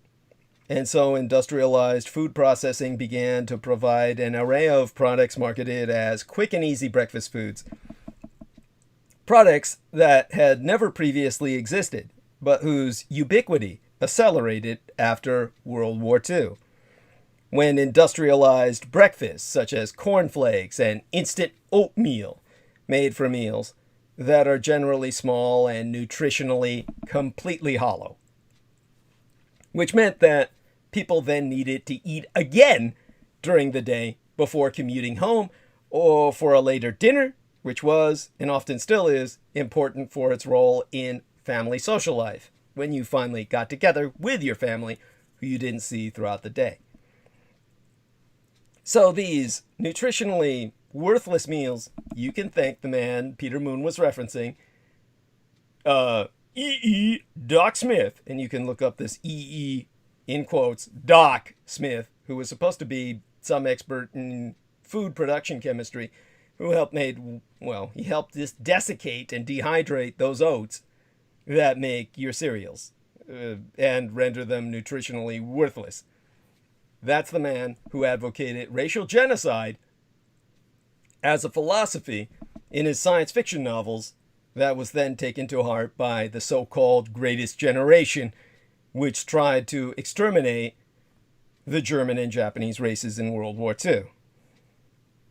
Now, you can probably see the fault lines already.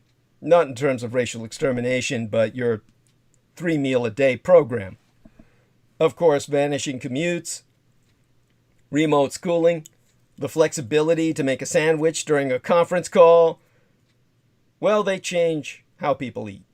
And the 3-meal-a-day axiom was created to bend human life around the necessity of leaving the home to work elsewhere for the entire day. And now people are bending once again around a whole new set of challenges. So our old eating schedules are no more natural than sitting in a cubicle for 10 hours a day. But food is a fraught, emotional topic, and people often worry that changes in their behavior, even those that feel natural, are somehow unhealthy. And so there's a registered dietitian in Yonkers, New York, named Rachel Larkey, who specializes in treating eating disorders among her mostly low-income clients, and has heard this worry frequently over the past year. And so she's been quoted as saying that folks are feeling like their routines are kind of nebulous now and they don't have a lot of structure in their day. And that if we have a routine, our body starts to say, okay, it's noon, it's my lunchtime, I'm hungry now. And without that expectation, people notice their hunger at hours of the day that aren't necessarily meal times, or they find themselves without much of an appetite when they think they're supposed to eat. And, well, these challenges hit everybody differently.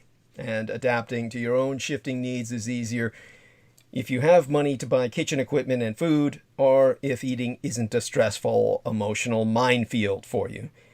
But there's a lot of scaremongering about the so-called Quarantine 15 that I've heard about. Quarantine 15, you can look that term up. I'm really not going to bother to describe it because it's totally silly. People naturally gain and lose weight as the conditions of their life change. And extreme reactions to gaining a few pounds right now can compound the harm of the pandemic's other stresses on physical and mental health. What matters is whether the changes in your eating habits make you feel good and healthy, whether they fit your current life and your needs better than what you were doing before. Now, new or worsening food compulsions, such as eating far more or far less than you used to, that's cause for alarm. But what's not cause for alarm is adjusted eating patterns or meal times that are more useful or satisfying in the weird, stressful conditions people are living in now. We're really not taught that we can trust our body's cues. It can feel so destabilizing to have to think about them for maybe the first time ever. I had to be that way about my blood intake, and you'll have to be that way about how you sustain yourself. Now, in some of the new routines created to make the past year a little less onerous, it's not hard to see how life after the pandemic might be made a little more flexible, more humane, for tasks as essential as cooking and eating. For now, however, go ahead and do whatever feels right. There's no reason to keep choking down your morning Greek yogurt if you're not hungry until lunch, or to force yourself to cook when you're bone tired and would be just as happy with cheese and crackers. You might not make it all the way to the big meal that constitutes my sustenance outside of human plasma, but you don't have to be stuck at breakfast, lunch, and dinner. You really don't. So, of course, with that, well, we were talking a lot about race earlier, and that, of course, is a subject which my two affiliates, who are both Black African American, in case you hadn't noticed, that's something that is also an issue to myself as a colored hybrid American, someone who is not completely white, and therefore, to the overwhelming majority of whites, is really not human, even if I weren't vampiric in my tendencies. So, what I've noticed is that in this civil war between the privileged elites, the whites who are liberal progressive, and who capriciously think that Black lives matter, or that any lives matter other than white, and the whites who think the antithesis of that, and that nothing matters other than the white male. Basically, we have a problem where the decent folk on the liberal progressive side, whereas the whites on the reactionary side see nothing but race, their race, white grievance, as their primary purpose in life. Their primary reason for being is to bitch about how bad they've got it while fucking the rest of us over. The decent whites are saying, I don't see race at all. And that just makes racism worse. Now, for all the youngins out there who grew up in the 1980s, I know you were all taught that the way to be a good person is to swear that race doesn't matter, or at least not anymore. I mean, you've all learned the lessons of the civil rights movement, that everybody is equal, and according to the morals of all the sitcoms that you watched after school, from that wretched, totally cringeworthy Different Strokes, Webster, which was just as bad, Saved by the Bell. I mean, none of them are even bearable to watch for even an instant to myself. And anybody who's got any nostalgia over any of them, your life must have been really slow. What was racist was pretending that people were any different from one another, right? And furthermore, you were indoctrinated that the most unracist people didn't even see race at all. They're colorblind. Which brings us back to Daniel Arola's pink Klansman hood, or robe. Now, let's put it this way. Any social anthropologist will now confirm that colorblindness is a form of racial denial that took one of the aspirations of the civil rights movement, that individuals would one day not be judged by the color of their skin, but by the content of their character, and stripped it from any consideration of power, hierarchy, or structure. The moral logic and social appeal of color blindness is clear and just as empty as it is transparent.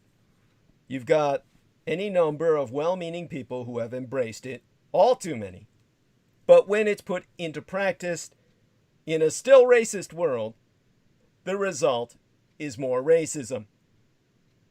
The sociologist Eduardo Bonilla Silva is the author of a groundbreaking book entitled Racism Without Racists, which is subtitled Colorblind Racism and the Persistence of Racial Inequality in America, which describes how once we stop seeing racism as a factor and treat equality as a reality rather than an aspiration, our minds naturally seek other explanations for the disparities all around us. And in its own way, colorblindness makes the civil rights movement a victim of its own success.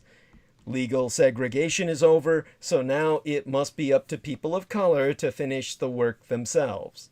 And as Bonilla Silva puts it, if racism is no longer actively limiting the lives of people of color, then their failure to achieve parity with whites in wealth, education, employment, and other areas must mean there is something wrong with them, not with the social systems that somehow always benefit white people the most. Social scientists look to this question, whether you believe that racism is to blame for disparities or that black people just need to work harder, to help them determine what they call racial resentment. And racial resentment, in turn, is a predictor of opposition to policies that would improve the economic security of millions. Instead of being blind to race, colorblindness makes people blind to racism, unwilling to acknowledge where its effects have shaped opportunity or to use race-conscious solutions to address it. Denial that racism still exists. Denial that, even if it does exist, it's to blame for the situation at hand. Denial that the problem is as bad as people of color say it is. These denials are the easy outs that the dominant white narrative offers to people. A Wellesley College professor, Jennifer Chudy's research proves that only 1 in 5 white Americans consistently expresses high levels of sympathy about anti-black discrimination. The rest only do so in public, and then, when they're in private, basically go back to saying how stupid the niggers are and how lazy the niggers are and how they just don't deserve shit and how they're stealing everything from Mighty Whitey. So color blindness has become a powerful weapon against progress for people of color. But as a denial mindset, it doesn't do white people any favors either. A person who avoids the realities of racism doesn't build the crucial muscles for navigating cross-cultural tensions or recovering with grace from any missteps. That person is less likely to listen deeply to unexpected ideas expressed by people from other cultures or to do the research on his or her own to learn about their blind spots. When that person then faces the inevitable uncomfortable racial reality, an authentic coworker, a presentation about racial disparity at a PTA meeting, his or her inadvertent use of a stereotype, they're all caught flat-footed. Denial leaves people ill-prepared to function or even thrive in a diverse society. It makes people less effective at collaborating with colleagues or coaching kids' sport teams or advocating for their neighborhoods, even chatting with acquaintances at social events. Nor is denial even easy to sustain. To uphold the illusion of effortless white advantage actually requires unrelenting psychological exertion. The sociologist Dr. Jennifer Mueller has explained that colorblindness is a key step in a process of knowing designed to produce not knowing surrounding white privilege, culpability, and structural white supremacy. But it was a white poet, a novelist, and a farmer named Wendell Berry, whose words brought home to myself, most poignantly, the moral consequences of denial. Now, one time, a friend of mine provided myself a dog-eared copy of a book by Wendell Berry, who is apparently a local hero who had grown up in rural Kentucky during the Jim Crow era. As a matter of fact, this was gifted to me by, I'm sorry, I almost tear up at this. Of all people, Richard Kyle. Richard Kyle wrote a book called Kentucky Lion. For those of you who don't know, Richard Kyle is the man who played Jaws in the James Bond films. He's the only James Bond villain to, as a same actor character, other characters, well, other people, other actors have portrayed Blofeld, the archetypal villain of the James Bond universe, but only Richard Kyle played the same villain twice in 2 different films, and he was the only James Bond villain that has ever been redeemed. And Richard Kyle, of course, did such a wonderful job as Jaws. I loved him as a child and was able, after my father's death, to meet him personally. And I purchased his book, Kentucky Lion, which he wrote the majority of with a little bit of professional help. And so I do recommend people read Kentucky Lion by Richard Kyle. He's dead now, so quite sadly. And he was so tall. He was so huge. By the way, the whole story behind him is, of course, a tragic one in and of itself. He was a creation of this horrible experiment in American society based on their own sexist needs to control the genders. And the biggest problem Americans had, so psychotically disturbing to them, because of their own concept of the sexes and what the sexes should be, was that girls grow far faster than boys. They are much taller than boys in any normal situation. A young girl and a young boy can be born simultaneously, even as different gendered twins who emerge from the same womb, one a boy and one a girl, and that happens. The girl is going to grow much larger first because her hormones simply work that way. She'll be much taller. She will mature much more rapidly. And the boy will feel flat-footed and short and just be all out of sorts about his sister outgrowing him, is what psychologists would claim. All of that's bullshit. Boys really aren't even that conscious of the world around them to care. Whereas the girl will somehow feel it was assumed odd and wrong about being taller than the boys around her. Now, because of this bullshit that was shoved down the throat of the American people, they were told that there had to be steps to be taken to make girls shorter and to make boys taller. Now, this was in the age before we had any real awareness of the kinds of diseases that can be caused by cannibalism. By the way, the British found out about that problem because of what happened with the Asian Indians catering to the British Empire in terms of skeletons that they sold on the world market. Just so you understand this, if you ever take a look at any doctor's office, you're probably going to see a fake skeleton. But if you're ever in medical school, you will see real skeletons. Now, because all medical and dental schools require at least skulls with perfect teeth, everyone wants perfect teeth. Nobody dies with a perfect set of teeth in their mouths. In fact, the overwhelming majority of us live without a perfect set of teeth in our mouths. You need an enormous population to produce sets of skeletons at different ages for medical universities and offices and dental schools that have perfect teeth. India has well over 1 billion people, and they have people that die all the time. So by international agreement via the United Nations, the skeletons are provided by India. If you're not getting a skeleton from India, you're getting an illegal skeleton. However, because so many of the skeletons are rejected, the Indians simply took them and turned them into bone meal for people to feed their animals. This is cannibalism, because the cows that eat that human bone meal were Well, they were British cows because the British used to run India, and the British maintained, of course, heavy economic connections with India as a Commonwealth nation after the fall of the Raj. And by eating all those cows that ate ground human bone to supplement their diet, the British began to contract Creutzfeldt-Jakob, Alzheimer's disease, dementia. This is what the disease known as Kuru was that affected the cannibals in Papua New Guinea.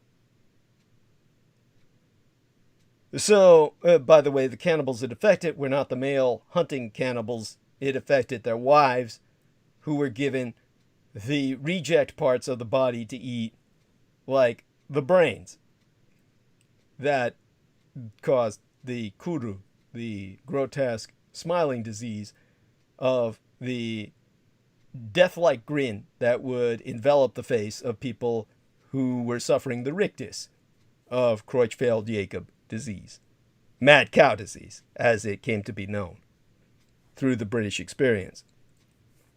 In America, much earlier, they were taking the pituitary glands of cadavers, and they found that by grinding them up, they could give them to children. I can't imagine how this conclusion was drawn. In other words, somebody had to be feeding all kinds of body parts to children to discover this effect. We can only assume people in the medical community were experimenting with orphans and feeding them the dead for this to be confirmed. They found that it would make girls stop growing and make boys start to grow radically. So parents were given prescriptions by MDs to go to the local, funeral homes, the funeral parlors, where bodies were prepared.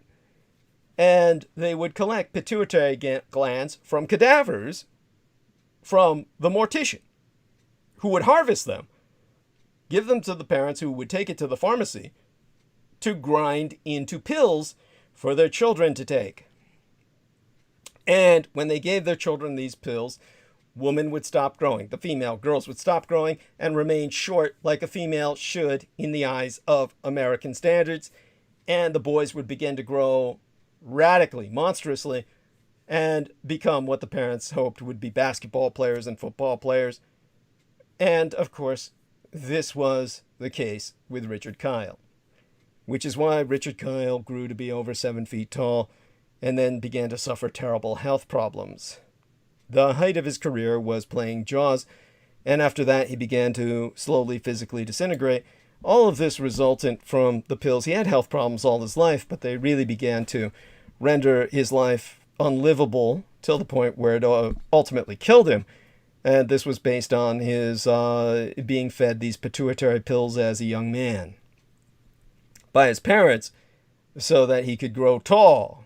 Now, he was a local celebrity and lived in California. And, of course, because I was always a fan of his, it wasn't that difficult to meet him.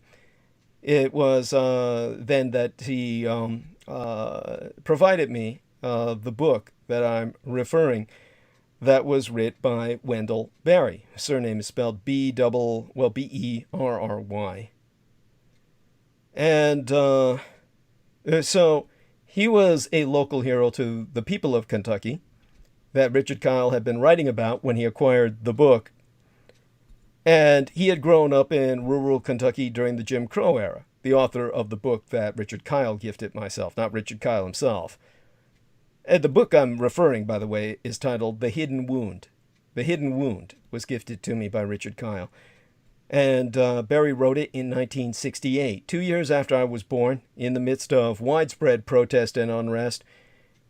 And I read it from cover to cover. And what Berry explained was that by denying the reality of racism and their own role in it, white Americans have denied themselves critical self-knowledge and created a prettified and falsified version of American history for themselves to believe in, one built on the wishful insinuation that we have done no harm, to quote the Mr. Berry himself. Of course, he understood the impulse of white people, himself included, to protect themselves from the anguish implicit in their racism. His words, A few years before Barrie published The Hidden Wound, James Baldwin, as keen an observer of human behavior as ever there has been, he wrote his own account of what happens when white people open their eyes to racism. And to quote his T, what they see is a disastrous, continuing, present condition which menaces them, and for which they bear an inescapable responsibility. But since, in the main, they seem to lack the energy to change this condition, they would rather not be reminded of it. Baldwin went on to observe that white Americans, well, again to quote his T, are dimly or vividly aware that the history they have fed themselves is mainly a lie, but they do not know how to release themselves from it, or therefrom, and they suffer enormously from the resulting personal incoherence.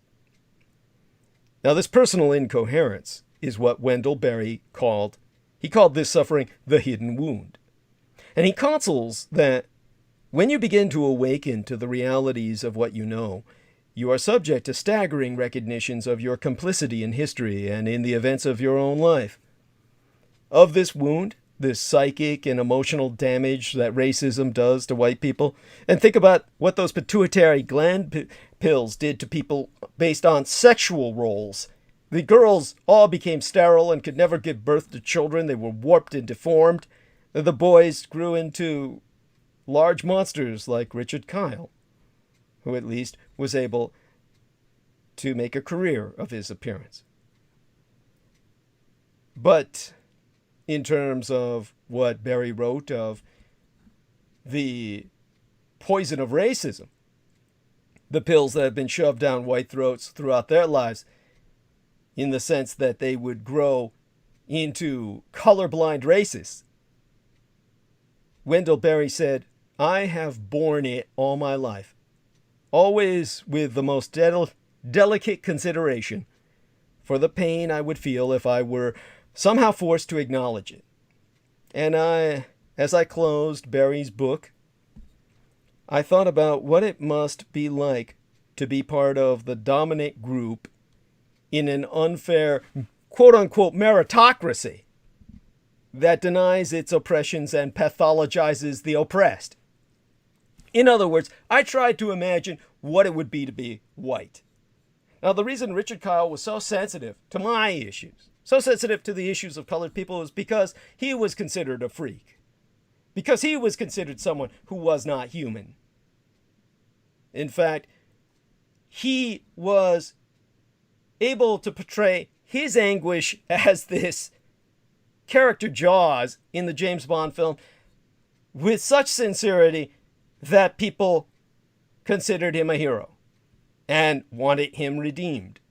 He was brought back by popular demand.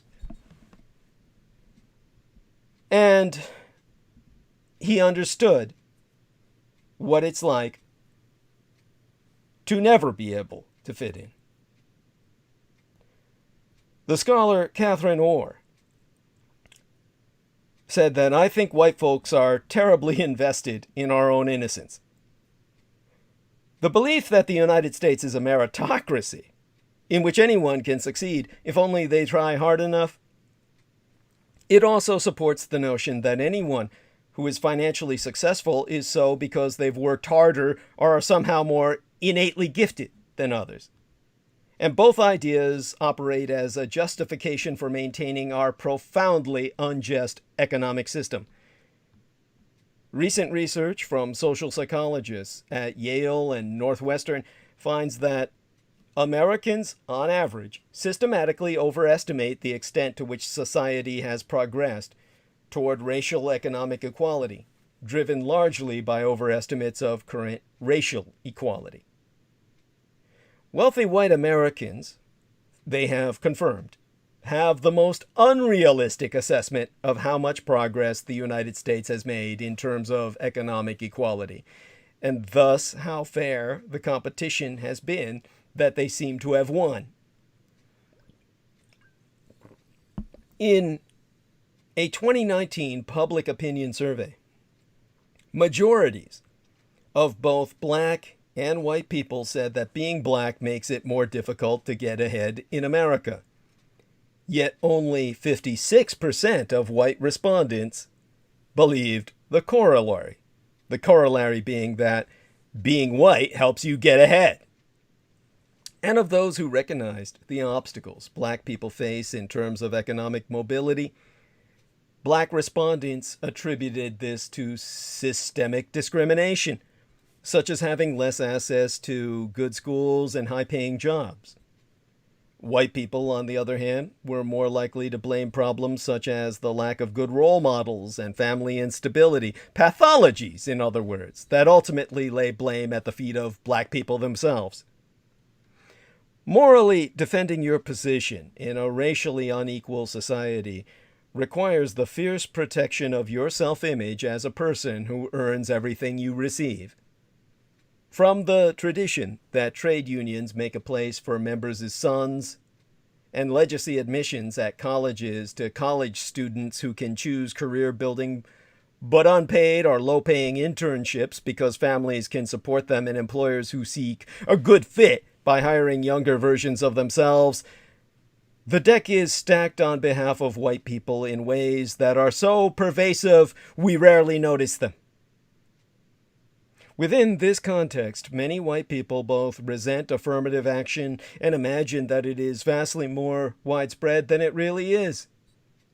The share of black and brown students at selective colleges has actually declined over 35 years despite stated affirmative action policies, and the overwhelmingly white categories of children of alumni, faculty, donors, or athletes made up 43%, for example, of students admitted to Harvard from 2010 to 2015, which was the last time I checked.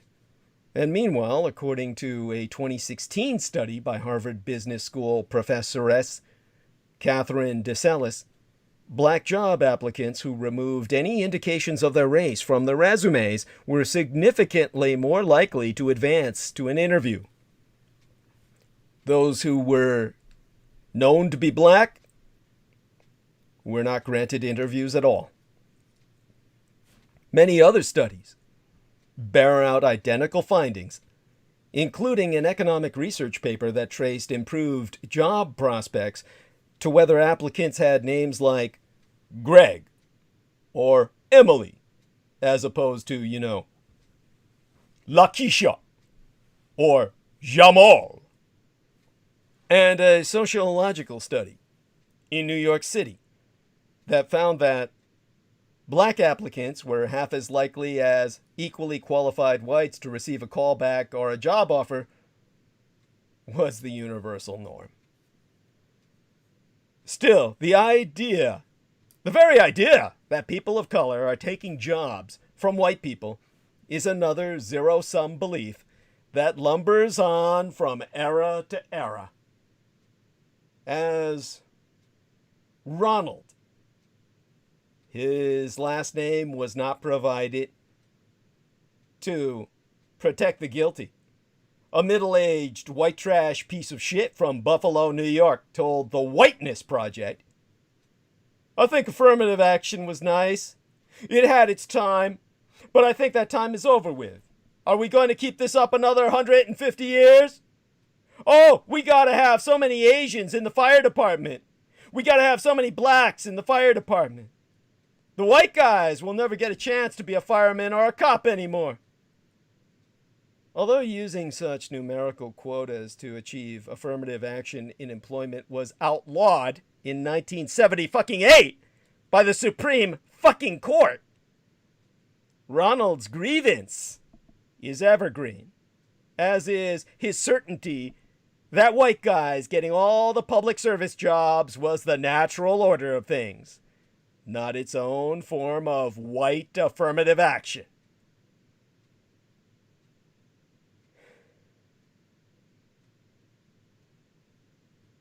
I'm sorry, at this point, it's just unbearable.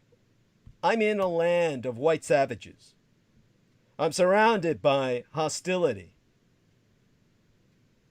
And everybody thinks I'm angry.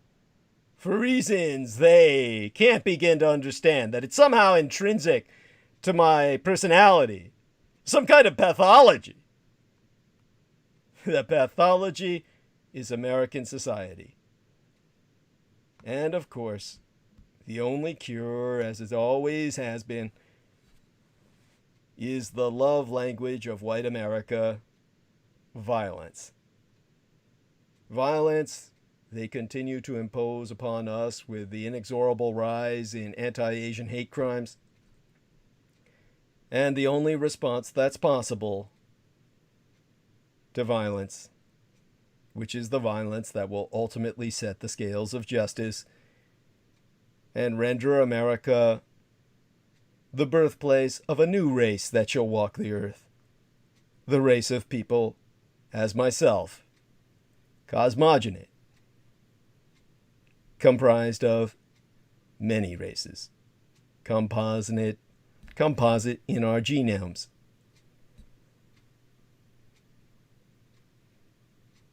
Tis people like myself and the Native Americans who represent the real America. And the white Americans, they belong on reservations. Those that aren't deported. The reserves or reservations should be large enough. I'll grant them that. You'll need plenty of room with all those firearms that they view as extensions of their bodies. But the rest of us need safe spaces to live. And I use the term safe space in the most militant sense. This is, of course, the American Civil War that we're engaged in which the other side thinks that somehow we have all the social advantages while they have all the guns. In the end, of course, my side will win. And at some point, my advisements will be taken. At which point, of course, North America will be a very different place as it manifests on the map and as it presents itself to the world. As the world itself goes through massive changes. Britain changing most radically across the Atlantic. With the Scotland it will lose. And the rebirth of an empire which can no longer be centered on London, a city of the past, and move itself, along with British culture, to a different place on Earth. I'll get into the details of that as I have in the past. One among the creepiest true crime tours in America is the Tucson Murders' True Crime Tours. The Tucson Murders True Crime Tours provide us historic crime investigation into forgotten lost crimes in Tucson, Arizona. These small private tours are hosted by the Mr. Ben Baron Astenius, a true crime researcher and an enthusiast who will personally take us to real historic crime locations related to these crimes in Tucson. Relive these events and hear the untold stories behind the stories.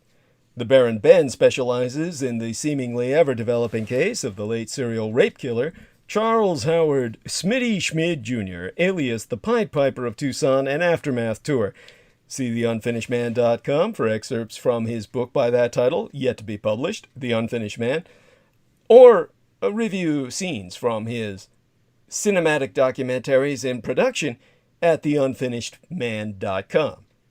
But other cases, such as the strange case of Morris Brady, the Dr. George Marvin Tejardine case, and the Red Rapist are also within his repertoire, as in fact are all the crimes that shocked the Southwest throughout the 1960s, the very decade I myself entered this vale of tears. These devastating crimes stained a city so deeply, they may never be removed. For tour information, contact the TucsonMurders.com, spell it Tucson, Tucson, and put the word "the" in front of it, the TucsonMurders.com. After all, Tucson was voted by Family Guy as the stupidest city in the world. Certainly you wouldn't want to deprive yourself of a visit there. And, of course, you can ask Baron Astenius himself about that judgment, and he'll reinforce it in spades. And you can telephone him personally to privately guide your tour. at 1-520/323-3406. That's 1520-323-3406. And forget not to subscribe to the Man of the Soil YouTube channel. And you'll know you're in the right place when you click on Man of the Soil or enter that into the search bar of YouTube and find yourself looking at the young blonde white girl with the nice set of pins behind. Well, it's racked behind a green t-shirt that reads Ace Hardware. After that, you can regale yourself with a vision of the Baron Benestenius in his one piece. Yes, his racing suit. He even has his own trading card as he races across that AstroTurf in his sprint car. Yes, he was a sprint car racer. And of course, he recommends the AstroTurf as that lawn you never have to water or mow. Then you can see as he brings the men in brown from across that great wall down south to work on your lawn and your garden and your yard in, well, they present you the greatest show on dirt. Yes, the men in brown will do what the men in white cannot do, which is work for hours under that blazing sun, whereas a white guy would die of heat stroke. Don't ever try it, folks. You know, idiots like Whitley Strieber went out there and tried to mow the lawn under the Texas sun, you know, when Texas used to be sunny, before climate catastrophe and they were submerged under the ice. Yes, that's when he got himself heat stroke like a fucking white trash idiot. And you don't need to do any of that. You hire the Baron Benestenius and his men in brown will do that for you. And they'll provide you, a yard that you can do something in. Make certain that you take a look at their prize footage of, well, it's aerial drone footage, where you can see their landscape architecture being created in front yards, backyards, side yards. After all, you're sitting in your quarantine bubble with nothing to do and no place to go. This'll make your world, literally your little bubble, a place you want to live. Again, that's manofthesoil.com. Check it out and subscribe to the YouTube channel. Don't forget to put your upvotes in each of the videos. All right, then. Let's see. I'll try and get back into historical topics. And, of course, Jameson had to take his leave. For the moment, at least, when he gets back. Might take a bathroom break. And he says, damn, the West was sick. And what the fuck was I talking about at the time that he was responding to when he said that? I have no idea. At any rate, probably about the West and how sick it was. Again, thanks to everyone who's put an upvote, many of them tonight. Practically everyone who's been watching. Thank you all so much. And I think it's basically the fact that we got a dog in the image there in live stream. I'll have to bring more dogs with me into the future. Americans love dogs.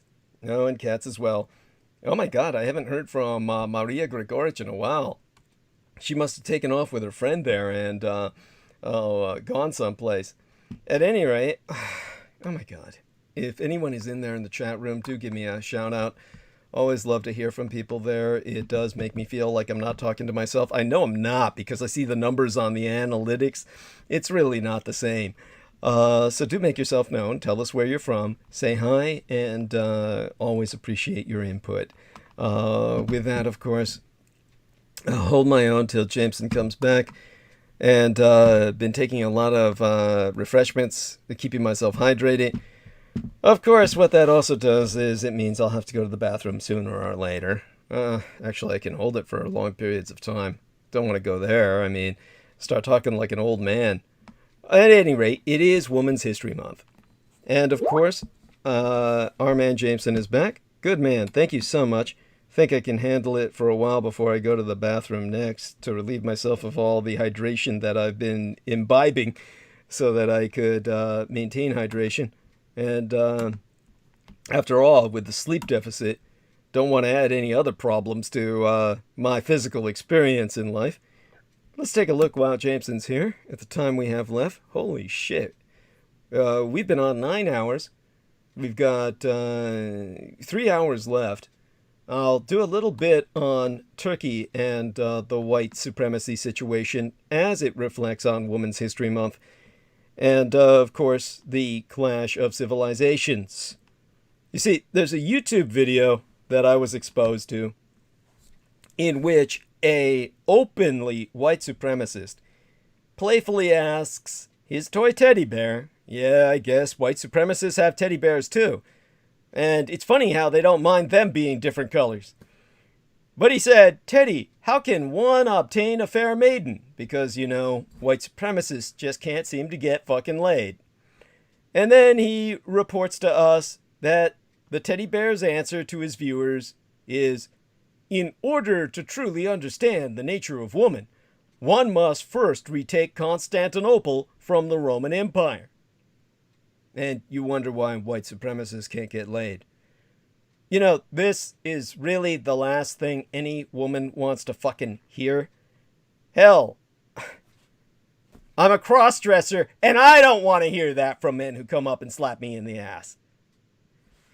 The connection between the sexism expressed in obtaining a fair maiden and the vanquishing of a civilizational enemy is a recurrent theme in contemporary white supremacy that flourishes online. This quest for civilizational, read that as racial, purity, combines an interest in white woman's reproductive and sexual availability with concerns about demographic replacement. Consider one of Republican Representative Steve King's many controversial tweets, "We can't restore our civilization with somebody else's babies." Consider, yes, and Jameson says, and they wonder why white women want black men. There you go. I mean, you know, black guy comes up swinging his dick, and, well, there's no argument as to what he wants. Instead of some bullshit, what do you think of ancient Nubia? And, I mean, really? At any rate. Consider the anger of the Tree of Life synagogue terrorist and what he felt towards the Jewish congregation, not simply because they were Jews, but also because they were progressive Jews, helping refugees to safety in these United States. As I said, consider that in light of the Republican Representative Steve King's tweet, "We can't restore our civilization with somebody else's babies." And in context of the Tree of Life synagogue massacre, which was the largest mass murder of Jews on American soil in recorded history, in context of consideration of the title of the Christchurch Terrorists Manifesto, which was entitled The Great Replacement. As I said, the Christchurch Massacre was put in context as to how that impacted myself directly, because the people working in tandem with it then reported me to Facebook to have myself banned as a liberal progressive, which of course I'm back in the usual guerrilla warfare manner, despite of course Lena's working with them to have that done. Now in the contemporary United States, where all of this white rage drives so many to do what they do against humanity itself, such statements, openly identified as extremist, and proudly so, operate alongside state-sanctioned racial policies with similar demographic targets, including attacks on women's reproductive rights, endless wars on quote-unquote terror, read that as wars on Islam, and the racialized criminal justice system, the never-ending war on blacks, and immigration policing, the war on Latin Americans, which of course you couldn't work your yards without. because the men in white can't stand the sun. All of which are all taken to be politics as usual. Now, scholarship investigating this continuum with regards to the war on terror includes people like Letai Volpe, who wrote The Citizen and the Terrorist in UCLA Law Review, issue number 49, or volume 49, issue number 5, or issue 49, volume 5. That was around 2002 when I read the goddamn thing. Or Michael Welch, who wrote Scapegoats of September 11th, which was subtitled Hate Crimes and State Crimes in the War on Terror, which was published by Rutgers University Press in 2006. And there was Inderpal Grewal, who wrote Saving the Security State, which was subtitled Exceptional Citizens in 21st Century America, published by Duke University Press in 2017. Duke University, of course, is where the great Dr. What was it? His name was Planck. He was studying all of the psychic phenomena. God, I'm forgetting his name now. Oh, well, all those drugs really work. Rhine. J.B. Rhine was his name. He's the man who invented the cards you test psychic abilities with. You know, the cards you saw them use in Ghostbusters at the beginning of the film.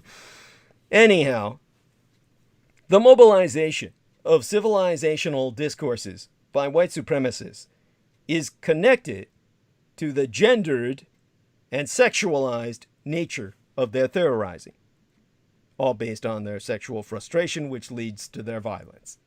It is this intersection of civilizational talk and obsession with reproductive purity, one finds therein a toxic passion for an imagined medieval past and an obsession with the Ottoman Empire as manifest in today's dictatorial Turkey that echoes the clash of civilizations rhetoric promoted by earlier civilizational theorists such as the political scientist Samuel Huntington.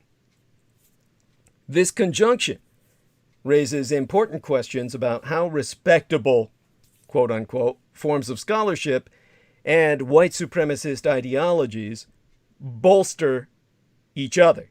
In fact, this discursive continuum parallels the continuum operating between racist state policies and lone wolf, quote-unquote, racist violence considered beyond the pale of the law, and requires inquiry alongside it. That brings us to the will to clash of civilizations. In one of the generally positive listener responses to my transmissions, an anonymous listener, they didn't really give a name that looked real, noted that I had made rather too much of an outdated concept that had already been criticized to smithereens. When they said, I do think discussing Huntington is fine, though it felt a bit well-worn and a bit dated. Well, Turkey's history of transculturation and prevailing debates about westernization in that country defies Huntington's Clash of Civilizations thesis, which claimed that the world consisted of 7 or 8 major civilizations whose culture-driven conflicts could be traced throughout history and would determine all post-Cold War era politics. Now, Huntington's broad cultural categories mimicked prevailing ideas of race, and, where they differed, were reducible to religion. In other words, theo-reductionist, or ethno-religio-reductionist, reduction to ethno-religious, motivations based on identity politics at the global scale. Of course, academia, being what it is, had both thrown the book at and, in their own ivory towers, considered that they had closed the book on Samuel Huntington almost immediately after his thesis appeared. So-called experts rallied to demonstrate how Huntington had underplayed intra-civilizational conflicts as well as cultural hybridity, and had done so at a time considered the high age of globalization, which of course has since completely disintegrated. That is a pointed term as in dis-dash integrated, unintegrated itself. proving Huntington quite prescient and validating and vindicating him in the eyes of any non-academician who is not blinded by scholastic insanity. However, amid the ivory tower of academia, countering Huntington's thesis with data was indeed low-hanging fruit for anyone who had studied any civilization in any depth.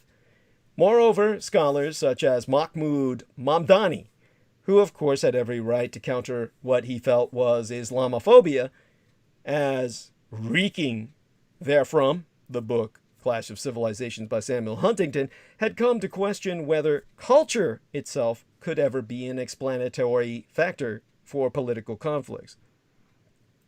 So, scholarly reports of the death of the Clash of Civilizations were completely premature.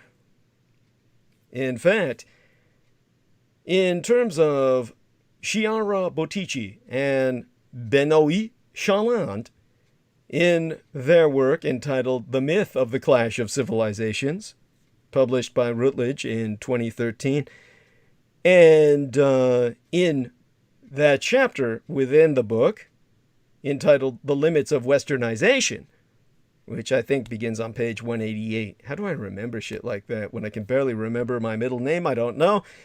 But they stated that the sharp divide between the West and the rest distorts reality. But rhetorical attempts to locate such a divide are real enough. Culture talk influences politics. Well, the afterlives of Clash of Civilizations have indeed been robust, with extremism, the security state, and the military-industrial complex, as well as knowledge production as an industry, boosting each other at a dizzying rate. Polemics around the civilizational status of Turkey in Asia Minor vis-a-vis Europa, or United Europe, have transitioned well into the new century, flourishing in peer-reviewed scholarship as well as in white supremacist YouTube comments. You know, the conversations they hold with their teddy bears because no one else will sleep with them. The argument all goes back to Istanbul or Constantinople. Turkey appears as a recurrent headache in Huntington's work. In his 1993 Foreign Affairs article, Samuel Huntington called Turkey of the 1990s a laicist Muslim-majority NATO ally and a candidate for European Union membership, the most obvious and prototypical torn country, which could not decide whether it belonged within Islamic or Western civilization. Now, despite claims to objectivity and descriptiveness, his 1996 book turned prescriptive when it suggested that Turkish leaders might soon be ready to stop their frustrating and humiliating, his words, attempts to join Western civilization, which, of course, as any of us colored folk can tell you, isn't all that fucking civilized. And he predicted that instead of acting like beggars, the nation-state of Turkey on old Anatolia, the peninsula of Asia Minor, would do well to resume its much more impressive and elevated historical role as the principal Islamic interlocutor, the interlocutor and antagonist of the West. He said that on page 178 of his book in the edition that I have. And I remember that, not reading therefrom. Now, this piece of unsolicited advice did make Huntington some strong civilizational enemies in Turkey itself, although perhaps not of the kind that he had imagined. Instead, Huntington's words got incorporated into Kemalist and leftist conspiracy theories, which claimed that the United States was overseeing a plot to Islamicize Turkey through the leadership of the moderate, in quotes, Islamist Recep Tayyip Erdogan, the dictator of Turkey today, and his AKP, acronymous in the Turkish language for the Justice and Development Party, which is totally antithetical to either, in order to weaken the country of Turkey for what reasons I can't imagine, other than some form of Western exploitation, I suppose. But since producing more Muslims would seem antithetical to that ultimate objective, this is why so much of conspiracy theory makes real conspiracies look unreal. Because the majority of conspiracy theories, as opposed to historical conspiracies, are simply completely unworkable and have no motivational reason to exist, and therefore never realize because they never can exist. They're fever dreams of people in a desperate attempt to explain a situation for which they have no context. And voila! Turkey was Islamicized and became more antagonistic towards the West. Right? Well, although the current AKP regime might have pleased Samuel Huntington in many ways with its neo-Ottomanist, expansionist, militarist policies, it does not fulfill his thesis either. After all, it was under AKP's early rule, before dictatorship, that major human rights packages were passed in order to make Turkish law comply with the Copenhagen criteria for membership in the European Union. But once they gave up on that, all that went to shit.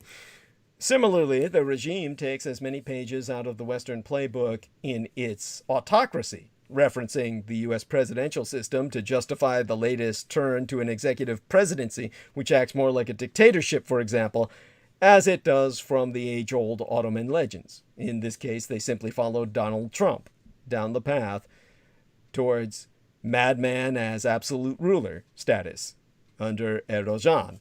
Moreover, the vision of the Ottoman Empire as somehow the antithesis of Western civilization itself would be contested by any serious historian who has passing familiarity with the cultural exchange and military alliances forged between European countries and the final Muslim caliphate.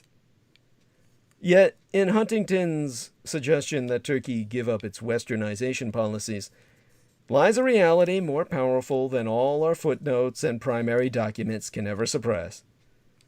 Over the course of the 20th century, Western civilization has become both a substitute and an alibi for whiteness, and a evangelical interpretation of Christianity.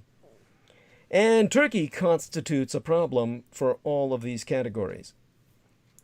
Referencing the Byzantine cathedral that I had introduced at the beginning of transmission tonight, that had been converted to a mosque under the Ottoman Empire and was until recently a museum, in his own manifesto, the Christchurch terrorist wrote, all in uppercase letters, "Until the Hagia Sophia is free of the minarets, the men of Europe are men in name only."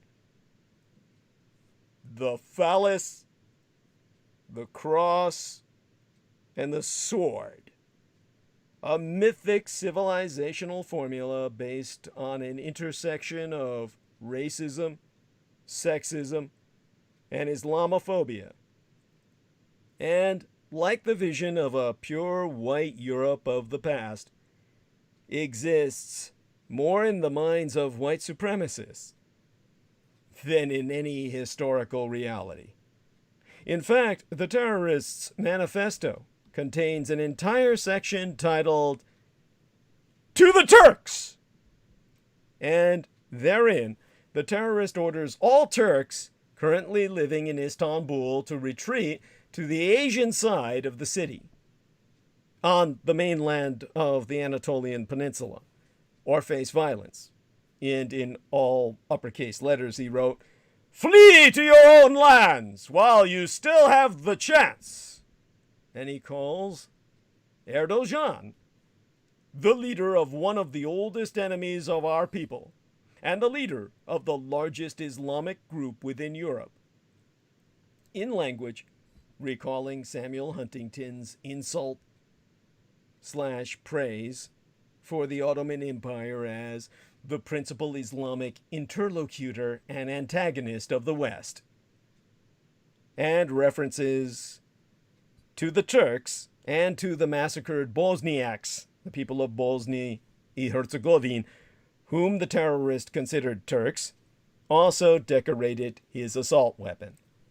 That, of course, was based on the Serbian experience, which I myself experienced in war, actual combat as a mercenary, working however circuitously for the sake of plausible deniability for the royal house of the dynasty of Karađorđević, the king of Yugoslavia, in exile.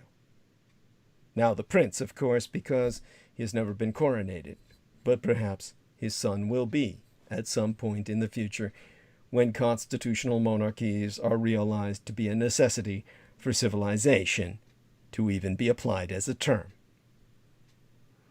Why would an Australian terrorist living in New Zealand, or rather a New Zealand terrorist living in Australia?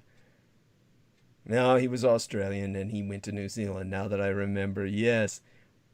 Because, of course, he was affiliated with Stephen Outram, the New Zealander, or the Kiwi, who moved to Australia. It's hard to tell the white trash or one white turd from the other.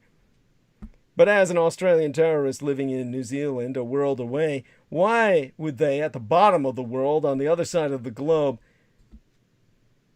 back of beyond, as the Australians themselves would say, be so obsessed with enforcing the boundaries between Europe and the Republic of Turkey?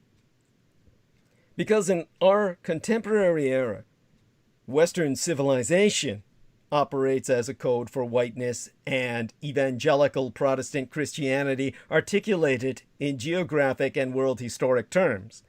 The white side world. As Alastair Bonnet notes in his work entitled The Idea of the West, a pointed phrase, the idea of the West, the concept of Western civilization has particular purchase in white supremacist theories about racial replacement because, in pointing to great achievements, it offers a fig leaf of loftiness to the insipid category of whiteness. For that, I recommend the book by Alastair Bonnet, whose surname is spelled Bonnett, entitled The Idea of the West and subtitled Culture, Politics, and History, published in 2004 by Palgrave Macmillan.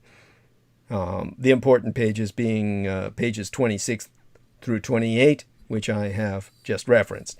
Thus, a simplified history of Ottoman clashes with nations mythologized as European ex post facto, with symbolic focus on Vienna and Istanbul, has gained new charge. This was the battleground of Dracula himself. In this construction, Turkey's ambivalent status vis-a-vis the geographic subcontinent of Europe appears as an irritant. In contemporary white supremacist theorizing, what does not belong in Europe must be excised at the altar of this construction that was never pure, but must somehow be made pure. What Huntington once called the bloody borders of Islam turn out to be non-existent borders to be drawn in Muslims' blood. The so-called Trump era has clarified more than ever just how popular, in all senses of the term, calls to man the barricade of Western civilization have become in the present. In the age of social media, Samuel Huntington's argument, itself a rehashing of older civilizational talk, has found its viral legs and its assault weapons. What did the politically correct scholarship that closed the book on Huntington, or rather Huntington's thesis, why did it not work for so many? Is it because globalization turned out not to be the panacea it was promised to be? Or because our white supremacist political and socioeconomic structures necessitate the continuous redesigning and dissemination of white supremacist discourse? If historical and geographic reality are not enough to crush the clash of civilizations thesis, what is? New Zealand has banned the circulation of the Christchurch Terrorists Manifesto, and Recep Tayyip Erdogan has rightly been criticized for showing video footage of the massacre at campaign events to whip his supporters into an Islamo-nationalist fervor. Yet censorship is not a safe option either. These texts travel, and so do their proponents. The Christchurch terrorist himself traveled around Europe and visited Istanbul several times. Whereas someone like myself, when I served in the Balkans, in my short visit to ancient Constantinople within Istanbul, saw a complex racial and civilizational merging that can never be reversed. That white trash piece of shit who shot over 100 people in New Zealand saw a mistake to be turned into a battle cry. How do we deal with the convergence between Huntington's subtle advice to Turkey and this terrorist's threat to the Turks? His call to make Istanbul white again. Well, that's what renders me to end this discussion with a couple of memes that were Turkish in origin, and on a note of irony, as befits our terrifying hyper-real era. The racial, civilizational language that animated the Christchurch terrorists flourishes among the Turks as well.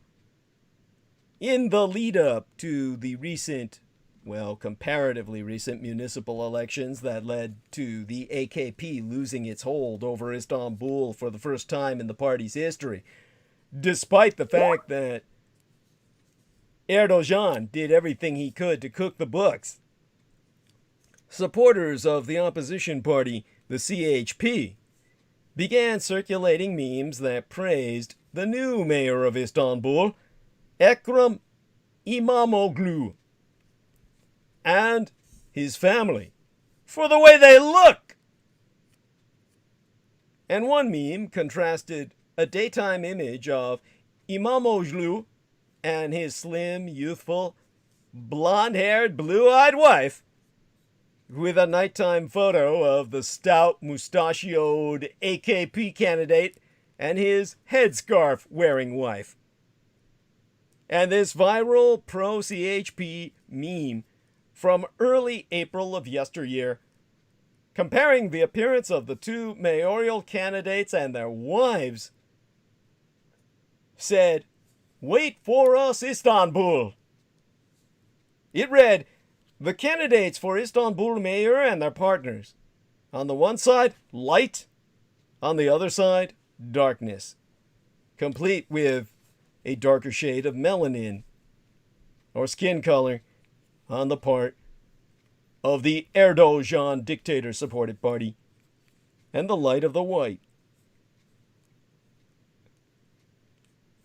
The light-dark metaphors did multiple duty within that meme that one, the white guy, the man perceived as white by the Turks, the mayoralty, much in the same way they do in Western politics. In referring to the timing of the two photos, mobilizing connections to modernity and backwardness and dog-whistling colorism. Then there was the post-election meme, celebrating İmamoğlu's victory, depicting his fair-skinned and light-haired family wearing modern, well, Western clothing, which exclaimed, "Bro, look at the family! In one instance, we've progressed 100 years. We became like Finland, Sweden, and Norway."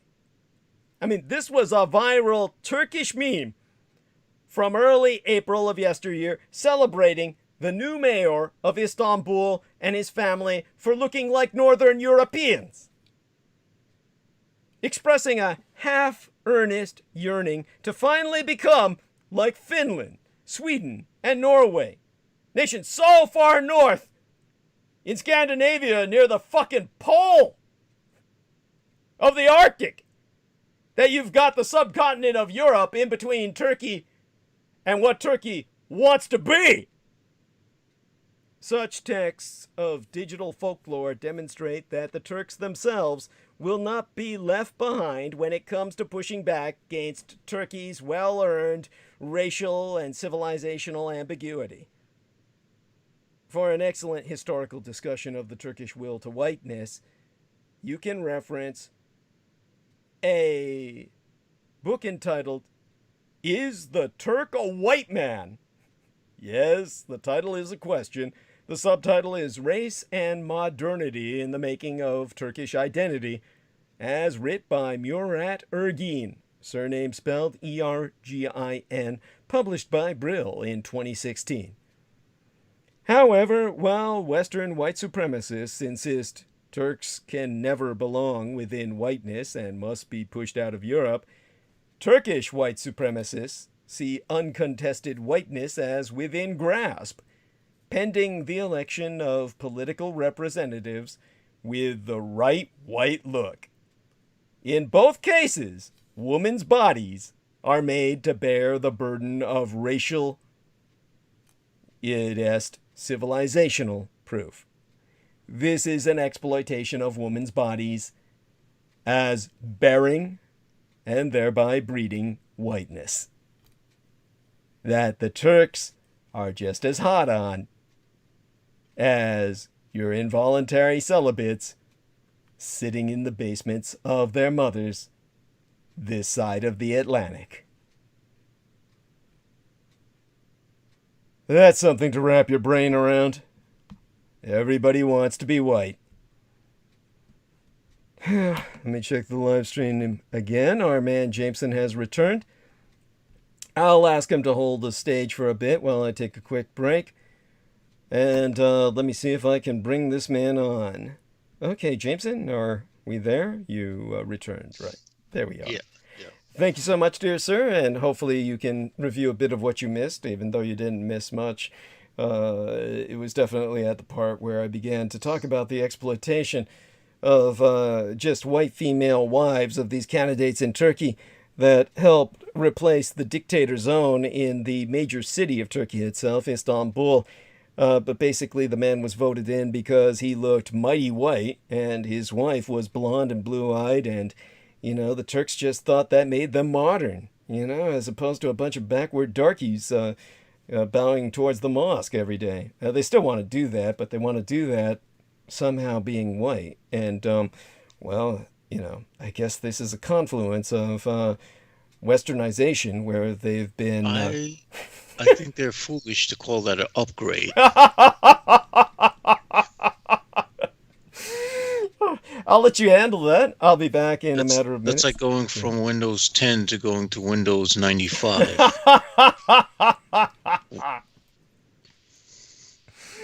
Oh, thank you. Yeah, it definitely entails its own neurosis. Okay. All right. I'll leave the stage to you, young sir. I'll be back in about 5-7 minutes. Thank you so much. And you take it away. All right. So, let's see. I have an article called "The Universe Works." Well, let's go to something a little more human. Dogs digest human food better and poop less. There you go. Something that's better than human beings. Finally, anything that's not human. A new study finds that dogs fed fresh human-grade food don't need to eat or do their business as much. You know the drill. You're having dinner when suddenly a black nose appears under the table between your legs. You tilt back and there are those eyes. If you're a savvy dog owner, which luckily I'm not, you resist sliding down there. Eating from the table is a bad habit and you don't want to encourage. Plus this is your food. It's people food. We don't eat animal food. Dogs have their own food, specially formulated for their dietary needs, right? Well, maybe not. A new study from researchers at the University of Illinois find that not only is human-grade food digestible for dogs is actually more digestible than much dog food. The proof is in the pooing. The researchers tested refrigerated and fresh human-grade foods against kibble, the food most dogs live on. The ingredients of kibble are mashed into a dough and then extruded, forced through a die of some kind into the desired shape. Think a pasta maker. The resulting pellets are sprayed with additional flavor and color. Why the hell do they even bother putting color on the food? Because, dogs don't see any color. But, okay. For 4 weeks, researchers fed 12 beagles one of 4 diets. A extruded diet, blue buffalo chicken and brown rice recipe. A fresh refrigerated diet, fresh pet roasted meals, tender chicken recipe. A fresh diet, just food for dogs, beef and russet potato recipe. Another fresh diet, just food, dogs, chicken and white rice recipe.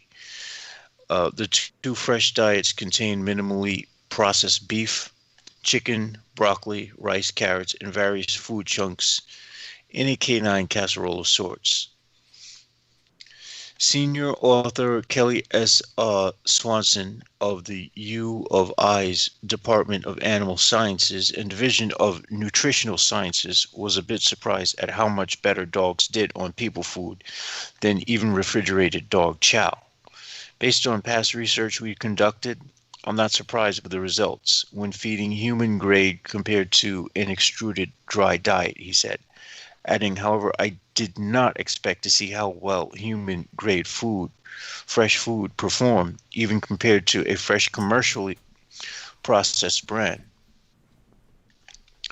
The researchers tracked the dogs' weights and analyzed microbiota in their fecal matter. It turned out that dogs on kibble had to eat more to maintain their body weight. This resulted in producing 1.5 to 2.9 times the amount of poop produced by dogs on the fresh diets, says Swanson. This is consistent with the 2019 National Institute of Health study in humans that found people eating fresh whole food diets consumed on average 500 less calories per day and reported being more satisfied than people eating a more processed diet. Maybe even more interesting was the effect of fresh food on the gut biome.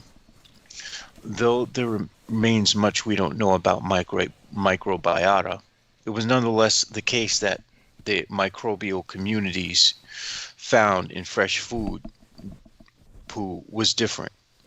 Because a healthy gut means having a healthy mutt, says Swanson, fecal microbiome and metabolite profiles are important readouts of diet assessment. As we've shown in previous studies, the fecal microbiome communities of healthy dogs fed fresh diets was different than those fed kibble. These unique microbiome profiles were likely due to differences in diet processing, ingredient source and concentration, and type of dietary fibers, proteins, and fats that are known to influence what is digested by the dog and what reaches the colon for fermentation. I just got back. We're talking about something fermenting in the guts of a dog? Or... Yeah. It seems that the dogs digest human food better than the foods made by dog brands. Wow. So. Oh shit! No wonder they're always trying to eat off your dinner table. yeah, because when you feed them dog food, you're literally feeding them shit. Holy shit!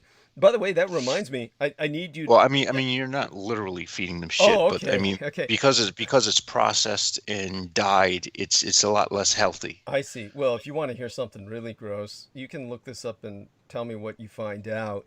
There's an old episode. I just saw a bit of it on YouTube because, of course, these things are proprietary, and the old stuff, which should be on YouTube for free, is just hidden away, and I don't know how people see it. I guess they pay for it on Netflix or something, but Jim Rowe, who I don't like personally simply because he has charisma, but he betrayed the working man. He became one of those white right-wing reactionaries, regular Fox News and shit, that piece of shit. So he's a white trash piece of shit, I'll give him that. And if he represents anything, it's that instead of the working man, which he betrayed, trying to portray himself as a working man in that television series we used to know as Dirty Jobs.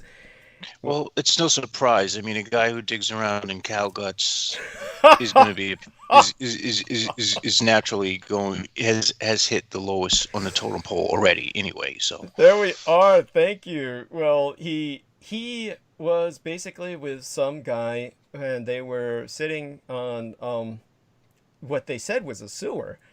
And they said that, well, by the way, just so people understand this, the most common industrial bred fish, because we're fishing out the oceans, we just can't keep fishing out the oceans anymore. We have to turn more towards aquaculture because we're going to kill ourselves if we keep digging resources out of the sea.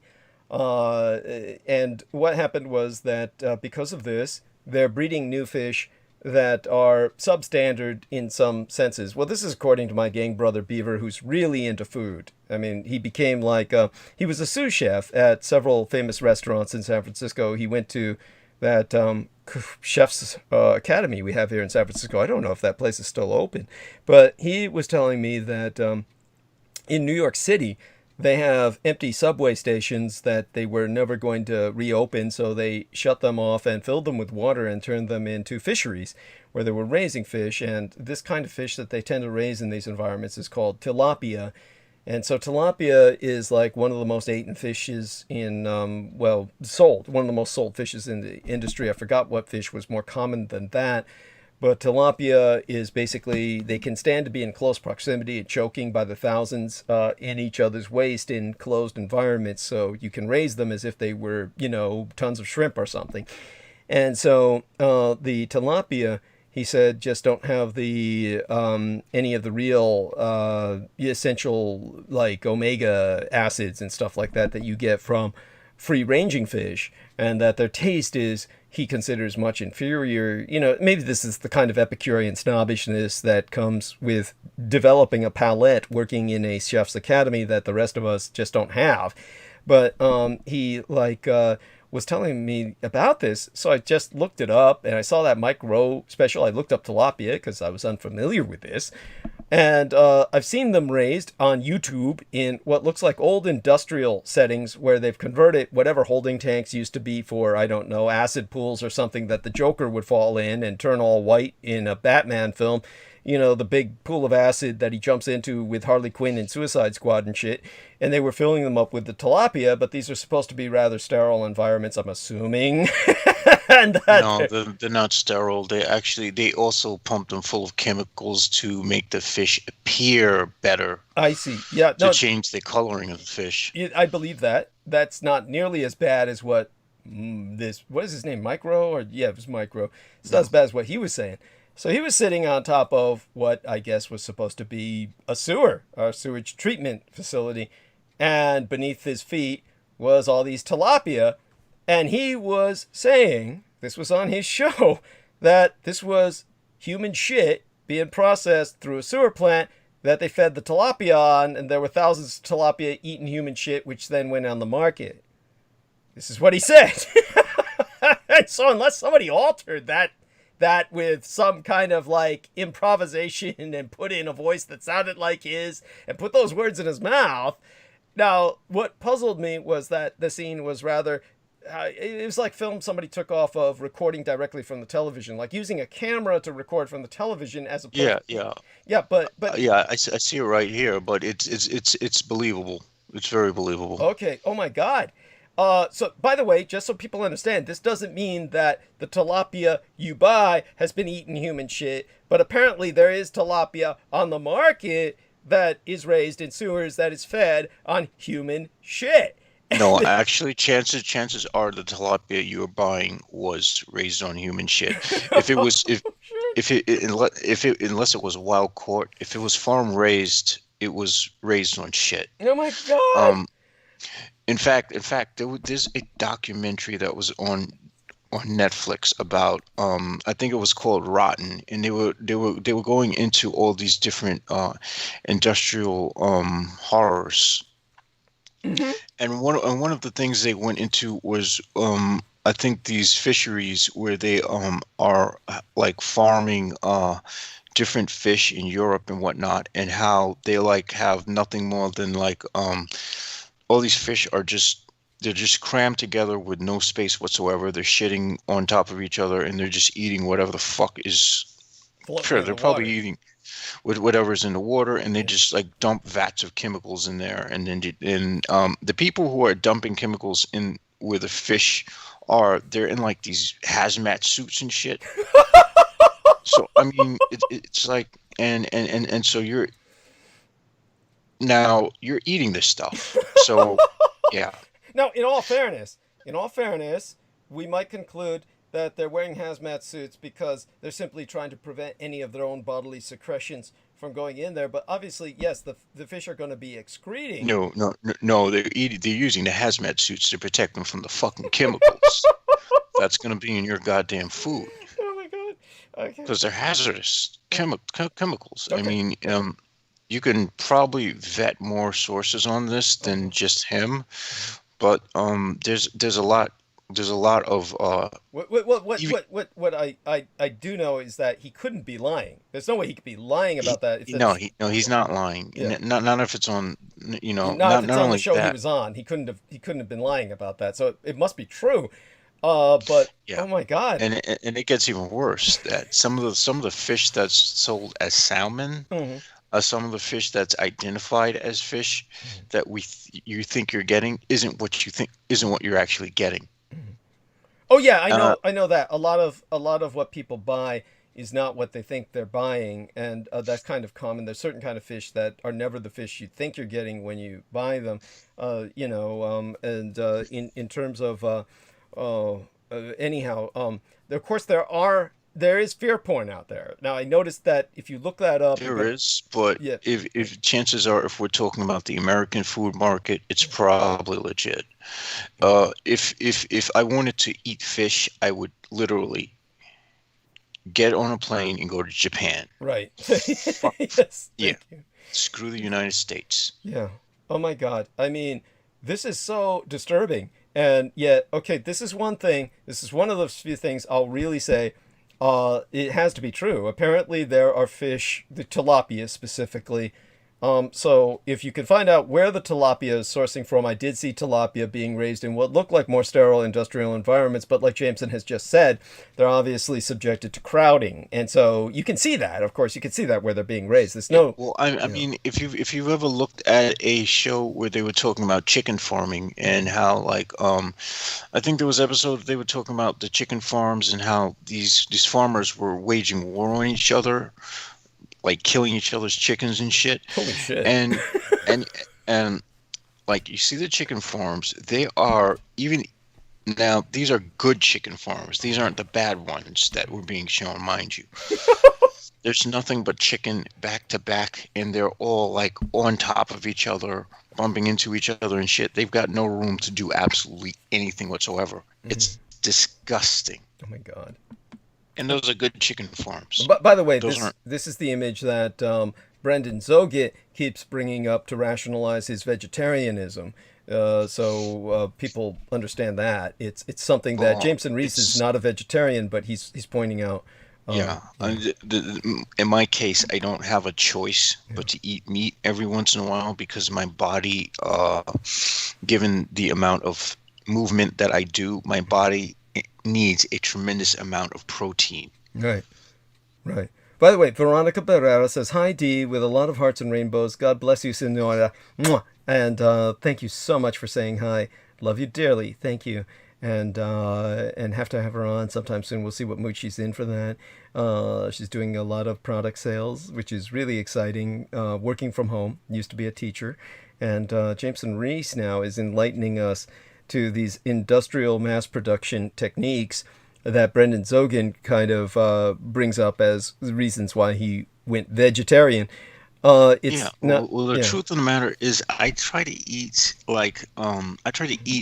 as little as possible of meat. You know, I'll have chicken from time to time because that's the only thing we really eat here. We don't go for like pork or beef, but You know, if I can, from time to time, I'll get those sardines that are in like hot sauce and whatnot, because those are pretty addictive. Even though, you know, even knowing how horrible the fish farming is, it's like at some point, yeah, it's horrific. Yeah, it's just fucking disgusting, but I need that savory taste from time to time. Right. Well, I don't even worry about it. I mean, we do what we do. I mean, I eat meat all the time. I'm not going to stop even knowing what I know. The tilapia fish, I might reconsider. Of course, there's a woman in the thread who wrote underneath that video of Mike Rowe. She wrote, "Now all you need is turdar sauce." Well, that's a nice pun. That was very funny, actually. Instead of tartar sauce, turdar sauce. Oh, gross. So... see what you can find out. If you do buy tilapia, try to find out where its source is from. It's not necessarily that bad coming from an industrial site, but if you can stand what Jameson has just articulated. But coming from a sewer, yeah, I'd be pretty... I just, yeah, that's not appealing. As for why that's considered marketable, how is that allowed? I don't get it. I don't understand it. How is... There... If people realize how little oversight the FDA has over these operations going on with our food, they would be shocked.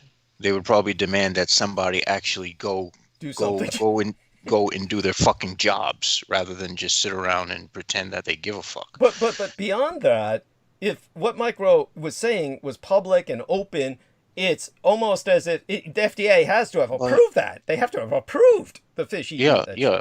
They do. They don't care. They've never cared. This is the thing people don't get. I mean, if you consider the fact that the I don't know. If you consider how many hazardous chemicals we're exposed to on a day-to-day basis and how this stuff is allowed, and how dangerous this stuff is, and how none of this stuff is really regulated, and how it usually takes like decades and decades for some of these industries to be called out on this shit, you realize how little anyone gives a fuck here. That's. But then again, you got people who think that they're getting sick. Thinks that the 6 hours of sleep they're getting is sufficient. And not only that, they think that they're good at what they do, not even realizing how much of a deficit they have mentally here. Yeah. So, I mean, there's a lot going on. And you get people worried about 5G rather than something like this, or their sleep deficit. They're worried about fucking 5G, which isn't even an infrastructure. Yeah. I mean, who gives a fuck about how fucked up the food you're eating is, and how many ways, how fucked the high hell your diet is when you need to get this beanie hat that has like that has silver fibers to protect you from 5G, because somehow silver fibers are going to protect you from radiation that doesn't harm you at all. Thank you. This is how fucked up people's priorities are. I'm stunned. I mean, just the concept of what's happening. The one thing that I do know is that there are Australian, shall we call them? They call them tuna cowboys or something like that. But they have been trying to raise tuna in the ocean with supermassive enclosures, so that the tuna has some range, but they're trying to develop this as a marketable product for Japan because, of course, we just can't keep plundering the oceans. It has gotten to the point where the Japanese have purchased tuna, like big fucking tuna, and they'll purchase it for millions of dollars. I don't see how they can make their money back on that. How does that even... The economics of that are unimaginable to me. When you're paying millions of dollars for a single very large tuna, how on earth, what are they charging in the restaurant? You're taking a massive fucking loss unless you're jacking that price up. Yeah. To the point where only celebrities can afford it. Yeah, it's got to be something like that. But then, of course, Japan's economy is so different from what we understand. But obviously, this has got to be, it's the difference in their wealth and what they have for some of their wealthier to spend on such delicacies. And But this goes to show you, if the Japanese have to go through those lengths, though, Yeah. what does that tell you for the rest of the world? yes, What the fuck is going on with the rest of the world? Well, we got shit-eating fish that we're eating, which means we're eating shit one step removed. That's what's going on in the rest of the world. Whatever you do, just don't eat anything that was imported from China. Yeah, you have to be very cautious about that. Yes. By the way, just to put some, I remember that this was while my mother was still alive. And of course, she was brain injured at the time. She wasn't able to appreciate the humor in this, but as someone who's half Chinese and half Japanese, she would have been able to have appreciated the humor had she been more interactive with the environment. Though she did process quite a bit, much more than people would realize. There was a time when people, we're talking about the year. She died in 2011, so it was before then, obviously, and it was sometime after 2001. So in that decade of the teens, 2000 through, 2011, well, that's actually the aughts through the teens. That's like 2 decades. No, really, it's one. So sometime during that decade, what happened was a bunch of Japanese people died eating wontons that were imported from China. And bear in mind, these people died. And what happened was some asshole was being interviewed on right-wing radio, and this really had nothing to do with the politics of right-wing radio. It was just, he was in China, he was a white guy, and you would get this all the time, white guys who were staying in China, who were defending the fucking communist Chinese state and saying everything's great there, they're no longer communist, and that it's all this good shit, nothing but goodness coming out of China. And he was saying it was all a lie that people had died in Japan. I mean, this is just blatant, just shit. I see this kind of lie all the time coming from people. Obviously, the Japanese had no reason to lie about this. And No. So what happened was I saw the footage later on Chinese news. Now, bear in mind, I speak Chinese and Japanese, of course, and we were watching Chinese and Japanese television. At some point, some Japanese investigative journalists had paid some Chinese spy to go inside one of these places where they were making the wontons. And basically, they had some footage where, the manager of the workplace came in where they were making the wontons on these big boards where they're taking, the dough and putting the meat in the middle and stuff like that. And guy's picking his teeth and saying in Chinese, "You guys better clean up your act around here. Japs are complaining about finding roaches in our wontons." And then you see them say, "Okay, boss." And, they lay out all the dough that they put the meat in the wontons. And then they took these cans of bug spray and were just spraying it over the board, just blanketing it with all this insecticide. And that's why the Japanese started dying eating these Chinese wontons. Of course, a beaver said it best. He said basically, well, fuck, why are the Japs spending, 10 cents on their Chinese instant food? Why don't they just buy real food instead of that cheap Chinese shit? And then they wouldn't die like that. I mean, that's a reasonable question as well. So, yes, by all means, don't. But again, that shows you how bad the situation is globally. Yes. That they would even have to do that. Yeah. Now, the problem with tilapia is that it has detrimental levels of omega-6 fatty acids, but it doesn't have any levels of omega-3 fatty acids, which you want. So you have an exaggerated, this is based on a website I'm looking at. The end result is an exaggerated inflammatory response that could put those with heart disease, asthma, arthritis, or other allergic and autoimmune diseases at risk by damaging blood vessels, the heart, lungs, joint, skin, and digestive tract. Holy fucking shit.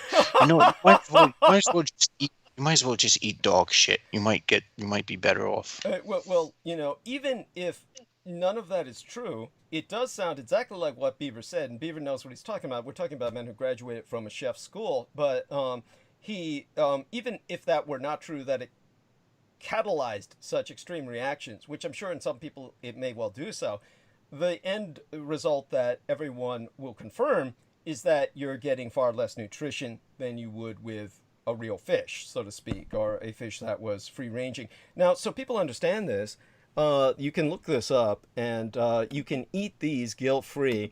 The Polish Sea, or rather, goddamn, the Baltic Sea, the other Mediterranean, the northern Mediterranean, the one between Scandinavia and continental Europe, they're seething with fish that are reproducing at mad rates.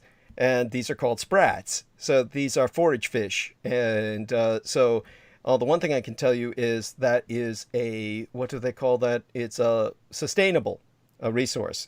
So you can buy sprats in stores, and you can eat as many as you want, and you're not depleting the ocean of any sprats. The sprats are a guilt-free, sustainable resource for fish. So, there may be bigger fish to fry, but no, the small little sprats that you can buy in cans, and you can tell the difference because they're in your cans like they're stuffed. They're not like sardines, which are side by side.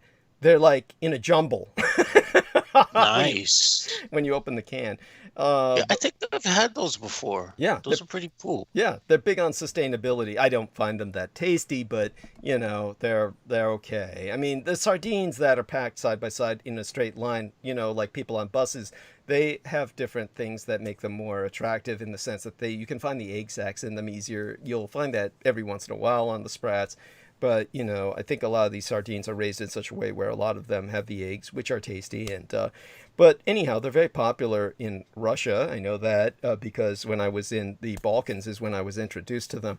And so they're sold canned like sardines, and they're in European ethnic supermarkets in the U.S., but I think you could buy them these days in regular places. So do look out for them.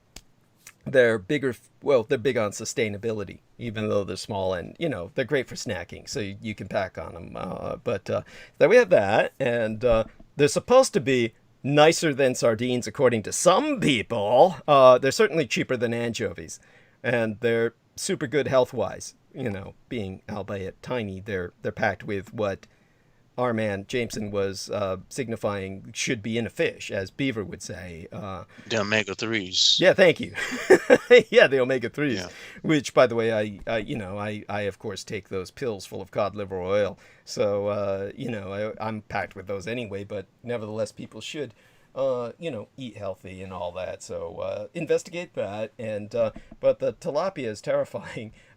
Again, if you do your research, maybe you'll be able to find tilapia you'd prefer, but since I don't think tilapia are sourced from anywhere other than some kind of industrial environment, industrial scale environment, either from a warehouse of some sort that's been converted, or, like we talked about, converted subways, or as Mike Rowe was showing, fucking sewer systems. Maybe you just want to avoid that and eat almost anything else, but the sprats would be the first alternative to turn to. Yeah. I think you'd be best to just deal with hemp protein. Fuck it. Oh my God. But then again, I'm the last person to talk about health because I literally live off of peanut butter and jelly sandwiches. So all I can say is I wouldn't stress off it too much. Take a look at your average American, and if you're able to maintain the Chippendale shape that you do on that, I think you're doing pretty good. Your average American looks like shit, and and these men have the nerve to talk about why they can't get women. Oh my God! Yes. It's like, dude, do you even know how to cut your nails?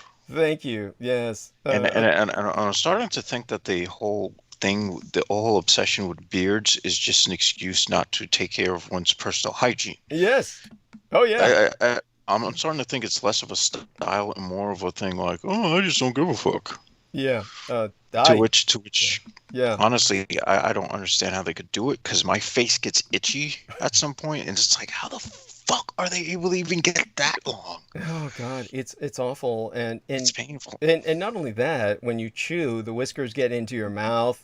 You wind up chewing on your whiskers and shit. It's just awful. And can you imagine kissing something like that? I don't know. Maybe some woman turned on to that, and it probably tickles them during oral sex or something. But Honestly, it's just, yeah, I can't It's, imagine. yeah. It's like kissing a fucking doormat. Yeah, thank you. Thank you. I mean, seriously.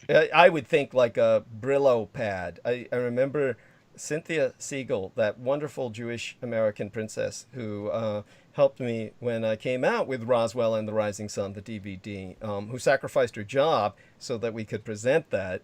She was fired because she wanted to bring me onto her show, the UFO Connection, and they fired her. And this was a little channel on Sacramento. Brendan Zogit could tell you about it. He used to watch it and then noticed she was suddenly off and never knew why until he knew the backstory.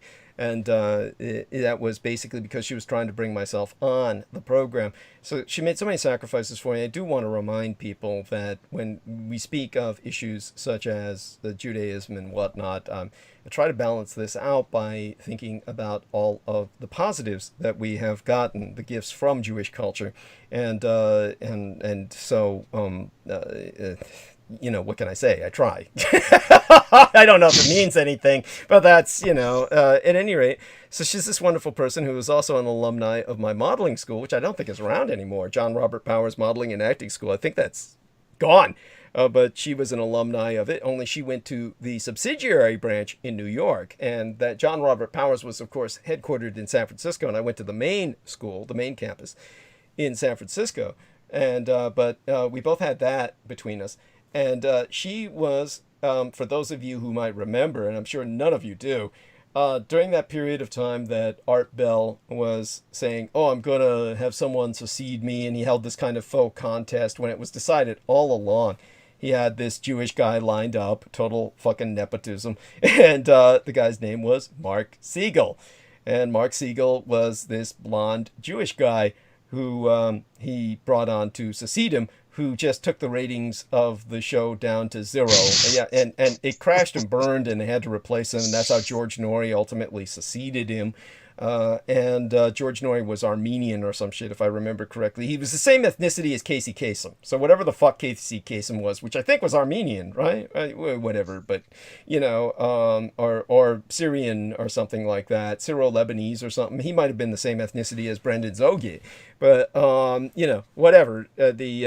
But Mark Siegel was definitely Jewish, and Cynthia Siegel was dating him for that period of time. He was hosting Coast to Coast. Now, I can't, well, I mean, I don't know, but, you know, the same last name. And is she sleeping with him? I mean, no judgments. I'm just saying, like, it's like, for most people, I think that would be a no-go. Maybe I'm wrong, right? I mean, look at our culture, right? But, you know, It depends on how common the last name is. yeah, I guess, but Because if someone had my last name, which isn't that common, I'd be like, no, I don't think so. Oh my god. At any rate, so Cynthia was telling me how hairy the son of a bitch was, and sex was painful with him. It was just awful because he had so much hair. You know, she showed me a picture of this guy, and I said, "No, that guy's got hair where monkeys don't." And it was so painful on her nipples, fucking this guy. It was like fucking a Brillo pad. You know, so I can't even imagine, you know, why a woman would go for these hairy types. But, you know, it's like, well, obviously, I'm not drinking blood from anybody that looks like that. You know, you'd think the guy was normal just by his, you know, while he's in his suit. But honestly, apparently you strip him down, and it's like that scene from The Abominable Snowman, which was like this horror film in black and white produced in the 50s or something, where the Abominable Snowman is actually among the search party in Tibet and is actually passing as a human. It's just when he takes off his shirt and shit, then people see he's all hairy on the inside. And what I never understood that film, and I was like, okay, what I never watched the entire film, but I'll have to one of these days because it's so mind-blowingly like, what the fuck.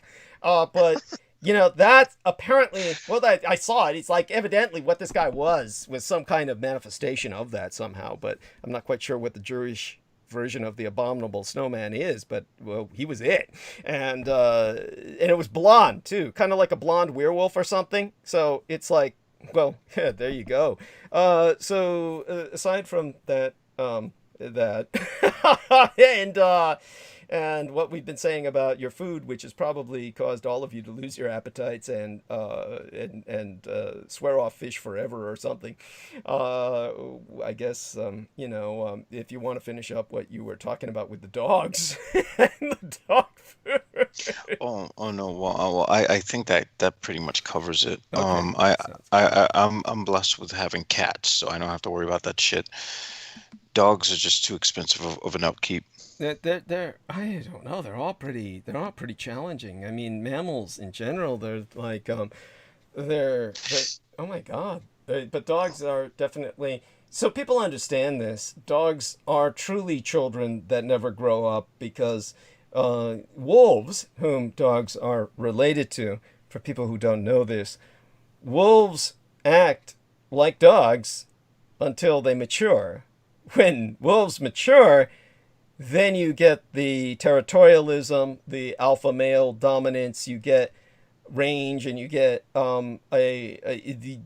they are a totally different animal. And dogs, Yeah, dogs are like horribly downsampled wolves, so they're like the genetic rejects. yeah, they've been bred so that they never mature. They're puppies for life. This is like an axolotl that when taken out of the water, it matures and then irreversibly becomes a mud puppy, a kind of salamander. But in the water, axolotls are forever in a fetal stage. That is what the dog is, and it can never be made into a wolf. Of course, there are dogs that are trained to be killers and everything, but that's not wolf-like behavior. That's simply infantile behavior that is weaponized. Yeah. Well, that's part of the reason why I don't take to dogs very well, even though they seem to like me. I don't. Yeah, not a dog fanatic. At least cats, cats are wild animals, so you kind of accept them for who they are. You don't have to make them become something. Cats will just be themselves. I don't have to tell the cat, no, get down, bad cat. The cat's gonna, because if you do that, cat's gonna look at you like fuck you, Yeah. and just keep doing whatever the fuck it does. Yes. Yeah, of course, that can be distressing in and of itself, because cats knock everything off the table. That's I couldn't Well, live with any. they're nature's scientists, so I give them the benefit of the doubt. I understand. Yeah. Well, the cats certainly. Well, the humans serve them in their world. Of course, the humans are just there for them. And it. Yeah, it is. Well, what I it can is. say if I didn't have cats, I would probably have committed suicide a long time ago from not having human contact as well.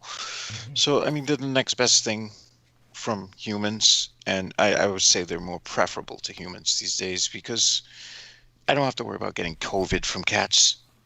Yeah, well, At least not. I don't think that the COVID is transferable from dogs or cats, but they do catch it, don't they? I think. Yeah, they do. Yeah, Okay. they do catch it from people. So, I mean, yeah. Not only that, humans with human interactions, you have to worry about, when is this person going to fucking turn on me? When is this person going to turn on me? So that's eternally in the back of my head with every single relationship. When is this person going to fucking turn on me? You got to expect it. Yeah. Cats don't turn on you. They either like you or they fucking hate you. Yes. Yes. Well, there you have that, and thank you for sharing that. And my father was very much a cat man. As a matter of fact, they called him that in the Navy because he was always adopting stray cats and feeding them whenever he could, whenever they were in port, and so that was cute. It was like he had grown up loving cats since he was young. So there you have that. And he was always felt betrayed by the fact that I was, allergic to cats. And so, yes, so sad. I mean, yeah, I've kind of gone into that before. I mean, he really wanted a jock, somebody he could drink beer with and tell jokes with, but, he was stuck with myself. Neither fish nor fowl, and not really. Yeah. Don't feel bad. I think I was the same way to my father. He likes cars and all this stuff, and I'm here talking about all this philosophical stuff, and he's like, yeah, okay. Why not just a simple solution? I'm like, Yes. Well, there you have it. And yes, I appreciate your sharing what you do and doing your best we to. can't choose. Yeah. We can't choose our offspring. Yes. Sadly. Yes. Yes. Well, we can someday, I'm sure, in the sense that we can start at least genetically breeding them in the sense that people will be able to go in and probably select the child's eye color and gender and what else they want. I'm not quite sure how many people will take advantage of that due to whatever, whatever ethics they were raised with. But those options will become more and more available as biological sciences progress. We can do that now. As a matter of fact, the people who are having in vitro fertilization because of various reasons, a sterile husband or whatnot, that's what they do to a great extent. I mean, the average kind of, I forgot what this was. There was, I forgot what it was. There was some element of genetics, eggs, basically, the female eggs, that the woman was telling us about at the UCSF, these extended education center that I was auditing for years as a student who was learning medical journalism at UCSF. And when it came to the Osher Institute for Extended Education, one of the times that we were brought into kind of a lab discussion was where the woman was showing us how the in vitro fertilization, the parents choose, they always want the best egg. So the doctors select the egg for them, and they'll show them these various eggs, and they'll point out this is the good egg, and it's the, perfectly formed, spherical, all this shit. And this is what they choose. And she explained to us, the overwhelming majority of us come from bad eggs. That there's no one to medically select a good egg for our birth. The majority of us are born from imperfect eggs that are damaged or have all other kinds of imperfections. So that explains most of humanity. That explains a lot. And yes, so there you go. So people are already doing this to a great extent, is choosing something about their child that otherwise would not be possible. So we're already at the level of designer children, only no one's admitting it, no one's copying it. So, well, the only problem is you don't get to choose, the designer sperm. So, I mean, yeah. So you have a good egg, but you have defectives. But everyone's pretty much you're either an egg nightmare. Everyone's probably a sperm nightmare anyway, by default.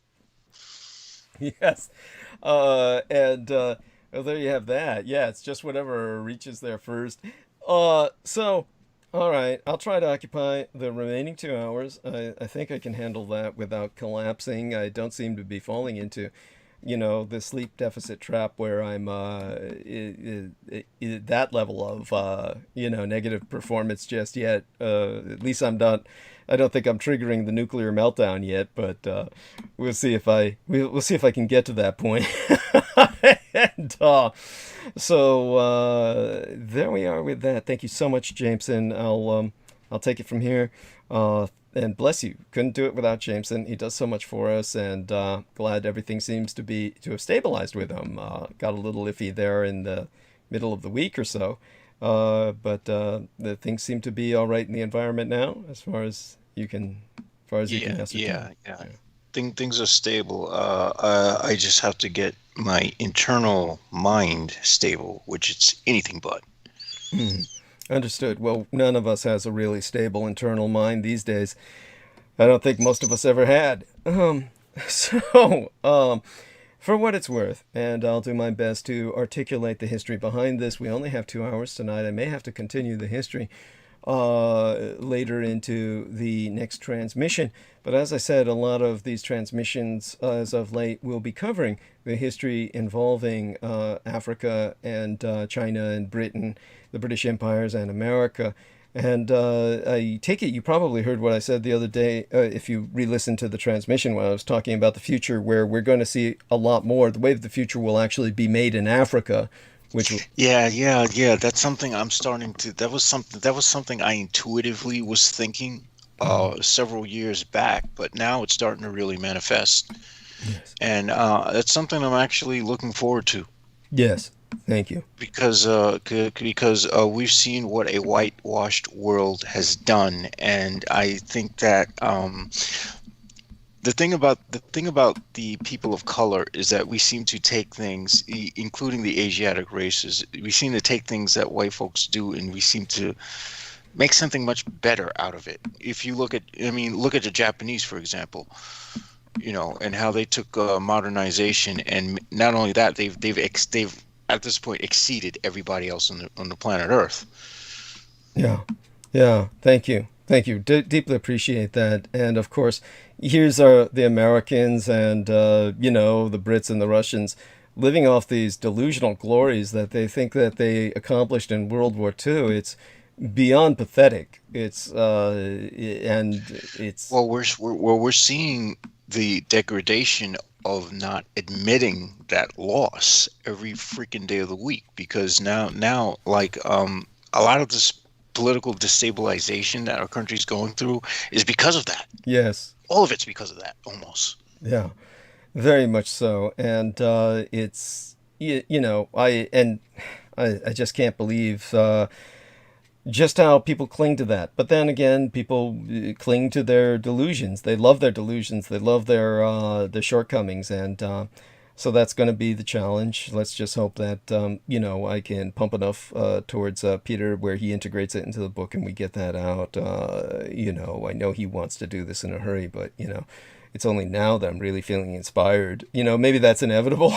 It's always crunch time when we do all the work, right?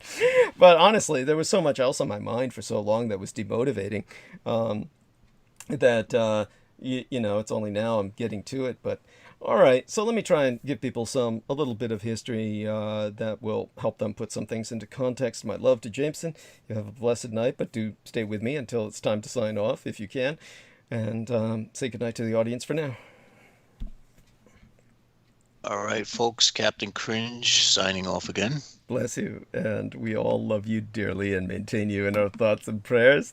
With that, of course, looking at the time we have left, 1.5 hours, and God knows I'll do my best to cover what I can during that period of time. It is, of course, one of these nights in which, how would I say it, the energy levels are there, but not necessarily as high in dedication as they would be normally. So I'll do my best to do the subjects justice. Bear in mind, of course, this is a topic that is just... it's enormous. It's sprawling. You can't really do it justice. It's one of these things that, I'll just do my best with. So, in terms of whether we have time to cover it tonight, maybe I should decide to try and cover something else and then kind of go back towards the history as kind of a context. So that's something I have to seriously consider. We're definitely in a situation where it's maybe more relevant for me to go into the domestic situation with America in terms of what we're contending with at home. And that way, at least, it's easy to pick up the continuity the next time that we speak. So let me try and... well, I may as well just jump into it and get started.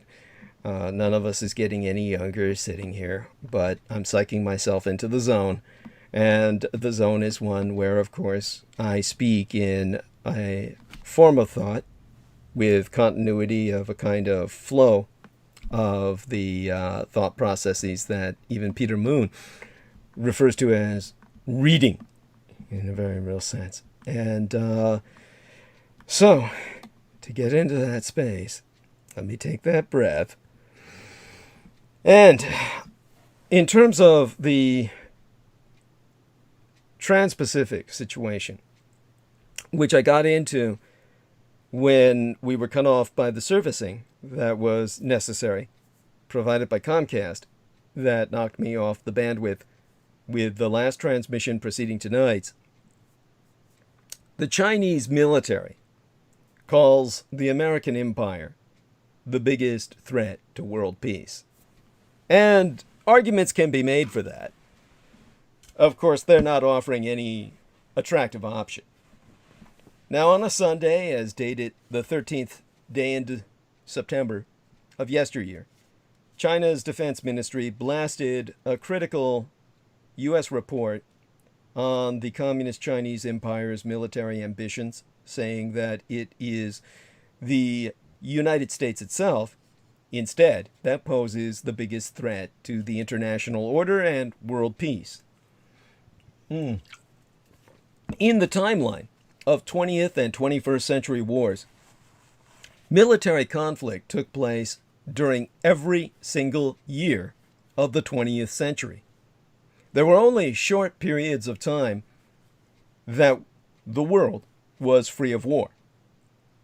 The total number of deaths caused by war during the 20th century has been estimated at 200 million dead of violence, and is most certainly higher, because that's only what states are willing to admit to. That brings us to the end of the British Empire after the Second World War, which ended the British Empire. The British Empire played a large part in starting that war in Europe, just as America started the war in the Pacific. And after the Second World War, the defeat of Britain and the disintegration of Britain's empire transformed all global politics, as the collapse of the Soviet Union would do so later in the 20th century. Before the war, Britain maintained colonies all over the world, which provided invaluable raw materials, manpower, and strategic bases. By 1945, however, colonies were an expensive liability for Clement Attlee's newly elected Labour government. The United States' rising global influence and its opposition to imperialism, at least in propaganda, made colonialism less politically viable as a national polity, while the Japanese Empire's wartime victories had destroyed Britain's imperial prestige. And that's what led to Britain and decolonization in Southeast and South Asia from 1945 through 1948. The so-called Victory over Japan Day has been propagandized to have marked the end of the Second World War in August of 1945. Yet the conflict did not end on that day at all, particularly in Asia. And while decolonization across South and Southeast Asia seemed inevitable, the territory of the British Empire was at its apogee in 1945, and the journey to independence for countries in the region of the Orient was not simple. Which brings us to India's independence that Peter Moon and I were speaking of earlier, vis-a-vis Subhas Chandra Bose.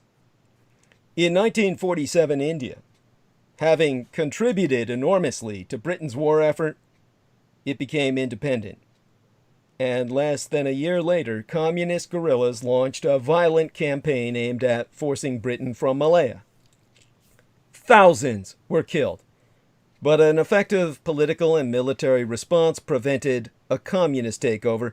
Malaya became an independent democracy on the 31st of August in 1957, 10 years after India's independence. In the Middle East, Britain hurriedly abandoned Palestine in 1948 Ghana became Britain's first African colony to reach independence in 1957, the same year as Malaya in the Orient.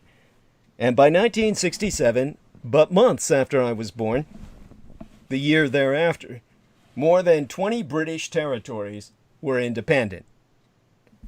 Decolonization was a complex process. Each colony's unique societies presented different political pressures, which could sometimes lead to violence ranging from riots to massacres.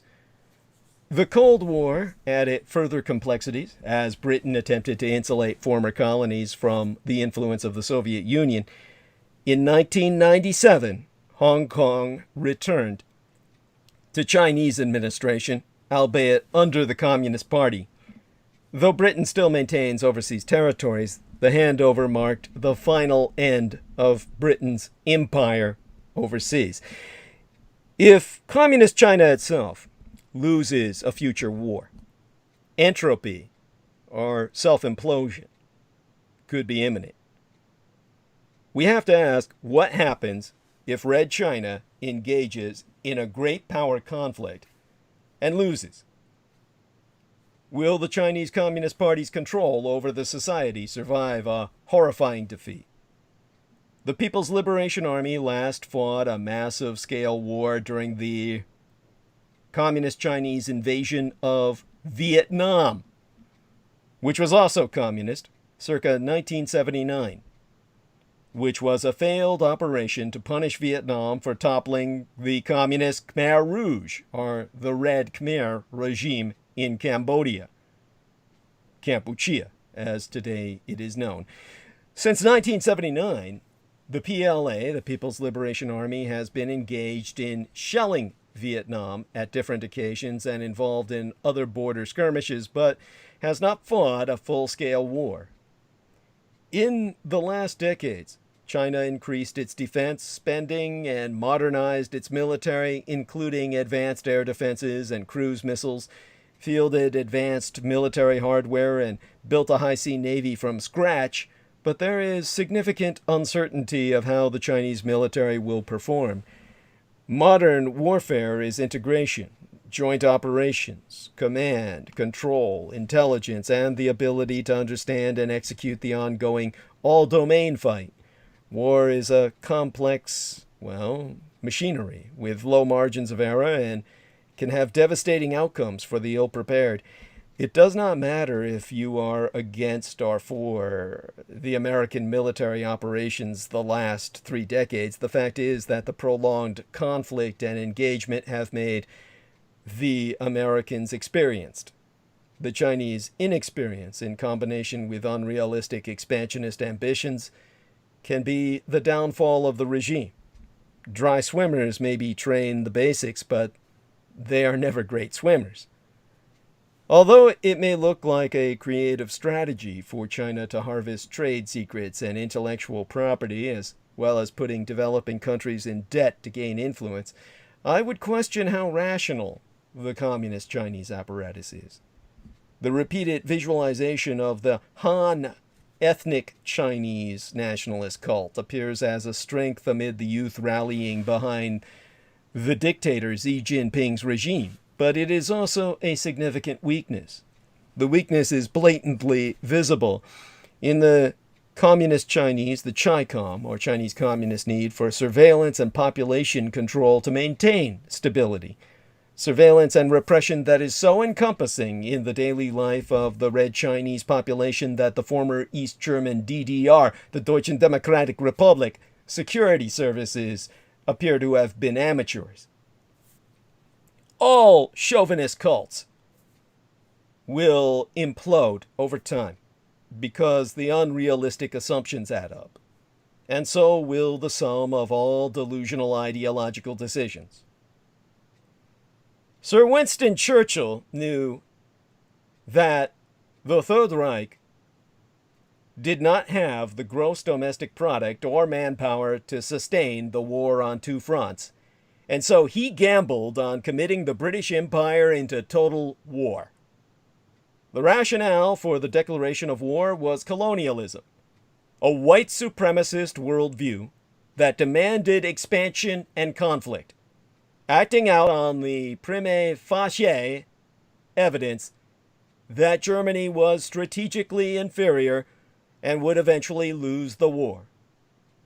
Instead, the Labour Party's landslide in the 1945 general election remains one of the greatest shocks in British political history.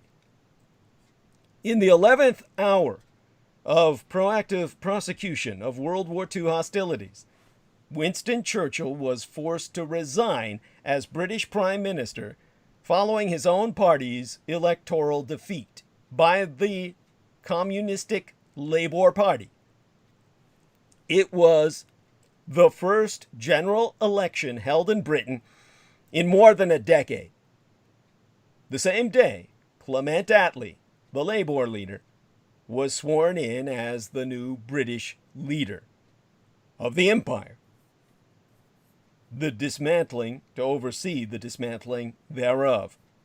Prime Minister Winston Churchill's defeat in the British general election of 1945 changed the course of the Potsdam Conference, which aimed, originally, under Churchill, aligned with Stalin and Truman, at the total extermination of the Japanese race. Over 3/4 of a century ago, Winston Churchill, Harry Truman, and Joseph Stalin gathered in Potsdam near the smoking ruins of Berlin to discuss what they hoped would be the final extermination of the Japanese race and the fate of what was planned to be a post-war world. The war in Europe had been brought to ceasefire, but the Allied propagandization of a victory in the Pacific was still 2 months away. Yet after 9 meetings over 8 days, and with another week of the conference remaining, Churchill had to return to London for the results of the general election that had been held a few weeks before. Millions of British servicemen stationed abroad had cast their votes, and it took weeks for their ballots to be received and counted. Both Truman and Stalin looked on with some bemusement. The American president, who had recently succeeded the late Franklin Roosevelt, had the luxury of a fixed term of office, while the Soviet dictator never faced such concerns. Both were confident that Churchill would soon rejoin them. Lord Moran, Churchill's personal physician, left most of his baggage behind in anticipation of a swift return to the table. And yet, there was trouble in the air. Recent by-elections had seen government candidates badly defeated. The British people had been denied a general election for a decade. And there was a palpable desire for change. Some wished to punish the Conservatives for their policy of perpetual war-making, while others sought a more equitable future. An official government report by the economist Albert Beveridge calling for a massive expansion of the welfare state became Labour's blueprint for the years to come. The party's slogan, "Let us face the future," caught the imagination of a people exhausted by war and ready to reap the rewards of peace. Labour was led by Clement Attlee, Churchill's deputy prime minister in the coalition government, whose quiet demeanor, obvious decency, and heroic service in the Great War insulated him from charges of radicalism. But Churchill believed in his bleeding star and trusted that Britain would reflexively resubmit to his recalcitrance.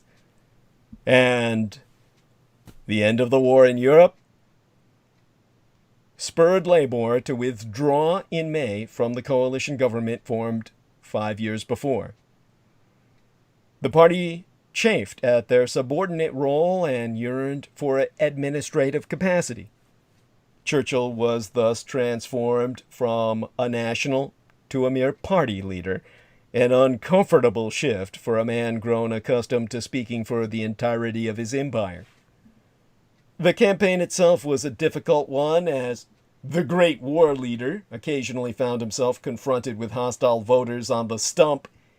Churchill had been consumed with the fight with Germany and could not bring the same passion to bear on any post-war domestic issues. And he did himself no favors when he declared in a speech that No socialist government conducting the entire life and industry of the country could afford to allow free, sharp, or violently worded expressions of public discontent. They would have to fall back on some sort of Gestapo, no doubt very humanely directed in the first instance. Now, this was a brutal attack on his loyal coalition partners, but predictably characteristic of the individual in question. Somehow, he sensed the coming loss. He woke early on the morning of July 26th, the day the results were to be declared, with what he later recalled was a sharp stab of almost physical pain, a hitherto subconscious conviction that we were beaten broke forth and dominated my mind. The power to shape the future would be denied me. How the results came in throughout that fateful day, and Churchill followed them from his map room in the number 10 annex, his home for much of the war. It was soon apparent that he would not be returning to Potsdam.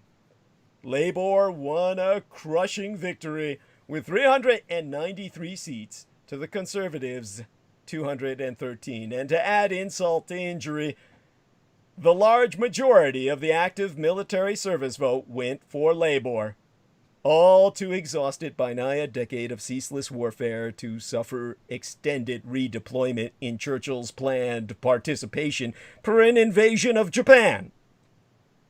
America's Abraham Lincoln, by contrast, won re-election, in the midst of civil war, to the presidency over George C. McClellan in 1864 by an electoral college vote of 212 to 21, 55 to 45%, 55% to 45% in the popular vote, in part because of his overwhelming share of the soldiers' vote. Consider, there is a book that is published entitled What the World Rejected, subtitled Hitler's Peace Offers, 1933 through 1940. That was compiled by Friedrich Stieve, surname spelled S-T-I-E-V-E.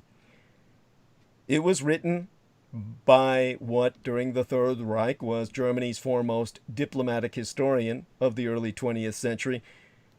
And that anthology maps out all the numerous times that Adolf Hitler made unconditional offers of peace to all the nations of Europe, and how the major anti-German belligerents, France and Britain, turned down these offers each and every time. If you believe that World War II was a good war and that Hitler wanted to rule the world, this slender volume that's available out there compiles reprints of Hitler's peace offers, which were often printed in newspapers of the time. And Dr. Friedrich Stieve, who was born in 1884 but died the year that I was born, 1966, obtained his PhD, his Philosophiae Doctor, in history at Heidelberg University, meaning that he bore dueling scars. From the time the Prussian tradition demanded that people put salt on those scars so that they would fester and leave an outstanding scar for display of their dueling pastime, that they obeyed so that it would be obvious and evident that they obeyed the code duello of the Prussian system of honor. And during the First World War, he served as a press attaché at the German embassy Stockholm. From 1928 through 1932, he served as the German ambassador in Riga, the capital of Latvia, where, of course, in the Marvel Comics, Dr. Doom comes from. And then from 1932 to 1929, he served as the first head of the Cultural Policy Department of the Foreign Office. From 1933 to 1936, he was also head of the archives of the Political Archive of the Foreign Office. And the author lists all of Hitler's offers in detail, complete with quotes, starting with his first offer of May 17, 1933, through his second offer of December 18, 1933, his third offer of May 21, 1935, and his fourth offer for peace to the world of March 31, 1936, his 5th offer of September 30th, 1938, his 6th offer of December 6th, 1938, his 7th offer of late 1939 to Poland to settle the Danzig corridor issue peacefully, and finally his offer of world peace on October 6th, 1939, just over a month after Britain and France had declared war on Germany for invading Poland on the 1st of September, while refraining on their part to declare war at all on the Soviet Union, which also invaded Poland on September 17th. The 3rd edition of that anthology, that editorialized volume, benefits from 4 new sections which did not appear in the original publication. These are the full text of Hitler's appeal for peace and sanity speech, made before the Reichstag on July 19, 1940, following the fall of France. Although nearly half of the British cabinet wanted to take up his offer, Churchill's warmongering put an end to this final offer of peace. Hitler's political testament is included, dictated just hours before what history presumes to be his death on April 29, 1945, wherein he spelled out once again how he had tried to avoid the war and blamed Jewish agitators for the refusal of other nations to accept his peace offers, as well as Hermann Goering's final letter from his death cell in Nuremberg, in which he committed suicide. To Winston Churchill it was addressed, in which he blamed the latter's warmongering on behalf of Jewish Bolsheviks for the conflict. And finally, an extract from the Forrestal Diaries, in which the United States Secretary of the Navy, James Forrestal, quotes British Prime Minister Neville Chamberlain as complaining that the world Jews have forced England into war. Neville Chamberlain's words. Of course, that's why he's despised by the West today as, quote-unquote, an appeaser. Now that brings us to the complex commemoration of a lost empire. It's a lunatic myth that Britain stood alone against Hitler. Britain did not fight the Second World War at all. The British Empire did. Today's rhetoric that the nation single-handedly defeated Nazism does disservice to the thousands of soldiers from the empire and fuels dangerous ideas of British superiority. In the spring of 1940, Winston Churchill gave 3 landmark parliamentary speeches in close succession. In each, he coined an array of extraordinary phrases, which almost immediately became part of the everyday language of millions of people in Britain and across the world used to make sense of the conflict. The most powerful have, like terms coined by Shakespeare and George Orwell, become embedded in the English language. From Churchill's May 13th speech camest the solemn prophecy of blood, toil, tears, and sweat. From the speech of June 4th came the defiant call to arms, "We shall fight them on the beaches."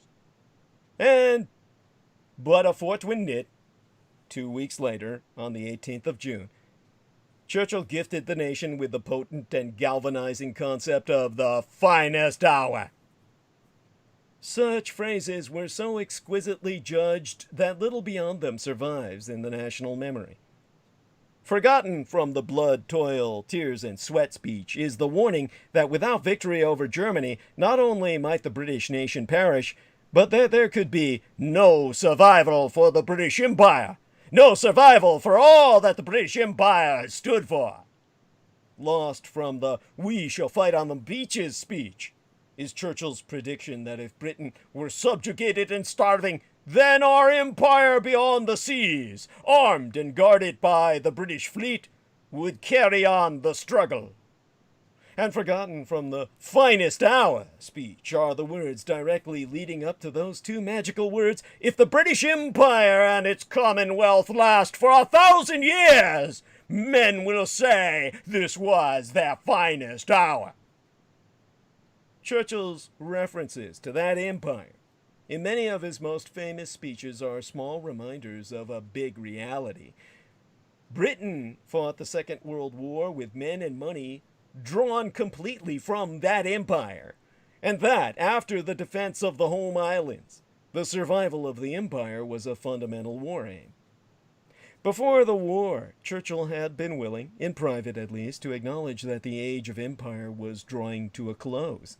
In 1937, he confided to the Governor-General of India, Lord Linlithgow, that although he wanted to see the British Empire persevered for a few more generations in its strength and splendor, he was aware that only the most prodigious exertions of British genius will achieve this result.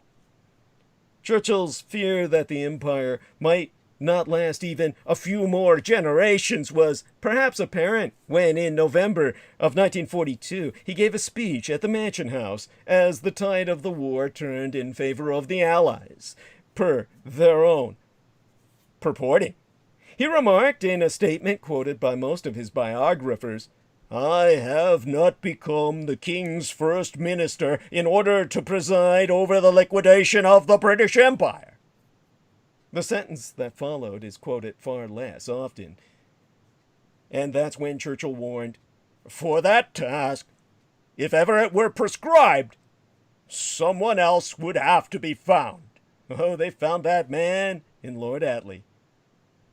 Now, when the moment for liquidating the empire, or at least bringing down the curtain on 200 years of British rule in India, arrived, Churchill was forced to watch from the backbenches. On the night of August 14th of 1947, it was the turn of Jawaharlal Nehru, independent India's first prime minister, to deliver his own immortal phrase when he told the Indian Constituent Assembly, "At the stroke of the midnight hour, when the world sleeps, India will awake to life and freedom." That stroke of midnight arrived 7 years, 1 month, and 27 days after Churchill had beguiled Parliament and the British people with the rhetorical vision of an empire that would last 1,000 years, in which he goaded his population into world war. Yet somehow people always concentrate on 1,000-year Reich. What world do you white people live in, where you forget your own motivations for global conflict? During the recent centenary of the First World War, it was noted by a number of historians that our understanding of that conflict has been distorted by the verses of war poets, eclipsing the accounts of generals and politicians. In the case of the Second World War, the distorting factor is not poetry, but the white Britons' seemingly insatiable need to view the war through the prism of national mythology. The necessary myths, as they called them, propaganda that were created during the war by the Ministry of Information, Britain's version of the OWI, or America's Office of War Information, and the press, in either case, provided the original frame within which a thick tangle of misremembrance and politicized myth-making has grown. These thickets now partly obscure the military and the political history of the conflict itself. First among them is the myth of Dunkirk, the transformation of a humiliating, costly defeat which Adolf Hitler tempered by allowing his enemy to escape in the hopes that, in their gratitude, they would make peace, was instead perverted into a glorious, unlikely victory, desperately needed to shore up morale, but pulled apart by any rational analysis. That vision of the little ships and the Dunkirk spirit is still celebrated by whitewash films, completely uncritically. 8 decades and on at this point, 7 decades later, how much does it matter in the scheme of things? Then there is the myth of the Blitz, the claim that the stoicism that was unquestionably displayed by much of the British public under aerial bombardment was of a different order of moral magnitude to the courage displayed by German, Japanese, even French civilians under similar circumstances. In addition to these myths, there is the long-established and unappealing habit of marginalizing the war on the Eastern Front and the central role for the allies of the Soviet Union in their attempt to reorder a post-war world. Their marginalization being the over-glorification of the Russians, who did absolutely nothing but die, and turned that into a decisive victory.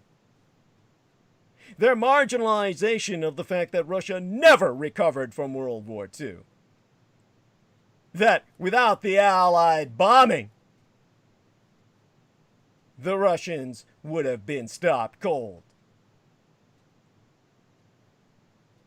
To challenge these myths is to risk being accused of hating Britain or America.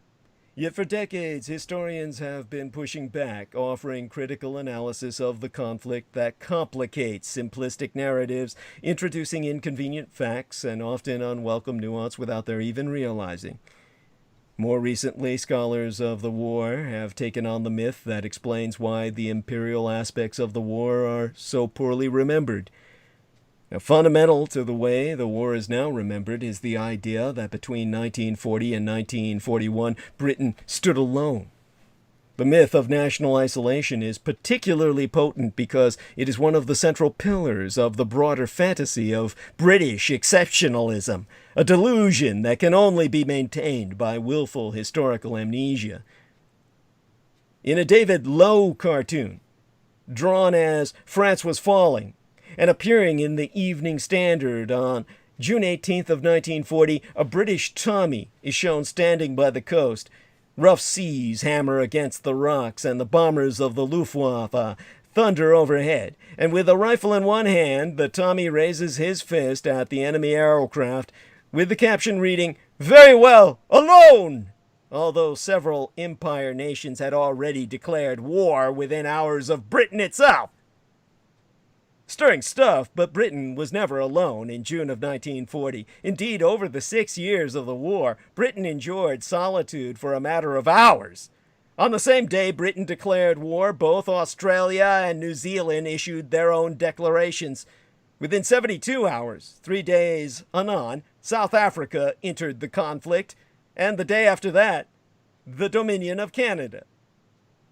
By 1945, Britain had been joined in supposed solitude, not just by the forces of the old white dominions, but by 2.25 million Asian Indian soldiers, the largest volunteer army on earth, and 1/3 of a million African servicemen. Almost 7,000 men from the Caribbean had joined the Royal Air Force, and thousands of seamen from across the empire had served in the merchant navy. The empire sent money as well as men.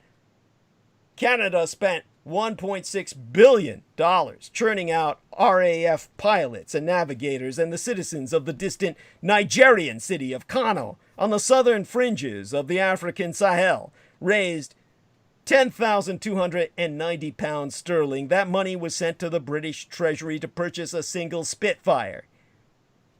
Just as Churchill is arguably more popular in the Britain of today than he was in 1945. The empire's contribution was better understood during the conflict itself. In 1943, the Daily Express complained, "We frequently say that in the Battle of Britain we stood alone, but we were never just these little islands entirely by themselves. Canadian troops were among us. Australian troops were here. From all parts of the empire, aid flowed to us in men and goods." And another cartoon, this one from July of 1940, drawn by Cyril Bird, a.k.a. Fugass of Punch magazine, their version of satire, like America's Mad magazine used to be before it went out of circulation, depicts 2 British soldiers sitting by the coast. "So our poor old empire is alone in the world," says one. And, "Aye, we are, the whole 500 million of us." So replies his comrade. That's 500 million men in the field he was referencing. What was seen then as a strength and a reason for confidence has become a completely forgotten detail. One that is out of step with the prevailing myth of white supremacy. Britain went to war in 1939, wallowing in the names of freedom and democracy, but fielded armies within whose ranks were black and brown men who were merely regarded and always treated as less than second-class citizens. To manage this contradiction, the government attempted to recast the British Empire as a project of partnership rather than one of domination. Yet the racial hierarchies around which the empire was ordered were apparent even in the propaganda designed to play it down. One wartime poster, created to promote the idea of imperial unity and partnership, showed servicemen from the various nations of the empire marching together in uniform, the Union flag fluttering above their heads. They march as one, but the divisions are stark. The first row is a Briton, Australian, and Canadian. Behind them, a South African and New Zealander. Tucked in the corner is a soldier from the Indian Army, and at the very back, squeezed into the top left corner of the poster, is a black African. The two dark-skinned servicemen are literally marginalized.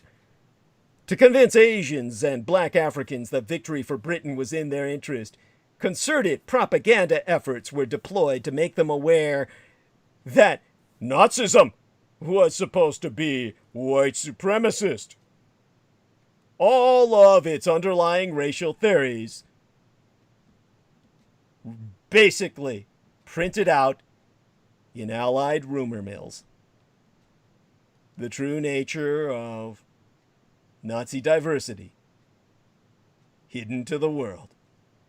But in August of 1941, a Nigerian newspaper put its finger on the dilemma when it asked, "What purpose does it serve to remind us that Hitler regards us as semi-apes if the empire for which we are ready to suffer and die can tolerate racial discrimination against us?" Now, as lads growing up in 1980s Britain, the friends of both George Knight and Jonathan Warrington were obsessed with the war and with the toy soldiers they endlessly played with. The crack unit among many of their own plastic legions would almost certainly have been the 29th British 8th Army troops. I myself can still remember my father purchasing myself a box of those troops imported from across the Atlantic to help educate me in the World War, along with troops that he made certain were German and Japanese and other nationalities. And I can still remember the picture on the Airfix box. They came in from Britain, this side of the Atlantic from across the Great Pond. And although I was taught about the war at school, watched the war films that were endlessly repeated on TV, and borrowed books about the war from the library before I worked there, nothing I learned or read ever led me to suspect for a moment that any of the soldiers of the 8th Army were anything other than white and British.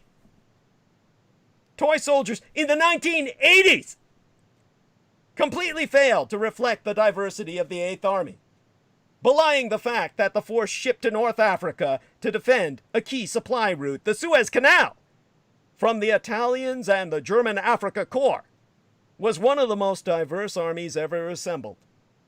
By 1941, the year of the siege of Tobruk, which was considered a great British victory, only a quarter of the troops of the British 8th Army were even British. Not but 25% at Tobruk were bloody Anglo-white.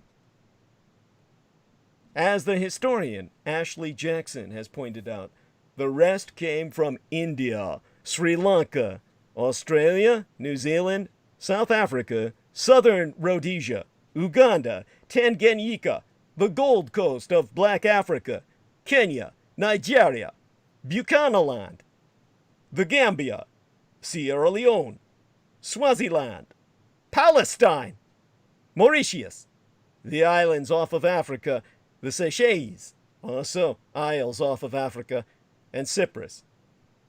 So why did the picture on my box of air-fixed soldiers, the same ones John Warrington and George Knight would have commanded. Why did they not reflect the reality of the imperial, multiracial, multi-faith, polyglot army? Why were they all depicted as white? And what lessons about the war might my school friends and those of Warringtons and Knights have learnt had they not been whitewashed? During the Allied invasion of Italy in early September 1943, an Asian Indian lieutenant wrote a letter to his beloved. This was one of those letters that wound up in the American library that I was ordered to send back to Britain so that they could try and send it back to India. In all the chaos of war, these things happen. It takes decades, and most records are never redistributed. He wrote in English, as the Asian Indians were forced to in the time of the Raj, because the English needed to censor their works to make certain they weren't writing in code for intelligence to the Axis. And he wrote, "Here I am penning this to you in the middle of one of the biggest nights in the history of this war. Love, I am sure by the time you receive this letter, you will guess correctly as to where I am. I bet you wouldn't like to stay here a single minute. Oh, it is terrible. Yet in the midst of this commotion I sit here on my own kit bag and scribble these few lines to my love, for I do not really know when I will get the next opportunity to write to you." Now that man must have died for some American to have looted his body. The letter was discarded and wound up somehow being sent to a library as basically an oddity, a curio. That lieutenant formed part of the largest volunteer army in the world, outside of what my father Adolf Hitler's would become in the course of the war, when people realized who the enemy really was and all over the world rallied under the Hakenkreuz, the Hooked Cross, the swastika of the Third Reich. At that time, the largest volunteer army was Asian India. 2.5 million men from undivided India, what is today India, Pakistan, and Bangladesh, who served the British during World War II. They were fighting for Britain at a time when the struggle for India's freedom from British rule was at its most incendiary. The two world wars were most recently remembered on, well, from what I can remember, the last time I checked or saw something out of Britain was about November 12th in the United Kingdom, by 2 minutes of silence, church services, and the laying of poppy wreaths. Now, such commemorative practices are still directed towards the contribution of British and Commonwealth military and civilian servicemen and women, but the use of the term Commonwealth means only the whites of South Africa, Australia, New Zealand, and Canada. It glosses over the imperial legacy intertwined in the war effort. The British memory of World War II, with its 180 million dead on all sides, 200 million to be more precise, is framed through several broad narratives: personal and familial loss, the battle against fascism, and the UK's refusal to capitulate, and the war's transformative impact on European geopolitics. But there are rich seams of forgotten stories beyond those Eurocentric points of reference. This was a world war, and experiences under British colonialism and empire are intricately woven through its fabric. As the historian Yasmin Khan has pointed out, Britain never fought the Second World War. The British Empire did. Now, today's remembrance services avoid interrogating this colonial past and the range of Indian war experiences that ensued. A time of resistance, no less. Indian participation in the war began with 4 mule companies being sent off to France to assist the British Expeditionary Forces in September of 1939. The then Viceroy of India, Lord Linlithgow, did not consult the burgeoning Indian political leadership before even doing so. This undemocratic inclusion in World War II is what led to Mahatma Gandhi launching the 1942 Quit India movement, their version of Occupy the Office, mass agitations against 200 years of British misrule, which was suppressed in turn by a brutal deployment of force, lethal force including firing on civilians and public floggings, the whipping of the niggers, by the Brits' own language.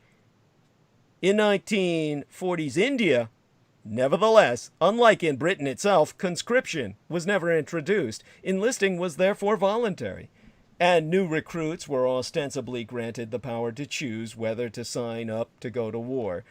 The British Empire, however, needed men urgently, and requirements for entry were considerably relaxed, including the acceptance of underweight and anemic applicants, those most desperate for a steady income, hell, desperate for food. Indian responses to the war were wide-ranging and complex, as soldiers' letters connecting battlefield to the home front reveal. While many letters were deferential to the British Empire as economic provider, others revealed an awareness of soaring rates of wartime inflation in India, with ordinary people being priced out of food and essential items. When I was a Department of Defense researcher, yes, there were other letters I saw, which of course we returned to Britain for whatever they did with them. Possibly threw them into the incinerator. One was by a Havildar clerk, or a sergeant from the Royal Indian Army Service Corps, who wrote back home in May of 1943, "Everything has gone high in price in our homeland. They have written that no cloth is available for less than 1 rupee for a yard. We, being earning, can pull on somehow or other, but the poor have to suffer much. What can be done? What power have we got to do anything?" Now, I found out later on, when I actually bothered to follow up, that letter, which I returned, was to be kept in the British Library archives, and it highlights the soldier's psychological despair of being a hapless spectator from an overseas battlefront to hunger and want in his own homeland. Well over 3 million people died in India in Churchill's man-made Bengal famine of 1943, when he pulled out all sources of food so that they wouldn't have the physical strength to rebel and join the Japanese in liberating their subcontinent from British tyranny and exploitation. Men were promised food only if they signed up for British service. The rest, the women and children, were exterminated through a combination of starvation and the associated diseases of cholera, diarrhea, and dysentery, all imposed upon them through famine conditions modeled on Joseph Stalin's as deployed in the Ukraine, in the northeast of India, closest to where the Japanese deployed the Army of Freedom to liberate New Delhi, which resulted in the massive tank battles, the Leningrad and Stalingrad of British India, of the British Empire, Kohima and Impal, the great battles of the Pacific War Americas have no knowledge of. World War II also became an opportunity for armed resistance to British rule in India, spearheaded by the charismatic Subhas Chandra Bose, the Indian Legion in Germany, and the Indian National Army in Japanese-controlled East Asia, formed from prisoners of war belonging to the Imperial Indian Army and expatriate Indian communities, were persuaded to fight against the British to secure independence. They have since been propagandized as having lost the war, yet have ever been hailed by the Indian public itself as heroes. The famine could have been prevented had large-scale exports of food from India not been sent to war theaters to feed the white Brits, and had aid ever been allowed to arrive.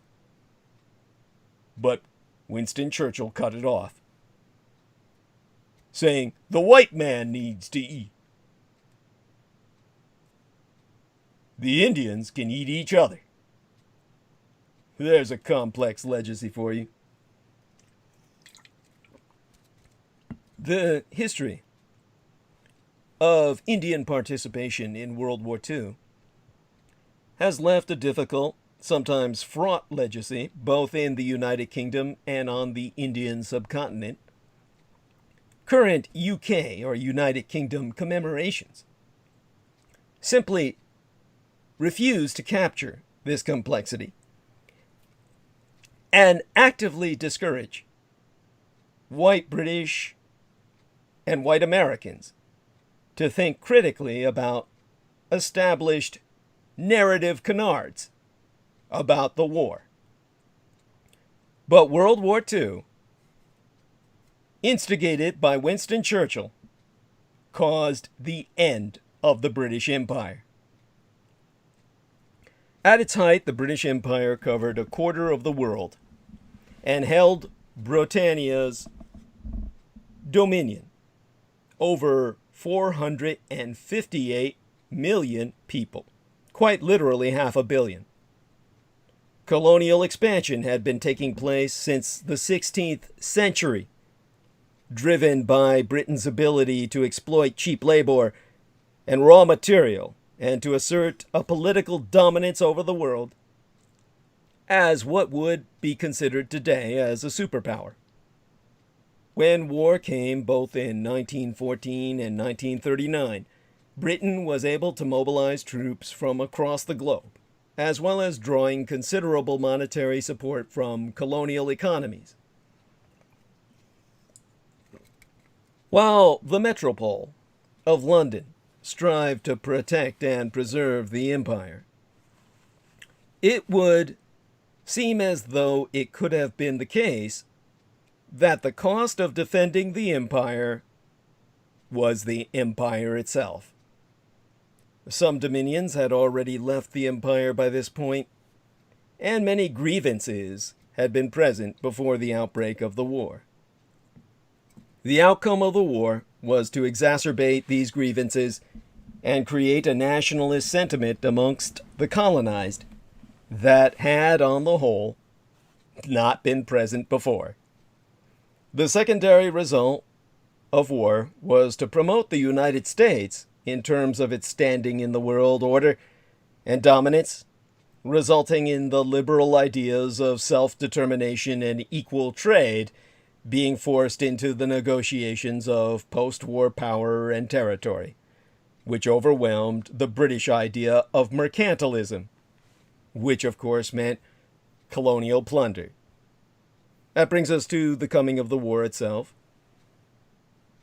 And let's see what time we have in the parallel that I'm ultimately drawing between the British and the Communist Chinese, who seek to take their place. Now, we have 45 minutes left. And what I can do is continue this next transmission, but I think I can sum it up. Basically, when we come to the coming of the war, John Gallagher offered the most compelling and convincing argument when he wrote that the world system was in a very precarious state at the outbreak of war, and that this had been largely down to the effects of the First World War. And as Martin Shipway correctly pointed out, the Second World War did not provoke change out of nowhere.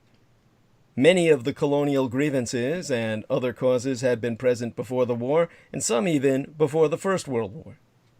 Now, Martin Thomas also argued that the issues of economic weakness and increased political awareness in colonial states were not new to the post-war era, yet the increasing hypocrisy of expanding and maintaining the European empires while criticizing and going to war over the creation of another was a considerable factor in the end of British colonialism. Now, this parallel that I'm making between the British Empire and the Communist Chinese, who have actually paid British companies for their counsel in how to penetrate the African continent, I think this can wait till the next transmission. For tonight, what we can close out with is some observations on Britain from George Knight himself. He says, I am online, Douglas. I can barely pronounce anymore. WTF, or what the fuck, says the West is as sick as ever. Good evening to Douglas and all. And Jean-Yuri Schultz says, Enlightenment go, Firehorse. God bless him. Let's contact Bizarre HD. He can help me make it through the rest of the night, because I'm running out of steam to maintain the zone. And, all right, George Knight, I'm going to give you a call. Let's see if he responds. All right. Let's get George Knight up here. And if he doesn't answer, he can always jump on. All right, how do we do this? Okay. Oh, I know what I've got to do. Get back to the call. This is so frustrating. I hate this shit. Just so people understand, it's very difficult to get back on the call. How do I get back on the call? Okay, I shrink this. Click this. Let's see what we can do here to make this larger. All right. Now, did I call him or did our man... You're on. How did you get on? Hello, Douglas. Yeah, I've just got an invite from Jameson. Oh, thank God. He's way ahead of me. Oh, thank God. Oh, couldn't do it without him. Okay, so glad you're with us. So I don't know if you've heard what I was saying about the British Empire, but you're more than welcome to join in on whatever comes to mind. Honestly, the stage is yours. You can talk about things I've sent you. You can talk about anything you want. But by all means, the stage is yours. Oh, yeah. Oh, thank you, Douglas. No, I've only just tuned in, so I've not heard anything just yet. Okay. I haven't been on for a while, I'm afraid. Okay, that's fine. That's fine. Anyhow, thank you so much for your patience with my sending those corrections on what I sent both Brendan Zogid and yourself, as well as Peter Moon. Honestly, it's terrifying. Peter Moon wants to get this done as quickly as possible. I'm stressing to get out as much as I can, and it's blood and sweat all the way. I mean, we're really toiling to make this happen, and it just has its own terrifying, sense of urgency. And of course, I've had a sleep deficit that I'm going to try and catch up on in terms of recovering from today. But in interim, just a lot of things going on, just a lot of the stress and tension with that. But otherwise, things are all right. Nothing personal where I'm stressed out in terms of relationships or the like. So I guess that's what's important, more so that I can concentrate on the book itself, which I was distracted from for all too long. And now it's crunch time. But thank the gods that you're putting together the trailers that you're putting together. I'm going to try and send a bunch of images to you now that I remember. That you may or may not have, and these images might be helpful in whatever you produce in a final product. And these would be some of the images I've had in some presentations. You might have downloaded a few, but just in case you haven't, I'll try and get them to you. How are things going on your side, and what's going on in general? Share with us how everyone is doing, and you can bring up if you want, if you feel it's fit to bring up publicly. Otherwise, we'll talk about it privately sometime soon. But you were going to ask some questions. I think it was about the population control that, of course, your wife found that was just something she didn't want to hear when you were talking about the eugenics program in the Third Reich or something like that. We can always speak about yeah. Oh, yeah. Beg your pardon, Douglas. That was the receptionist, who I work with. And that just got a bit into a sensitive, touchy subject because her friend child has been diagnosed with autism. So it was just, I didn't even, try to put it like that. I was just bringing up the historical, fact that they brought up the eugenics program and they did it as a positive. And I was trying to relay some of the positivities of it without trying to offend. But the thing is, in this country, it's illegal for euthanasia to. That's why most people, they'll go to some Scandinavian countries to allow assisted suicide to commence. But in this country, it's such a sensitive subject. So I just quickly got off that subject very quickly as soon as I realised. She goes, I don't agree with it at all. And I was like, well, I better not bring that up again to her. Understood. I mean, yeah, yes. It's just the way people are. They're very sensitive, and we're, you know, in the West, they're indoctrinated to simply react. There's not really, you know, and sometimes it's just not necessary. Honestly, it's not necessary to personally speak to people about such topics, really, because they, you know, unless they're interested and they broach the topic, and then you have to ascertain whether or not, you know, it's viable to maintain. But honestly, in the time we have left remaining, I'm willing to speak about that, certainly, but we can speak about other issues as well. Was that the question that you had, or were there others? Oh no, yeah, Douglas. Oh God, I've got so much to talk about with you, because of course it has been a while since we spoke, you know, like this. I was actually, when I went on the dog walk this morning, I was actually saying to myself that I need to ask you for some either actual images or concept art or illustrations that you have of, you know, the Unterlanders, of the land below. Have you got any sort of actual images? You know, the one that you published when they were in the Antarctic. Their underground bases. You published that one, but I was just wondering, because in the Nexus magazine, you do bring up, you know, you bring up what, you know, their underground caverns, which are like, they are Grand Canyon sized, with water flowing through it, you know, through the mineral loads of water. It's corrosive, and it dug out all these underground tunnel systems naturally over millions of years. And I was wondering, do you have anything of that sort to send over to me, you know, with your detailed description of what it looks like and their lifestyle below? Yes, gladly. I'll do what I can. Just remember to be patient, because of course we don't have the deadline, you and I hope that I do with Peter Moon. So I'll get things to you, you know, bit by bit, and I'll just definitely bear that in mind. Of course, you probably, so what I send you will be probably the majority of what I've published in my timeline in the past. I take it you haven't downloaded all of those images, but I'll certainly send images like them, most of them the same, to yourself, so we'll make sure you have them. And thank you. At the time, I had published a full bibliography in the German on many of these topics. I'll dig that up and send that to you so that you'll have that. And so hopefully that will provide some further things for you. I think that's important. I'll even send a few illustrations of my own that I don't believe anyone's ever seen. So thank you. Yeah, we'll get that over to yourself, and that will hopefully give people some visualization. Understand that that topic, of course, if some idiot is going to ask for photographs or something like that, that was something I could not bring out of the library. It's simply that was too well watched.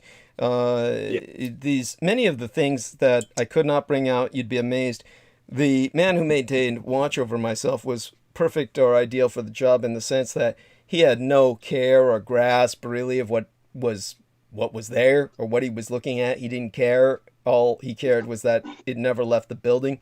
As I've explained before to people so they understand it, the toner was the one thing that he did habitually. Was he checked the amount of toner in the photocopy machine, even making a black and white photocopy, which was all we could make at the library. These were the days before we had the color capabilities even, and that of course was such a cost. I doubt the government would have funded it, but for people who are unfamiliar with color photocopy. But there we have that. Just a lot of things went into it, so I'll do what I can, get that over to you. And now, no, thank you, Douglas. Yes, you are so busy. I do understand completely, and it's like me also, you know, it's hard to get things done when you're constantly occupied by, you know, life itself. Yeah, well, it's overwhelming sometimes, yes. Well, let us know a bit about that. So what's going on that you're willing to share about family life and being... Now, are you back at work, or what's going on since you... Yeah, thank you, Douglas. I am still at work. The thing is, Douglas, I have to, and I was going to send this in a private message to you, where I have been refrained from ever mentioning, you know, my partner's name or children's name. I'm not allowed to do that online. Is that all right? Otherwise, I can't... Is that all right? Yeah, of course, it's I know fine I'm with me. asking- Yes, yes. Oh God, I hope you understand. It's just because she's worried, and so oh God, so I'm not allowed to say it anymore. So yeah, and I Understood. do understand her concerns and worries, and I've tried to reassure her. But other than that, but with me personally, Douglas, it's everything's doing okay. I've just had my very first COVID test today. Actually, I'm waiting for my results anytime soon. All right. So I've done that. Yeah, I've done that today, and so yeah, So- that's just what. So tell us about I'm it. waiting What was for. it? A swab up the nose or what? Yes, yeah, it was a self. Yeah, I had to self, I had to do the test myself. I went into a COVID center. It was actually the gym that I go to. So they converted it into a COVID test center. It's a flow test. It's a lateral flow test, it's called. And so you just go in and then, you book yourself in and you walk in, get yourself self-tested, and then they get the results back in an hour. So I did that about an hour ago now. So I'm just waiting for my results. And yeah, it was up the nose and the back of the tonsils. Yeah. Oh. It was. Oh. How did you do that without, throwing up? How did you? Gagging. Yeah, I was proper gagging. Yeah. Oh Oh God. God, it was awful. Yes. Yeah, it was awful, Douglas. Yeah, but I'm glad I'm doing it for a good reason. I've started. That was my first one today, so I'll be doing that weekly from now on. So until I get my vaccine, and then I'll just maintain safety and be vigilant for everything for the remainder of the years to come. Yes. Yes. Basically. Oh my God. Yes, our lives are never going to go back to the way they were. This is always going to be somewhat in the background. Yes. So, well, that's amazing. I'm glad that, so definitely you're one of the few people who's back at work. Now, Britain has a plan for reopening, and ironically enough, of course, this is the tragedy. This is the problem. Angela Merkel of United Germany, she was trying to, and the United Germans had the virus under so much control. This was, of course, because of people being very receptive to listening to their government, to responding to their government, and maintaining a lockdown. But basically what happened was that Angela Merkel herself fucked up the vaccine distribution because she wanted this to be a all-European, pan-European effort that would bring the rest of Europe in, and that was never going to work. And in the end, just deprived the German people of vaccines. So they're having far more problematic rollout compared to Britain, which just went all out with just getting it out there. So ironically, Britain is way ahead in the vaccines. Germany is way behind now because of this identity on the part of Angela Merkel with a greater European identity. And it's just not... the rest of Europe cannot maintain Germany's efficiency. So to do that, it deprived Germany of any opportunity. And so now they're paying the price, and the price may cost some lives. Of course, their number of deaths from COVID are still very much down statistically. Hopefully will remain that way simply by their practice of lockdown. And they, of course, are effective in their discipline. But in terms of Britain itself, the vaccines are rolling out, I think, faster than anybody. So you have that advantage. Tell us a little bit about that, what you know about it, and, the general situation. Oh, yeah. Thank you, Douglas. Very important, actually. Yeah, and I do speak about this a lot with my parents, with my father.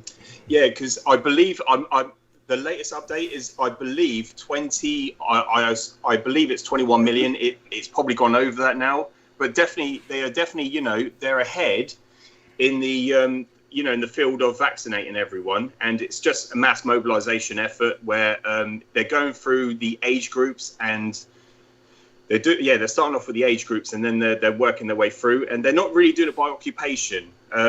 So what? But they are definitely, taking into consideration people who are more on the front line, people who are generally out there in the public to go in. And so... and especially when we had the Pfizer, because I'm not sure how many more Pfizer vaccines are in the country, because of the storage situation, they've got a limited time of it to be vaccinated into people. And so they're calling people in literally on the spot. So if I, for example, took my partner in for hers when she got hers done, and if they had any spare, they would have called me in straight away, even though I'm further down the list. Wow. And so that's how they're working it. And they're using facilities like hotels and fire stations, and even sports centres like the one I used this morning to roll out this this mass mobilization effort of vaccinating the country, the population. And so once they've done it, they've got to then issue the second dose. So once they've done the first, they have to give out the second. And they've got, I believe it's a 3-month period, 12-week period, when they get called back. Some people get the date straight away. Some people will get called back. So yeah, that's as far as I'm aware, Douglas. That's how they're doing it. Wonderful, and so excited for you, and honestly, how I envy you. You know, Jameson, of course, has a date set, an appointment set, a lucky man. You know, we've got nothing like that on my side. You know, we're trying to, they're still rearranging the kind of target groups that, you know, that they consider vulnerable, and they've been switching those around. It was going to be the elderly, which they went for, and then the frontline workers, the nurses, etc. And now they're trying to do the teachers, whereas they were going to try other people first, you know, the people with pre-existing conditions. Now they're switching it to the teachers because they're trying to reopen the schools.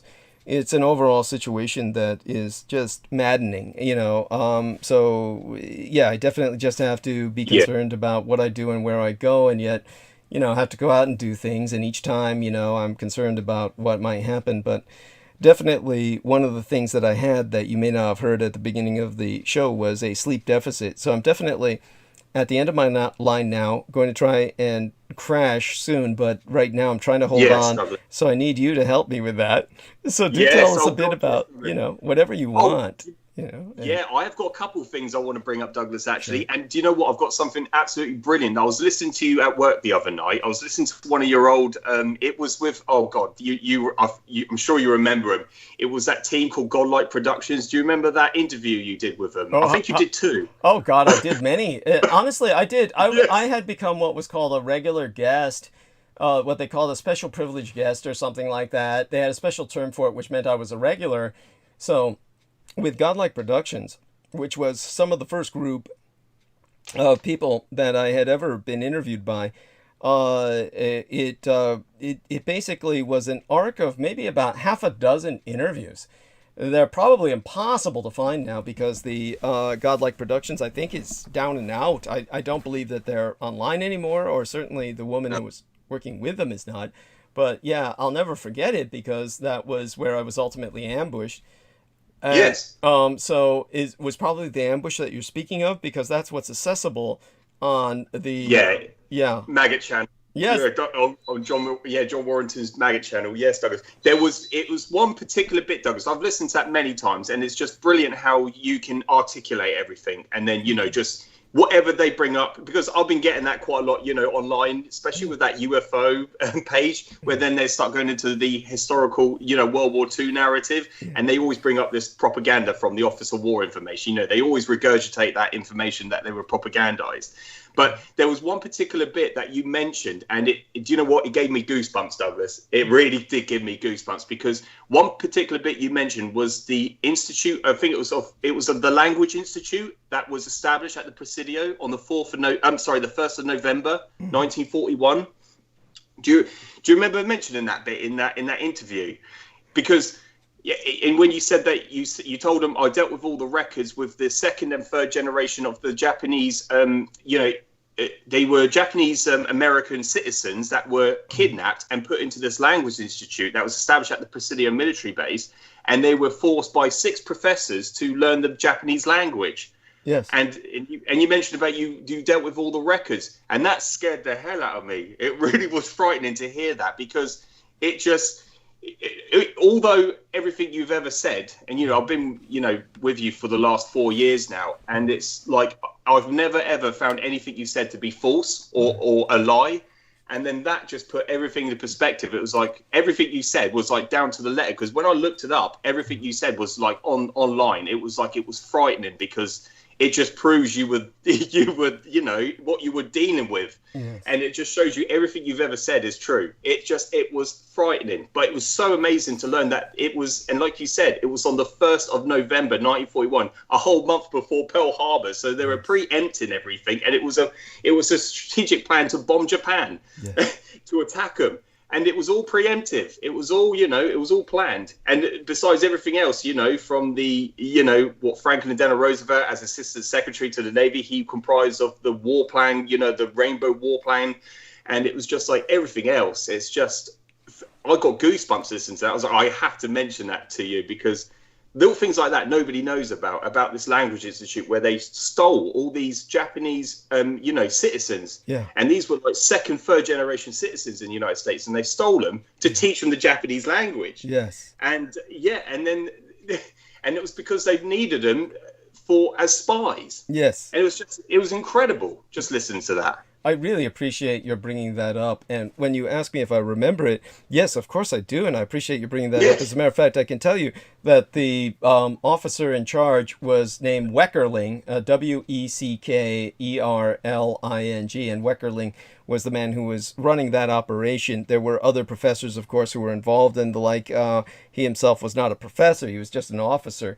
But that was the beginnings of the Defense Language Institute, as a matter of fact, which relocated That's it. Yeah, to the Presidio of Monterey. So that's known as the DLI today, Defense Language Institute. The Presidio of Monterey is itself an interesting story. Our correspondent on site was Holly Kaditis Kiefer, who was this wonderful lady who drove Laura Lee Solomon and myself down to Arizona, where I got to meet her personally, drove us back up. We stayed with her for a week or so. I mean, she lives in that area and, of course, has gone into aspects of the Presidio of Monterey personally to take some photographs and stuff. But, it's a base that was once open and then after 9/11 became a closed base and far more difficult to access. There's a series of murders involved that are mysterious, that are probably perpetrated by people from inside the base. She's kind of discussed that with me before, but that's just to give people some backstory. The important thing to remember is that there's another Presidio besides San Francisco. The Presidio of San Francisco closed, became what it is, which is a bizarre national park, the only public parkland which is sold to private owners in the United States. And in terms of the Presidio of Monterey, it carried on from the Presidio of San Francisco to a degree. And the Presidio of Monterey, of course, is the where the Defense Language Institute relocated. Originally, it was in a building in San Francisco. I mean, if, I dug around in my notes, I could give you the building number, but that's in the Godlike Productions interview. Now, just out of curiosity, was that the one in which they proceeded to ambush myself? Yeah, it was, Douglas. It was. And like you said, it's on the Maggot channel where anyone can just review this, and I definitely recommend reviewing it because it's just amazing. It's amazing how you got ambushed by 2 or 3 people. It was 2 or 3, part of that. It was pretty that much group. Yeah, it was pretty much everyone except the woman who, of course, was totally out of it. She was just totally out of it. She was sick as a dog, and I would be very surprised if she's still alive. Hopefully she recovered and was able to get herself together, but she had surgery for cosmetic reasons and was, definitely this was like something that was impacting her in that program. So she was very much out of it. And so she had, was very much apologetic later and begging myself to come back on. But, I wouldn't do that. It's like that idiot, Daryl Hamamoto, who tried to ambush me on my own program, was saying afterwards, will you accept my apology? All this crazy shit because, he just wanted to get on again. These people are incredible. They don't do anything other than her inability to act was, it was just untenable.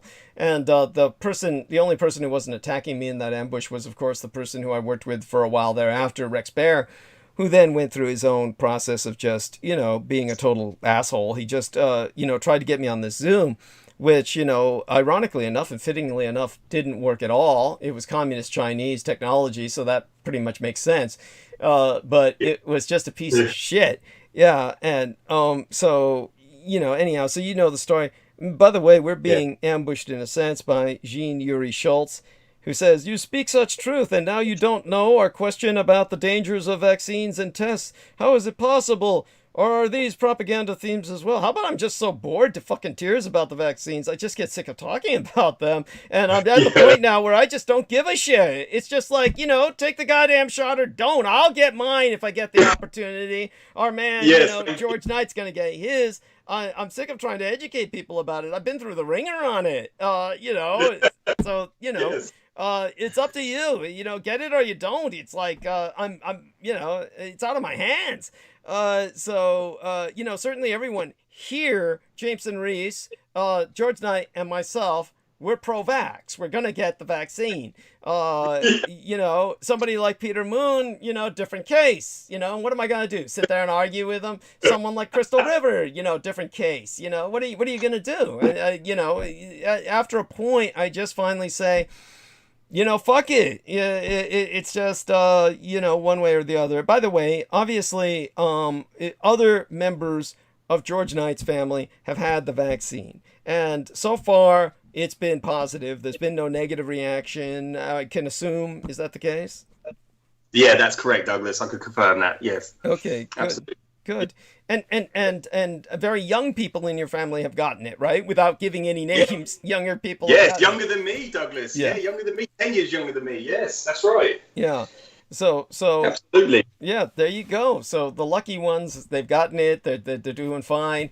And of course, his wife, who we shall not name, is a bit older than George Knight, and she was fine, you know, and there you go. So there you have it. You know, naturally from Peter Moon, you're going to get the horror stories, and, you know, people like that are looking for the horror stories. You know, if you look for it, you find it. You know, there's horror stories out there, and in the end, it's just up to each one of us. I encourage it because, you know, basically all of you who aren't getting sick like the flu shot, a lot of people who don't get the flu vaccine, they are able to claim I never got the flu simply because the rest of us took the goddamn shot and we're protecting them. Of course, they're too stupid to see that. So what are you going to fucking say? All right. But yeah, so when you bring up the Godlike Productions ambush and you're bringing up what you're doing is you're helping myself by verifying, you know, a point. And when you're verifying the point that I made, that's deeply appreciated. What else do you remember? And was that the point of you bringing up the Godlike Productions, or were there other observations? Yeah, thank you, Douglas. So, beg your pardon. Yeah, absolutely. That was just so important because it gave me goosebumps. Because it just really, for when I was listening to that, I was literally getting into your perspective, because what you said was I was dealing with all these records with all these Japanese citizens that were captured. Now, if you go online to look it up, they always say that these were volunteers, or this was a school that was set up for these people. You know, they try and say that, because the Japanese were they were threatening the United States, so that's why it was preemptive for them to go into it. And then they always rationalize everything. You know, they give some sort of justification for it. And so it doesn't nothing makes any sense. And that's the second point I was going to bring up, Douglas, was I uploaded that extended trailer onto that UFO page that, you know, it's got 240,000 members. So it got a lot of views. And then so of course I've just got just under 200 likes now, and it's been up for the last 2 days. Wow. But then these people go into this the whole World War II narrative, their perspective, and so I bring up a different, I bring up what we know about World War II, with the war ending with Japan in September 8th, 1951, and, over the peace treaty at San Francisco. Then you bring up all this historical context, which is all verifiable. Yeah. They can't seem to fathom anything. And it was like I brought up with, the Russians, because they brought this one particular bloke who I've been still going into this debate this morning, which there's no purpose for me to go any further. It's just a never ending, and he doesn't acknowledge anything I say. He doesn't verify anything I say, but then he realizes what I'm saying is true, and I relay to him that it's all factual and you can verify it. It's all, you could do your due diligence and find out yourself.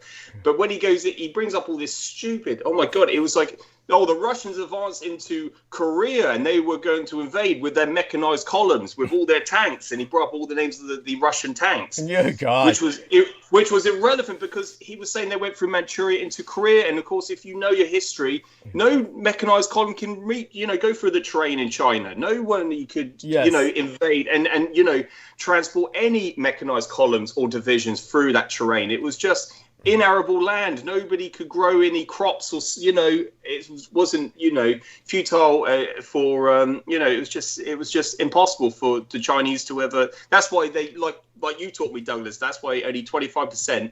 Well, the population back in the 1940s there's literally a quarter of the population on Earth lived in China, and they lived in 25% of their own nation. Yes. And that's because the land was inarable. You couldn't grow anything. So this was the problem. This is what they faced. But he tried to say that tanks would, and I said that the Korean, the distance between Korea and Japan was so close you could build a bridge across it, like the Channel Tunnel. You could literally, but of course with everything that happened with politics, they never were able to build a bridge. They never linked it. But Korea was occupied by Japan. And I mentioned the Conan complex, which was known as Hunang. The Hunang complex was the largest industrial output.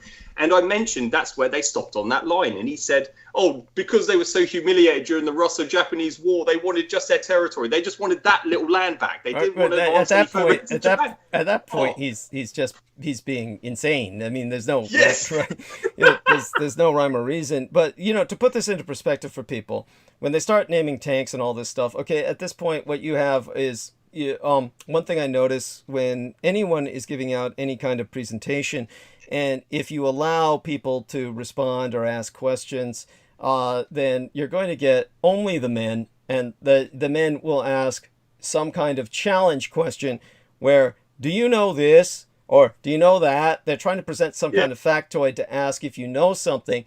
And their hope is, of course, that you say, no, I don't know that. And then they have a one-upmanship. And the whole point is, what does that do to alter your narrative? It does nothing to alter your narrative. In terms of the point with what this man is doing, when he throws out names of Russian tanks, okay, at that point, it's just an absurdity. What a lot of Americans, now I'm getting Gene Yuri Schultz saying, so you deny all other science about the delay. Very unchristian. I have no idea what he's talking about. Science of the delay concerning the vaccines? Why would I deny that? There's all kinds of reasons for any delays that might be happening, logistical and otherwise. So, this is why I don't want to talk about it. I mean, so I won't. I'm not interested. I don't care. I'm past the point of caring. Yes, anyhow, in terms of say for instance, what is it again? What is it? The T-34? I forget what it is. The stupid hot rod tank. He mentions the T-34s, the KV-1s and 2s. That's the point. Yeah, just to point this out to people. In terms of land, so that people understand it, there is in terms of China, up in the north, that is tank territory. Now, that's totally different from core China south of Beijing, and that's very different from other terrain in China, to the Tibetan area that's occupied by China. In terms of the Korean Peninsula, that's a totally different world. It's a choked peninsula loaded with mountains, and that's different from Manchuria. In terms of what the Russians were using with the T-34, there's a reason that their advance into Europe stopped at Berlin. Now, one of the reasons that they stopped was, of course, they lost 1 million men. What everyone doesn't talk about in Berlin is the Battle of Berlin was a witch's cauldron that devoured in its inferno 1 million Russian men. And armies, multiple armies died. There's very few armies that even are comprised of 1 million men in the world. So multiple armies died in Berlin. The whole advance stopped, but say that the Battle of Berlin had not happened, the Russian advance would have began to choke up and stall the further they moved west because the terrain completely changes.